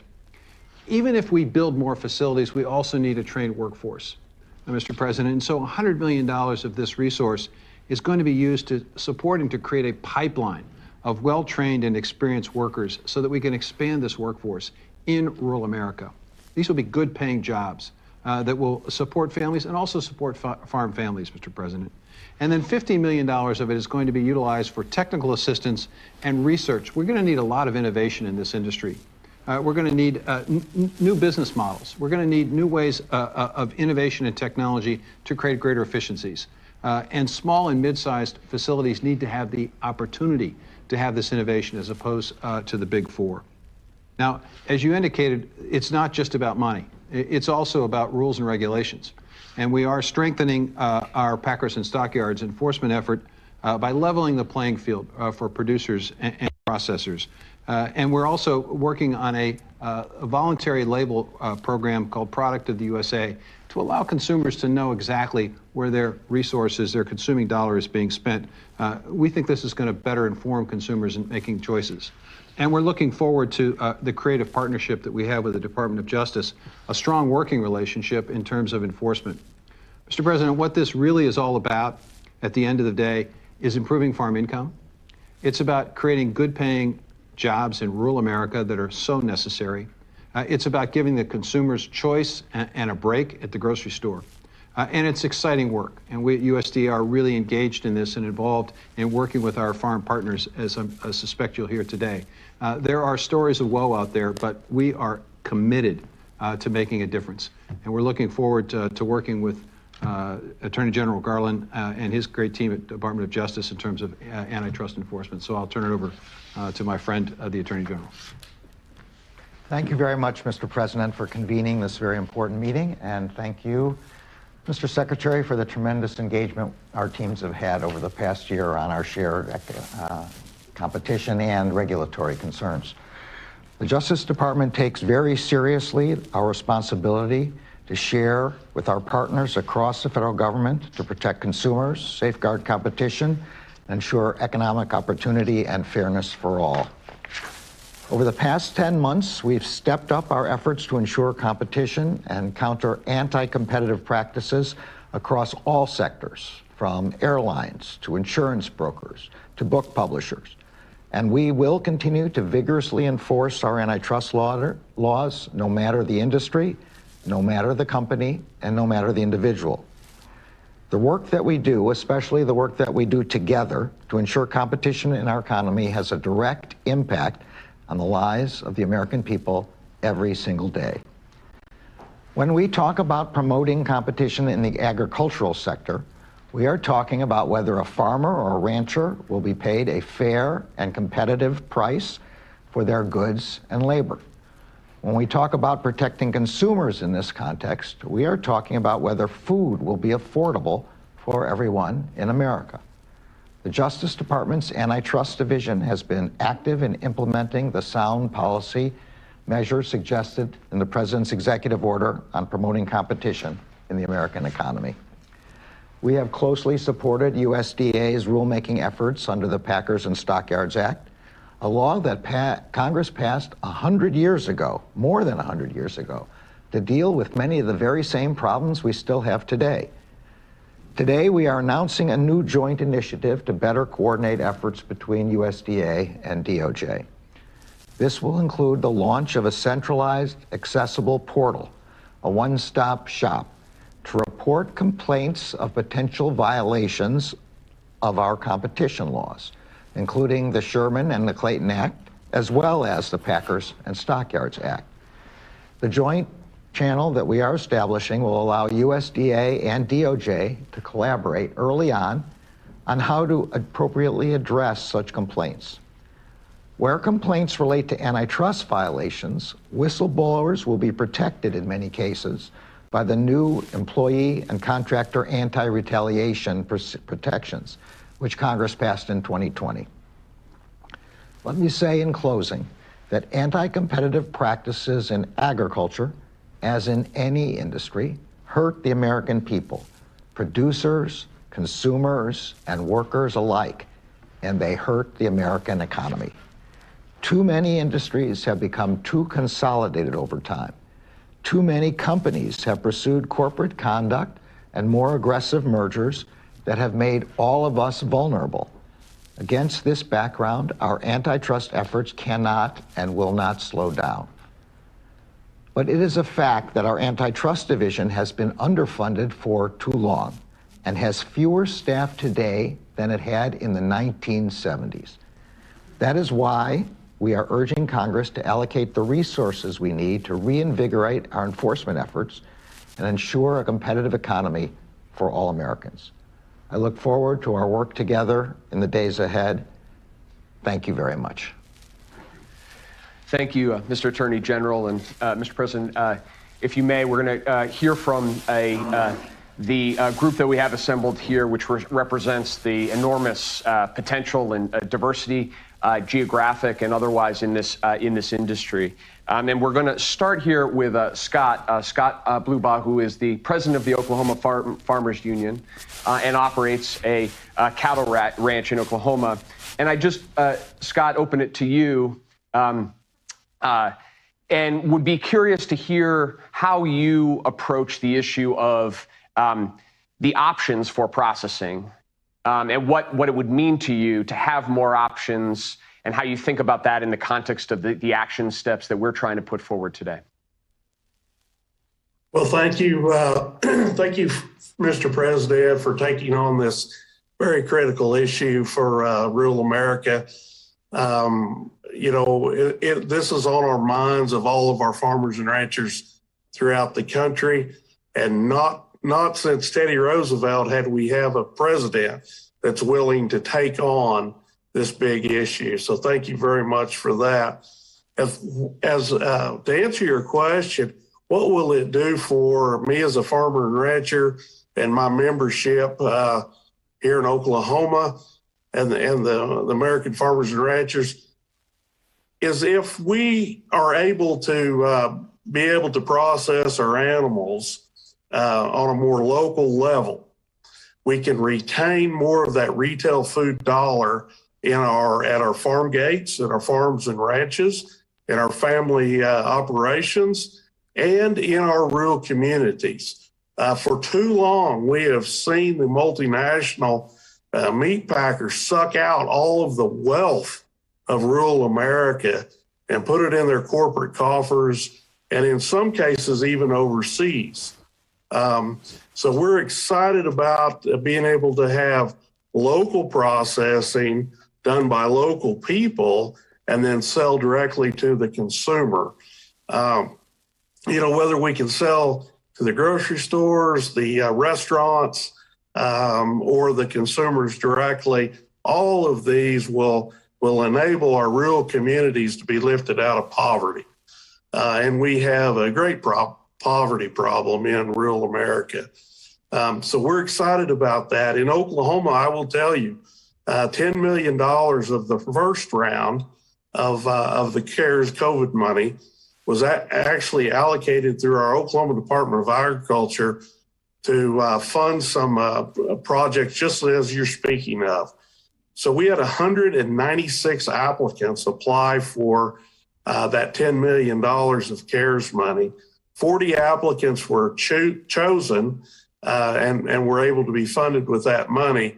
And out of that, we had 19 new mom and pop small processors either open up for business here in our state, or they were able to upgrade an old facility to meet the new safety and health standards and be able to market that across state lines. We also have had great success working with our tribal neighbors here in Oklahoma. As many of our tribal organizations, their governments have put new processing online or are in the process of it, processing both their cattle and their buffalo, and their excess capacity that these new plants has created has also given our independent farmers and ranchers in the community an opportunity to get their cattle processed and marketed. So we're very pleased with that and look forward to everything I heard here today. Hey, Brian. Yes, please. Mr. President, what Scott said at the beginning was that this was a critical issue for rural America. And I think it's critical from two perspectives that he raised. One, the notion of keeping the dollars in the rural communities where the dollars are being and the wealth is being generated. For far too long, we've had an extraction economy in rural America where these guys work 24/7, 365 days a year, raising these cattle, and then they transport them hundreds of miles away, and the profits basically go thousands of miles away. What Scott's talking about is retaining those profits in the small towns. That's going to create opportunities for farmers to be able to better afford that machinery. That's going to keep the implement dealer in business. They're going to be able to support that Main Street business. That's going to keep those retail stores in business. And it also going to create jobs. And I think it's really important to emphasize it's not just farmers who are going to benefit from this. It's also rural folks looking for a decent job. And if we do this right, with workforce training, with assistance, we can have good paying jobs to complement what's happening on the farm. So this is an incredible thing. Just so you understand how dire this is, Mr. President, and I'll finish with this. I was in Council Bluffs, Iowa, talking to a farmer this summer. And he came up to me and he said, Mr. Secretary, thank you so much for doing this. He said, I just sold a load of cattle. And he said, this is what irritates me about this whole system. I lost $150 a head $150 a head I lost on this cattle, but I know the processor that purchased those cattle is going to make $1,800 a head. And he looked at me and he said, Mr. Secretary, how is that fair? It's not. I have a question, Scott. When you talk about, you said be able to go locally. How far do you have to go before these smaller operations opened up to sell your cattle? I mean, the average farmer, cattleman in Iowa or in Oklahoma or, you know, wherever, how far do they have to take their cattle to actually sell them? Well, if we sell the cattle to the big four processors, then it's several hundred miles, and it's a little bit misleading that we have four of these very large companies, processors, but they're located more regionally. So in many cases, there's only one option to sell to, and so it's a take it or leave it price that you're offered. So when we tried to go around that system and not give our cattle away to these multinational companies, but if we can process them on a local level and then sell directly to consumers, it's just a win-win for everybody. It's a win for the consumer. They get more choices. In my opinion, they get a better product. And we know because of the pandemic has shown us and proven to us that consumers want to buy local if they can. And they want to know where their food comes from. And they trust the American farmer and rancher to do that. And their faith in the American farmer rancher is far greater than any of these multinational companies. So it's just a win-win for everyone I see, except maybe these four companies we're talking about. Thank you. So, Mr. President, I want to ask Corwin Heatwell to come in. Corwin is the founding farmer and CEO of Farm Focus, and to pick up on the last point, Corwin's on the front line of actually innovating and creating an alternative processing facility in the poultry industry. So, Corwin, can you talk a little bit about what motivated you to do it and the challenges that you've had in building your company? Yes, thank you. And as a sixth-generational farmer, I greatly value the farming lifestyle, but it was grieving when I saw dozens of farms closing down around me, and I realized that my own farm was not viable for the next generation. And we knew that something had to be done, but there was no option for us to get our animals processed locally.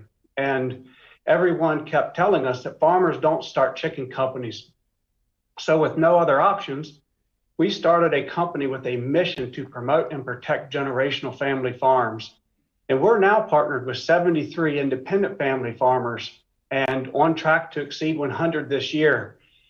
And we're also providing poultry products for around 1 million consumers. And our unique and scalable model of partnering with farmers focuses on the financial viability and sustainability.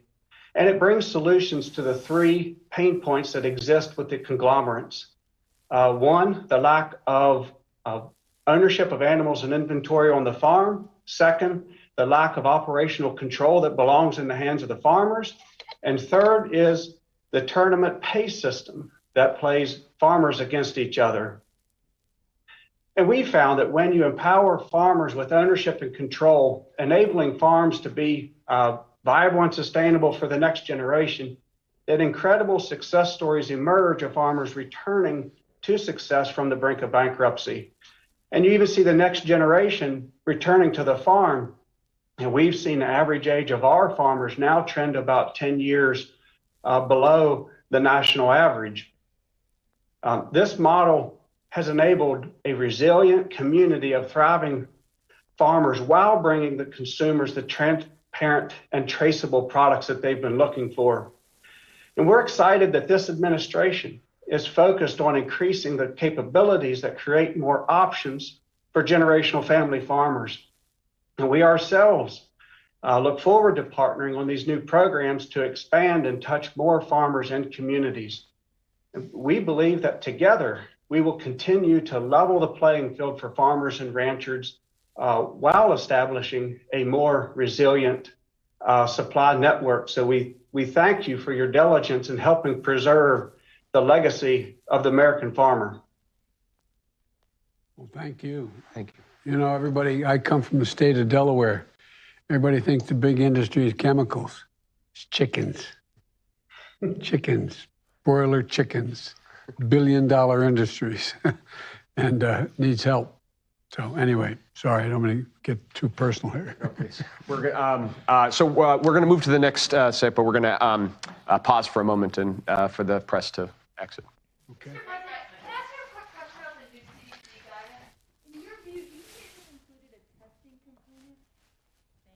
Thanks, guys. I'll be talking to you about that later. And with all Americans get those free COVID tests. Thanks, guys. We're going to do the meeting. You have confidence in you guys. Thank you very much. Are you going to break up the big 4 meat packers? All right, guys. Thank you. You have confidence in your COVID team? And thank you to all of our viewers. You can see here they are only allowing media to stay for that first portion of this virtual meeting as they continue talking about ways they can implement this $1 billion to help try to fight some of those rising costs we've been seeing in the meat industry. So once again, we did bring this live to you right here on Live Now from Fox. We also have been keeping an eye on some of those winter weather conditions that are happening for some of our northeast mid-Atlantic states. You can see too, multiple different cities have some of those snowy camera shots here. We'll be getting to more on this story here in just one moment, but I do want to let all of our viewers know that we continue to follow all the latest breaking news and top stories from across the country. And we once again have even more news alerts to be bringing to you right here. So this just in not too many moments ago, the jury in the Elizabeth Holmes case told the judge Monday that it is unable to reach a unanimous verdict of 3 of the 11 counts against the defendant. The panel sent the update in a note to U.S. District Court Judge Edward Davila shortly before 10 a.m. This on the 7th full day of deliberations in the high-profile federal fraud case against the former CEO of Theranos. Now, the judge read the jury's note out loud during a brief hearing, saying we are unable to come to a unanimous verdict on 3 of the counts the judge had read. Now, attorneys briefly did discuss the note before the judge agreed to call the panel in, provide an additional instruction, urging the jury to continue its deliberations.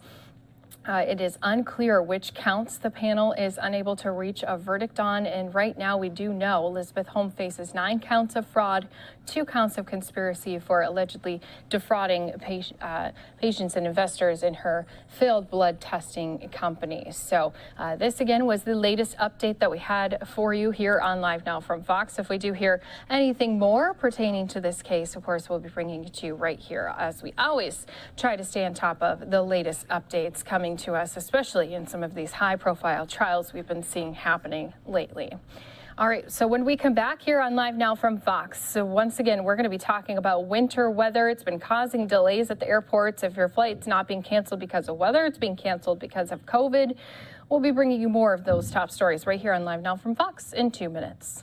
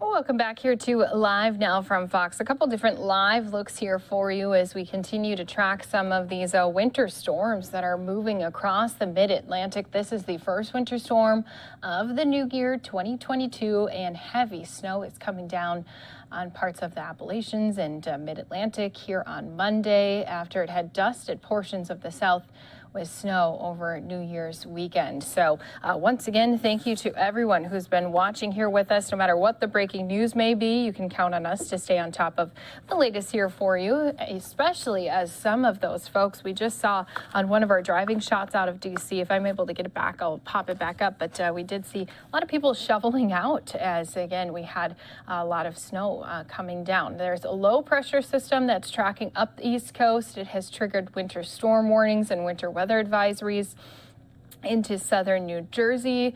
So this includes a lot of the Baltimore, Philadelphia metro areas. And in addition to the snow, we have some gusty winds from this winter storm. They've also triggered some power outages in portions of the mid-Atlantic and southeast. As of midday Monday, more than 700,000 customers, I do believe it's even gotten too close, 1 million customers were without power in parts of Virginia, North Carolina, Georgia, South Carolina, and Maryland. This is according to poweraoutages.us. So this is definitely going to continue to blanket some areas over in those states, Maryland, Virginia, Delaware, parts of even Pennsylvania as well.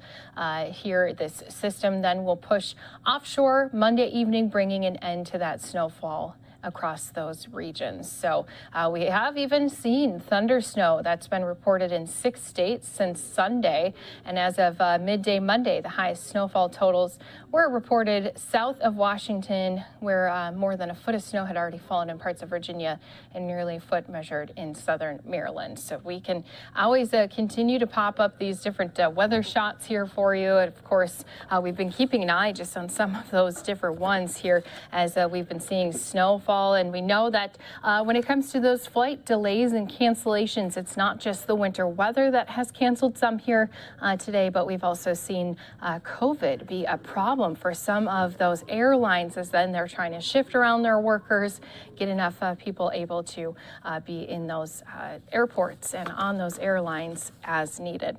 And with that being said, we know that COVID-19 also posing a problem when it comes to schools. So today does mark the return to school for many of our kids nationwide, but they may be returning to what is a little bit of a different looking building than the one that they left. School districts have been returning to mask mandates, social distancing, and increased testing for COVID. In New York City, home to the country's largest school system, 2 million at-home tests are being distributed to students. Meanwhile, Chicago's public school system is purchasing more than 100,000 laptops in case remote learning becomes required once again. So we've been following all of these top stories here for you on Live Now from Fox. This coming also at a time when the FDA is trying to finalize and authorize those COVID-19 booster shots for kids. So they are planning on extending the eligibility for COVID booster shots this Monday due to the increasing spread of the Omicron variant.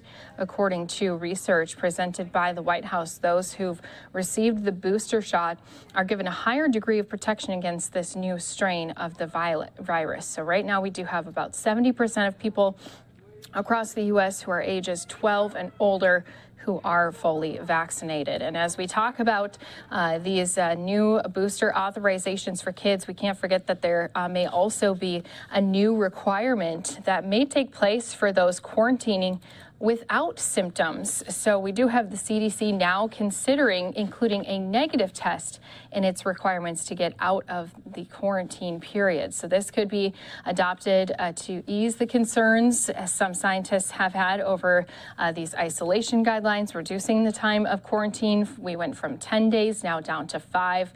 And this all at a time when nationwide the average number of cases has jumped to around 400,000 per day thanks to this Omicron variant. So we all know it just continues to cause trouble for not only our airlines, but our schools and businesses coast to coast.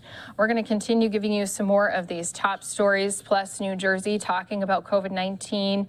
Their briefing will be also coming up all here on Live Now from Fox after this 2-minute break.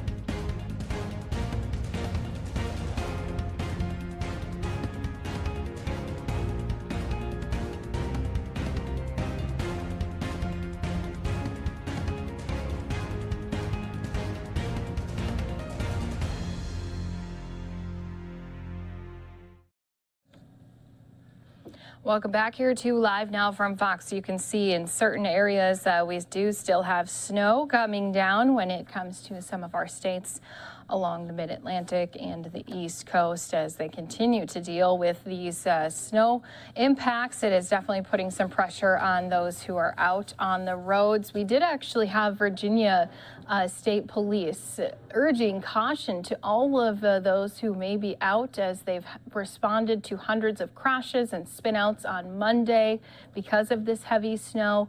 So they did say that they've responded to more than 560 crashes, more than 522 reports of disabled and stuck vehicles across the state. And of course, we know that sometimes it's only going to get worse as we once do see that sun go down and it gets darker, a little bit harder to see on those roadways. Hopefully people are heeding the cautions that authorities have. But while some people not too happy and thrilled about the winter weather that has been dumping down on them, there's a lot of folks who actually look forward to these snow accumulations as Utah is hoping it can help them bounce back. Snowpack reaching some encouraging levels, but is it enough to start reversing the drought that they have? So we do have more with our Fox's Emily Tenser with more on this story.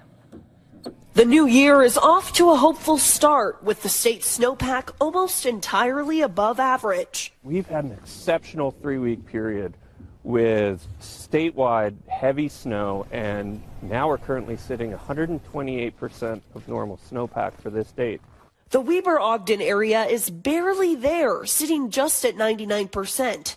Beaver and southwestern Utah are doing fantastic, both above 180%. Typically on a normal year, averaged over the last 30 years, we don't reach these levels until mid to late January. Last year, we didn't reach these levels until mid-February. Glenn Mayoral is a hydrologist with the National Weather Service in Salt Lake City. He says if Utah wants to overcome this drought, the state needs more storms.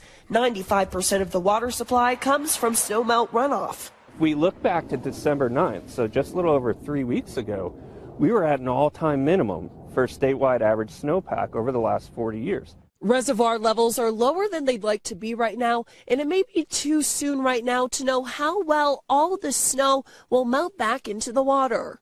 Getting out of the drought doesn't happen quickly or from one big exceptional storm cycle like we've been through. Mayoral says it'll take a few years of above average snowpack and significant snowmelt runoff to rebound against the drought. But right now, Utah is better now than where it was last year. We went into the fall with much higher soil moistures this year. Last year we were at an all-time low. So that's a factor that looks good. This current state of the snowpack looks good, but it's an evolution that needs to continue to happen over time to really see the effects of it. Emily Tenser, Fox 13 News, Utah.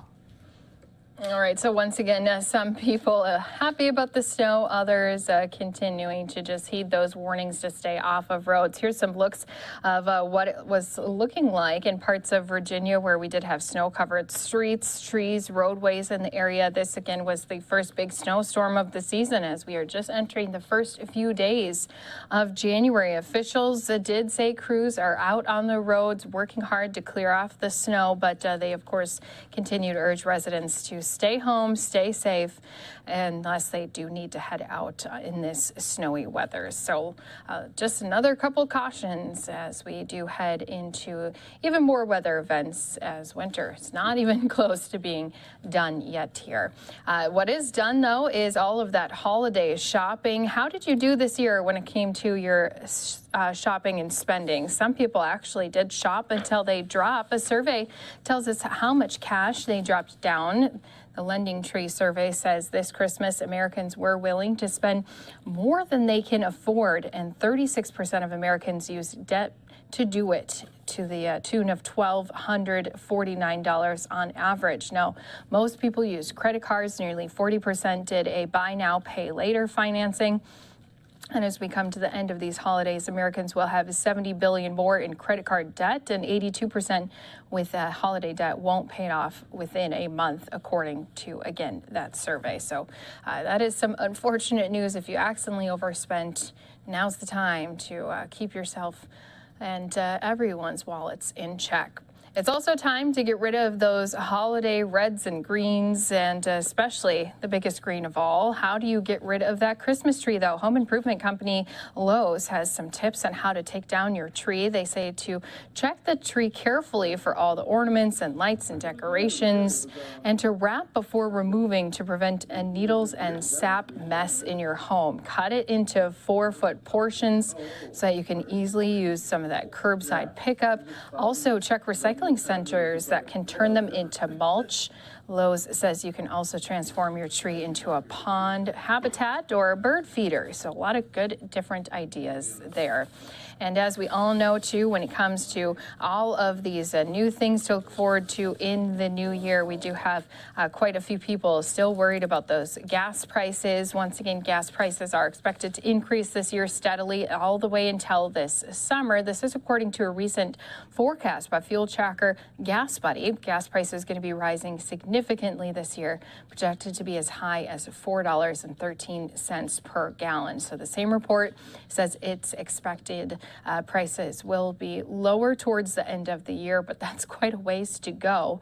And the report does explain costs will average $3.41 a gallon throughout 2022. A dramatic spike is expected to take place between May and June this year. You may have already seen that as you go to get gas for those snow blowers. And boy, some of our folks definitely going to need it. So those were just some of those top stories. Here's once again a live look just at some of those cameras that are showing us images across the country. When we come back after this 2-minute break, COVID-19 top of mind for many of our officials across the country, especially as children are going back to school. We'll listen in with a COVID-19 briefing with our New Jersey leaders coming up in 2 minutes.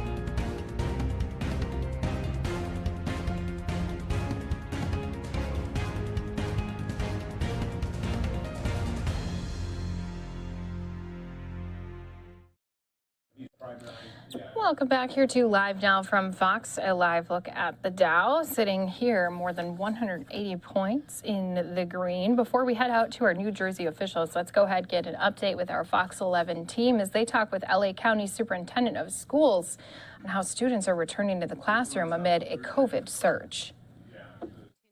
Ongoing commitment to shine a light on the issues affecting our kiddos and teens in school. We want to talk about the return to classes today. It's a big return, even as COVID cases and hospitalizations surge nationwide. We know cases among children are growing at a record high level, and that's putting parents in a predicament of whether you send your kids to school or you keep them home. It's a conundrum I know many of you are facing. Dr. Deborah Eduardo is superintendent for the Los Angeles County Office of Education, overseeing, I think, 80 school districts and 1.4 million students. No pressure on you, Dr. Eduardo. Good morning and Happy New Year. Good morning. Happy New Year. Thank you for having me. Well, look, this is a time where I know people in your position are very, very, very focused on making the right decisions on behalf of the children that are in your care. And like I said, you have many, 1.4 million students in LA County. Talk to us about where we stand on this Monday and how you are feeling, given how quickly Omicron is spreading and the concerns parents have. So schools are moving forward with opening and have been working very closely with the Department of Public Health to make sure that we have all the safety measures in place to ensure that COVID is not spreading within our schools. So we've increased testing, we've improved the types of masks that we ask children and our employees to wear. We are doing a lot of work on sending out test kits so that children can test prior to coming back to school. Again, making sure our children are social distancing, that they are vaccinated, encouraging everyone to please get vaccinated, to please get that booster. We've improved our ventilation systems. You know, we've been dealing with this for 2 years now. So schools are very prepared for handle the situation that we're in. We haven't been prepared, however, for the rapid spread of Omicron. That's the part of the calculus that's different. You're right. We've done very well. We've pivoted very well, especially our schools. And I think I was just looking at the video, what our kids have to put up with and how they're learning now, and essentially inside these little plexiglass bubbles. Good on them. They're doing it because we know it matters to them to be in the classroom socializing with other kids. But this spread of Omicron being so rapid, that has got to be cause for concern for you. Absolutely. I mean, we're always concerned about making sure that we can open schools safely.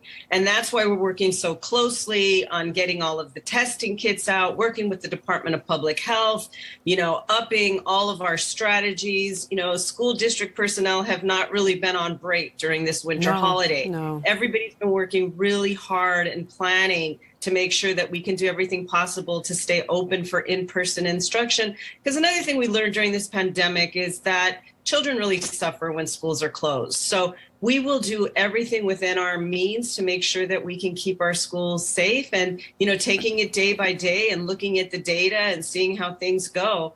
But we're really committed to keeping our schools open for our students. So I suppose your message to parents is they're going back to school. This is subject to change, but you are, it sounds as though you've been in constant contact with the county health department and are following state guidelines. Do you anticipate, have you sort of made a marker for yourself? If cases get to X point, this is when we will have to send kids back home.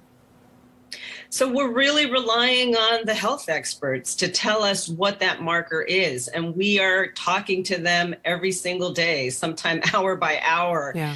This is a very fluid situation and things can change. But we are working very closely with the health experts to let us know. But in the meantime, you know, we're telling all of our parents, please monitor your children closely. Make sure that you're not sending children to school if they have any symptoms. take advantage of those test kits that are going out. They should be arriving today and tomorrow at our districts. Okay. So we're upping all of those measures to make sure that we are preventing the spread within our schools. Good for you for being able to source those test kits. We know they've been in high demand and difficult to access and to provide. Are you sending them home with individual students so that the families each have them? So we're sending them out. It depends on each district. We're getting them out to the 80 school districts, and then the 80 school districts are deciding how they want to distribute those. So parents should look to their districts for communication that will coming out, be informing them in terms of how they should receive those kits and what the expectation is. What keeps you up at night, Dr. Eduardo? You know, just making sure our children and our teachers and all of our employees are safe, and that we not only look out for the high need for children to be in school because of their academics, but also because of their overall well-being. Yeah. We know that there's been an increase in mental health issues for children. Isolation just is not good for them. So for me, it's really making sure that we have systems that are taking care of our children, not just our school districts, but working with all of our county departments to make sure that everyone is doing everything possible to keep our children safe. Look, I'm sure a global pandemic was not high on your list of things you anticipated when you signed on to be the superintendent of LA County Office of Education. But we appreciate you navigating it with as much courage and wisdom as you can. It sounds as though you're relying on a great team there within the county to help you along. We'd like to keep the lines of communication open with you and check back in with you. In fact, I understand we're going to be talking to you a little later this week about another innovation that is coming to the district, and we'll look forward to that. All right. Thank you so much, and be safe, everyone. You as well. And thank you to our Fox 11 team for that interview. You know, this has been a big concern for a lot of our leaders coming to us across the country, is how to continue to deal with this COVID-19 surge, especially at a time when kids are returning back into those classrooms. And as we all know, also now that we're getting into some colder months, a lot more people staying indoors are going to be closer together. So that's been a concern for our health officials as well. So with all of that being said, what we're going to do is take us into one of the briefings that happened earlier here this morning. Our New Jersey officials updating us on where they're at and how they're going to try to combat cases rising in their own state. We'll do this in a triple box so you can continue to also track that winter storm that is dumping down inches upon some of our states that are over in the Northeast. So much more coming up right here as we listen with our New Jersey officials on their COVID briefing. Of Pfizer or Moderna, or 2 months out from J&J, you are no longer fully protected. The efficacy wanes over time, and you are vulnerable to Omicron or even Delta, as that has not entirely left the building either. We see this in the slowly increasing number of new infections reported in individuals who had completed their primary vaccination courses. Over the week of December 13th through December 19th, as you can see, and this is before the Omicron tsunami really began, more than 1/4 of new infections were among those who had completed their primary vaccination courses. Thank God, one death is too many, but only one loss of life out of the statewide total of 136. Anecdotally, from the daily reports we're getting from our hospitals, roughly 70% of those showing up for treatment in a hospital are unvaccinated or not completely vaccinated. These folks continue to be the primary driver of the numbers of hospitalizations, intensive care unit beds, and sadly deaths. And as Dr. Ed and his team at the Communicable Disease Service parse through that data, we'll get a more complete picture in the coming weeks' breakthrough reports as to how many of these hospitalizations among vaccinated folks are for a COVID illness, especially whether they have received a booster, as opposed to hospitalizations for another reason and that they test positive for the virus anyway. But this is the snapshot that we have. Thankfully, though, we continue to see a remaining protection against hospitalization and death in these individuals, as the numbers show. And here are the complete numbers of breakthrough cases dating back, as we do every time we gather, to January 19th, 2021. Now, I know one area that a lot of people have concern with is our schools. We understand that completely. many of which return today for in-person learning. And yes, we know that these schools are also going to be dealing with a lot of absences of both students and staff who have contracted Omicron during the tidal wave of new infections. Even before our schools let out for the holiday break, the infection rate, as you can see, among both students and staff in general was increasing. These are overall rates, and these are total cases regardless of where the exposure occurred. We're not distinguishing in this case between in-school transmission or from other location. And by the way, let's also acknowledge the last column is for a partial week for most districts. But, and again, this is a big but, the numbers of outbreaks directly traced to in-school activities have remained below where we would have anticipated given the speed and upward trajectory of Omicron. This speaks directly to the importance of the layered approach to student and educator and staff safety that we have had in place in our schools since they opened in August and September, especially to the importance of proper masking. And keep in mind, while each one of these cases we take with deadly seriousness, in the state, we have more than 1.4 million students and over 3,500 different school buildings. Let me be clear, we currently have no intention or plan to shut our schools.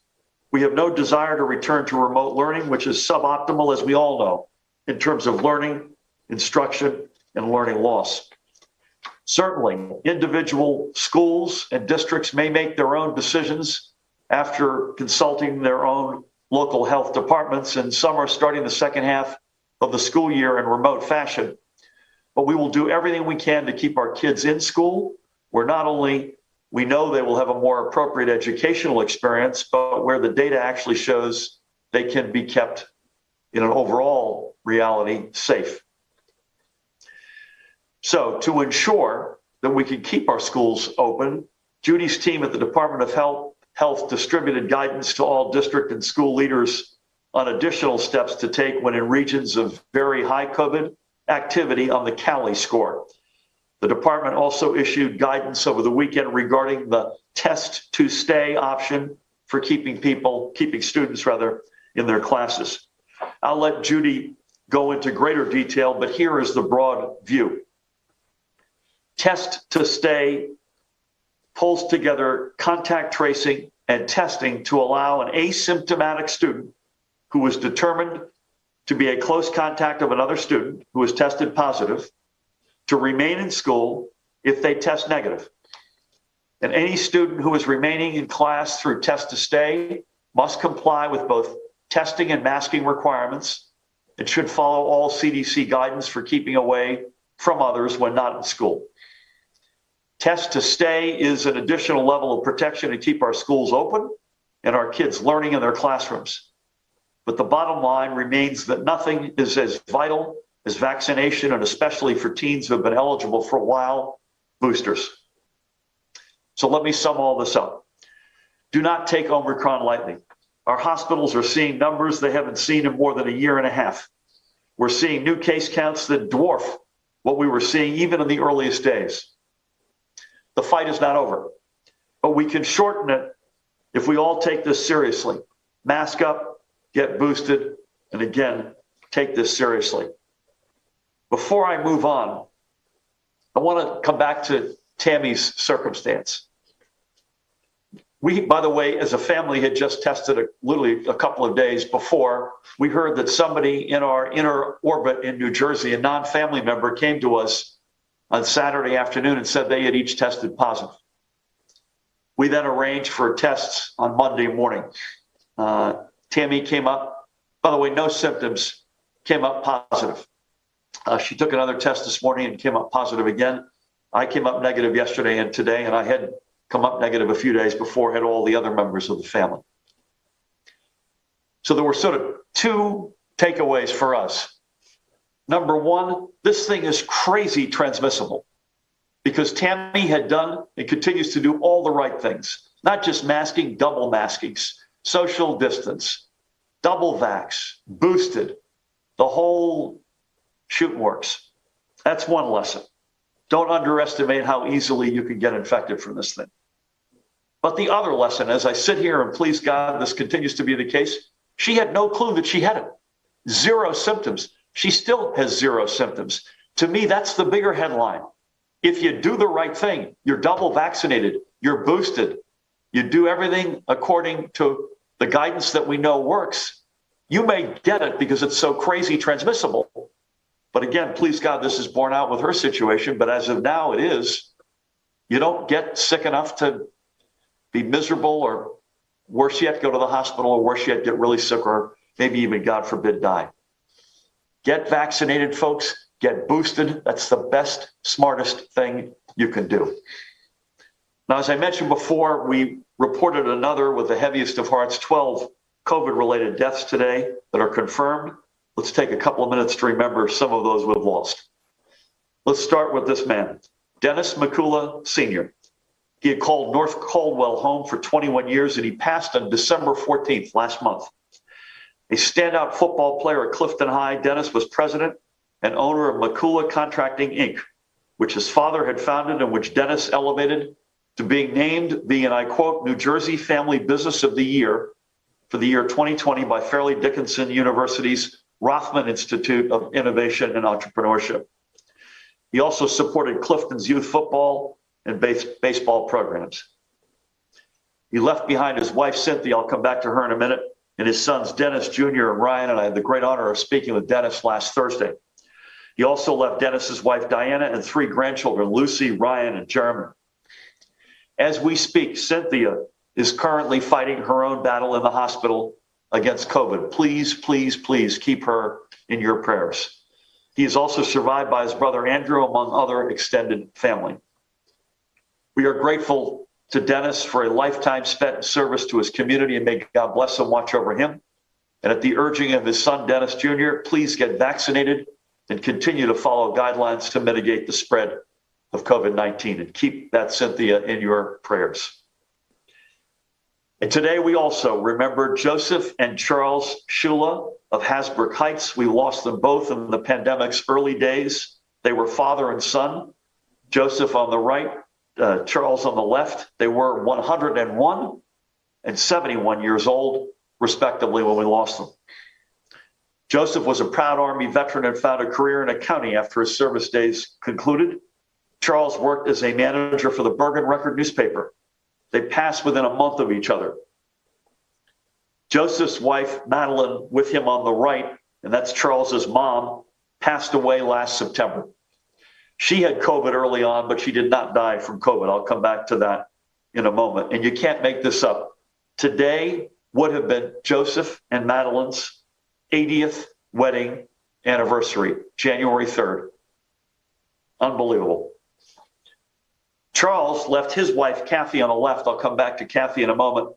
His children, their children, Michelle and Michael, and I had the great honor of speaking with Michael last Thursday. Also, they were Joseph's grandchildren, as well as the next generation, Alyssa, Jenna, Drew, and Connor. In the early days of this awful pandemic, back when these folks passed in April and May of 2020, Kathy on the left had a double knee replacement.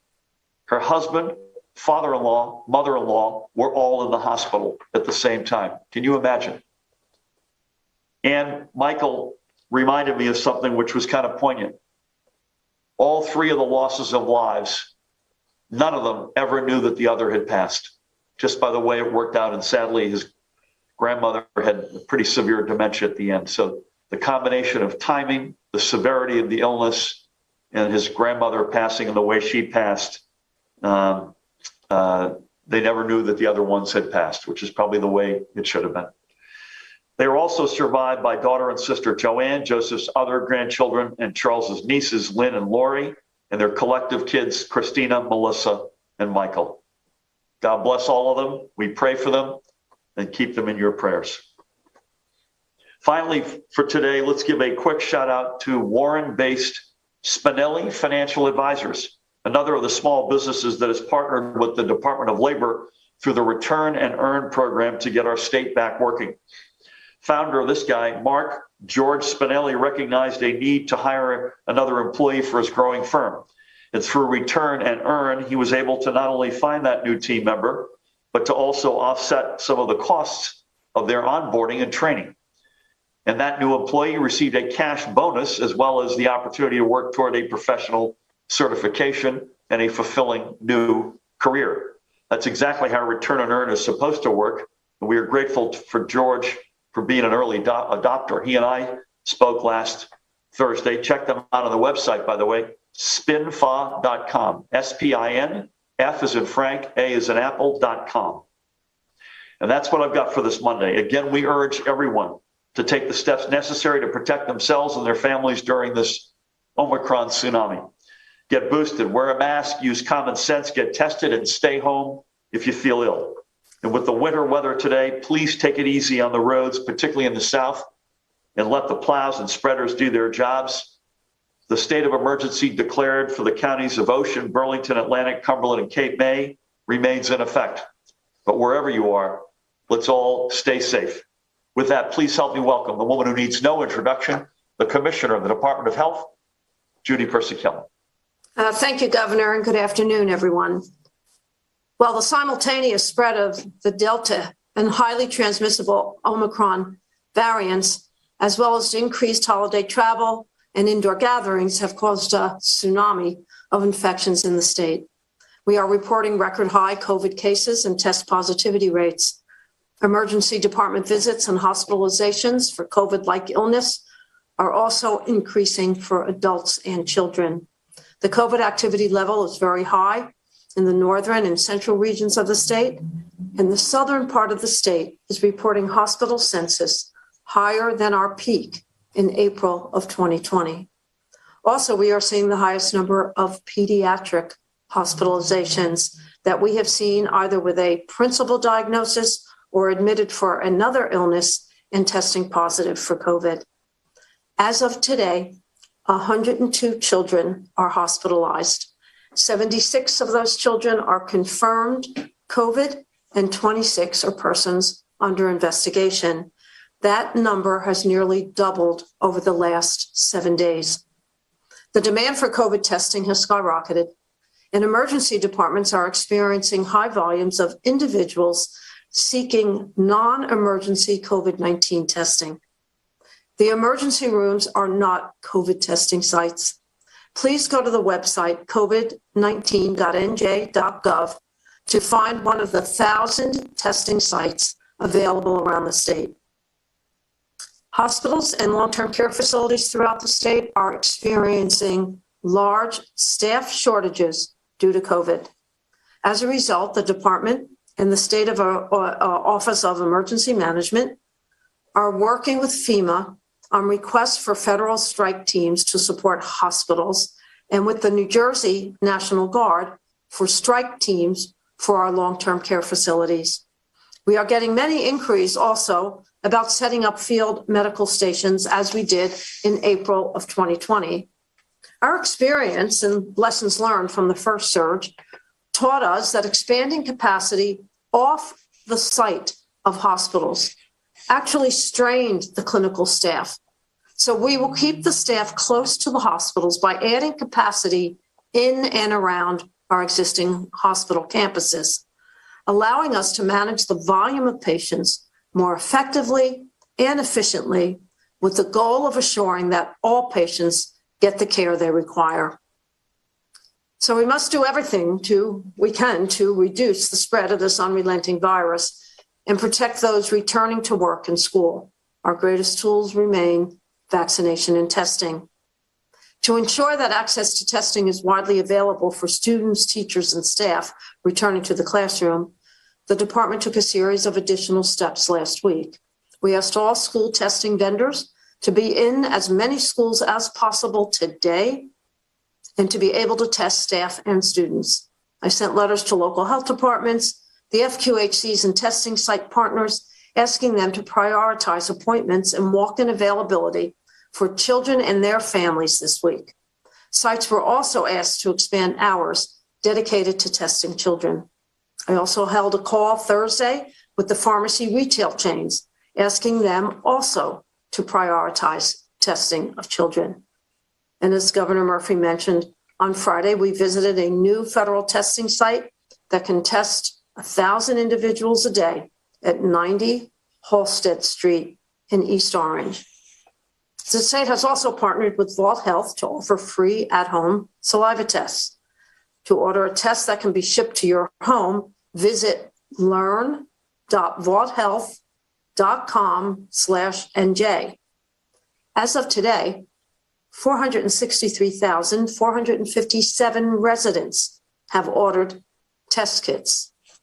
However, due to a nationwide inventory constraints of test kits overall, Vault has capped the number of daily requests for New Jersey to 30,000 per day. If you try to request a kit and get a message stating that the cap has been reached for that day, please try again the next morning. We welcome the news that the United States Food and Drug Administration, the FDA, We're going to take a quick 2-minute break here on Live Now from Fox as we continue to track also the Northeast winter storm. You can see what it's like, current conditions right there in New Jersey as snow continues to pummel the Northeast. You're watching Live Now from Fox. In New Jersey, more than 256,000 12 to 15-year-olds have received their primary series. Starting next Monday, January 10th, over 155,000 of them, or 61%, will be eligible for booster doses. We are awaiting similar approvals for the Moderna booster vaccine as well. Also, based on FDA action today, children between the ages of 5 and 11 who have received a solid organ transplant or are considered moderately or severely immunocompromised are eligible for an additional dose of Pfizer 28 days after they have completed their initial series. We know that the unvaccinated remain most at risk of severe illness or death from Omicron. So please, get vaccinated if you haven't done so. If you have gotten the primary vaccine series at least 5 months ago, please get a booster shot as soon as possible. Only 45% of eligible New Jerseyans have received a booster. We must do better. And we encourage everyone to wear a mask, wash your hands frequently, stay home if you're sick, and get tested. As Governor Murphy mentioned, the department has issued guidance regarding the test to stay option for keeping students in their classes. Test to stay allows asymptomatic, unvaccinated students who were exposed to a person with COVID-19 in any school setting where students are supervised by school staff, indoors, outdoors, or on school buses, to continue in-person academic activities that are part of the regular school curriculum and provided during school hours. Students participating in Test to Stay are required to comply with enhanced testing and masking recommendations and should quarantine when not in school. If schools are considering implementing Test to Stay policies, they should have robust contact tracing in place and access to testing resources. They should also obtain advanced consent for testing of the students. Schools must report individual test results to local public health officials and to the individual who provided consent. This Test to Stay option does not apply to exposures that occur outside of school and in the community. We have also released new guidance for timelines for quarantine and isolation in exposed, not infected individuals. For unvaccinated individuals, or those more than 6 months out from their second mRNA dose, or more than 2 months after the J&J vaccine and not yet boosted, 5 days of quarantine and an additional 5 days of strict mask use is required. In very limited circumstances, when a 5-day quarantine is not feasible, it is imperative that an exposed person wear a well-fitting mask at all times when around others for the 10 days after exposure. This guidance does not apply to the schools. CDC will be releasing quarantine and isolation guidance for K through 12. The current guidance should be followed. while we await CDC's new guidance. Boosted individuals, or those who have completed the primary series of an mRNA vaccine within the last 6 months, or the J&J vaccine within the last 2 months, there is no need to quarantine following an exposure. But you should wear a mask for the 10 days after the exposure. The best practice would also be to include a viral test for SARS-CoV-2 at day 5 after exposure. If the test is positive for COVID-19, the individual should isolate for the 5 days from the date of the positive test result. If symptoms occur, the individual should immediately isolate and get tested for COVID-19. If you are infected, the timeframes are, regardless of vaccination status, 10 days total. Isolate for 5 days. If asymptomatic or symptoms are resolving after 5 days, you can end your isolation. However, you must wear a mask around others for an additional 5 days.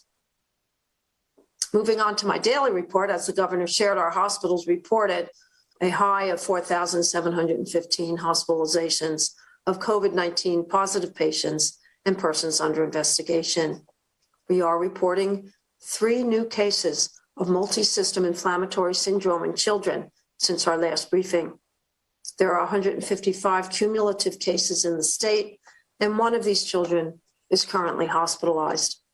At the state veterans' homes, since the last briefing, there have been 9 new cases among residents and 3 COVID-related deaths at the Paramus home. 22 new cases among Menlo Park residents and 1 new case among Vineland home residents. At our state psychiatric hospitals, there are 75 new cases among patients, 28 at Greystone, 27 at Ancora, 9 at Trenton, and 11 at Ann Klein. The percent positivity in the state as of December 30th is 32.2%. The northern part of the state reports 33.33%, the central part of the state 32.15%, and the southern part of the state 28.22%. That concludes my daily report. Please continue to stay safe. This virus is unrelenting. It searches and finds vulnerable individuals, and that includes individuals who are not vaccinated or are not boosted. So let's get vaccinated and get boosted to protect ourselves, our family, our friends, and most importantly, our children. Thank you. Judy, thank you for all. You mentioned this, you and Pat and I were together on Friday in East Orange at the opening of a sort of a mega testing site. I want to thank President Biden and the federal team for standing that up. I was asked on Friday whether or not we'd be open to more, and the answer has got to be yes. And Pat, I'm sure, will back that up as well. I think particularly if we can get one in the southern part of the state.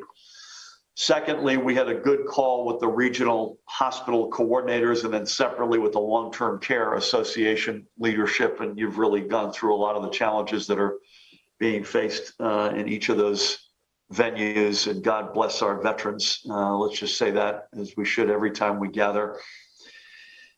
Pat, would love in particular for you to, if you could, to comment on 2 things. One is the weather and where it is and where you see it going. I mentioned earlier, and I know you know this, but the South has been getting clobbered this morning with snow. And then secondly, Judy, something you and Pat and I were discussing earlier, and Pat, you may want to throw a little color on this. People ask us a lot about hospitalization capacity. And back in the spring, summer of 2020, one of the weapons was a separate field medical station unto itself.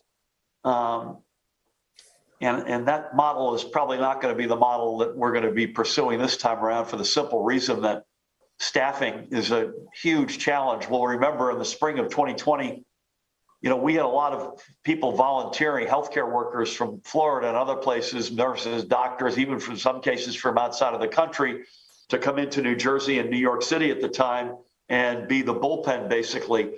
Those days are over. We're all getting clobbered. There's nobody coming in that's not already in here. Potentially, National Guard support, which is one area. We are hoping that FEMA can help us out, perhaps beyond that.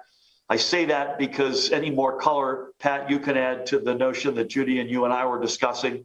The model this year, as long as this surge lasts, is going to be on campus, trying to find ways to get another 50 or 100 beds into an existing campus, or perhaps to set a tent up on campus at that particular hospital, as opposed to some unto itself field medical station. So any comments you've got, any of the above? And again, Judy, thank you for your comments and leadership. Pat, over to you. Thank you, Governor. I will start with the weather.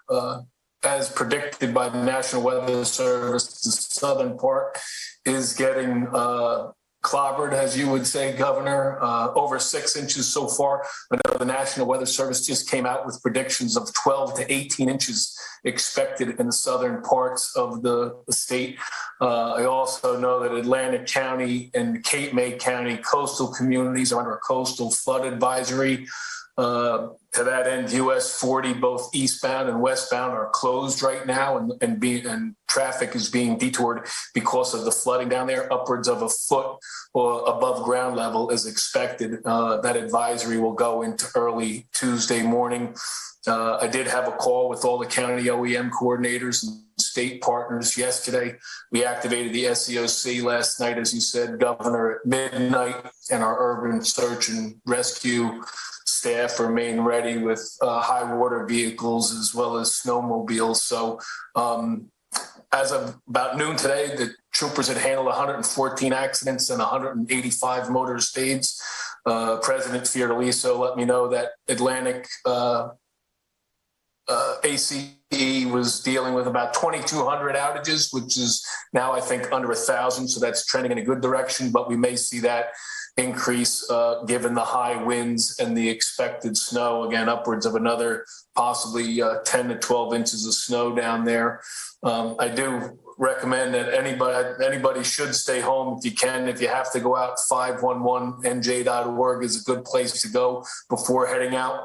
And I also stress to our citizens with disabilities or access and functional needs to go to registerready.nj.gov, which is a phenomenal resource to let us first responders and emergency managers know where you are and what your needs may be during a disaster.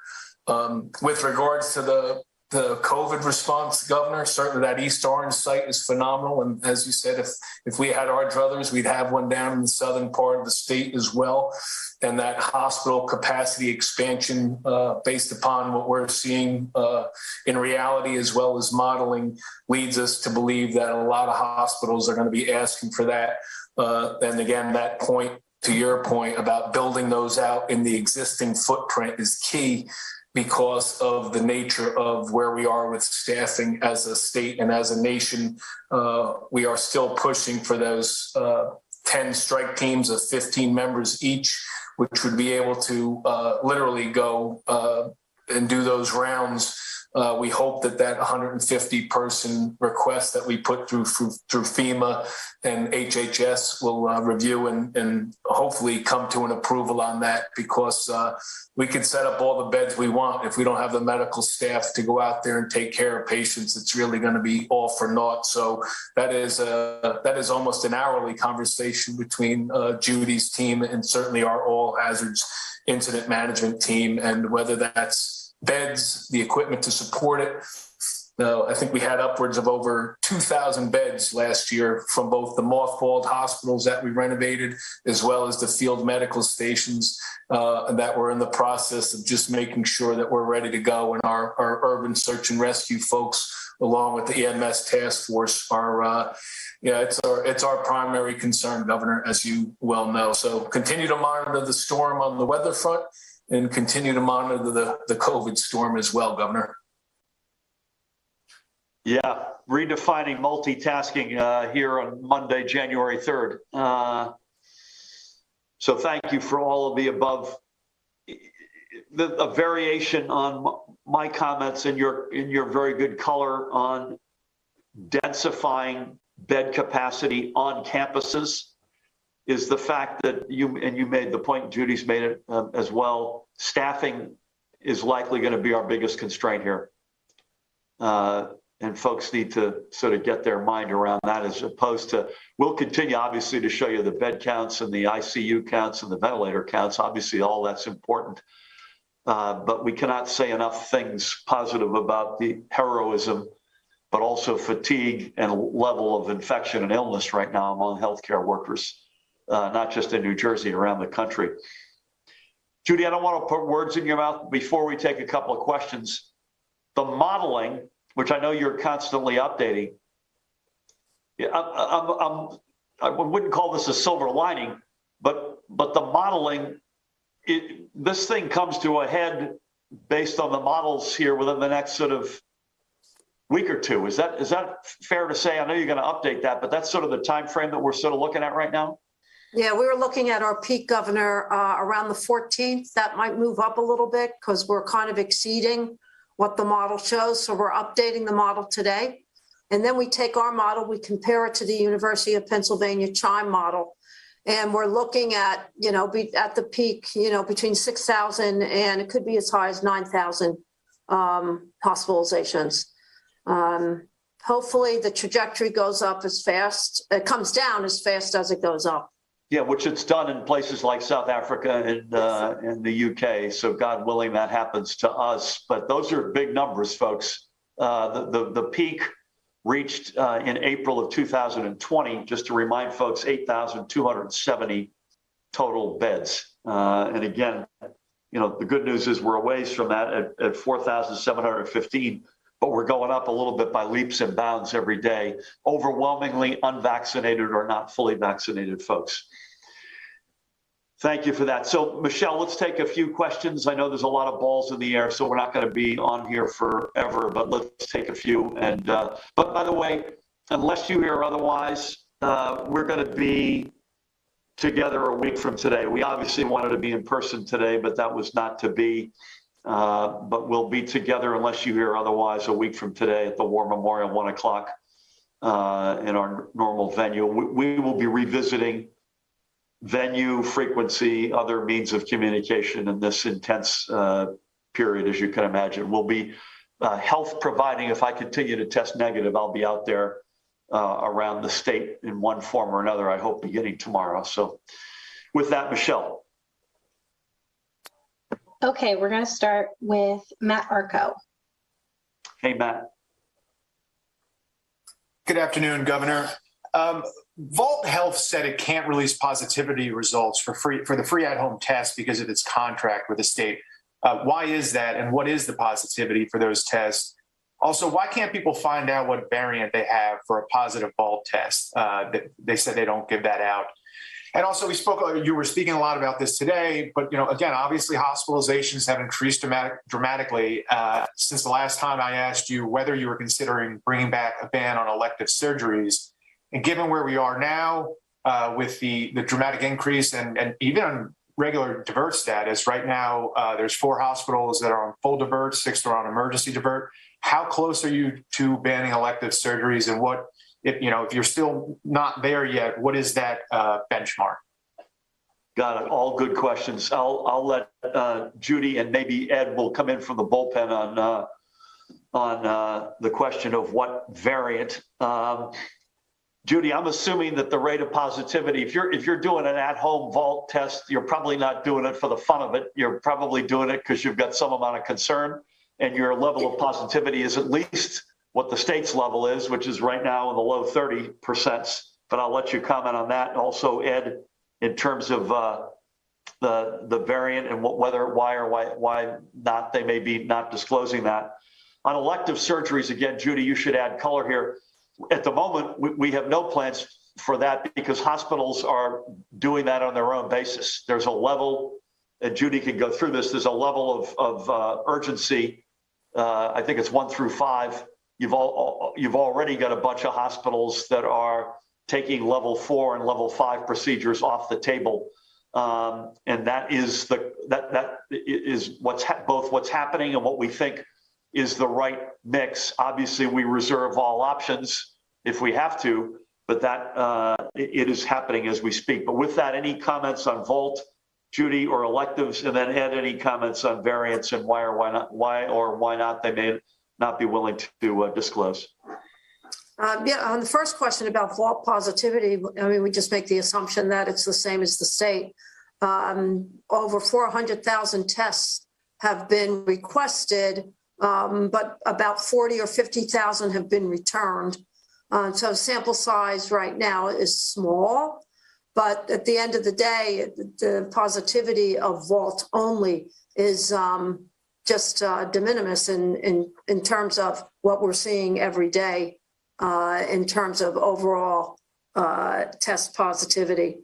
On elective procedures, elective surgeries, we have levels as the governor shared, 1 through 5. Levels 1 and 2 are trauma and significant surgical emergencies that cannot be delayed. Levels 3, 4, and 5 are less severe or intensive. Level 3 requires a case-by-case evaluation on whether a delay would have subsequent deleterious effects on the individual. And 4 and 5 are truly elective procedures that can safely, without any consequence, be delayed. For hospitals that are in crisis, standards of care, and or on divert, they have already curtailed levels 4 and 5. For hospitals that go on divert, but it's for periods of time as they perhaps clear out their emergency room so they can bring in other people, other individuals. Temporary divert does not require them to curtail as long as they have capacity and staff within the hospital. But all of the hospitals are evaluating. They have pretty rigorous evaluation teams that look at this every day, several times a day.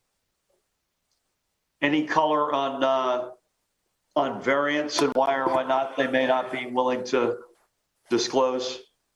Sure. Vault, like the vast majority of clinical laboratories out there, are running a PCR test, meaning they're running a test to see whether you have the virus or not. They're not running from the sequencing testing on most or almost all of the samples that are being provided to them. So that's why people aren't routinely getting back a result, because that test isn't routinely being run. As part That was the New Jersey update there on the COVID-19 updates, as well as kids returning back to school. You're watching Live Now from Fox, everybody. When we come back, we'll get an update from about Governor Ron DeSantis as he is pressuring the Biden administration to let states purchase monoclonal antibody treatments. We'll have that in a full wrap-up of his news conference coming up in just 2 minutes right here on Live Now from Fox.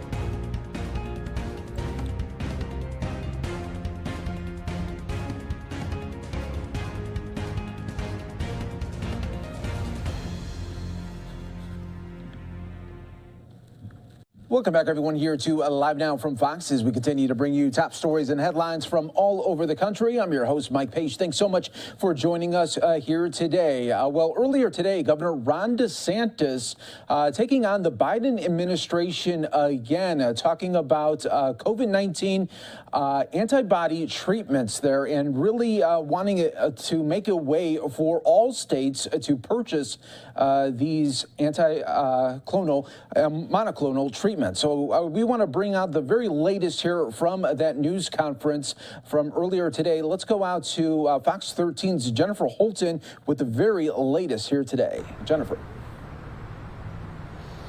Hey, good afternoon, Mike. Yeah, the governor spoke from Fort Lauderdale this morning, and he spoke for quite some time, and he came out just with this urgency asking Washington, D.C. to send more supplies of these monoclonal antibodies and send them fast to Florida. Now, this all for some context goes back to December 28th when the state surgeon general, Dr. Joe Ladapo, sent a letter to the Health and Human Services Secretary back on December 28th. He accused President Biden of not sending enough of these treatments to the state of Florida. In this letter, he said after September of last year, quote, the U.S. Department of Health and Human Services announced a dramatic reduction in the number of these monoclonal antibodies to be allocated to the state of Florida. So the governor says this reduction had to do with studies showing the treatment may not be as effective against Omicron, but says that this is not the only variant still prevalent in Florida. You got to remember, you still do have the Delta variant that is prevalent here in this state. He said, though, that if there is even a 50% chance that these antibodies work, it should be prioritized. DeSantis says after the plea from the state surgeon general, well, the state finally received a little bit of good news. Take a listen. Fortunately, yesterday, HHS decided to reverse course, and they are going to be sending these treatments. I think that's the right thing to do, and we're past the point now where we're able to get it directly from any of these companies. We have the ability, and we will immediately turn on additional sites as soon as the federal government gives us a supply. The supply of the treatments. Now, there is, of course, the other issue of the testing sites. DeSantis said that they were promised hundreds of millions of at-home tests, but there's a crunch on the availability from the government, too, and that the state, well, they would purchase them if they could, but they don't have that option right now. DeSantis said that Dr. Ladapo is still working on providing guidance on who should get tested. Now, we do know the latest numbers in Florida just came down in the last 2 hours from the Florida Hospital Association. 5,300 people are currently hospitalized for COVID-19. We don't know how many of those people have the Omicron variant, how many do not have it. But we also know that there are about 40,000 new cases of COVID-19 today that were announced by this Florida Hospital Association. It's a big difference from the last number that we got on December 31st before the holiday. That number shattered records here in the state of Florida. It was 76,000 new cases that was announced on Friday. Mike? All right, Jennifer Holton with those new numbers there, and not only Florida asking for the help, but also Texas, we heard from this past week as well. So we'll be waiting on that for more information. But Jennifer, thanks so much for all your updates. We appreciate it. You bet. And of course, we'll always bring you the top stories and headlines right here on Live Now from Fox. I do want to play out just a little bit of the media exchange between Ron DeSantis from earlier today from that news conference that Jennifer was talking about. Let's listen to that right here on Live Now from Fox. Negative clinical results compared to what we saw with Delta. It doesn't mean that we don't want to do all we can to help the people who need the help, and that's why we're doing this. That's why we set aside so much money. That's why we've mobilized and done all the things we do, and we'll continue to do more as the federal government empowers us to be able to do it. But man, you can't let go down that road, because that is a road they're just never going to be able to get out of that rut, and it's just going to continue to hurt a lot of people, and it ain't going to do anything, to slow down or to stop a incredibly contagious airborne virus. I mean, come on. And so we're going to be there for folks. We're going to make sure. But as Joe Latipo said, that's across the board. Kids that are in school thriving means a healthier community. People that can put food on the table means healthier families. And so we're not going to waver on that. We were, my wife and I were able to come down on New Year's Eve, go visit Hard Rock Stadium. People were having a good time, and they were living their lives. And so we've got to continue to do that, and you can't let any type of hysteria undercut the normal functioning of society. Okay, with that, yes, sir. Governor, you mentioned your wife. Can you give an update, say how your wife is doing, how she's responding to the treatments? And second, what do you make of this hysteria regarding your so-called vacation this past week and your being MIA? Can you speak to that? Yeah, I mean, I guess I should have been at the beach in Delaware, right? And then they would have been really happy with that. You know, it was, I mean, you look, we actually put out the schedule, and I think these people didn't know that. They think because you're not doing a big press conference, you're not doing. So, you know, Friday we were, Kevin, Joe, and I all had discussions about, you know, doing what we're doing. Of course, I was at the, down in Miami later, Thursday in the office working on this and some other stuff. And it's true, Wednesday there was nothing on the calendar. And so I think they're like, oh my God, he's on vacation. And I'm like, you know, and I just looked at my wife. I'm like, you know, going to the hospital with you is not a vacation for you. I know that. And it's not a vacation. I mean, this is something that as a husband, I think that I should be doing. I've accompanied her to all her chemotherapy treatments, and she's there for a long time. I mean, you know, I'm there most of the time, but it's a draining thing. When she's done with it, you know, it's not something that's great to see. There's a little bit of the back and forth there with Governor Ron DeSantis of Florida, also talking about how he was with his wife there for cancer treatments there. A very hard time for the family there as well. You're watching Live Now from Fox, everybody. We are now going to go to another live event here that we have been monitoring. Just coming to the podium here is officials to talk, and now the governor of Colorado to talk about the devastating wildfires. Primavera. She's a Broomfield resident, was in the pre-evac zone as well. Her neighborhood was fine. Earlier this morning, I toured the Lafayette YMCA, where there are still some evacuees that are housed, some ready to return to their homes waiting for natural gas or water, others who lost their homes and are, like so many people, figuring out what to do next. I also visited the Disaster Assistance Center. This is a one-stop center that we set up at 1755 South Public Road in Lafayette. It's the Boulder County Southeast hub. This is where folks who suffered a complete loss or had some losses, you can go and of the homes are there. Allstate, American Family, State Farm, Auto Owners, Shelter, USAA. They're all there. I talked to families who were doing their claims as we speak. They also have gift cards for food. They have lodging vouchers right there for families. They have FEMA and SBA, two other forms of federal assistance, and then a number of nonprofit agencies that have come together. So if you've lost your home, you're going to want to stop by the Disaster Assistance Center between 9 a.m. and 7 p.m. any day this week, 1755 South Public Road. It's running smoothly. The families are grateful for the outpouring of community support. On behalf of those families, I want to thank the people of Colorado to really rising to assist those in need who suffered great loss. It was so hard hearing from one family who lost 2 dogs and a cat because they were out at the time. Their animals were home and they weren't able to get back. They lost their home too. And of course, they're worried about that, but what struck them the most is they lost their beloved family pets. There's people who lost everything they had, and there's others that are still waiting to get back to their homes. The natural gas in many of the areas has been restored in the areas that were evacuated but not impacted. There's still some homes in areas where the fires destroyed many of the homes. I met with one family who they have a home standing in Old Town Superior, mostly destroyed, just a few structures standing. We drove through there the other day, but those structures have significant smoke damage, and it's still unsafe in many areas to return, and of course it'll be a while till full service is restored in some of those areas. United Way, ARC, are all there at the center at 1755 South Public Road in Lafayette. So for those who've been impacted, that is the place to go for all your needs. It's running smoothly. There's not large lines.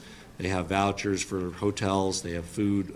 They have whatever you need, and all the community love and support coming your way, as long as FEMA folks from across the country. I met FEMA administrators from Mississippi and Texas and Georgia that are on the job helping people with some of the emergency FEMA help that they can provide.